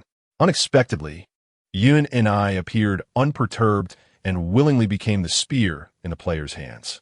Contemplating this, Cheng Shi couldn't help but exclaim, "Truly, the skilled are bold.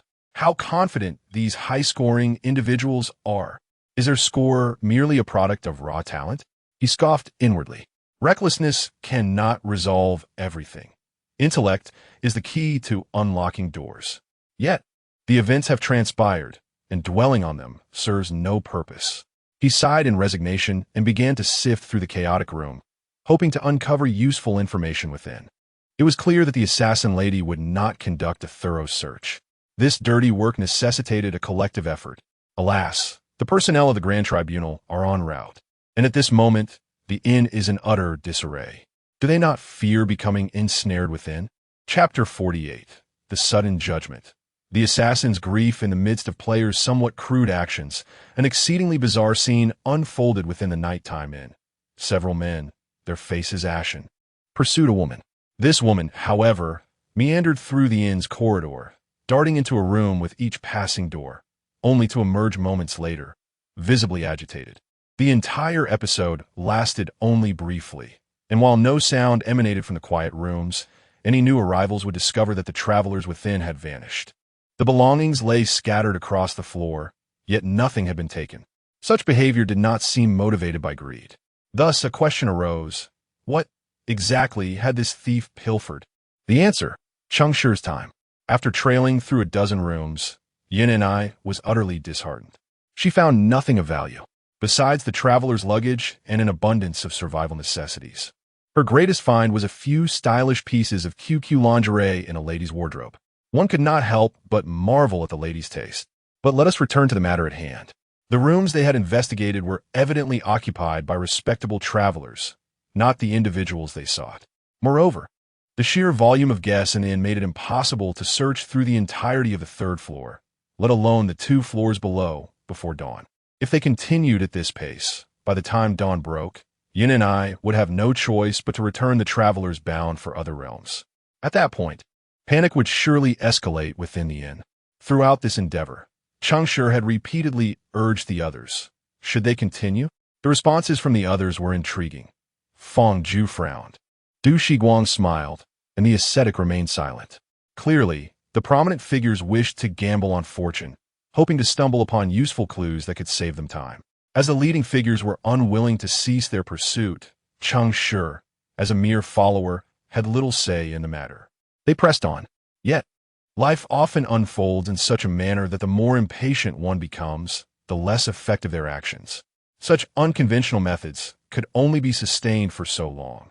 At a certain moment before dawn, the actions of the assassin were discovered. More precisely, she had exposed herself. As Yin and I stealthily entered a room, she found herself confronted by 4 men clad in black robes, seated in neat formation, their eyes suddenly wide open, staring directly at her. The instant those 4 bright gazes met her, an aura of order began to surge forth. The sticky essence felt as though it had descended from a divine presence that once graced this place. Yin Ni's complexion changed dramatically, and she turned to flee. However, the moment she stepped into the room, her fate had already been sealed. A grand and majestic chant resonated, echoing like a tolling bell. Here, escape was forbidden. Here, cries for help were prohibited. Here, resistance was not allowed. Here, refutation was futile. A blinding holy light erupted, instantly illuminating the entire room in a golden glow. Chains of law, animated like living beings, ensnared Yin Ni's limbs. She was powerless to resist, unable to call for aid, forced to watch as she was bound and then hoisted high into the air, as if to be torn asunder. The weight of order, smite, and the barrage of negative states ravaged her body until the judge, adorned in a robe of judgment, opened his eyes, momentarily halting the terrifying punishment. Yet, this was merely the inception of her nightmare. The judge retrieved his scepter of judgment from the void, his eyes swirling with purple lightning as he regarded Yun and I, gently pointing at her restrained form and intoning. Do you confess your guilt? Confess? For what crime? Would sending weary travelers on a free journey to an unfamiliar realm constitute a transgression? Was this not an act of charity? Of course, if Cheng Shi were the one captured, he might entertain such thoughts. But for Yin and I, at that moment, she felt neither joy nor sorrow. She recognized the identities of these individuals. They were undoubtedly from the Grand Tribunal. The agents of the Grand Tribunal had arrived. They had silently infiltrated Yongzhan town, masquerading as ordinary travelers, conducting their investigation within the inn. If the players could pinpoint the location of the perpetrator, how could these judges of fate lack the means to do so? They had likely already narrowed down the vicinity of the suspect and possibly identified several persons of interest. And she was merely a foolish deer, having unwittingly stumbled into their trap while they awaited their prey. What was even more chilling was that she perceived a divine resonance akin to blossoms awaiting decay, emanating from the judge's scepter, another half-artifact. This marked the 3rd half-artifact encountered within a single day. What did this imply? It suggested that her life was in grave danger. Yun and I had long anticipated the possibility of an unforeseen calamity, yet she had been consumed with contemplating how to counter the bizarre assaults that accompanied the arrival of fear. Little did she realize that her downfall would ultimately stem from the hands of another half-artifact wielded by the Grand Tribunal. After much contemplation, the outcome she faced was absurdly ironic. It was almost laughable. Yun and I seemed to abandon her defense, even though she believed herself innocent. Yet when a judge is intent on declaring you guilty, rebuttal is futile. Silence might preserve her last shred of dignity, sparing her the role of the fool. The judge's rhetoric was evidently designed to condemn her to death. Yun and I smiled fearlessly and turned her head away. However, the power of order compelled her to speak. An invisible pressure materialized into a transparent hand, constricting her throat and forcing a response from her vocal cords. Yes. Then, with a thunderous crash, lightning struck. The sinner was reduced to ashes. From confession to obliteration, not a moment was wasted, not even the blink of an eye. Despite blossoms awaiting decay, offering equal protection to all in Yongzhan town, the will of other deities could still usher in death. Just as order's judgment is inescapable. The judge concluded the execution but appeared unsatisfied. Gazing at the place where Yun and I had vanished, his brow furrowed. He sensed death. Yet based on his understanding of his own lightning execution, the deceased sinner should have turned to charred remains, not disintegrated into nothingness. This manner of dying resembled a long lost. The other judges noted the anomaly as well, their brows knitting in confusion as they inquired, "My lord, what is this?" The judge pondered for a moment before coldly responding.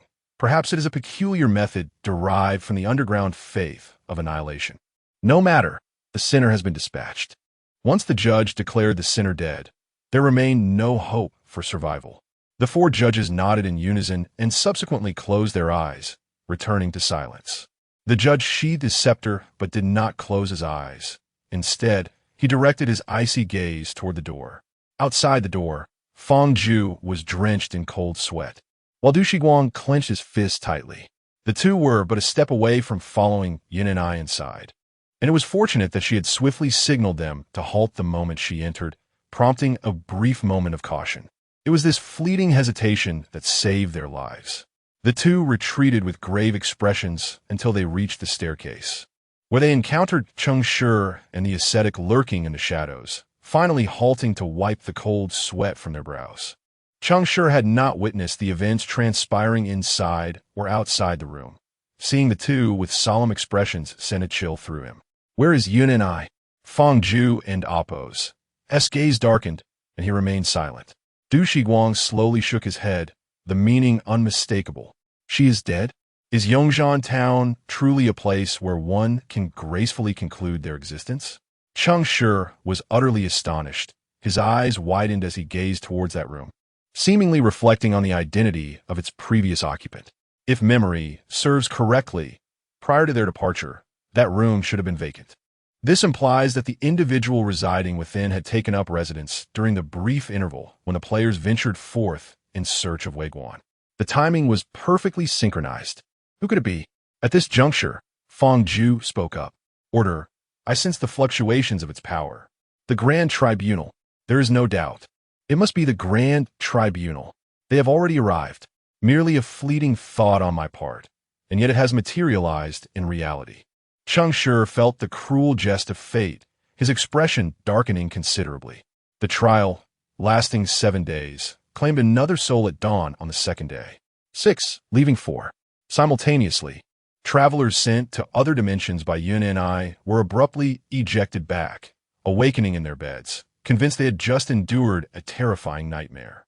Yet, they bore no recollection of the true architect behind this dreadful dream, for the perpetrator had already met their demise. Chapter 49. Please remain calm. Travelers, it was evident that the judges of the Grand Tribunal had taken notice of the players' presence, regardless of their motives for not pursuing further. The self-aware individuals decisively abandoned their subsequent actions and returned to their rooms with grave expressions. The night's performance concluded at the cost of a second life, amid the survivors' terror. Feng Zhu and Du Shiguang made their way to the same room, their chaotic aura noticeably circumventing Cheng Shi. The current situation was far too tumultuous, making it difficult not to associate it with the followers of chaos. Although Cheng Shi had done nothing, his inaction was even more suspect. From the beginning of the trial until now, it felt as if a group was being led by the nose. Wherever they investigated, death would follow. This mirrored previous trials involving chaos followers, the only distinction being that this time, the deaths were more coincidental and, paradoxically, more plausible. Cheng Shi discerned their thoughts and refrained from pressing further. Like a solitary ascetic, he silently descended the stairs. However, he did not return to his own room. Instead, he headed to Yun's quarters. Her room was stark, even excessively so. Not a single personal belonging remained, and even the furniture provided by the inn had vanished. Cheng Shi understood that these items had likely been repurposed by the assassin for her own purposes. The annihilation of her belongings signified obliteration. Having found no useful clues, Cheng Shi sighed in resignation. Perhaps this was a characteristic of the annihilation followers. Once they devoted themselves to annihilation, all traces of their existence vanished, as if they had never been there. Lying on Yun's bed, he turned to observe the knife slit she had carved into the wooden wall, feeling somewhat disoriented. It was hard to believe that the birth of this slit had occurred merely hours ago. Today felt as though it had spanned several days. He suddenly recalled the moment when Yun had shaken his hand, the vivid red of her nail polish still etched in his memory. Images from that memory surged forth, and with each recollection, Cheng Shi's brow furrowed deeper. He was not reminiscing about these fragmented details. He was contemplating the genesis of that knife slit. If memory served, the assassin possessed an acute ability to sense Cheng Shi's position even through a wall. This indicated that she had some form of perception or detection ability, and it was likely quite advanced. If that were the case, why had she failed to detect the anomaly in the room before entering?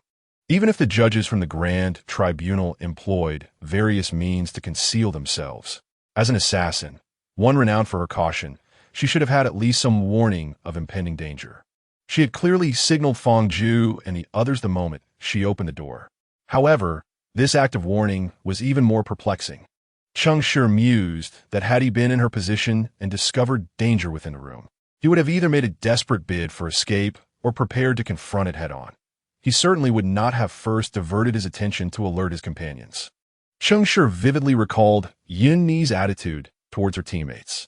While she might have cared about her own sense of fairness, she would not concern herself with the survival of others. Even an immediate alliance with Feng Zhu to resist would have been far more reliable than merely warning them. Thus, he pondered, why had she acted that way? After much contemplation, he could only reluctantly piece together a hypothesis. She was under control. It was likely not a prolonged influence, but rather a fleeting moment that affected her judgment, and that moment's decision had cost her life. There existed someone in the shadows who could manipulate thoughts. Was it the murderer, or perhaps a player? Most likely, it was the murderer. Nevertheless, one could not entirely dismiss the possibility of Feng Zhu and Du Shiguang's involvement. Cheng Shi's expression grew increasingly grave. It appeared that this trial not only harbored a perfectly concealed murderer, but also someone seeking to exploit the chaos. Danger surged through the night, and then concealed lethal threats. Fortunately, dawn was not far off. Soon enough, light broke, and the travelers awoke, restoring the inn's liveliness and bustle. However, this reprieve was short-lived, as Feng Zhu and Cheng Shi simultaneously emerged into the corridor. The front door of the inn was abruptly slammed shut by a group of uniformed enforcers. By order of the Grand Tribunal, Judge Mo. All entrances and exits of Yongzhan town are to be sealed, including the Life's Light Inn.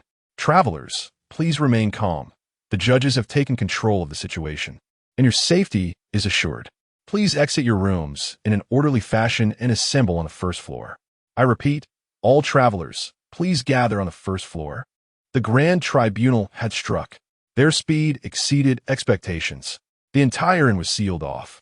Feng Zhu exchanged glances with Cheng Shi, and without a word, they descended to the first floor. Cheng Shi followed obediently. The Grand Tribunal's targets were not the players. Since they had been spared the previous night, it was unlikely they would pursue them again with such fervor. Their aim was the murderer. As they made their way down, the players could not help but speculate. If the murderer had indeed fallen into the Grand Tribunal's hands, would the trail of clues be severed?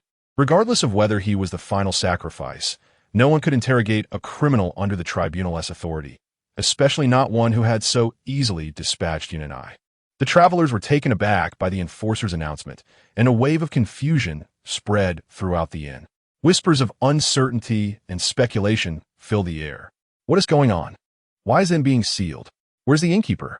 He should protest to the council. Are you out of your mind? This is an order from the Grand Tribunal. Do you understand what that means? The lofty judges wouldn't seal the inn without evidence. Good heavens, is the murderer in the inn? Praise prosperity, I'm still alive. What? The leading judge is Cheng. My heavens, I long to see him, even if just once. Who? The Son of Thunder? Yes, that's him. He is a first-level judge of the Grand Tribunal, a disciple of the Grand Executioner Altair, the most gifted elemental judge in history, and the one most likely to inherit the title of Grand Judge, the Order's son. Even if I could just catch a glimpse of him tonight, it would be an unforgettable dream for me. You look quite desperate. Perhaps a glance from Cheng would haunt you in nightmares. Are you looking for a fight? Under prosperity, the judges have already identified the murderer. I'm not afraid of you now.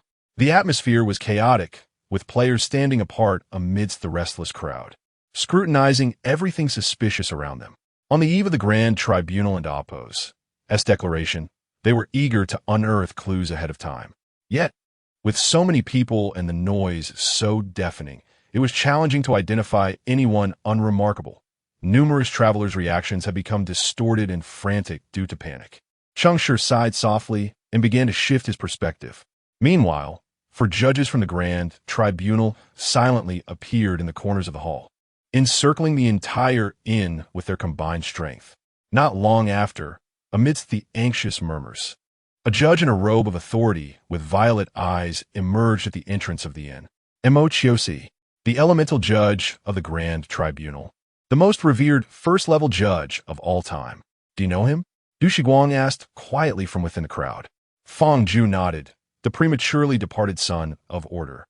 I have seen his name in the annals of the Grand Tribunal. After his demise, the Grand Tribunal gradually became ensnared in the quagmire of war, leading to its slow decline. A life cut short. Va? Du Shiguang felt a sense of bewilderment, but soon he regained his composure. Was it the twilight of the civilizational era? No, it must be even earlier. It should be the tail end of the mid-period. At this juncture, the Civil War had just ignited, and war had merely begun to cast its gaze upon this land, yet had not yet descended. And as for chaos, its name had not yet been whispered among the deities. A sudden epiphany struck Du Shiguang, and he understood why.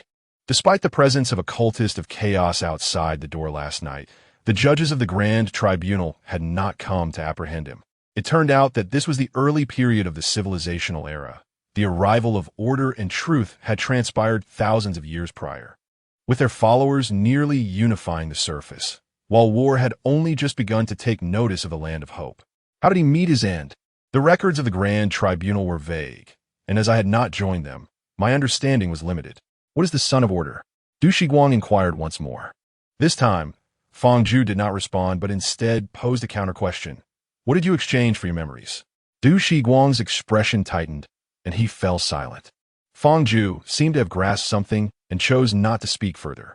The judge, whose eyes flickered with purple lightning, stepped forward before the assembly and tapped his staff upon the floor, signaling for silence. Perhaps compelled by the weight of order or out of respect for the Grand Tribunal, the hall swiftly fell quiet.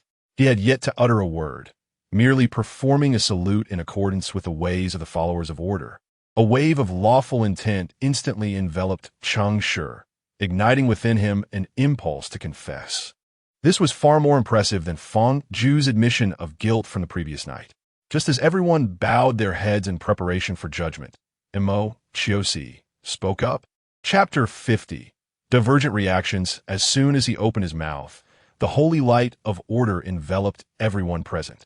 Some of you may know my name, while others might not have heard of me. Yet that is inconsequential. The purpose of the Grand Tribunal and Oppose, as presence here, should be clear to all.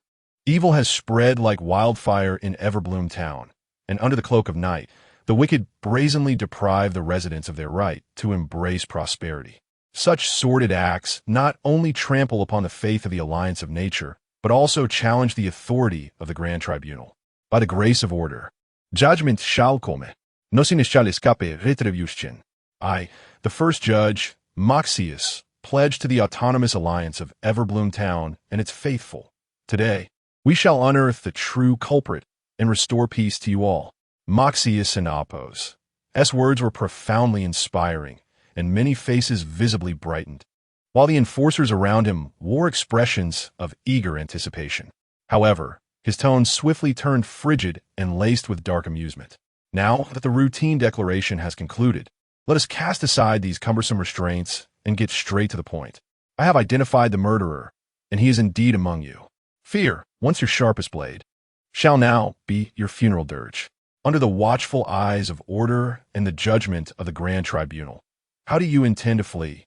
Before Moxius could finish, his gaze began to move slowly, sweeping across the hall, starting from the left. With each subtle shift, those within his line of sight instinctively tensed, casting furtive glances at one another, fearful that the murderer might be lurking beside them. This palpable pressure caused many to tremble, nearly collapsing under its weight. Cheng Shi stood amidst the crowd, feeling Moxius's piercing gaze linger on him for but a moment before shifting away, allowing him to breathe a sigh of relief. He feared that the judge might unleash his merciless methods upon him, a follower of chaos. Fortunately, it seemed he was truly overlooked. The tension continued to ripple through the crowd, panic brewing. Just as Moxius's gaze crossed halfway, poised to turn right, an unexpected event unfolded. A figure clad in a cerulean trench coat suddenly ducked, shoving past the surrounding travelers and sprinting toward the periphery of the throng. The travelers who were jostled stood stunned for a moment before erupting into screams. Help! Save me! Run! The murderer is going to kill. The enforcers at the entrance sprang into action, pursuing the fleeing figure. It's him! Don't let him escape! Capture him! Instantly, chaos erupted in the hall. In the initial moments of this pandemonium, several players keenly seized the opportunity, reacting in markedly different ways. Feng Zhu began to chant loudly, unabashedly displaying his power of order, transforming it into golden chains of order that pursued the fleeing figure. Du Shiguang vanished in a flash, seemingly predicting the trajectory and positioning himself in the escape route. Yet, instead of obstructing the figure's flight, he subtly brushed against the center at just the right moment. As for Cheng Shi, he had vanished. The instant the crowd dispersed, he disguised himself as a startled traveler, slipping past the first floor's blockade and swiftly ascending to the second. However, his intentions were not born of fear or a desire to save himself. He was in search of clues. There was no possibility of surrendering. He could never afford to do so in this life. The thrill of this game was such that even a moment of negligence could spell death, leaving no room for respite. To survive, one must constantly ignite their own potential. From the very first day of exploring the inn, Cheng Shi had meticulously recorded the appearances of all travelers in their respective rooms.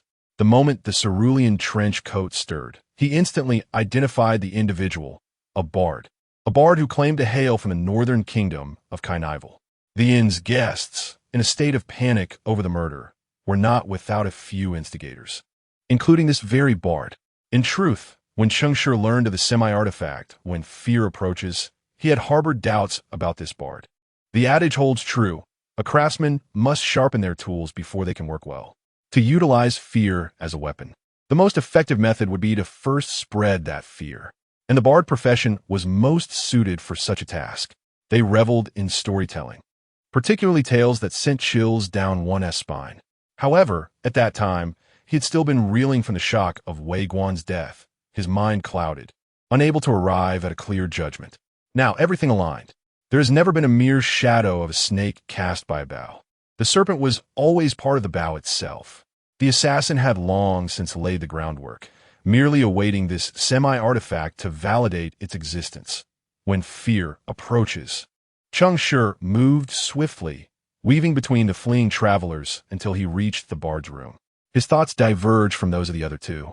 Feng Zhu seemed to believe that the Grand Tribunal's arrival had established absolute dominance, and aiding in the pursuit of the murderer might afford him certain conveniences in forthcoming investigations and actions. Du Shiguang's approach was more direct. He merely sought to encounter someone and read their memories. Cheng Shi, however, contemplated. When a murderer realizes they have been identified, their first instinct will invariably be to clear their name. The simplest and most effective means of doing so is to dispose of the murder weapon. Yet, a semi-artifact is not something one can casually discard. Thus, Cheng Shi was inclined to believe that the bard had hidden his dagger rather than thrown away. His immediate rush to the bard's room was driven by the desire to uncover clues that might reveal the nature of the trial. If he were fortunate enough to find that dagger, it would be all the better.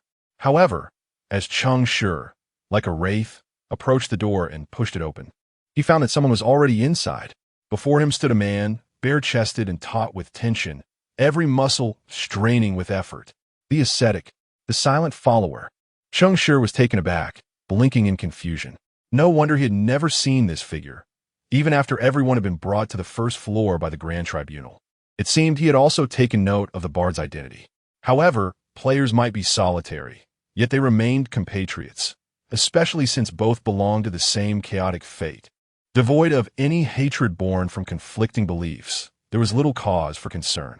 Yet the state of this individual seemed rather off. The ascetic clearly heard the door opening, but did not turn around. He seemed to be gripping something tightly, his body tensed as he fought against an unseen force. Cheng Shi perceived the underlying tension and, sensing the ascetic's condition deteriorating, hastily cast a healing spell upon him. It was the duty of a priest, unable to tolerate a comrade's health bar being less than full. To his dismay, the silent follower did not respond to his healing. He had unknowingly cast a silence domain, rendering the spell utterly ineffective. Another one who hoards for himself? Cheng Shi seethed, muttering under his breath, "Stop playing mute. If you don't speak, I'll call for help." The ascetic's momentum faltered, and after several breaths, he clenched his teeth and slowly turned half his body. The moment he did, Cheng Shi beheld his hands gripping something. Upon closer inspection, it was a dagger emanating an eerie red glow, struggling desperately against his grasp. When fear approaches. Chapter 51. The difficulty of the trial continues to escalate. Is this the half-artifact that kills without a trace? Such a thought involuntarily crossed Cheng Shi's mind as he surveyed the scene. Although the dagger was firmly grasped in the ascetic's palm, he was unable to maintain control over this half-artifact, his entire body quivering with its presence. The crimson glare in his eyes and the expression of near madness instilled genuine fear in Cheng Shi for the ascetic's well-being. With the Grand Tribunal just downstairs, they could discover this place at any moment. Withdraw your domain, and I shall assist you. Cheng Shi's earnestness was met with the usual silence. Despite his deteriorating condition, the ascetic did not lift the veil of silence. Cheng Shi found himself rendered mute by the situation. You have found the key clues to the trial, have you not? Your condition is too dire. If you do not let go, you shall perish. All right, so you wish to remain obstinate. Very well, then perish. Unable to communicate, Cheng Shi turned to leave. The commotion here was too great. The members of the Grand Tribunal were not fools. They would soon realize the location of the bard's room and pursue it. If they saw him, he would be unable to explain his presence at the murderer's door. What ordinary traveler would be so intrigued by a murderer that they would venture into the murderer's room while others fled for their lives? One must gather clues when possible, but survival takes precedence. Unable to contend with this selfish warrior, Cheng Shi had to devise another plan. However, just as he turned to leave, a terrifying bolt of purple lightning surged past his cheek, striking the ascetic directly. Thunder! Cheng Shi's mind was shaken, his pupils dilating. The horrific sensation of burning and numbness robbed him of feeling on one side of his face. He widened his eyes to look ahead, only to see a man watching him coldly from the staircase on the second floor. Montacusi, the adjudicator, arrived even sooner than Cheng Shi had anticipated. Behind him were several law enforcers, a throng of onlookers, and among the crowd, Feng Zhu and Du Shiguang, their brows furrowed in concern. They had evidently dealt with a bar downstairs. So soon? Cheng Shi instinctively sensed that something had gone awry below. He glanced at Feng Zhu, then hesitated before looking at Du Shiguang. As expected, Feng Zhu wore a grim expression and remained silent, while Du Shiguang's face reflected his inner turmoil. Though he ultimately shook his head slightly. The bard had encountered trouble. Thus, they had rushed upstairs at the first opportunity, It was astonishing that Fong Ju, a believer in order, was still contemplating the conflict of faith at such a moment. Nevertheless, now was not the time for such reflections. He needed to extricate himself from the predicament of being seen at the murderer's door. Cheng Shi feigned shock, tumbling sideways and rolling to the ground while casting a furtive glance at the ascetic in the room. Such a massive lightning strike could only have been a mere splash of electric light during the impact, yet it had rendered him half senseless. Had it struck a person, could they have survived? Surprisingly, yes. The ascetic and Appo's body was momentarily frozen by the lightning as thick as a barrel, but he did not perish. Instead, he was blasted away, charred and smoking, the cursed crimson dagger flying from his hand to land at Cheng Shi's feet. Mo Chiosi appeared equally astonished that his divine punishment had not obliterated the criminal. Yet he quickly regained his stern demeanor, his voice as cold as ancient ice from the abyss. Very well, you're the first sinner to survive my lightning. Such a physique is truly commendable. The southern front is strained. It is a time for recruitment. Surrender your resistance, relinquish it, and I shall grant you an opportunity to serve as a war prisoner. A condemned criminal may find a sliver of hope for survival on the battlefield, a designation the Grand Tribunal refers to as a war prisoner. Of course, no matter how many lives one has taken, they may only evade death. Upon their return, imprisonment shall await them. Order must be upheld, and punishment shall be just. Once a sinner commits a crime, they remain a sinner for eternity. This is the will of the Grand Tribunal, and the reason Fong Ju hesitates to join their ranks. Upon hearing this, Fong Ju furrowed his brow. The thick, viscous lightning crackled at the tip of Mo Chiosi's staff, and he gazed coldly at the ascetic, as though the roaring storm would unhesitatingly consume him should he dare utter a word of dissent. Cheng Shi, hiding nearby like a specter, pondered how this silent believer could solve the dilemma. Yet, to everyone's shock, he showed no intention of doing so, as the ascetic struggled to rise from the ground. He did not choose to flee at once. Instead, he lunged with determination toward Cheng Shi. No, he was aiming for the dagger at Cheng Shi's feet. Cheng Shi's eyes widened in disbelief as he instinctively crawled back 2 paces. Brother, must you be so reckless? Has your stubbornness sealed your fate? Do you think the adjudicator's lightning is a mere electric therapy? It can indeed kill. This quick retreat saved Cheng Shi's life. As the ascetic lunged, Mo Chiosi's lightning roared toward him. Boom! This time, there was no escaping. In the instant the lightning struck the ascetic, he was reduced to ash. This bolt of wrath was evidently more terrifying than the last. Mo Chiosi was enraged, and thus the sinner perished. Dust scattered, and the thunder subsided. The deceased, throughout the process, had not uttered a single word. In his final moments, he had embodied the edict of silence, demonstrating his piety to the Lord. The immense thunder left Cheng Shi's ears ringing. His head echoed, and his spirit trembled. As the ascetic had lunged toward him, Cheng Shi clearly witnessed the fervor in his eyes, the flicker of determination extinguishing just before he was engulfed by the lightning. He had not perished from the strike of lightning, but rather from fear. Indeed, he succumbed to the cursed crimson dagger at his feet. Dying at the moment fear took hold. Before the adjudicator's judgment, he fell beneath the half-artifact he sought to claim. Cheng Shi's disbelief widened his eyes as he quickly turned to the crowd. If the bar downstairs had been dealt with, when had the ascetic been locked onto? Could it be that the murderer still lurked among the crowd? Even under the very nose of the Grand Tribunal, he continued to kill. 6 down to 3. The trial had only reached its second day. Cheng Shi broke into a cold sweat, rendered speechless. He hugged his body tightly, striving to portray a frightened and injured traveler, attempting to blend in. In truth, Mo Chiosi had already seen through everything. He understood that Cheng Shi was no innocent and was aware of his intention to fish in troubled waters for the dagger. However, the most advantageous aspect for Cheng Shi was that though he found himself in an inappropriate location, he had not committed any wrongful acts. For individuals who are not overtly malevolent, yet have not committed crimes, the adjudicator cannot deem them guilty. Otherwise, it would be a violation of order. Order bestows upon them authority while constraining their power. With a stoic expression, Mo Chiosi approached Cheng Shi disregarding the injured traveler, and bent down to retrieve the cursed crimson dagger.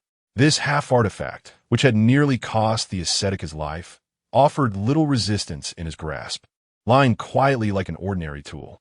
Yet, at the moment the dagger of fear fell into Mo Chiosi's hands, the countenance of the remaining 3 players transformed into one of utter dread. The difficulty of the trials continues to escalate. Chapter 52. The hidden card when a semi-divine artifact capable of threatening the sanctity of faith falls into the hands of the Grand Tribunal. Do you suppose they would share it to aid players in unraveling the trial's clues, even if only for a fleeting few hours? The answer is painfully evident. No. However, upon acquiring the dagger, Mosius did not hastily conceal it. Rather, he brandished it as if to display it to the undaunted onlookers. Fangju and Appo's gaze tightened at this sight. This was not an ostentatious display of spoils. A judge from the Grand Tribunal would have no need for such flamboyance. Therefore, the only rationale for his actions was singular.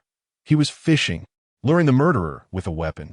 Mosius clearly sought to discern who among the crowd exhibited interest in this object, even if he could not ensnare the true culprit. Capturing a few stragglers like Cheng Shi would suffice.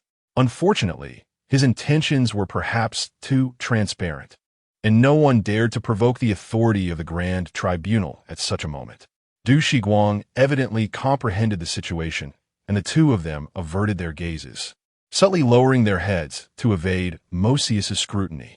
After a brief pause, seeing no new developments, Mosius spoke with a hint of disappointment. This artifact, tainted by the essences of corruption and death, is the very source of calamity. That wretched desecrator utilized this divine relic to sow slaughter and terror. Although we failed to catch that rat today, there is no need for alarm, for he has lost the means to profane the god of prosperity. Rest assured, under the vigilant gaze of the Grand Tribunal, no sinner can escape retribution. However, it may require some time. With that, he tucked the arrival of fear into his cloak and departed the inn without delay. Watching Mosius escort the judges and enforcers away, Cheng Shi let out a silent sigh. At that moment, the players had irretrievably lost the optimal opportunity to seize the dagger. This also signified that the clues had once again slipped from their grasp, and unlike before, the prospect of retrieval had become nearly non-existent. The burgeoning light of life was now unfettered, yet ever-bright town remained sealed off, urging all to linger within its confines to witness the tribunal of order and the punishment of the guilty. The lords of the town's autonomous alliance announced the lifting of restrictions, yet Cheng Shi felt no comfort in this turn of events. This decree felt more like a weighty shackle, binding the players within the inn. It was only a matter of time before the Grand Tribunal closely monitored which guest would dare to leave first. For those with guilty consciences, this inn, under Mosius's heightened scrutiny, was undoubtedly a precarious refuge. Perhaps they were desperate to find a new hiding place. And that was precisely Mosius's stratagem, retreating to advance, shifting from light to shadow. From this point onward, no one would know Mosius's whereabouts or intentions. The true culprit, now bereft of their greatest support, could only live in a state of trepidation, seeking every possible means to exonerate themselves. Yet any unusual behavior could be swiftly detected by the astute judges, leading to their imprisonment within the cold confines of the Grand Tribunal's law. The situation spiraled uncontrollably into an abyss, devoid of any glimmer of hope.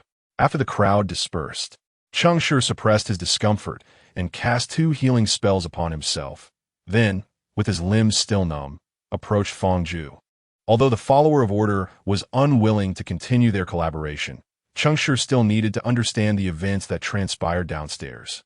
This time, Fangju did not rebuff Cheng Shi's inquiry. Perhaps sensing the urgency of the trials, he candidly disclosed everything regarding the pursuit of the bard. That was not a person, but rather a puppet, a soulless marionette crafted from flesh and blood. A puppet? Cheng Shi paused, suddenly recalling the desire puppet encountered during a previous trial. Such entities seemed to be the favored tools of the followers of corruption. Could it be that the murderer was indeed the player's target? Since it was a puppet, no memories could be extracted. As soon as the words fell, Cheng Shi's brow furrowed. His disappointment was not due to the lack of clues, but rather because Du Shiguang had lied. That statement was brief, and the only point of deception could only be he had indeed extracted the puppet's memories but chose to conceal them. Why? Cheng Shi discreetly scrutinized Fang Ju, only to find that the follower of order seemed utterly unperturbed by Du Shiguang's words. Fang Ju was unaware of Du Shiguang's deceit. He too remained in the dark. The situation grew increasingly intricate. How curious that, even in such dire circumstances, someone would withhold the sole lead. Could it be that he received the edict of memory and discerned his identity? Something felt amiss. Even so, he could have easily shared the clue with Fang Ju. The follower of order was undoubtedly the most dependable player, a fact that had never altered. Moreover, collective intellect would always surpass solitary contemplation. Thus, why did he choose to withhold? And what was he concealing? Cheng Shi cast a sidelong glance at Du Shiguang, but he remained oblivious, lost in contemplation, his brow furrowed. Clearly, their thoughts diverged greatly. However, this was not without merit. At least there was now a thread of clue, and keeping a close eye on Du Shiguang might yet present a sliver of hope. Cheng Shi nodded, expressing his gratitude, then turned to depart. Before he could take a step, Fang Ju inquired again, "What transpired in the room before we ascended?" Cheng Shi, never one to deceive, earnestly replied, "The ascetic acquired the arrival of fear before me, yet he seemed incapable of wielding this semi-divine artifact.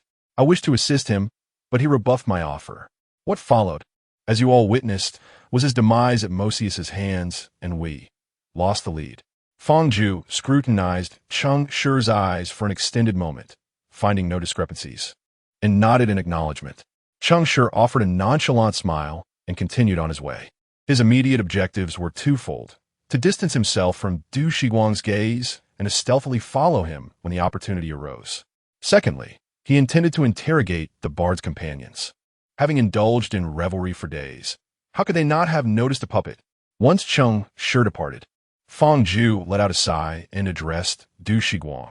"It seems we have little hope of uncovering any clues in reality. Therefore, reminisce, traveler, and reveal your hidden card. We are in dire need of it." Du Shiguang adjusted his glasses and smiled enigmatically. "The arrival of fear lies in the hands of the order's followers. As a fellow follower of order, should you not reveal your hidden card first?" Fang Ju fell silent for a moment before sincerely responding, "Indeed, I possess a hidden card, but I cannot disclose its nature. You may consider it a chance to cheat, even if we lose all leads in this trial. I can escape unscathed at the final moment. Thus, Du Shiguang, I am aiding you. In this precarious situation, I can still assist you. As a follower of order, I have always adhered to the laws and ethics of humanity's world before its collapse. This is also why I did not invite you to partake in the edicts of order, yet you are still able to enjoy my blessings." Du Shiguang's eyes widened in disbelief as he re-evaluated himself, finding no trace of any blessing. To comprehend the events that transpired last night upon the bustling streets, one must understand that the act of pleading guilty was not a blessing from the singer, but rather a method of enforcement employed by the authorities, devoid of any need for allies to adhere to the edicts of order. Fang Ju discerned the bewilderment reflected in his companion's gaze, sighed softly, and with a casual gesture, a subtle radiance erupted around Du Shiguang. In that moment, Du Shiguang became aware of it, the glimmer of order and S-level faith talent. Within a certain vicinity, when the target abides by the same order as you, they can maintain an identical physical state, a condition that can remain concealed from the target. Do you see? The fact that you can share my glimmer signifies that you are not a distorted player. You two are upholding the prior order. This is the reason I still wish to assist you." Initially taken aback, Du Shiguang soon broke into a relieved smile. "No wonder I have felt a notable improvement in my physical capabilities. I had mistakenly attributed it to the effect of blooming only to wither, unaware that the true source lay here. Thank you, and I express gratitude to myself as well. Fortunately, I am a good person." So, Du Shiguang swiftly retrieved from his pocket a ticket resembling a cinema pass and handed it to Fang Ju, his voice laced with intrigue. "At 3 o'clock tonight, right here, let us embark on a journey through memories." Chapter 53. A lively night. Cheng Shi was entirely unaware that Du Shiguang had arranged a midnight rendezvous with Feng Ju. At that moment, he was engaged in a conversation on the first floor of an inn, conversing with a group of intoxicated patrons who frequently indulged in libations with wandering minstrels. Strangely, they exhibited little concern for the demise of their drinking companion, fixating instead on whether today's libations were discounted. Employing his usual strategy, Cheng Shi pilfered drinks from other tables to exchange for tales. Upon discovering complimentary alcohol, several inebriates embellished their anecdotes about their camaraderie with the minstrels. Aduse, a seasoned traveler, despite his poor tolerance for alcohol, had traversed many places, rumored to have even ventured underground. You claim he's a puppet? Nonsense, my friend. He must have been replaced. A puppet cannot partake in drink without rusting. Besides, he footed the bill. Why should I care where the true man lies? I merely wish to know where his money is. Damn it, his room has been ransacked by the Enforcement Bureau. It said he accrued considerable wealth from his writings. If I could inherit that fortune, I could drink until my last breath. Nonsense. I am Adu's son. Only I hold the right to inherit. What? A devotee of corruption? He is no such thing. He is a faith beggar, worshipping every deity. How do I know? He can recite prayers for 7 or 8 deities in one breath. Can you? Hey, my friend, are there any free drinks left? If not, go ask the proprietor for some. Adu's often does this, and the owner usually obliges with a bottle or two. Cheng Shi, forcing a smile, withdrew from the table. Upon returning to his room, his demeanor shifted to one of gravity. The skillful puppet mastery displayed by these patrons had evaded their notice of his unusual behavior. The professional puppeteers capable of such control were few. If they were to be associated with corruption and death, there was but one profession, the desire master, a sorcerer of corruption, one capable of crafting puppets for desire. The question was, where was this suspected desire master hiding? No puppet could stray far from its master, suggesting that the murderer was indeed still within the inn. Yet, how could he conceal himself so effectively?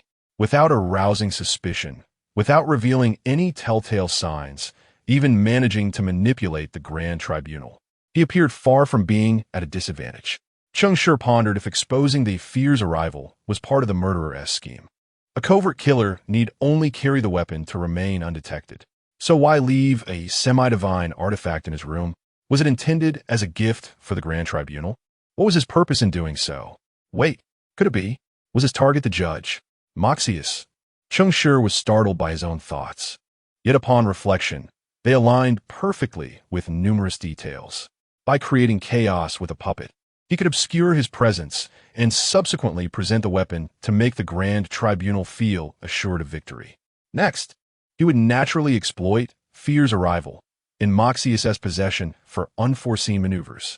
Cheng Shi inhaled deeply, a bold hypothesis taking root in his mind. Could this trial and oppose a sacrificial offering be? Moxius? Impossible. A first-tier judge of the Grand Tribunal? The public and oppose. S reaction alone spoke volumes of his popularity, and the fates of Yun Ni and the ascetic revealed his formidable strength. Such an entity could not be dealt with by mere players. Well, you might say, 6 players at level 2,400 could indeed manage it. The problem is, 3 have already perished, and among the remaining 3, 1 is a slacker. Of course, I want to reveal who the slacker is. However, there exists another possibility. The sacrificial offering is the murderer. Yet currently, this potential offering seems more troublesome than the judge. Players have yet to ascertain his whereabouts. Clues have been sporadic, and deductions can only rely on conjecture. Cheng Shi remained in his room throughout the night, contemplating while monitoring the sounds from next door. Finally, at 2:30 in the morning, a subtle noise emanated from the doorway. Cheng Shi looked up in astonishment. Why was there a noise at his own door? He stealthily rose from his bed, cautiously approached the door, and upon confirming that someone was indeed outside, he unexpectedly flung the door open. In that instant, a startled servant, awkwardly caught off guard, stumbled into the room, crashing to the floor in a heap. A servant? Cheng Shi swiftly placed a foot on the servant's shoulder, playfully inquiring, "Oh, working overtime for a side gig?" The servant, clearly not grasping the jest, awkwardly chuckled. showing no signs of struggle. I apologize for disturbing you. The boss said you were injured, so I was to bring some ointment, which is in my coat pocket. Cheng Shi remained motionless, applying pressure with his foot. Oh, and I must thank your boss, but is this how you deliver medicine? The servant laughed awkwardly, his face flushed. I'm sorry, it's entirely my fault.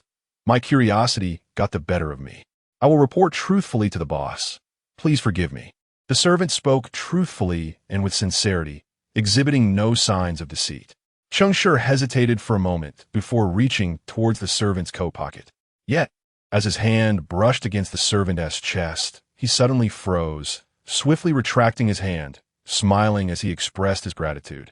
The servant scrambled to his feet, bowing repeatedly before retreating and closing the door behind him. Cheng Shi examined the note in his hand, lost in thought. Meanwhile, Du Shiguang stood silently against the wall, listening to the commotion from Cheng Shi's room. Once the sound subsided, he shook his head at Fang Ju, seated in the room. It was the innkeeper who had sent someone with medicine. However, this servant likely harbored ulterior motives, which Cheng Shi had discerned. Du Shiguang was vigilant and astute, his sharpness betraying his status as a chaos devotee. Fang Ju initially nodded, then shook his head. The essence of chaos cannot deceive. This rational eroder possesses a high divine nature. As he stated, he is close to order, which appears as chaos in the eyes of chaos. By that logic, aren't you even more chaotic? Provided he worships chaos and I order.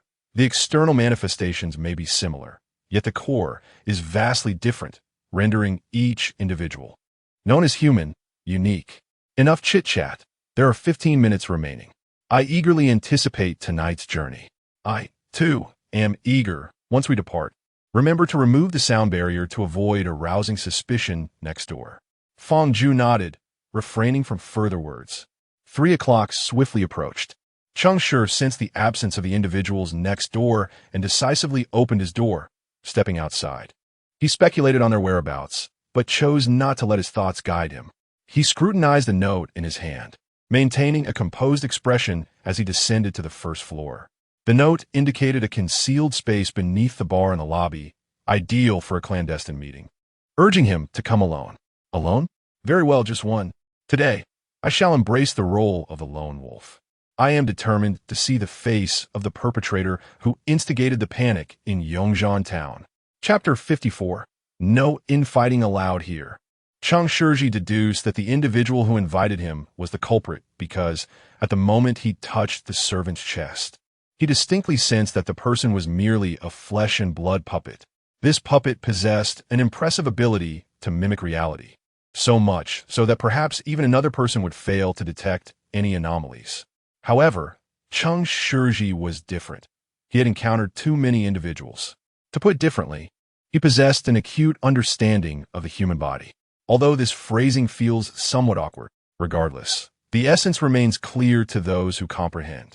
For a physician experienced in physical examinations, the instant his fingertips made contact, he could perceive the orientation of muscle fascia and the pressure of blood and qi within the other's body. Clearly, this servant was nothing like a real human being. Thus, it was not merely a boss sending him to deliver medicine. Rather, the true mastermind was controlling this puppet, extending an invitation to Cheng Shi. As for the motive behind this, Cheng Shi found himself perplexed. He avoided the night owls and patrolling servants within the inn and silently approached the now-closed bar. Following the instructions on the note, he turned an empty bottle beneath the bar. In that instant, the spot where he stood suddenly became soft and adhesive, engulfing him completely. Cheng Shi's face registered shock, leaving him no time to struggle. Meanwhile, in the room of the bard on the second floor, Du Shiguang stood silently in the center of the chamber. Without revealing what kind of ritual he had prepared, he extended his hand towards Fang Ju. Fang Ju was momentarily taken aback, confused. Du Shiguang chuckled softly. "Where's the entry ticket?" At this point, "You're still playing this game?" Fang Ju, exasperated, produced the ticket stub and handed it to Du Shiguang. With a beaming smile, Du Shiguang crumpled the ticket and scattered it onto the magical array beneath their feet. There was no other option. This was the sole means to enter the memories. Travel was not without cost. Only when the traveler willingly joined could the memory voyager bring someone along. All right, the journey is about to commence. Fangju, pay close attention. Upon uttering these words, a wave of ethereal blue light surged from the array, transforming the entire room into a sea of azure radiance. Whispered murmurs, almost tangible, floated through the air, and images rippled like water before their eyes. Fangju felt a chilling wave engulf his consciousness, swiftly plunging his vision into darkness. Were it not for his unwavering trust in Du Shiguang's intentions, he would have hesitated to relinquish his awareness in such a manner. When he opened his eyes again, everything had changed. A gentle breeze caressed him, and the surroundings were bright. The floor-to-ceiling windows stood ajar, allowing rays of sunlight to stream into the room. Clearly, this was not the dead of night. Under the guidance of the memory voyager, Fangju had returned to the past. This was a reenactment of bygone days. His face was filled with astonishment. Indeed, this was a revival of the past, an SS-level talent of memory, the ultimate blessing craved by every devotee of memory. It could vividly present a specific moment lost in time, as if it were an AR film for travelers to witness. Only those memory voyagers endowed with this talent could be considered the pinnacle among their kind. You obtained this? Fangju marveled. This was a talent sought after by countless elite players, and acquiring such a blessing came at a steep price. He had heard of a top 10 memory devotee who perished during the trial to wish for this talent. Du Shiguang chuckled and shook his head. Impossible. I merely stumbled upon one of his time notebooks, which can be used for 3 instances of recreation of the past, and this is already the second use. Stumbled upon? Perhaps this was the blessing Du Shiguang had exchanged his memories for? Fangju felt a sense of relief. It seemed right. This talent was so overpowering that anyone who heard of someone obtaining it would find it hard to believe. Yet, he felt a twinge of regret. Someone as good-hearted as Du Shiguang deserved greater fortune. Alas, fate does not favor the virtuous. So what now? Just as Fangju posed his question, a voice echoed from downstairs. Decree of the Order Enforcement Bureau. So that was it. Du Shiguang had brought him back to the moment just before the grand judgment tribunal sealed off the inn. At that moment, the puppet bard was absent from the room. However, according to the unfolding memory, when fear arrives, would soon manifest here. This meant that at this very instant, in the stillness that went unnoticed, this semi-divine artifact might be right here. Clues unfolded before them in a manner akin to temporal folding. Fangju couldn't help but exclaim, indeed. Existence and void are the beginnings of all mysteries. Du Shiguang smiled but offered no response, swiftly searching the room.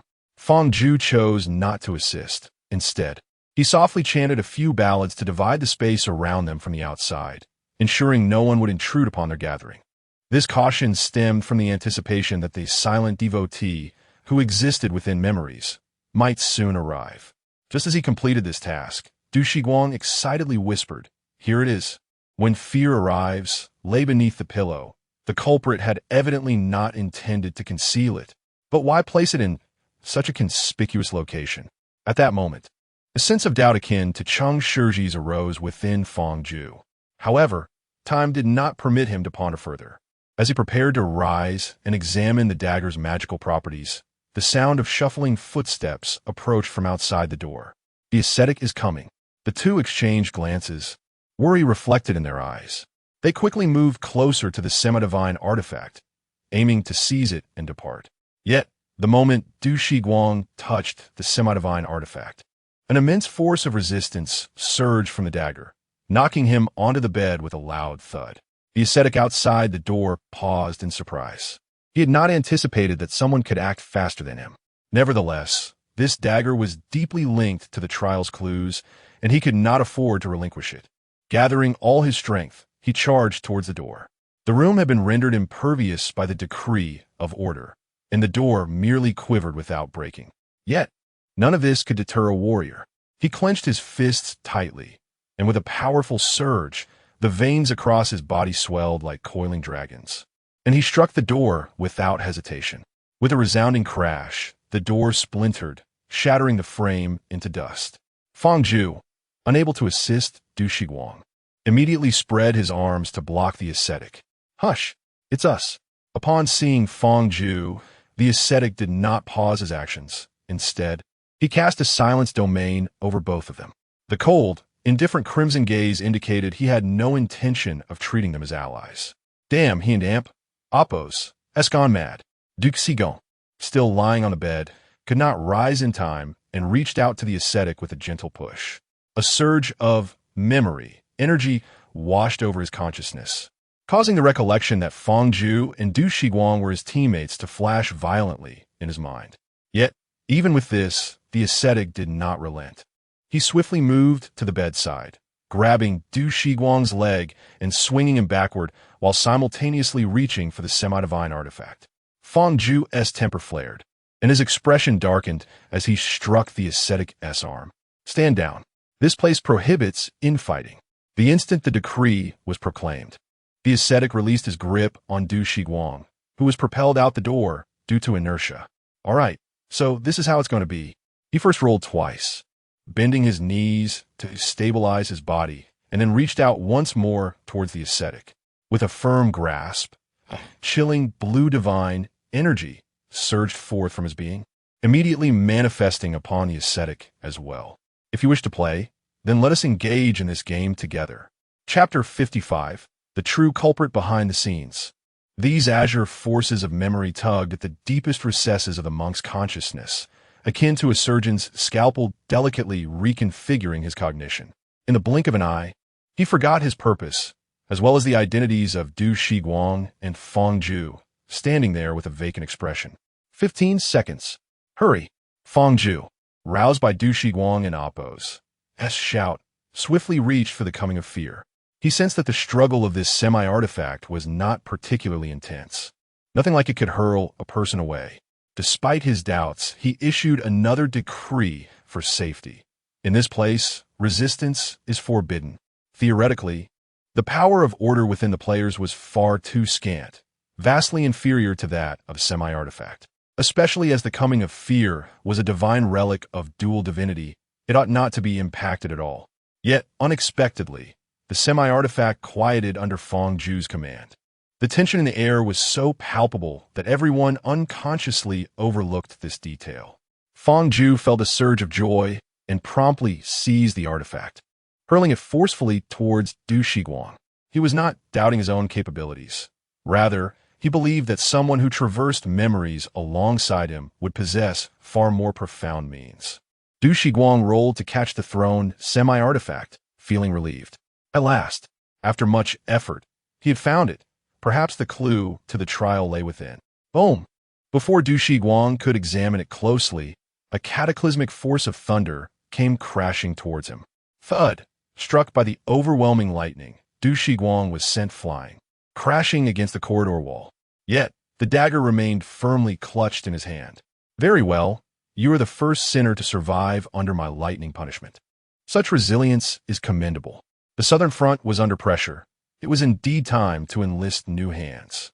"Surrender. Relinquish it, and I shall grant you a chance to serve as a war prisoner." The same ominous words echoed in everyone's ears, but this time directed at a different target. Fong Ju, astonished, glanced at his wristwatch. Mokyuo's had arrived a full 6 minutes earlier than in his memories. Was it the monk's forceful entry that prompted the change downstairs? He looked up and noticed that in the throng behind Mokyuo's, neither he nor Du Shiguang were present. Instead, Cheng Shi, who should have been at the door facing the lightning, stood where they had been moments prior. Fong Ju stared in disbelief, realizing that this journey was likely destined for failure. Yet at that moment, a sudden change occurred. Du Shiguang, clutching the coming of fear, seemed to have an epiphany, his face turning pale as he looked at Fong Ju with alarm. He appeared about to say something, but before he could utter a word, the light in his eyes abruptly extinguished. Fong Ju's body stiffened, and the scene before him began to shatter like a broken mirror, swiftly ejecting him from the sea of memories. His vision plunged back into darkness. When consciousness returned, Fong Ju found himself seemingly no longer in the inn. He opened his eyes to behold shackles on his hands and chains on his ankles, overwhelmed by shock and silence. Before him sat a certain adjudicator who had apprehended him that very morning at the inn. Enough of this tiresome charade. It's time you confess what you remember. It will be beneficial for both of us. Meanwhile, Cheng Shi opened his eyes to discover he was no longer in the inn.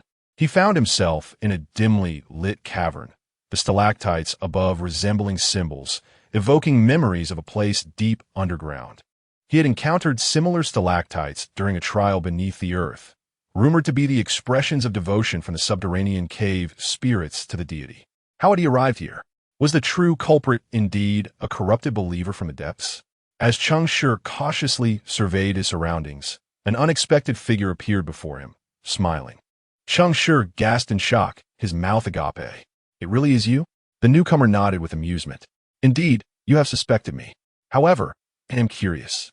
My disguise was nearly flawless. How did you come to suspect me?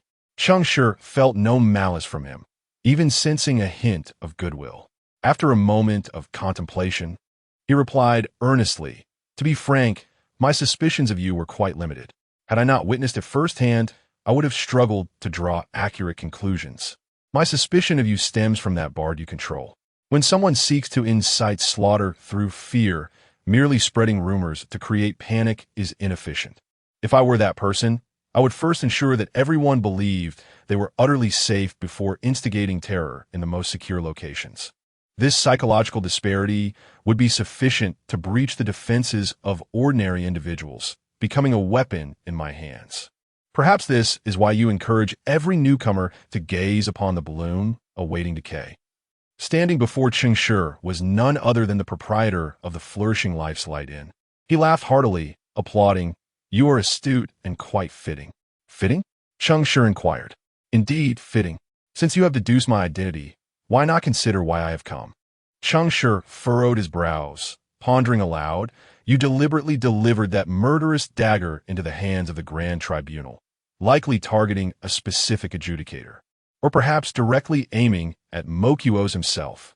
My knowledge of the Grand Tribunal's history is lacking, yet I possess some understanding of this period. The truth devotees of the Tower of Rationality have uncovered myriad cosmic laws, instilling in them a sense of omnipotence, an unprecedented confidence in unraveling the ultimate mysteries of divinity. However, since each scholar holds their own cognitive framework, communication devolves into a cacophony of self-promotion and persuasion to convert others, resulting in a chaotic clash of opinions amidst the diverse schools of thought. Now, they disdain the unchanging order and resent their peers' relentless pursuit, coupled with the instigation of underground beliefs. It wasn't long before war erupted in the pursuit of a singular truth. Once war ignites, the momentum becomes unstoppable, and the flames of conflict gradually encroach upon the southern borders of the Grand Tribunal. And you, having ventured into the heart of the Grand Tribunal with the intent to eliminate Mokuos, might you not seek to disrupt their rear, causing them to become preoccupied and leaving the front line vulnerable? In other words, do you wish to draw the flames of war into the Grand Tribunal, ensnaring the adjudicators in the tumult of battle? Indeed, by doing so, the underground would seize the opportunity to encroach upon more surface powers amidst the chaos, recklessly propagating beliefs in war-torn lands, which aligns perfectly with your interests. Thus, eliminating a first-level adjudicator, notably one of the so-called children of order, would serve as an excellent commencement. Am I correct in my assumptions? The innkeeper listened intently, his expression one of astonished admiration as he applauded. Impressive, truly remarkable. You have nearly pinpointed the essence of it all. Your reasoning is so keen that I find it hard to believe you are not one of us. In light of the vast amount of missing information, deducing such conclusions based on merely a day or two of observation is indeed extraordinary. Cheng Shi once again noticed the peculiar term the innkeeper employed, a hint of surprise in his voice. You're not alone? Of course not. Do you think anyone could operate beneath Mokuos' watchful eye without revealing a single flaw? I admit, I am incapable of such. Indeed, you have both guessed correctly and incorrectly. Aduse is indeed a puppet, yet not mine. Rather, he is a puppet of his own making. Chapter 56. The shocking truth. He was utterly bewildered. What did it mean? His own? The innkeeper patiently elaborated. Aduse's mentor is Cheng Shi, the leader of the Tower of Reason alchemical school, which has a profound mastery in creation and puppetry, coupled with a significant technological advantage. Out of various concerns, other schools assassinated Zhangji before he could unveil his latest findings, leaving Aduse bereft of his mentor's protection. To become a fugitive scholar, he wandered underground, encountered us, and joined our ranks. A sense of familiarity washed over him. Brother, if you conclude with, would you like to join us? I might as well find myself back in Fang Shiqing's embrace. With our support, he developed the ability of puppet self, transforming his gravely wounded self into a fully fleshed puppet. Confusion clouded his mind as he blinked. If he became a puppet, then who controls him? No one can control him. Only his pre-puppet self can. He designed a perfect consciousness to best support our endeavors. Artificial intelligence? The thought buzzed in his mind. Wasn't and oppose. This akin to creating an artificial intelligence? Why go through such lengths? What was the significance? Significance?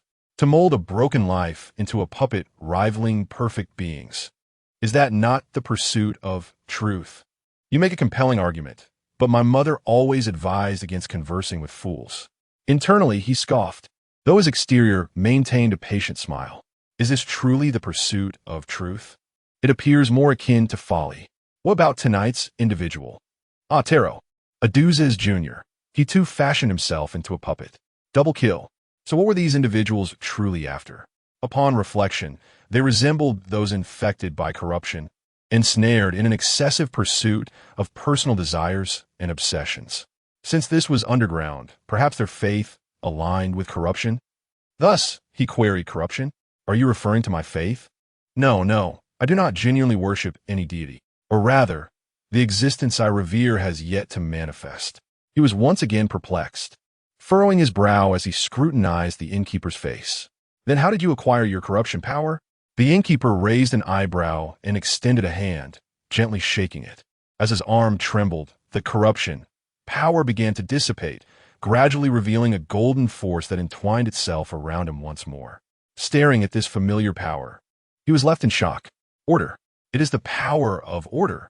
You find it unbelievable, do you not? In truth, I have always been a devotee of him. Not only that, but I once served in the Grand Tribunal. And Chiosi is indeed my junior.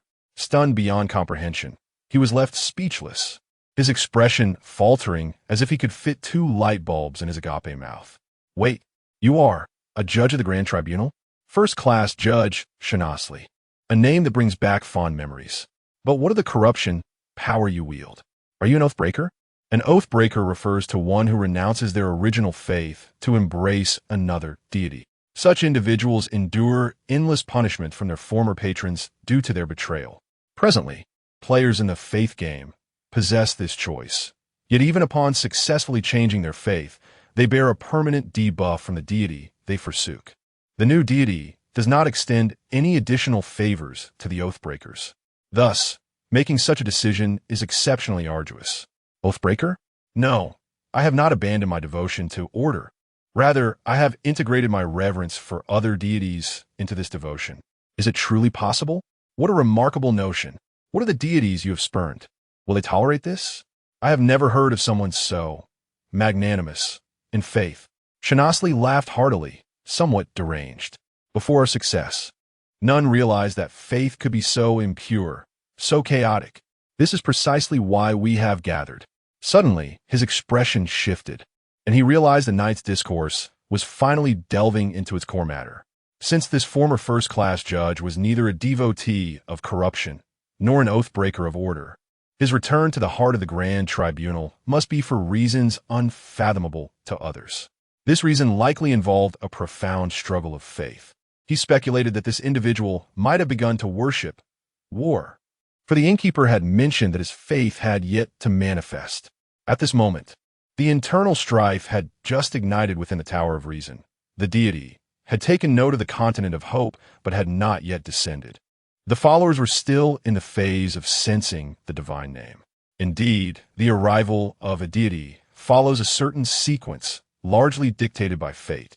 This notion is common knowledge among players with scores exceeding 2,000. However, what followed Shanasli and Appo's words left his mind in a whirlwind. All of us hail from different faith factions. Each one of us ought to be a favored child of the deity. Yet, despite this, we have endured various misfortunes, forced to flee under the oppression of our kin and the weight of profound injustice. From that moment, we recognize that our faith was not entirely correct. Perhaps, amidst the vastness of the universe, there exists a faith more suitable for us, waiting to be discovered. Thus, guided by this vague and nebulous perception, we congregated underground. After decades of faith experiments, we finally discovered. He opened his eyes and gazed upon us. Shanasli suddenly became frenzied, his eyes reddening with excitement. His hands gesturing wildly, his entire being taut and flushed, immersed in the ecstasy of this divine summons. We felt his presence, heard his whispers. We discovered that only he embodies the essence of the universe, the source of all things. We humbly prostrated ourselves at his feet, accepting his will and praying for his arrival. Yet we understood that our humble prayers could not earn his favor. Thus, we require a grand ritual to welcome our Lord's descent. Let the turmoil spread to every inch of the grand tribunal. Let the entire continent of hope descend into chaos. Let every soul wail amidst the flames of war, weep before death, and then await their awakening amidst the turmoil, feeling the presence of our Lord. Ultimately, let all in this world bow at the feet of our Lord. Chapter 57. You are actually his followers? Insanity. This group of individuals has lost their minds. Cheng Shi furrowed his brow, cautiously stepping back. Indeed, they were the followers of war, intent on dragging the entire continent of hope into the abyss of conflict. Yet, with this alone, he could not ascertain whether the offerings to death were these madmen or the elusive own.Sir. Thus, Cheng Shi spoke again. So, why do you believe I am suitable for your plans? Shanasli abruptly lifted his head, his gaze piercing as if he were beholding his most cherished treasure. Why? Because you bear his essence, because you align with his will, because you too have attracted his attention, and yet remain oblivious. Wait, no. Cheng Shi's eyes widened as if struck by a sudden realization. However, before he could fully form the absurd thought in his mind, Shanasli had already provided the answer. The great god of chaos, your servant has discovered the first being awakened to the will of chaos. He shall witness your arrival. Cheng Shi's spine stiffened and his scalp tingled at the mention of chaos. They were indeed followers of chaos. How could this be? In an era where war had only just begun to take notice and chaos had yet to be heard of, he had encountered the first batch of chaos adherents, the legendary, emerging followers, and his current identity, in a certain sense, was far purer than theirs. No wonder the murderer acted with such impunity. No wonder Shanasli was so deranged. No wonder they had set their sights on him, because it was precisely this. Chaos unites all. The overwhelming influx of information and the tremendous mental shock left Cheng Shi in a daze for a moment, until Shanasli himself recovered from his frenzied state, letting out a low, manic chuckle, dragging Cheng Shi back to reality. You have come to know the name of the new god. Now will you still refuse? Consider this. In the epochs to come, your name shall be sung by countless followers, just as we do, becoming a favored of chaos. At this juncture, Shanasli suddenly faltered, scratching his head in embarrassment, and asked, I recall your name? Cheng Shi was momentarily taken aback, but then a playful smile quickly curved his lips, returning him to his most confident demeanor, absolutely honest. Rather than that, why don't we discuss what I shall not refuse? Shanasli nodded in agreement. Indeed, as one who is under his gaze, you must naturally participate in the ceremony to welcome our Lord's arrival. Your status is quite flexible. There is far more you can do than we can. Find own.Sir, approach own.Sir, and then eliminate own.Sir. The Grand Tribunal has lost the child of order, and their wrath will inevitably fall upon the Tower of Reason. How can you be sure that the Grand Tribunal will engage with the Tower of Reason? They're already at odds, albeit in minor skirmishes. own.Sir's death will hasten the spread of war. As for why, Aduse is a scholar of the Tower of Reason. Yet Tarot is also a scholar of the Tower of Reason. As long as the Grand Tribunal unveils that artifact, they can easily uncover everything. Ha ha ha, is an impeccable closed loop. That artifact? Cheng Shi raised an eyebrow, refraining from directly asking, instead posing a vague counter-question. But the Grand Tribunal would also know that the Tower of Reason has already expelled them. No, you do not understand. Expulsion does not equate to division, just as acceptance does not necessarily imply integration. Once the seeds of doubt are sown under the catalyst of war, everything shall unfold as a matter of course. And what of you? If that artifact appears, your identity will also be exposed. Me? Shanasli pointed to himself, laughing once more. You seek to find the true culprit behind the scenes, and I could be that murderer. While we are unaware of what you pursue, it matters not. Kill me, and you shall be satisfied. This is the vacant space we have created, far beneath the ground, shielded from prosperity. Dying here, no one shall find my remains, not even the Grand Tribunal. Observing the manic smile on Shanasli's face, Cheng Shi felt a tremor within. This man wasn't he insane? He had discerned that the players were in search of the murderer, yet he was utterly mad, willing to wager his life as a stake to elicit a response from Cheng Shi. All of this, merely for a belief that seemed ephemeral to them, to summon the god of chaos. You are not afraid of death? All men must die. I do not fear death, but I fear my lord's gaze may no longer be upon us. Truth be told, before your arrival, we lacked complete certainty, but upon meeting you, I realize this is his guidance for us. You have come to know of his existence, and surely you will assist us in achieving this grand feat. Eliminata monta cusi, and let my lord witness our devotion. As he spoke, Shanasli produced a dagger from his bosom. The dagger, glimmering with a bewitching crimson light, was so familiar that upon seeing it, Cheng Shi stood there dumbfounded. When fear approaches, wasn't he taken by Imo, Chiosi? Shanasli chuckled softly, but the laughter was tinged with an unprecedented sorrow. We five ventured from the depths to hear, Aduse is dead, and I and Katara remain. Can you guess what happened to the other two? A flash of inspiration struck Cheng Shi. Alchemy, creation, dual divinity, two individuals. A bold idea surged within him, and he whispered in disbelief. Creation, apart from crafting puppets, might also entail. From divine relics? You're truly astute. Ching is a follower of death, and Waya Jelly is a follower of corruption. They were transformed by Aduse into replicas of when fear approaches, drawing a thread of authority from this divine relic. When it remains unused, the replicas can perfectly embody its authority. To approach Imo Chiosi, we infused it with a special divinity, ensuring the replica would only yield to the power of order. And when the original selects its target, Ching and Waya Jelly will be expelled by the pure divinity, reverting from replica to flesh. Thus, the replica shall naturally dissipate. However, at that moment, the restored versions of themselves will also die instantly, sacrificing themselves to the great chaos. We never feared it being taken. We only feared failing to approach Imo Chiosi, or the purple golden red gourd. And then, Cheng Shi inquired, puzzled, contemplating whether to kill Imo Chiosi with a counterfeit to preserve the true divine relics? Certainly not. The divine relic holds no need for preservation. It is not a gift from my lord, but rather a discarded item from other deities. According to Aduse's design, once Imo Chiosi obtains the replica, he will lower his guard to the bare minimum, and that will be the prime opportunity to breach his defenses. The true divine relic must always be reserved for the most critical moment. Is it not so? By heaven, how reasonable. Cheng Shi was left speechless. How about it? Do you think Aduse is a genius? His mentor is far greater than he. Yet alas, this world cannot accommodate geniuses, nor can it harbor such magnificent inventions.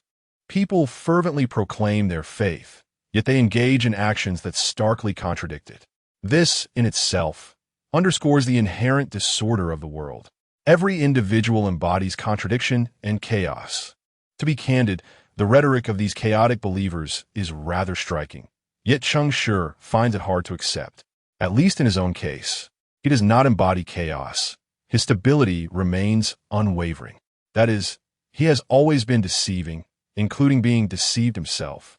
Accepting our invitation not only allows for the murderer to be slain, but also grants access to Aduse's alchemy notes. These are the notes left by the greatest genius of this era. Once released, even the scholars of the Tower of Essence would scramble for them. Think about it. How would you choose? Haha, I have no choice. Given that we have reached this point in conversation, if I refuse, it is my life that will be forfeit. Cheng Shi shook his head, chuckling softly. Do you not doubt my identity? You might not even know why I am here. That is inconsequential. In the face of his arrival, such matters pale in significance. After your demise, what will become of Taro? His existence is to demonstrate to the outside world. You are not the murderer. At the appropriate time, he will affirm his piety. Oh, how considerate of you. Your words are rather pleasing. Perhaps another act of self-destruction? You have slain 2 of my companions, yet only return 1 life? Cheng Shi continued to question with a hint of amusement. Shanasli paused momentarily, furrowing his brow and shaking his head. We have only killed 1 person. I can see that the hunter was not in harmony with you. He did not lie. This implies they only killed Wei Guan. How did that ascetic meet his end? Did someone take advantage of the chaos? Who was it? Cheng Shi pondered deeply for a moment, unable to discern a clear line of thought. Perhaps someone had encountered that semi-artifact before the ascetic? There were too many people on site for him to find a clue at once. Enough. Let us return to the main topic. Even if I accept your invitation, how can I instill fear in a first-rate judge of the Grand Tribunal? Haha, the judge is human, and humans experience fear. You might well ask him if he remembers me? Okay, I understand. Cheng Shi sighed and inquired once more. Is it worth it? Shanasli cast him a sidelong glance, remaining silent. But in that moment, his weathered eyes brimmed with determination, entirely disconnected from chaos. Cheng Shi was neither a sentimentalist nor a fool. One of his greatest virtues was his willingness to heed counsel. He comprehended Shanasli's intent and nodded. It is a deal. Shanasli, elated by Cheng Shi's affirmation, trembled with excitement as he presented, when fear approaches, then raised his neck, offering himself for sacrifice.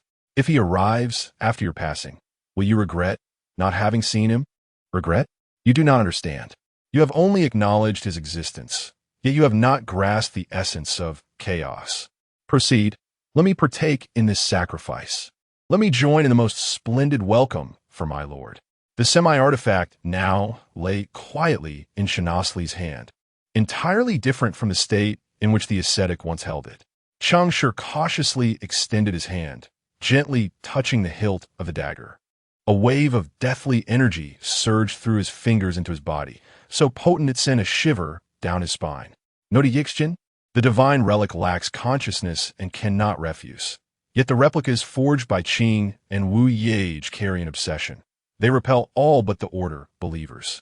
Cheng Shi, with mixed emotions, stowed away when fear approaches and retrieved a scalpel from his sleeve. Despite being a semi-artifact, it was far more manageable than the dagger. Do you have any final words? Shanasli laughed exuberantly. My friend, I remember you were called. Cheng Shi paused, smiling as he replied, Ultraman. I'm called Ultraman. Yes, I am Outman. To you, I am merely an outsider. Farewell, Shanasli. I hope you're my answer. With a swift motion, the blade fell cleanly. A fine slit appeared on Shanasli's neck. In the instant his pupils constricted, that almost imperceptible wound erupted, spraying blood imbued with order, corruption, and chaos everywhere. As he succumbed to death, his face still adorned with a manic smile, Cheng Shi inexplicably shook the blood from his hands. The answer was wrong. Chapter 58. Vanished memories. The path back to the inn was deceptively simple. One merely needed to step out of the cave's mouth. Shanasli had meticulously arranged every detail, even affixing a diagram of the exit on the wall, fearful that the transaction, secured at the cost of death, might falter. Yet, the crux of the matter was that this agreement bore no guarantees. For Cheng Shi, it held no binding force. Even if he were to change his mind and abscond with when fear approaches and the alchemical notes, it seemed that this motley crew of nascent chaos adherents would be powerless to intervene. Nevertheless, Cheng Shi was not inclined to retract his decision. He could not afford to do so. The act of slaying Mo Chiosi might very well be the answer to this trial. His demise would serve as a sacrificial offering to death, the key to concluding the ordeal. Surely, they could not have anticipated that he would take such a course of action. He dared not dwell on the thought. To ascertain one and amp, Oppo's S identity and objective within merely 2 days of observation marked one as an exceptional individual, even if he were to be scorned by others. A fresh start would undoubtedly yield a remarkable figure. Yet now, was it truly worth it? Even if it were not, what concern was it of his? As long as he reaped his own rewards, that sufficed. Cheng Shi chuckled cynically to himself, gathering the alchemical notes from the table and stowing them in his personal space before departing without a backward glance. When he next opened his eyes, he found himself back beneath the bar. The night remained profoundly dark, and the hall was eerily silent. He concealed the dagger on his person and quietly ascended to the second floor. It had only been half an hour since he last checked the time. He hoped to catch up with Feng Ju and the others. However, upon reaching the room originally occupied by adheres, he discovered it completely vacant. Was it over? Cheng Shi blinked in confusion, meticulously searching the area but finding no evidence of anyone's presence. Had he miscalculated? Was it possible they had not gone to the Bardess room? Where could they have gone? As a memory traveler, Du Shiguang was most likely to venture to places related to the perpetrator, given that no one had deduced that the owner was the true culprit. Their target must have been the adheres who had turned them into puppets. Surely, they wouldn't be foolish enough to storm the Judiciary Bureau in search of own.Sir? They were not that naive. After pondering for some time, without clarity, Cheng Shi resolved to return to his room and endure the night. After the harrowing events of the day, returning to a state of anonymity was paramount. Moreover, he was already privy to the unfolding events, and with the semi-artifact in his possession, he held certain advantages. The night passed in silence, devoid of sleep. As dawn's cheerful chirping of birds filled the room, Cheng Shi stepped outside. After a night of contemplation, he finally conceived a somewhat plausible excuse to confront own.Sir directly. Compensation. He had committed no crime, yet had been struck by the judge's lightning, resulting in facial injuries and a restless night. Surely, he deserved an explanation. He hoped the Judiciary Bureau would not hastily dismiss the matter. What he required was an apology from the individual in question. Cheng Shi found the notion amusing. After all, requesting an apology from a first-tier judge was tantamount to asserting that the judge had erred in their judgment. He wondered how own.Sir would react upon hearing such a claim. With a buoyant step, Cheng Shi descended the stairs, intending to make a beeline for the Judiciary Bureau. However, as he passed through the first-floor hall, he noticed numerous guests engaged in hushed, astonished conversations. Instinctively halting, he initiated yet another round of information gathering. If he could glean where those two individuals from last night had gone from the traveler's chatter, it would be fortuitous. Little did he anticipate that the news he would hear would leave him feeling as though he had yet to awaken from a dream. Who could have foreseen that the murderer was a follower of order? The local governance alliance must be in a state of disarray. They had only just enlisted the Grand Tribunal's assistance, only to uncover their own sordid affairs. Hadn't the verdict yet been reached? Was there still doubt? They had attracted the judge's attention with a puppet, then attempted to flee with the weapon, caught red-handed. How could they defend that? By the way, the deceased, an eccentric man in peculiar garments, was also a follower of order? Perhaps, but I suspect he was. Otherwise, why would the Grand Tribunal not conduct a public trial? Wait. Cheng Shi sensed something amiss in the gossip, a sudden clarity striking him. Who was the perpetrator? Who had perished? What transpired? He had not slept through to the third day. How could he have missed so much? Stunned, he absorbed the information, massaging his stiff face and forcing a strained smile as he approached the crowd to inquire. "Excuse me, who has died?" "Huh, buddy, did you flee in fright yesterday? What a pity. If you had joined us upstairs, you would have witnessed the big news. Lord own.Sir captured the murderer. 2 out-of-town adherents, one was shot on the spot, and the other was taken in. There's no need to worry now. The Grand Tribunal has dispelled the fear. Enjoy your journey. Ha ha ha." Cheng Shi chuckled along, pressing for further details. "Yes, I was terrified and hid away. The one who died, he wore glasses?" "Indeed, donned an unfamiliar coat. Clearly a traveler from afar, quite refined. The other, with golden hair, seemed local. No, he definitely wasn't local. A habitual killer, likely a disguise from the depths." "You're insane. He is a follower of order." "Sure. The Grand Tribunal hasn't disclosed that. We wouldn't know." "Oh, right, we're just chatting. No need to ask further. In any case, there is no danger in Everbloom Town." Cheng Shi maintained a facade of joviality, nodding along, but beneath his clothing, his back was drenched in cold sweat.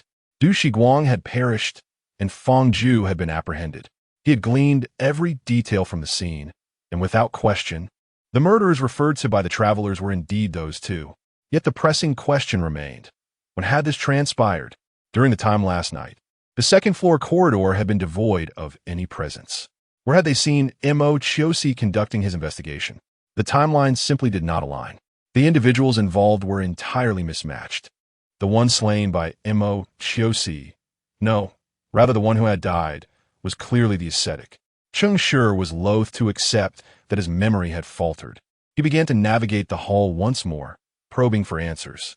However, not long after, he halted, drenched in perspiration. The ascetic had vanished.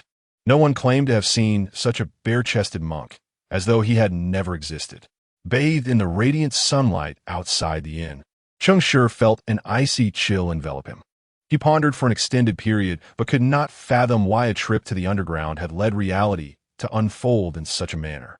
Was it a ploy by Shanasli to drive him to madness? Or had something unfathomable transpired?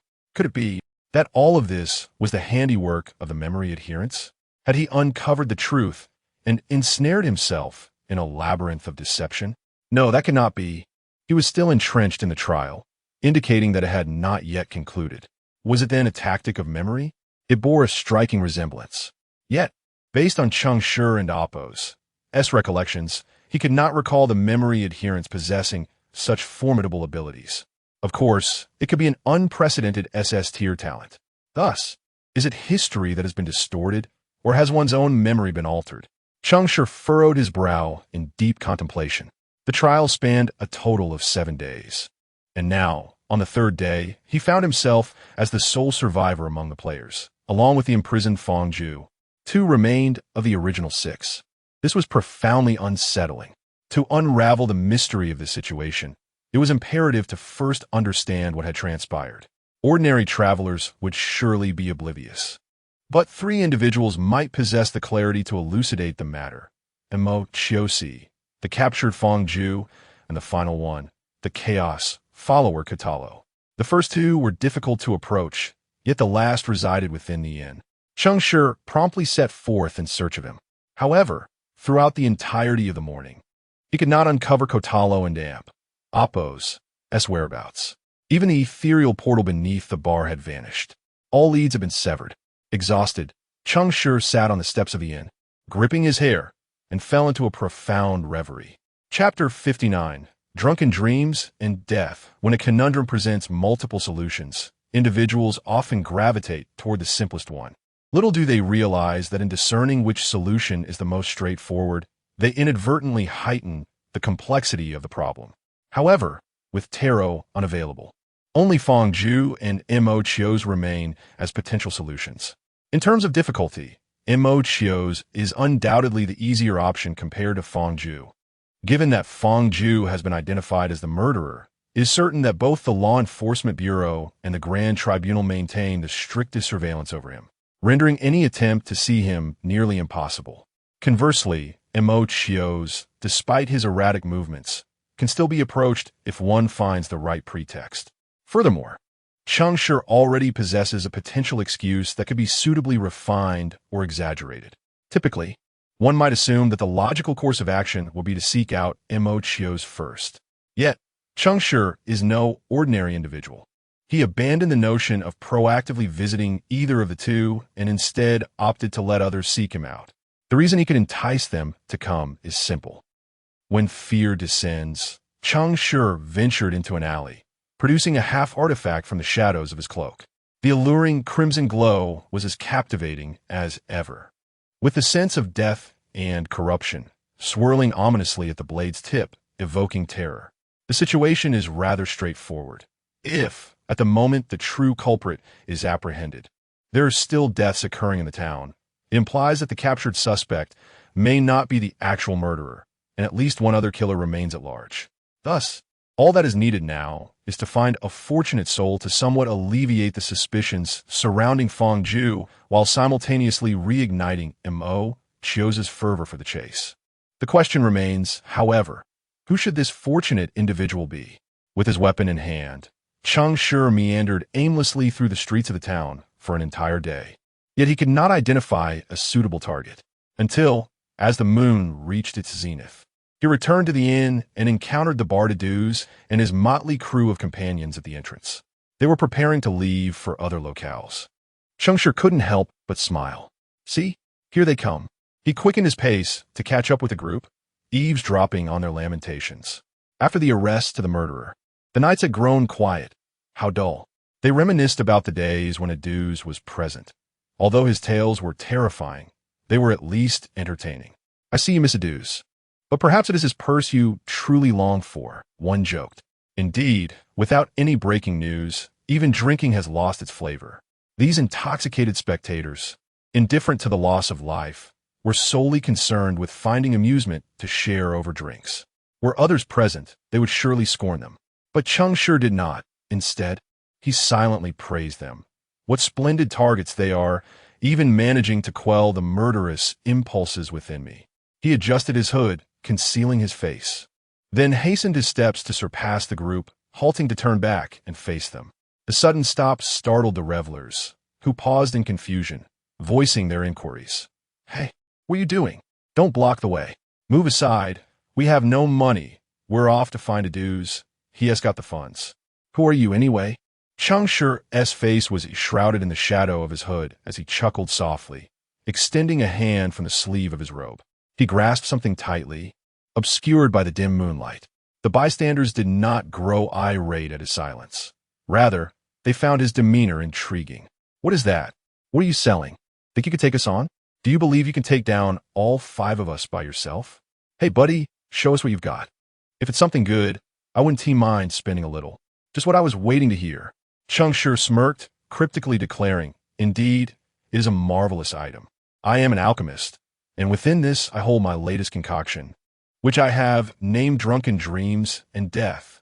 A single dose will plunge you into a state of dream death, rendering you indistinguishable from the truly deceased, even to the trained eyes of the grand tribunal judges.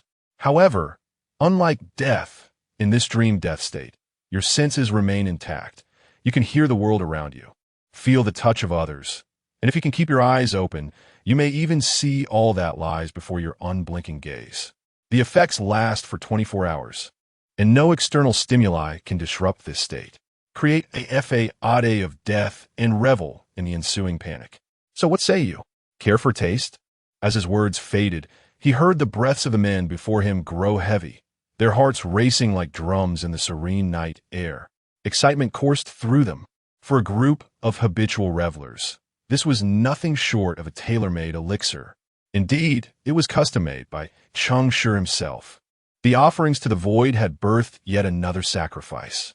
Initially, Cheng Shi's palm held mere candy, yet the moment the patron's eager gazes met his, the nature of the candy underwent a radical transformation. Drunken dreams and death was born. How much? How many do you have? Did you come alone? Brother, your thoughts are quite dangerous. What if I did come alone? What of it? Free samples? Sorry to disappoint, but I was indeed planning to sell them at no cost. Oh, if you're interested in helping me test the product, I can offer these for free. Free? Really? All of them? The greedy glances of the burly men dimmed somewhat, their eyes now ablaze with interest. Of course. Cheng Shi opened his palm, revealing 5 pills. No more, no less. Each for one individual. The alcoholics, upon sighting the drugs, wasted no time snatching them up, swallowing them whole. Rejoice in prosperity. To experience a day of death in this town that never dies is undoubtedly the greatest amusement. How long until it takes effect? Instantly. As the words left his lips, the 5 robust men collapsed one after another. Hood, hood, hood, hood, hood. The night returned to tranquility. Their hearts ceased to beat. Their body temperatures plummeted, resembling corpses. Cheng Shi chuckled, nudging one of the fallen patrons with his foot as he dragged them into a nearby alley. By the morrow, the town would bear witness to yet another sensational news story, one capable of inciting even greater panic. Having completed his task, Cheng Shi strode back to the inn. Not once did he erase the traces of his presence upon the streets. Lying on the bed in his room, he gazed at the ceiling, silently contemplating. Come now, emochios, let us see how swiftly you can find me. The third night, another sleepless night. Within the inn, only Cheng Shi remained as a player. Chapter 60, the fourth day. Moxius, you're not the answer. Super large cup. Wei perished on the streets, slain by adheres. Yun and I met his demise within a room, apprehended by the Grand Tribunal. The ascetic fell victim to the chaos of battle, a casualty lost in the tumult. And to this day, the identity of his killer remains elusive. Moreover, even his identity has vanished, leaving no trace behind. Du Shiguang also succumbed to the hands of the Grand Tribunal. Yet this is merely the recollection of a witness, and its accuracy cannot be guaranteed. Feng Zhu has been captured, but presumably he has not yet met his end. The manner of each player's death is shrouded in enigma, replete with absurdity, yet devoid of substantial evidence to substantiate the peculiarity of their demise, leaving one in a state of disbelief. Cheng Shi pondered throughout the night, giving birth to a bold notion.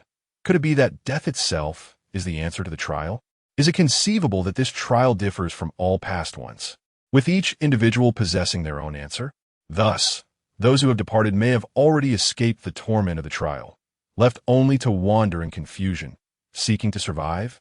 It is not beyond the realm of possibility, yet much validation is still required.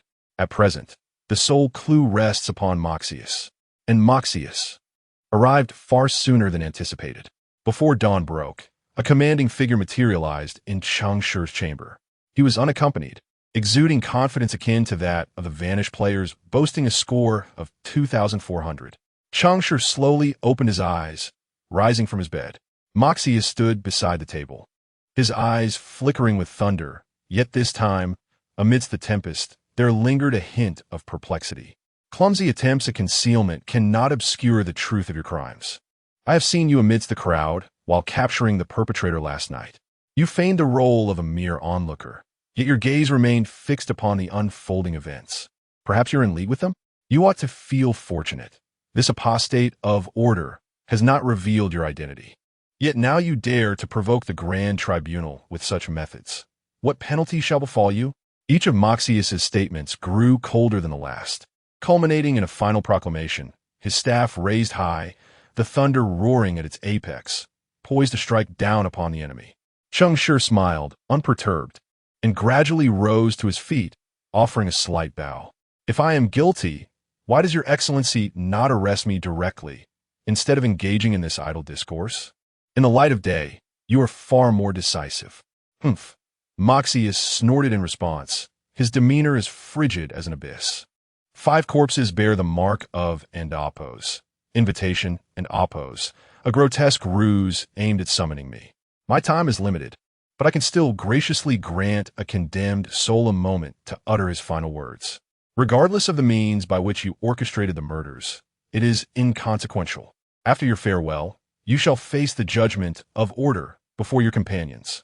Ah, how noble your words sound. Cheng Shi chuckled, responding, a humble traveler is unlikely to pique the interest of a judge to such an extent. What truly captivates you is likely the essence they carry, is it not? Indeed, to entice Moxius's presence, Cheng Shi had inscribed some irreverent words upon the bellies of the corpses. It was not overly irreverent, just 5 words. Come catch me, one for each body. Yet the words themselves were not paramount. What mattered was the tool employed for the inscription. He used the when fear approaches. Consequently, each wound on the corpses exuded the essence of death and corruption. Moxius, sensing this, wisely refrained from striking. He had indeed taken possession of the dagger, sealing it away in a confidential location. Yet why did the aura of a divine relic linger in the outside world? This was the enigma he sought to unravel. Every judge, when given the opportunity, yearns to uncover the true nature of the crime. Is human nature an inescapable norm? Moxius evidently interpreted Cheng Shi's invitation as a clue. Little did he know, he himself was the answer Cheng Shi sought. Mighty judge, I harbor no intention of opposing the Grand Tribunal, nor do I wish to create further chaos. If you would but answer a few questions truthfully, I shall resolve all your uncertainties. Indeed, I shall even confess." Maxius's expression darkened, denying Cheng Shi any chance of negotiation, unleashing a bolt of thunder upon him. Cheng Shi anticipated the assault, though he did not foresee its timing. He immediately summoned all his strength, casting healing and mental spells upon himself, while clutching a shard of former prosperity, prepared to withstand the oncoming thunder. If he could endure this strike, he would likely possess the means to converse with Maxius. However, what Cheng Shi did not anticipate was that Maxius's judgment staff was, in fact, a semi-divine artifact. The last time he had been struck by lightning, he had not realized such formidable thunder emanated from a semi-divine weapon. No wonder, to be targeted by a semi-divine artifact feels like one's very soul is wailing, trembling in terror. In that moment, Cheng Shi felt as though his body possessed a will of its own, yearning to prostrate itself before the awe-inspiring judgment staff in supplication. He could not help but wonder how the ascetic had managed to withstand such a punishment. Cheng Shi had always been confident in his physical endurance and mental fortitude. His robust physique, combined with his medical expertise, endowed him with resilience rivaling that of any warrior of equal rank. Coupled with the priest's occupational traits, he boasted a capacity for recovery that, while not the thickest among players, surely placed him amongst the most resilient. He had witnessed the ascetic endure a strike from Maxius without succumbing, and from that moment, he had believed he could withstand Maxius and Oppos, as lightning as well. Yet the truth was, he had miscalculated. This was a force no mortal could resist.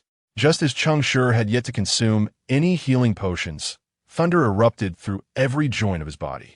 The flames of judgment surged forth, incinerating him into a charred figure.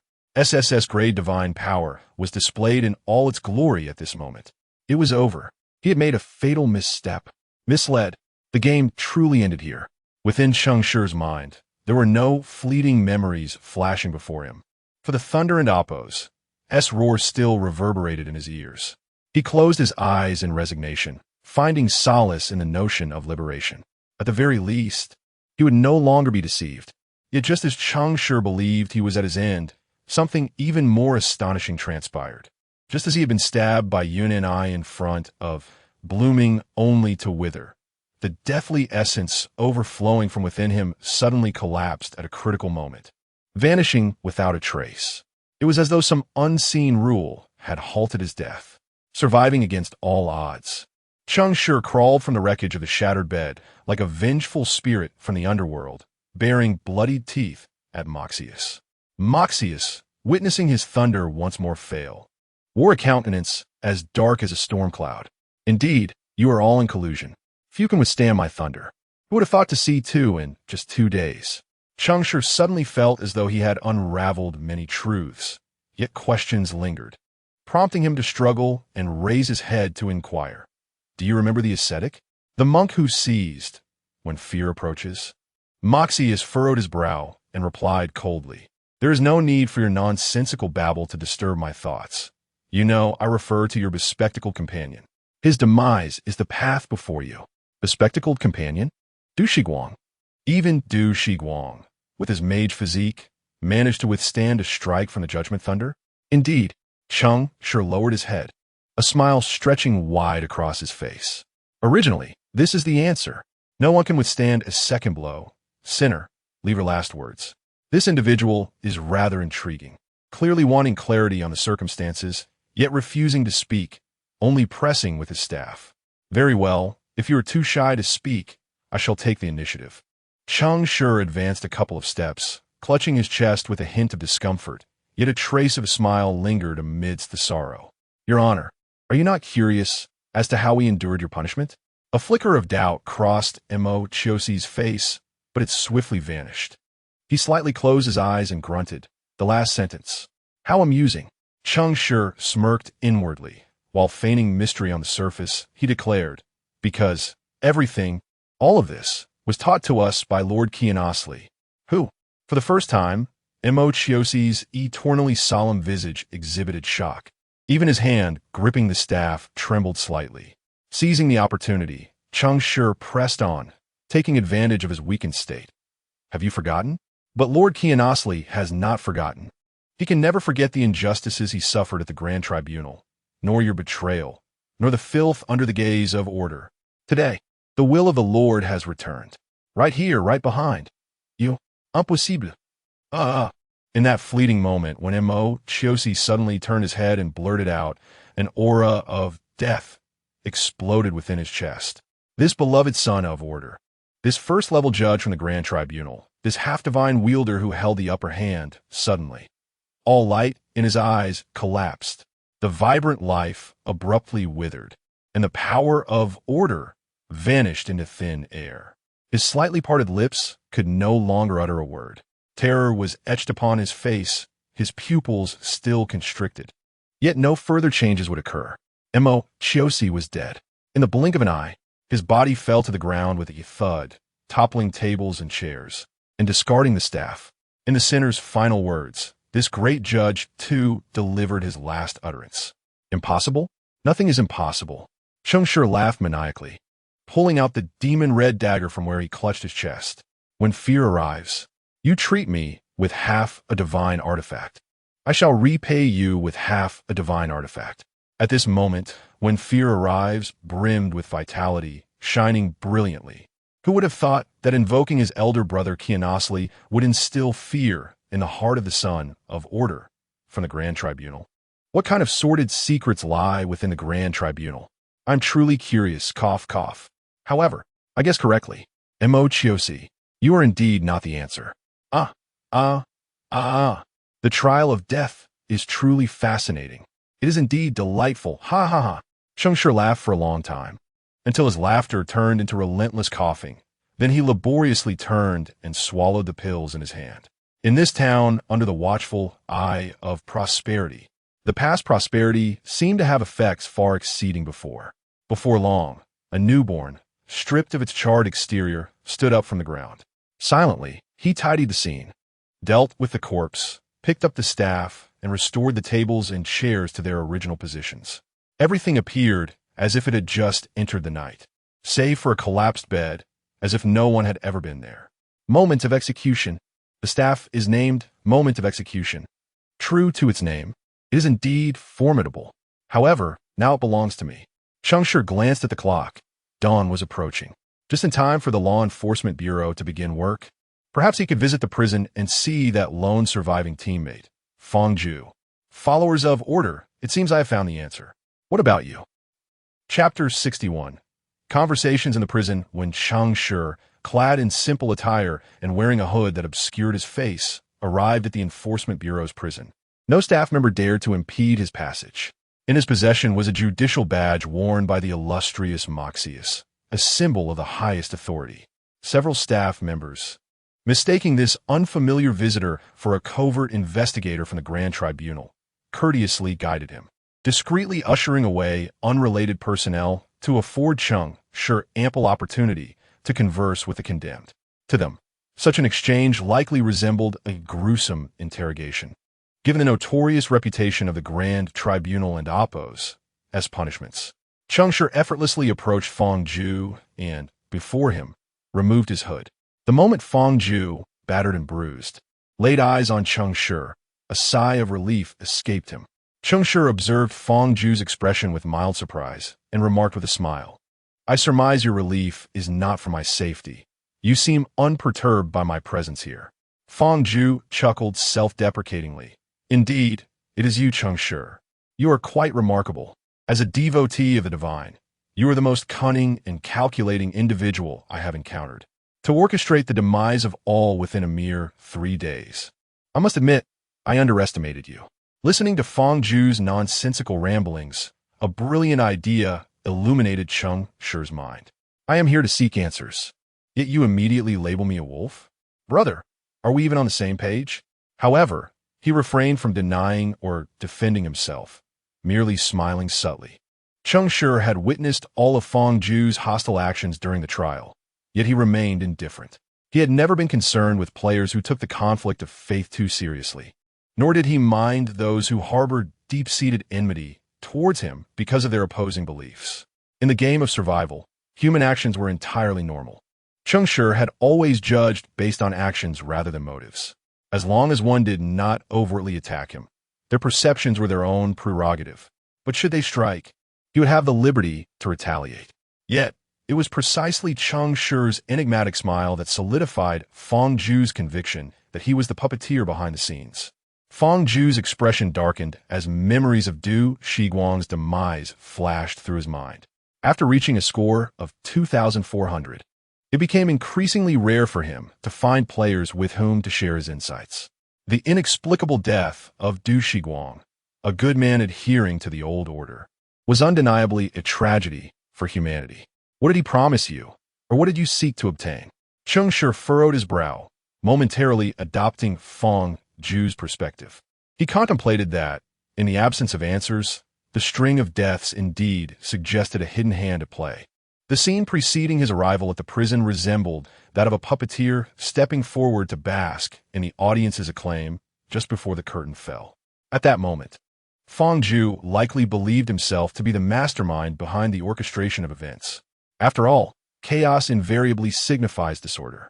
Cheng Shi remained silent, unable to respond, as Fang Zhu's perspective was fundamentally flawed. Thus, he refrained from engaging further and instead countered, "You appear unconcerned about your predicament. Yet it seems you have not unearthed any answers. So, what grants you such confidence?" Fang Zhu's tone was despondent as he chuckled bitterly. "Merely a means of self-preservation. Compared to your intricate scheming, this is but the most rudimentary application of brute force. However, I do have a query. Before I take my leave, may I seek enlightenment? Consider it a final offering from a shrewd hunter to its prey. Do not speak so dismally. I too harbor a question. Let us exchange secrets." Fang Zhu paused, nodding in agreement. "You may inquire first." Cheng Shi smiled and, getting straight to the point, asked, "Last night, you and Du Shiguang returned to the past and altered memories. Did you not?" Fang Zhu seemed taken aback by the inappropriateness of Cheng Shi's question. The phenomenon of revisiting past events and altering memories was widely acknowledged among players at this level. Should any player who had not participated in the retrospective notice discrepancies in their memories compared to others, they would immediately suspect the interference of memory manipulation. Yet, memory would not allow players to distort it at will. It would rectify any gaps, leaving the repercussions of such alterations to be borne by the participating players. The deaths of Du Shiguang and Fang Zhu's entrapment were a testament to this. Fang Zhu hesitated before responding, sensing that Cheng Shi was merely offering him a dignified excuse, thus preventing their dialogue from devolving into an unbalanced act of charity. How could he be unaware? Such niceties could be more injurious than their absence. After a moment of complex contemplation, he nodded in pursuit of the answer he sought from Cheng Shi. Having received confirmation, Cheng Shi and Appo's final doubt was dispelled, and his smile grew radiant. "Well, my inquiries conclude. It is your turn." Fang Zhu's demeanor shifted to seriousness as he asked earnestly, "As the son of order, Maxius would not be easily manipulated by you. How did you ensnare him, leading him step by step into your carefully laid trap to execute those others?" Here, those others referred to everyone except Wei Guan. "You wish to know?" Cheng Shi laughed heartily, struggling for breath, his hand once again resting upon his chest. "You spoke of a secret exchange. Ah, the devotees of order truly cherish their rules. Why not take a guess?" A peculiar smile crossed Cheng Shi's face as he tilted his head towards Fang Zhu. Fang Zhu furrowed his brow, contemplating for a moment before beginning his deduction. "Driven by the need to hunt the opposing faith of order, you likely possess extensive knowledge of the Grand Tribunal's history and are well aware of Maxius. Upon learning of our presence in Everbloom Town, you anticipated his arrival. Thus, you subtly wielded your accumulated information to influence them into challenging Maxius's authority, and then you merely had to stand amidst the crowd to reap the rewards. Cheng Shi, everything you have done defies the essence of chaos. Each step is meticulously crafted. It is hard to fathom that you are his devotee. Perhaps you are correct. The closer one draws to order, the greater the chaos that ensues. Is it not so? To be candid, Fang Zhu's reasoning was impeccable. If all were as he posited, Cheng Shi, the rational eroder, would indeed have utilized a vast information chasm as his weapon to hunt all players. Yet the crux of the matter remained. He was not a follower of chaos, nor was he the mastermind. Apologies, you have miscalculated, Cheng Shi remarked with a playful shrug, adopting an even more enigmatic smile. Fixing his gaze intently upon Fang Ju, he whispered hoarsely, "Have you considered another possibility?" With that, he retrieved a staff from his spatial pocket, its tip crackling with thunderous energy, the moment of execution. Fang Ju and Appo's mind erupted with a deafening roar, as if his reason were shattered by an unending storm of thunder. His pupils constricted, his scalp prickled, and a chilling sensation surged from his spine to the crown of his head. Every inch of his skin exuded cold sweat. His entire back stiffened in disbelief, expressing 4 words with his body's instinctive response: incredulity. You, how could you possibly be? Just as Fang Ju uttered these half-formed words in astonishment, a tremendous aura of death surged forth from his being. Immediately thereafter, a howling thunderbolt shot through the prison bars from Cheng Shi's hand, crashing into him in an instant. Fang Ju, ensnared in shock, was rendered unable to evade the onslaught, sent flying like a rag doll. Yet, fortune smiled upon him. Indeed, he had survived. How fortunate! He had not succumbed to death. The dual forces of fear and execution, both unleashed upon him, had failed to extinguish his life. Could it be that this enforcer possessed a resilience akin to that of an ascetic? Cheng Shi had no intention of killing him. He merely conducted a minor experiment on Fang Ju. Now, the answer had been confirmed. Observing the wretched Fang Ju, Cheng Shi erupted into laughter. Why is it impossible? However, Fang Ju, fortunate to be alive, was no longer inclined to heed any explanations. As he tumbled from the wall and rolled on the ground, he clung desperately to his last breath, gritting his teeth to unleash his final gambit. There was no cataclysmic upheaval, nor any resounding tremor. Cheng Shi only witnessed the space behind Fang Ju silently tear open a fissure akin to a vacuum, drawing him into its depths. Once he vanished into the void, the cleft slowly closed like a zipper, as if no one had ever set foot in the prison. All that remained was a charred patch on the ground, a testament to the assault that had transpired mere seconds ago. Cheng Shi stared in disbelief at Fang Ju's departure, his wind count doubling and flashing rapidly. It was the essence of order. It had come to retrieve its adherent. ISN and Appo's. Were the most law-abiding deity? How could it possibly grant its followers a loophole? This was reasonable. This was lawful. Did the GM of the faith game not intervene? Absurd. I must lodge a complaint. Of course, these thoughts were only dared to be voiced in silence. Confronting the game head-on was a perilous path that Cheng Shi feared to tread. Alas, perhaps it was best to allow the apparent good to live a while longer. After all, he had not come to add insult to injury. Cheng Shi sheathed his staff and donned his hood once more. With the final task complete, it was time to conclude the trial. Let me ponder how to bring this to an end. Chapter 62. The deceased apothecary, the esteemed chief judge of the Grand Tribunal, Lord.Mo, has inexplicably vanished. To be precise, it cannot be deemed a disappearance in the traditional sense. Rather, this distinguished gentleman ventured forth alone to investigate a case and has not returned for an entire night. The personnel of the Law Enforcement Bureau are increasingly anxious, for they have not only received reports of 5 more residents succumbing to untimely deaths in Yongzhan town, but they have also discovered that a convict has escaped from prison. Moreover, the covert investigator from the Grand Tribunal who visited the prison yesterday has also not been seen since. The law enforcers scurry about like ants on a hot stove, incessantly seeking an audience with the judges who accompanied Lord.Mo, yet those judges are equally at a loss.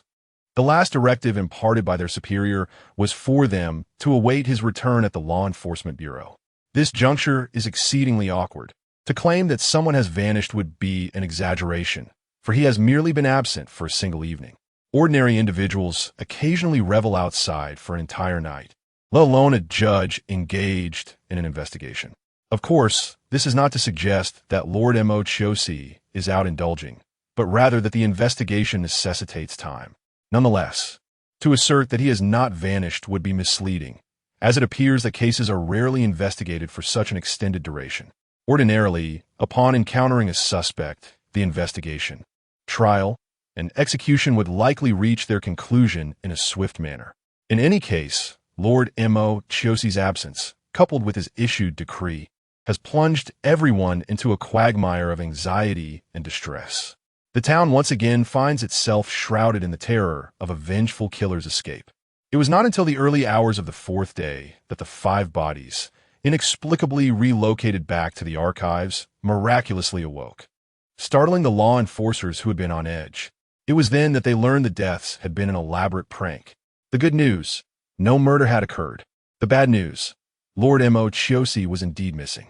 With no case to investigate, the question arises: where could this esteemed gentleman have gone? The judges, hailing from the Grand Tribunal, remained composed, firmly believing that Lord.Sir must be preoccupied with pressing matters, and thus they would wait. Furthermore, in Yongzheng town, no one poses a threat to the safety of such a figure. However, when the staff of the Law Enforcement Bureau made another unsettling discovery, the time of fear had similarly vanished, leaving only 2 unfamiliar corpses in the sealing chamber. The judges could no longer remain passive. Chaos once again engulfed Yongzheng town. It was at this moment, on the 5th morning after a sleepless night for all officials, that 5 drunken men, nearly incapacitated by their fright, were released from the bureau in the name of innocence. They bore numerous wounds, evidently subjected to severe punishment, yet their faces betrayed no anger, only a sense of exhilarating satisfaction. Ha! Those fools, we deceived everyone. Despite the harsh beatings, their inner terror could not be concealed. Did you see?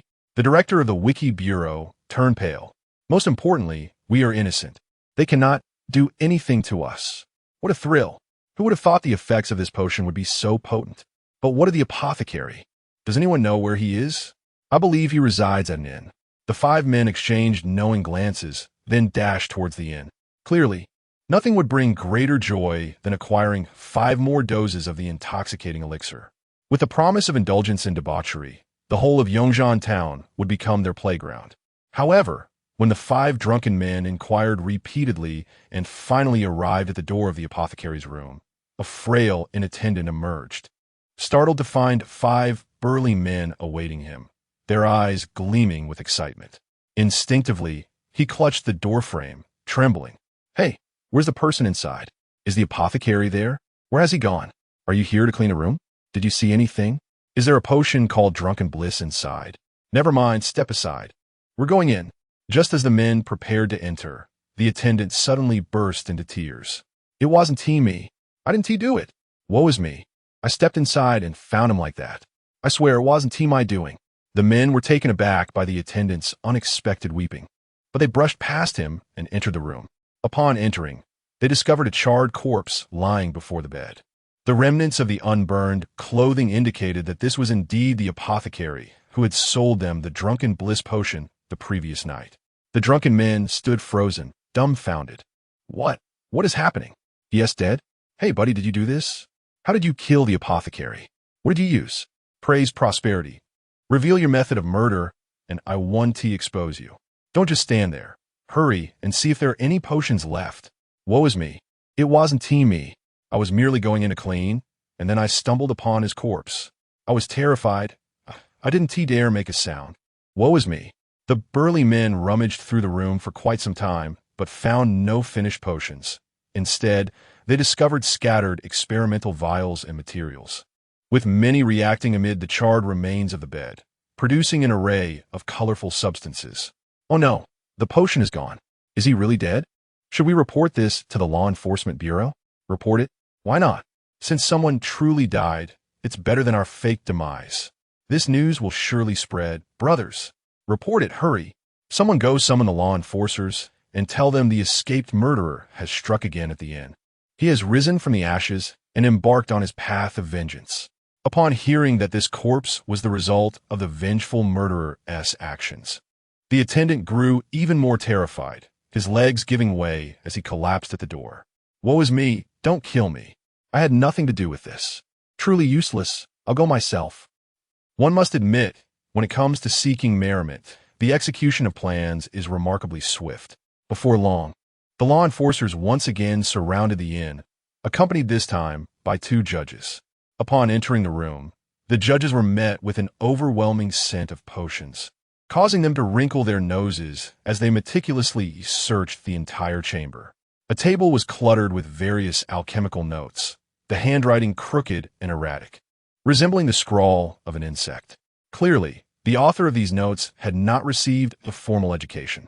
Scattered across the remnants of paper were hastily scribbled notes mentioning dreams, death, and improvements, indicating that the deceased had been engaged in refining potions.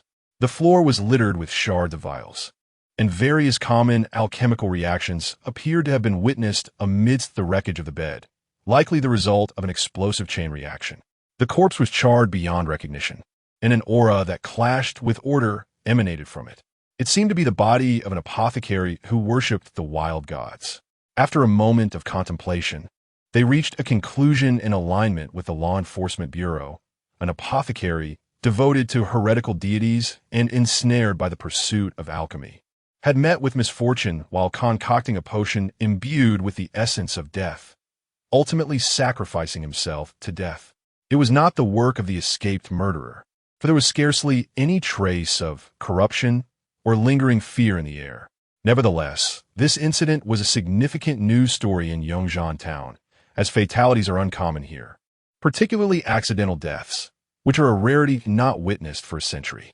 The judges interrogated the complainants, visited nearby travelers, and, after careful deductions, finalized the report. The individual had used an excessive and uncontrollable dose of unknown death essence, and under the influence of death's will, he had failed to receive the protection of prosperity, thus suffering the consequences of his own actions. The case was swiftly resolved, and both travelers at the inn and law enforcers alike breathed a sigh of relief. As long as the murderer did not strike again and panic did not spread throughout Yongzhan town, the temporary absence of Lord Mo Chiosi was deemed tolerable. The judges departed with an air of calm, leaving the remaining staff to tidy up at the inn. Yes, you, were the one who discovered the scene? What is your name? I am Kotalo, my lord. This matter does not concern me, does it? Given your timid demeanor, if it were indeed your affair, you would have likely fled by now, ha ha ha. Fear not, it is merely a simple record-keeping. The case is closed. Oh, that is a relief. I shall accompany you. Well then, let us proceed. The time of death was likely last night. Did you hear any unusual noises? While patrolling before dawn. I did hear a muffled sound, but it was faint, so I disregarded it. You know, the privacy of our guests is quite paramount. You acted wisely. Had you ventured glance, the room might have held more than one corpse. What a madman to resort to such treachery, even daring to administer divine substances. As the attendant watched the enforcers depart, a few inebriates scratched their heads, sighing in disappointment. What a pity, such a fine potion. The unexpected interlude was abruptly silenced, and panic resurfaced only to be swiftly quelled once more.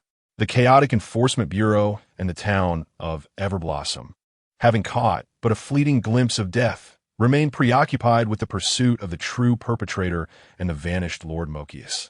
Yet all of this was of no concern to the attendant who had discovered the body.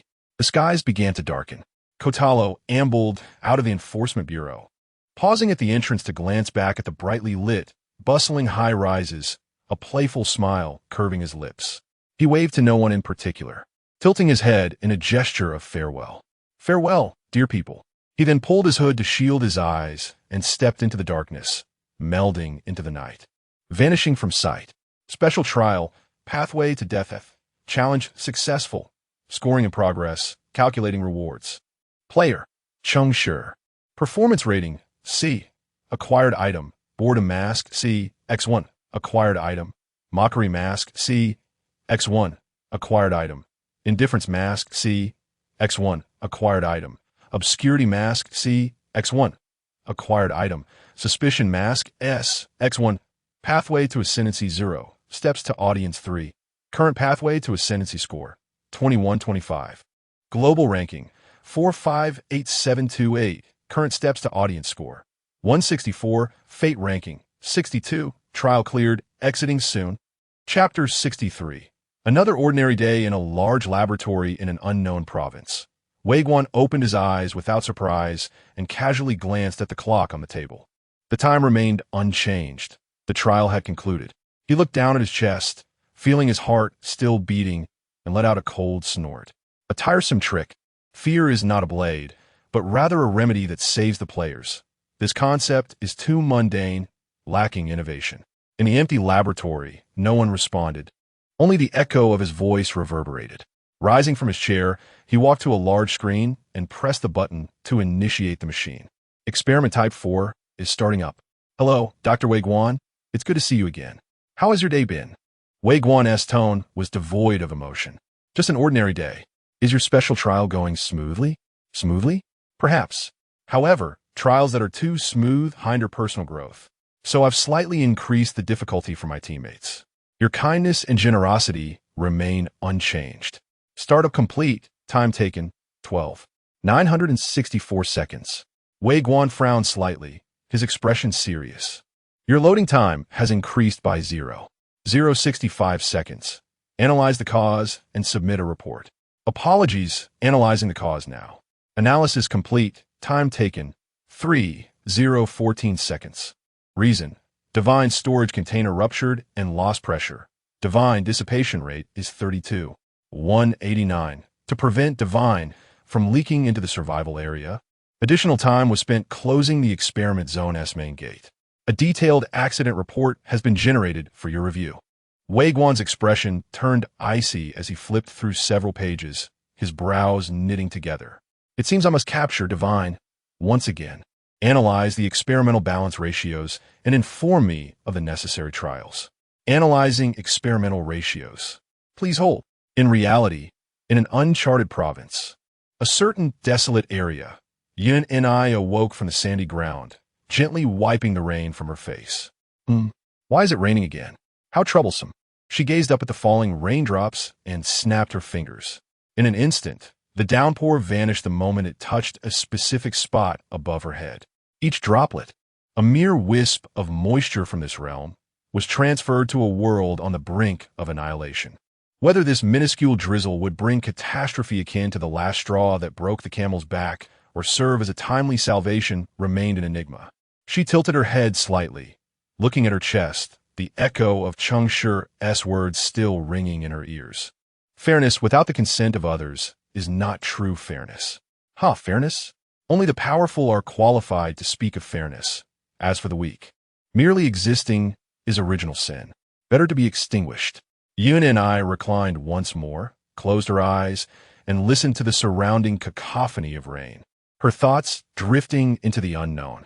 In reality, in an unknown province, a makeshift shelter, a warrior awoke, briefly surveying his surroundings before slowly closing his eyes again.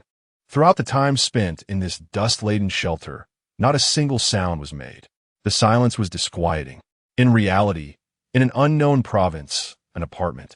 Du Shiguang awakened, but did not rise. The soft bed held a fatal allure for a weary soul, as if it birthed countless tendrils binding him to its embrace, rendering him immobile. After a prolonged period, the scenes from the trials flashed back into his mind, and he finally opened his eyes, a sinister smile curling at the corners of his mouth. A good person? What a noble term.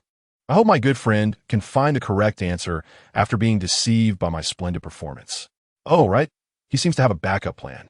No matter. Failing to eliminate him this time may present an opportunity next. Wouldn't you agree, Du Shiguang? In the mirror before Du Shiguang, his reflection wore a gloomy expression as it stared back at him. Yet, he was laughing heartily. Don't be upset. Once I bestow this memory, we will again be good people, won't we? Saying this, he produced a note imbued with the power of memory and gently brushed it against his forehead. The Du Shiguang in the mirror turned pale, clenching his jaw, yet felt utterly helpless. Soon after, both figures mimicked each other's movements in synchrony. Du Shiguang opened his eyes, puzzled by the new writing that appeared on his note, and suddenly came to a realization. July 14th? Excellent. The trial has concluded. He turned to the mirror, continuing with a hint of amusement. How unfortunate. I have not perished.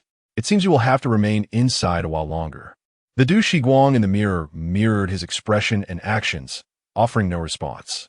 Everything that had transpired felt like a one-man theatrical performance. In reality, in an unknown province, an office building, Fangju immediately stood up from his chair the moment he regained consciousness. Frowning, he hurriedly approached the archives, rummaging through the file cabinets. Moments later, the sound of high-heeled shoes echoed behind him. Fangju. He turned to find Jiyu, a member of the Mutual Aid Association residing next door, a mage who believed in truth. This office building's barriers had been breached by a group of kind-hearted players who supported one another, forming a mutual aid association in the post-divine era. Fangju and she ranked among the highest in scores, enjoying considerable prestige. Why the rush? Did you encounter a dilemma in the trial? Perfect timing. Do you remember the great tribunal's MO Chioshin? Please help me find his information. Jiyu nodded in surprise and entered the archives. The son of Order, who died young? What are you looking for? You might as well ask me. Perhaps I know. Is a scholar of the historical school really that knowledgeable? If not, then do share. Jiyu smiled, tilting her head as she awaited his response. I wish to know the location of his demise and whether any half-artifact from the Great Tribunal were lost after his death. It should be his staff. Moment of execution? A thunder punishment staff. You know? Fangju's face displayed astonishment. Indeed, the only judgment staff lost in thousands of years from the Great Tribunal remains a mystery to this day. Many mages, including myself, have sought it. Have you seen it? Fangju nodded gravely. Where is it? Jiyu, in her excitement, stood upright and grasped Fangju's hand. He sighed, articulating every word carefully, in the hands of a rational devourer. Initially, I suspected he was impersonating Mo Chioshin, but later realized he must have witnessed Mo Chioshin's death and stolen the moment of execution. Jiyu's eyes widened in shock, covering her mouth in disbelief. Your trial seems quite thrilling. Please elaborate. Fangju felt the need for someone to help him untangle his thoughts. He set down the materials in his hands and began to recount the entire story of the trial. Only after he finished did he look at Jiyu, who wore a serious expression. Well, what are your thoughts? Jiyu pondered for a moment, then spoke slowly. You have been deceived. Deceived? The sacrifice of death may not be someone else, but yourselves. I sense a deviation in your reasoning, yet I cannot discern who misled you. That rational devourer named Cheng Shi is likely using you to validate this answer. Nonetheless, your performance has been commendable. Given the circumstances at that time, apart from your trump card, there was no other means for you to secure your survival. I am quite intrigued. Can a last player remaining in the trial endure? Fangju was momentarily taken aback. Are you implying that this entire scenario was not orchestrated by him? Without witnessing it firsthand, I cannot ascertain. Yet the underhanded machinations are likely to be ever present. Even if he did not set the trap himself, he is undeniably formidable. I must caution my friends in order to remain vigilant regarding this individual named Cheng Shi, the rational eroder. In light of this, would you mind if I issued a modest bounty for the moment of execution in the Mage Channel? It appears that it may not be entirely out of the question. Oh, and not all news is unfavorable. I have retrieved the corpse of a foolish devotee, which may just restore your hopes of attaining those 2,600 points. Chapter 64. The embarrassing high-stakes game reclining on the rooftop, basking in the sunlight that enveloped him, Cheng Shi experienced a profound sense of serendipity. Akin to having survived a calamity, he had not anticipated that this method would prove effective, having won yet again in a gamble that risked his very existence. Cheng Shi couldn't help but feel that perhaps fortune favored him after all. He retrieved the dice from his pocket, squinting against the glaring sun as he observed the glaring one on the die, which shimmered under the light. Predestined fate? Nonsense. Cheng Shi chuckled softly and casually tossed the die aside. It rolled rapidly across the rooftop, eventually coming to a halt, the dazzling one still facing upwards, unchanged.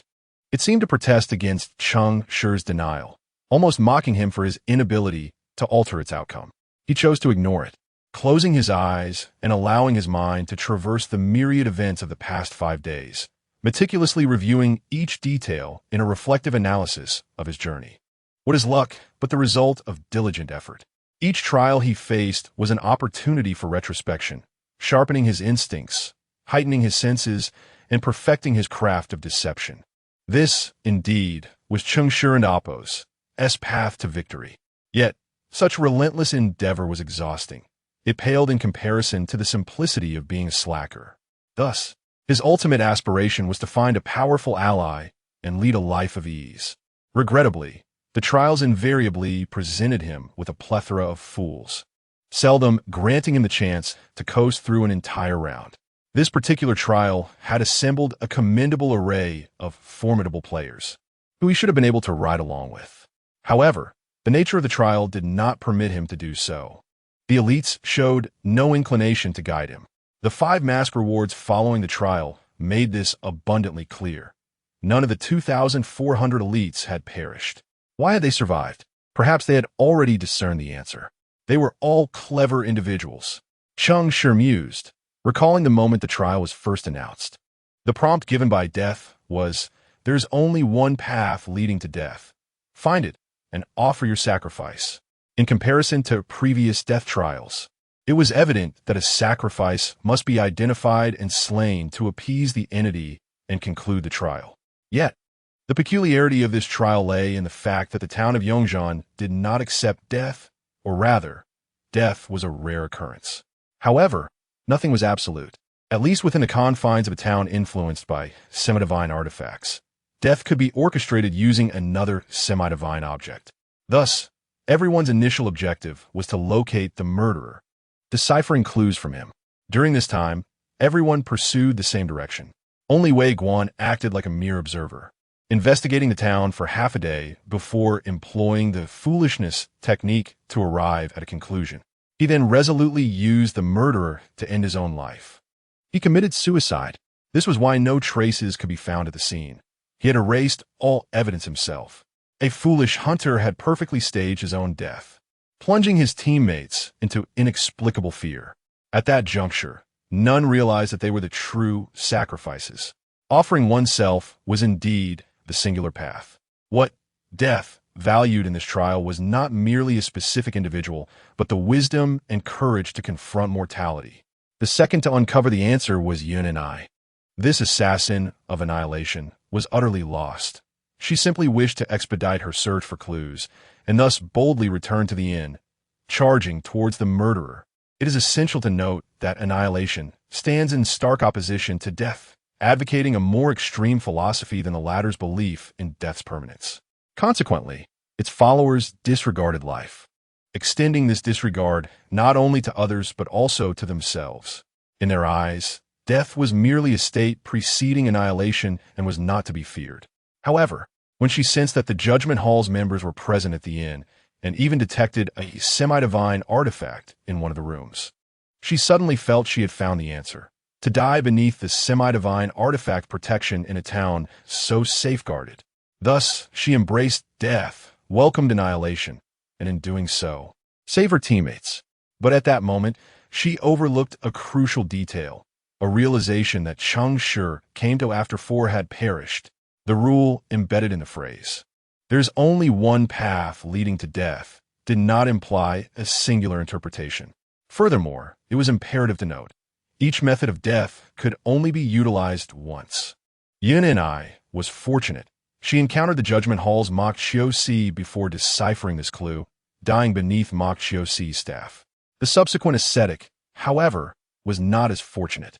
This silenced warrior endured a semi-divine punishment, yet survived. In that instant, he grasped the significance of the clue and decisively lunged at Cheng Shi, aiming for the moment of terror. There was never a second murderer present, nor was anyone attempting to muddy the waters. The ascetic chose his own demise, utilizing a replica to end his own life. While Wei Guan's death was a matter of personal choice, the actual perpetrator was a ruse, resulting in his death at the hands of the moment of terror. Yun Ni's executioner was Mok Xiu, leading to her death at the moment of execution. The ascetic, however, represented the first true suicide, having utilized fear to take his own life, dying in the moment of terror. Following the successful completion of the trial by these 3 individuals, their methods of death were rendered invalid. Cheng Shi, Du Shiguang, and Fangzhu were left with few options for their own demises.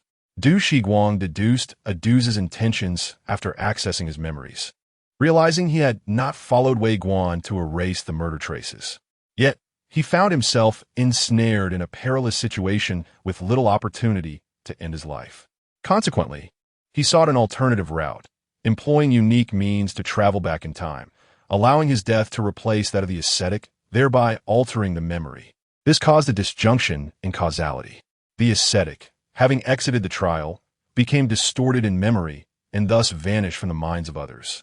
Meanwhile, Du Shiguang identified a loophole, utilizing the moment of terror to end his own life, committing suicide in the moment of terror.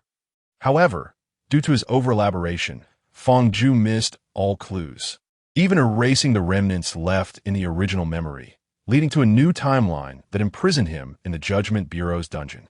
Cheng Shi grasped the ultimate answer much later. It was only after surviving Mok Chiu-Si's strike that he realized the answer necessitated diverse methods of self-sacrifice.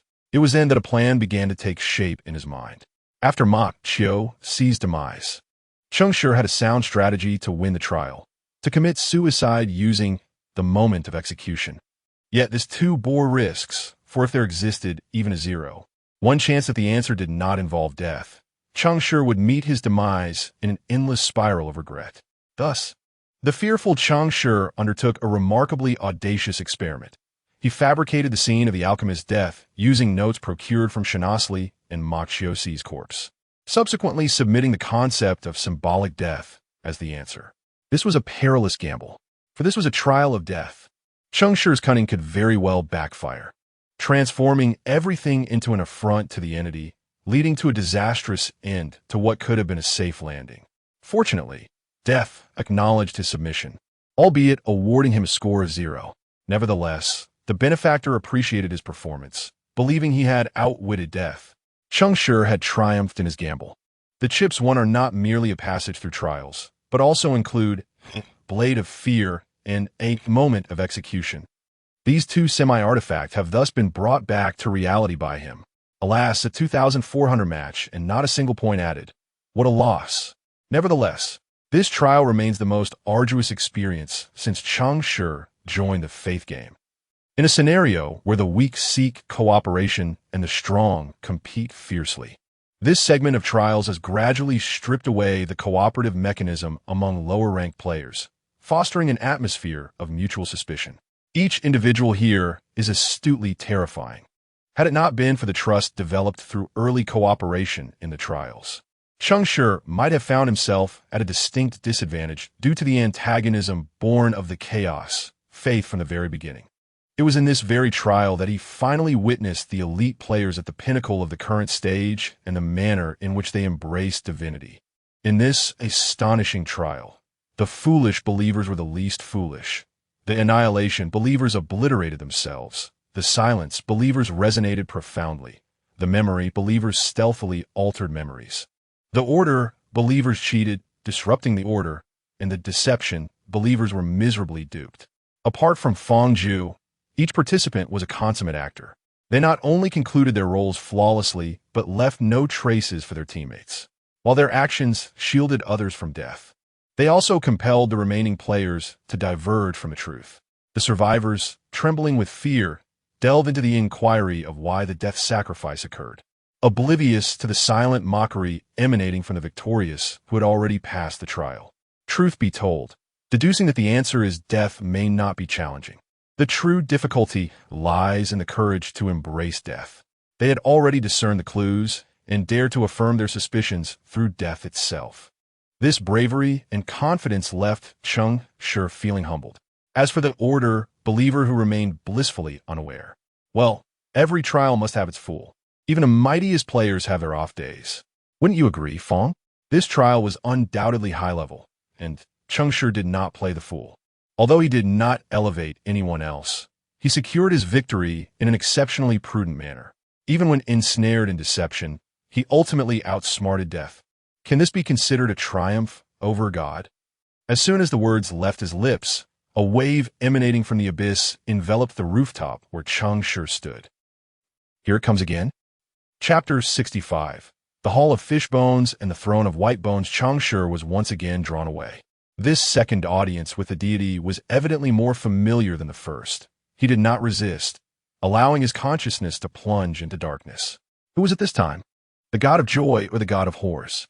No, such thoughts must not be entertained. At least, not in that manner. Before them, he possessed no freedom of thought. Even mere imagination could be deemed a transgression against the divine. The master had instructed him to endure until he could outsmart them. He would endure. As his awareness gradually sharpened from the haze, Cheng Shi cautiously opened his eyes, feeling a twinge of anxiety. He had already prepared for the worst, even formulating a quick, subtle defense. His blasphemous utterances were merely the ramblings of a frustrated mind, not a genuine denouncement of any deity. However, to his astonishment, what lay before him was not the starry gaze of some celestial being, but rather a winding staircase of white bones, stretching from beneath his feet into an unfathomable void. Each step resembled a massive vertebra, with ghastly bone cavities, starkly pale and blinding. On either side of the vertebrae, long intermuscular bones jutted out like razor-edged cliffs, extending outward with wild abandon. Due to the steep incline between the vertebrae, when Cheng Shi glanced upward, he found a seemingly endless white bone staircase resembling a colossal fish skeleton, adrift in the boundless darkness, emanating an aura of dread. If this indeed was a fish's skeletal remains, its size was beyond comprehension. Perhaps all adjectives he had learned to describe enormity lost their significance in the face of such magnitude. Just one segment of bone made him feel as though it would take him at least 10 minutes to traverse. Cheng Shi was left dumbstruck, rendered speechless by the sheer grandeur before him. At that moment, a cacophony of sounds erupted in his ears. It was an indescribable noise, sharp yet hoarse, ethereal yet weighty, like the voices of men, women, and children, all intertwined, resonating in unison. "Come up! Hurry up!" Startled by this sudden outcry, Cheng Shi turned quickly, only to find countless entities materializing upon the previously uninhabited fish spines. These unfamiliar beings lined up on the needle-like fish bones, leaping off one by one like dumplings being dropped into boiling water. Below the precipice lay an infinite void. Upon jumping, their flesh and blood were swiftly washed away, leaving only shattered bones that crumbled upon impact with some unseen ground. The immense force shattered their frames, yet the skulls remained intact. Countless pallid skulls rolled toward Cheng Shi, gradually accumulating on either side of the vertebral staircase, their jaws snapping open and shut, creaking in a grotesque welcome to his arrival. "Come up! Hurry up! The master awaits you. He is waiting for you above." Cheng Shi was overwhelmed by this unprecedented spectacle. Frankly, anyone would be dazed. The surrealism of the scene exceeded human comprehension, rendering his legs weak and unsteady. Gazing at the countless chattering skulls at the staircase's edge, he thought, "If I take a step forward, they won't come to gnaw on me, will they? Come up! Hurry up! The master is waiting for you." The longer Cheng Shi hesitated, the more frantically the skulls snapped their jaws. He seemed to surmise which deity awaited him above, swallowing hard and summoning his courage before finally stepping forward. In that instant, his flesh and blood were stripped away, leaving behind a translucent, jade-like skeleton that surged ahead. With a rush, he ascended a step as the immense staircase moved downward to meet his feet. The speed was so rapid that it conjured a whirlwind in the void. With Cheng Shi's movements, the skulls became even more boisterous. "Quickly, move faster. Don't keep him waiting." Cheng Shi dared not take a second step. Whether it was the fierce wind of the void or the chill of his exposed form, he felt a shiver coursing through him. His hands instinctively brushed over his familiar, yet foreign skeleton, and he unconsciously covered his loins. Good heavens, was this not akin to running naked? It seemed there was no need to cover, as what should be concealed had vanished. He glanced down and, indeed, found nothing. So this did not count as nudity. Strangely, his spirits lifted, and he chuckled softly, striding forward. As each fish bone descended, layers of white bones accumulated. By the time Cheng Shi counted 404 steps taken, the once uniform staircase of fish bones finally transformed. A wave of agitation surged from all directions, and the voices of men, women, and children erupted into a frenzy. In an instant, an endless cascade of skulls rose from behind, beside, and in front of him, hurtling forward with great speed. The white torrent surged upward, forming a magnificent waterfall of skulls, rolling through the darkness of the void. Cheng Shi stood motionless on the staircase, awaiting the deity's arrival, not out of weakness, but because he could sense the ominous presence of death. The atmosphere was thick with despair, a suffocating weight. This was a true path leading to death. Countless skulls fell like rain, swiftly piling up before him to form a throne of white bones. Upon that throne rested a massive skull, its hollow eye sockets fixed upon Cheng Shi. Cheng Shi. Its voice was like the cold flames erupting from the abyss, chilling to the bone. Even reduced to a mere skeleton, Cheng Shi felt as though his marrow would freeze. This was death, the third deity of the fate of life. Yes, Cheng Shi gritted his teeth, enduring the onslaught of the deathly divinity, and nodded. Very well, I wish to make a deal with you. A deal? Cheng Shi thought, fearing that this was a trap laid by death. He blurted out, "If there is something you desire, it would be my honor." What could possibly hold significance for such a being? After much contemplation, he could only think of the item known as "when fear approaches." The enormous skull fell silent for a moment after hearing Cheng Shi's reply, contemplating before speaking again. "What you told him is quite different." Who the hell spoke ill of me? Cheng Shi dared not ask, and could only manage an awkward smile. However, such superficial mirth was lost on his skeletal visage, resulting in a complete lack of response. "Present it. The deal will not be unfair to you." Cheng Shi longed to inquire how he could do so in his current state, but unexpectedly, with a mere thought, all items from his spatial pouch tumbled at his feet. Embarrassed by the chaotic array of items scattered around him, Cheng Shi quickly crouched to sift through a jumble of hallucinogenic powders, ropes, poisons, and masks until he retrieved the dagger required by the deity, holding it reverently aloft. "Good. Do you know what this is?" "When fear approaches. Imbued with your essence and that of another deity, a divine relic." Cheng Shi understood that, in the vernacular of the denizens of Hope's continent, semi-divine artifacts were referred to as divine relics. Fear, an unpleasant name. Humanity has made no progress in naming things over the millennia. Its name is Garuda's dagger. The Garuda's dagger. Pray tell, esteemed deity, what emboldens you to declare that humanity's naming conventions are lacking? One fears the overly modest top student far less than the unaware underachiever. Yet, Cheng Shi remained utterly silent, simply listening. The divine presence before him appeared to possess a strong desire to share. The Garuda embodies life, a being of divinity. Furthermore, he is my most trusted envoy. However, he has erred. He has fallen in love with a harlot. Good heavens, what is this? Do the gods truly employ such terminology? At that moment, Cheng Shi's mind was aflame. To hear a deity utter the word harlot in such a context was utterly exhilarating. The levels of gossip and shared understanding reached a pinnacle at this instant. What a coincidence, for I too am acquainted with a harlot. And she, ahem, never mind, better to listen than to ponder, lest I jeopardize my own existence. Yet, it is evident that the entity referred to as a harlot by death is likely the source of divine essence for the coming of fear. Chapter 66. Silence. I am listening to the gossip of the divine. She called herself Layler, the daughter of the mother of prosperity. Yet, she could not resist temptation and fell into depravity, plunging into the sea of desires, transforming into the repugnant tree of fear. What surprise! I recognize this entity. I have even clashed with its offspring. Suddenly, Cheng Shi recalled Song Yan from that trial, remembering the description of the throne of bones. It turned out that he truly had received the gaze of death at that time. That apocalyptic scythe of the grim reaper may very well have been lent to him by this very being. No wonder it exerted so much effort. Who would hold back when battling a green tea? However, my good fellow, where is your scythe? Such a massive weapon, and yet it is nowhere to be seen today. The colossal skull seemed to sense Cheng Shi's recollection, pausing momentarily to allow him to remember more details before continuing in a slow, deliberate manner. Garuda, in an effort to redeem her, drew forth one of her ribs, sacrificing a quarter of her divinity to create it as a gift sent to the sea of desires. However, that wretched being rejected her and sullied the dagger of Garuda. She deserves to perish.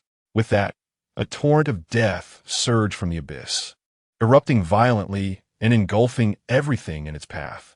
Cheng Shi, bewildered, found himself swept away, reduced to a heap of shattered bones.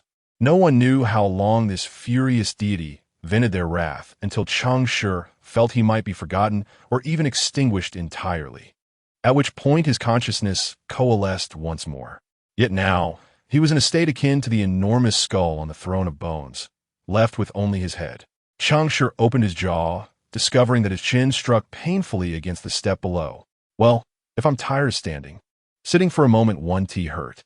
So, this is how the divine essence of fear manifests. That the tree of fear fragmented a quarter of its divinity to express its resolute rejection of Garuda. What transpired between these two? Could you elaborate? I have ample time. The trial has just concluded, and there are still 7 days remaining. The massive skull shifted its gaze downward to Cheng Shi, opening and closing its mouth several times, but refraining from continuing the tale. Old stories, let them be.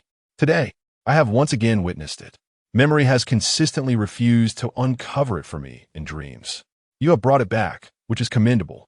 Therefore, Cheng Shi, what reward do you seek? Cheng Shi, suddenly inspired, stood upright with his jaw. If you mention this, I shall take you seriously. Esteemed and great true deity. Retrieving this dagger of Garuda is merely a humble desire of mine to experience more teachings within the trials you and your kin have set forth, and to feel more of your divine grandeur. If, and I emphasize if, you could provide me, a lost soul, with some small guidance, it would be more beneficial than any divine relic. Having uttered these anxious words, Cheng Shi gazed eagerly at the throne. The enormous skull remained silent for a long while. Cheng Shi and Appo's heart sank. He feared his request might have been excessive.